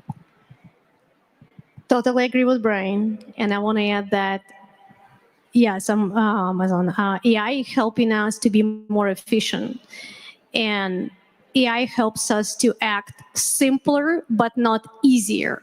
And we have to treat AI as a robot. If you will get the robot, you have to train this robot to do things you want this robot to do. And robots are not experts. They're pulling information from the open sources. So if in the open source, some put wrong information that you have to optimize your listing or choose your product wrong way, AI will pick up this information and give this information to you. And now it's on you to define if this information will be actually valuable to you and will help you make money, or you will be able to lose money. So before you will start asking AI open-ended questions and acting on those, because a lot of people want to have a magic button and want to just click on the gas and believe that money will be falling from the sky because AI just recommended to do XYZ. So if the response is extremely simple, you have to make more inputs and make more steps. And if you're trying to, like, a lot of our customers are asking, which AI should I be using to optimize my listing? Which AI should I be using to create pictures for my product? The answer is none if you don't know what you're looking for. So you have to, on the first place, you have to understand what you're looking for and train your AI to be efficient for your business, but not to substitute the expert, especially if you are not the expert for certain areas. So AI these days is for people that understand what they're doing to make their day-to-day job and day-to-day work more efficient and more effective, to help them scale and move faster. That's why a lot of people are losing their jobs, because entrepreneurs like us, they understand that they can create and accomplish a task within 2 minutes instead of 2 months, because again, we know what we're looking for. But a lot of beginners and people that don't understand what they're doing when they're starting their businesses or launching products or something like that, they're failing because they rely only on AI and only on answers from AI that is pulling information sometimes from the open sources, if it makes sense. I like the phrase you used, that you need to know what you're looking for from AI. So it's almost my other takeaway in terms of blind spot. It's just accepting whatever that you get received from the output and expect that it's good enough. It's almost like, because you can give more prompt, you can have a different expectation of what do you want to get out of the tools, but also kind of going full circle back to what Vanessa was talking about. Is you need to make sure you are clear on the pain point, would translate into what are you looking for from the tools. Vanessa, anything else you would add in terms of maybe risks or opportunities that we have talked about so far? Well, I will say my experience has been that as a business owner, I used to have a team of more than 20 people. Now my team is 9 people, and I have a lot of AI. And I love it, and it's amazing. And this is not about getting rid of people, but it's about, like, these tools are really powerful. And to add to what Isabella is saying, if you know what you're looking for, if you know what you're doing, you have, the opportunity is endless. Like, I don't even think the sky's the limit. Nothing is the limit. There's no limit to what you could create. But again, you need to really understand it. One thing that I'll say, which is, as a business owner, something that I have been paying, I actually call it the sanity tax. So the sanity tax to me is that mental, like, voice in my mind that says, you can do more, you can do better, you should be doing more with AI, more with AI. That eats you up. So I think that is a huge risk. If we think that we can be anything and everybody at the same time, we need to understand that we're humans. we're not. But once you understand what's the pain point, once you understand that there is a solution out there, their tools are out there. And to me, that was game-changing, especially for operational efficiency. The fact that I don't have an assistant anymore, an AI is answering my emails, that's incredible. Like, that is priceless, really. But you need to really have a right mindset to get there. And if you do it wrong, it will eat you up, or at least it did for me when I started adding AI or making AI a daily habit. Mhm. I love that. I think it's almost like back to basics. It's almost like we started a conversation about AI, but we kind of are going towards direction of going back to where is your business at, where are your challenges, and then look for solutions based on where you decide to focus on. And I think the exciting part for our lineup is that each one of you focus on specialize in the specific stages of the business journey. So maybe as we're closing out for the last 10 minutes, I would love to understand if our audiences kind of go back to running their business tomorrow, what is something that you would recommend them to think about in relation to maybe where your expertise is at? I'm going to switch up the order a little bit. I'm going to start with Isabella, because you're almost at the beginning of the stage when it comes to product ideation, validation, testing. What is something that you would recommend our audience to think about or do or try things out tomorrow? So first, set priorities. We can't do it all at the same time. So if your priority to make more money tomorrow, you have to identify these problems and find the perfect solution possible, as close as to be perfect as possible. So if you're selling, let's say on Amazon, if you're selling on Shopify, you're selling online, and you're failing because of lack of eyeballs, that means you have to find solution how to create more organic, more paid traffic. And AI can help you to do that because it's a simply asked questions that will be leading you to the right type of the advertisement, type of the influencers, type of the PPC campaign with Amazon or Shopify or Meta or Google or something else, right? If you are missing out, if you have enough of traffic on your product listing, but you are missing out on conversion because you have metrics, then now you have to find this problem. Sometimes it's one tweak, one word, one positioning of your product on a listing, something else that is that you're missing as of today that will help you to increase conversion. And that's pretty simple because you can input into the AI your listing, your competitor's listing, and you can ask to identify the problems. Again, read through the answers, don't act blind, and optimize this process. So identify the problem that is holding you back from making more money tomorrow. And I believe for every single entrepreneur, every day is supposed to be transactional. If you are not making money while you're sleeping, if you are not making money, you are not an entrepreneur. So everything is supposed to be tied to transaction. If your action is not tied to that, then you probably should quit or change something. That's my input. I appreciate that. I was just at a different AMA session about business exit, and our guests were talking about how if your end goal is for the exit to happen, you need to start thinking about it today, and you need to work on your numbers all the time. So I think this reminder is great, and I'm sure all of us care about the growth of our businesses, but keep that in mind while we're exploring all the AI tools, how that can connect back. So I appreciate that. Thank you, Isabella. Brian, I know that you focus a lot on not only just Amazon or organic rank, but also that competitive landscape. So maybe tell us a little bit more about in that area, what is something that maybe you would recommend our audience to start think about or be aware of based on your expertise and experience? As far as like competitive intelligence and really trying to understand what your, how your business is relative to your competition, that's kind of like stage 3 as far as thinking. It's like, what are my competitors up to? Now, you may be in that position already where, look, I know who my target audience is. I know the exact ICP as far as like who I'm trying to focus in on, how I speak to their pain, what am I solving? Most brands don't seem to be at that point. Most brands say it's like, well, I want everybody who's a consumer to buy my products.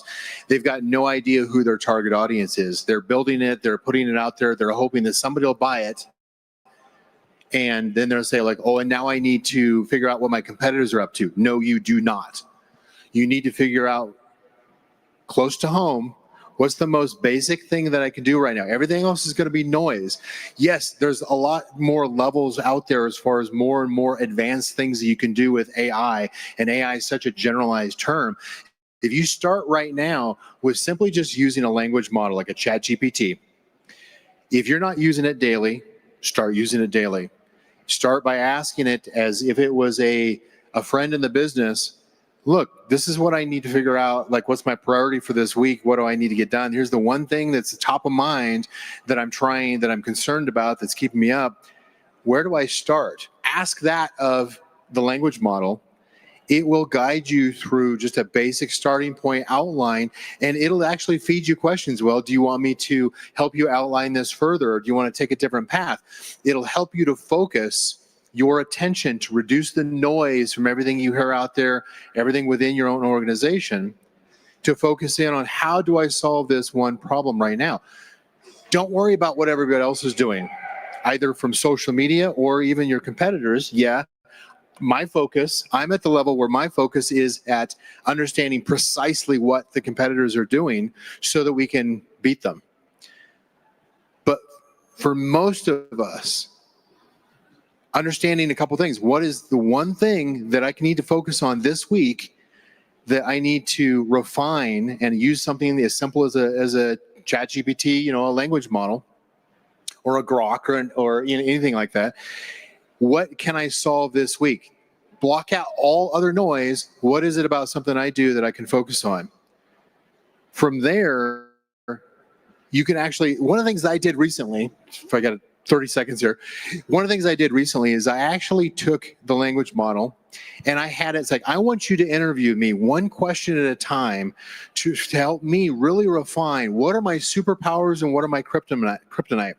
What are the things that I should be focusing on because I've got a special amount of experience or talent or some kind of skill at that I can focus on, and help me identify everything that just drags my energy down, that creates noise, that doesn't get done, that keeps me up at night and stresses me out, so that I can separate, okay, now I know where my superpowers are. I know what I don't like to do and where I get drag. How do I automate the drag? And I ask ChatGPT, I ask Claude, how should I start automating this one thing that I hate to do every day? I think the part about not everyone is ready for the really deepest, maybe AI-powered competitor analysis is really on point. I think it comes all the way back to talking about pain points, talking about what is your need, and that comes with the context of where you are today and what works the most for you. And it also connects to Isabella's point about priority. It's almost based on where we are today, then what is the one thing, as Brian, you just mentioned, that you need to focus on as a starting point. So I appreciate that. Last but not the least, Vanessa.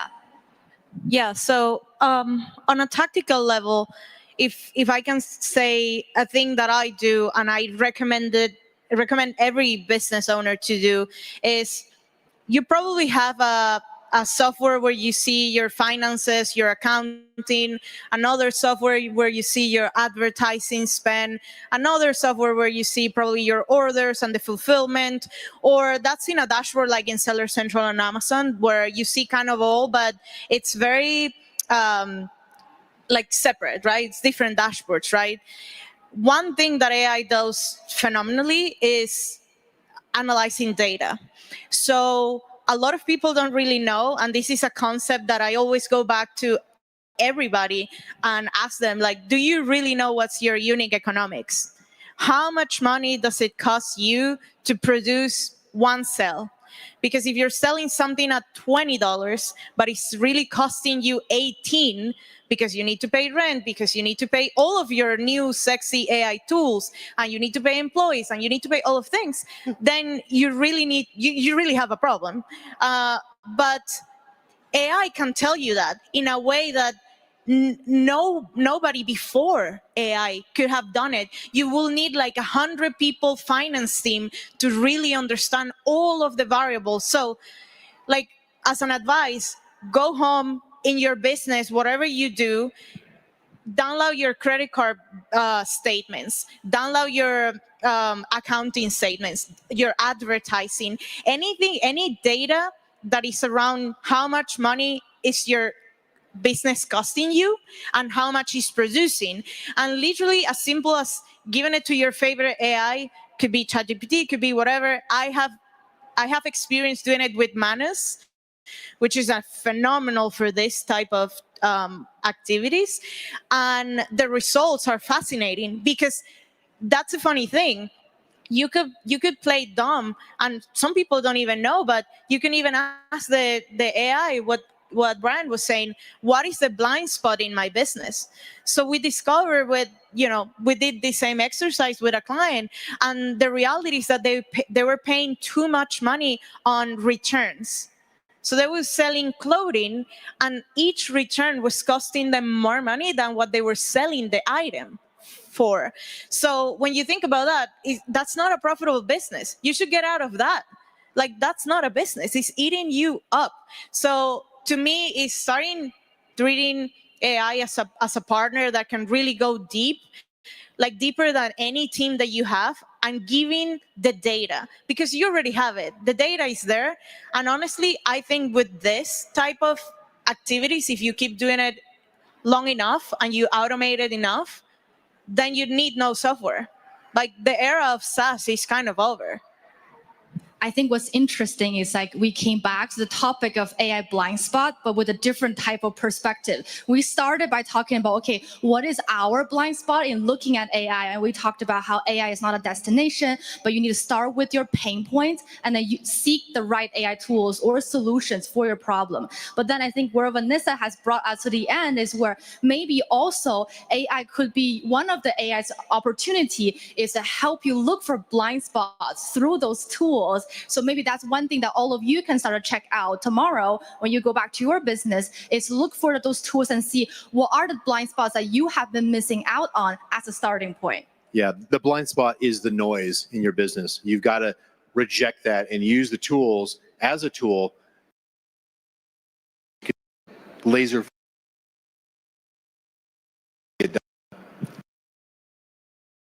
Pain. Yeah. If and I can help you to fix that. All right. Thank you so much for the conversation. Let's give it one last round of applause. Thank you. Thank you.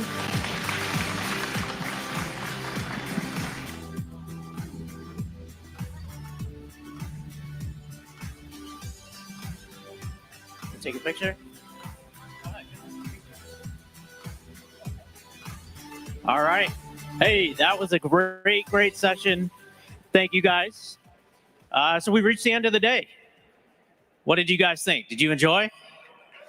There was a lot of really good sessions. We learned some new things. We saw some product launches, right? We learned from experts about scaling, about AI, and beyond. Now, behind us, while we were on the main stage, behind us there was a lot going on too. We had a guessing game. We had free samples. We had customization demos going on. We also had 2 stages where 70 semifinalists were pitching their businesses to judging experts. And we're actually going to whittle that group down to 20 finalists in just a few minutes. And tomorrow, you'll see those 20 finalists take the stage in front of a judging panel of 5 celebrities. We'll save that for tomorrow, but $200,000 on the line. So thank you very much. We really appreciate it. And we'll see y'all tomorrow. We start about 10 o'clock tomorrow. All right. Thank you.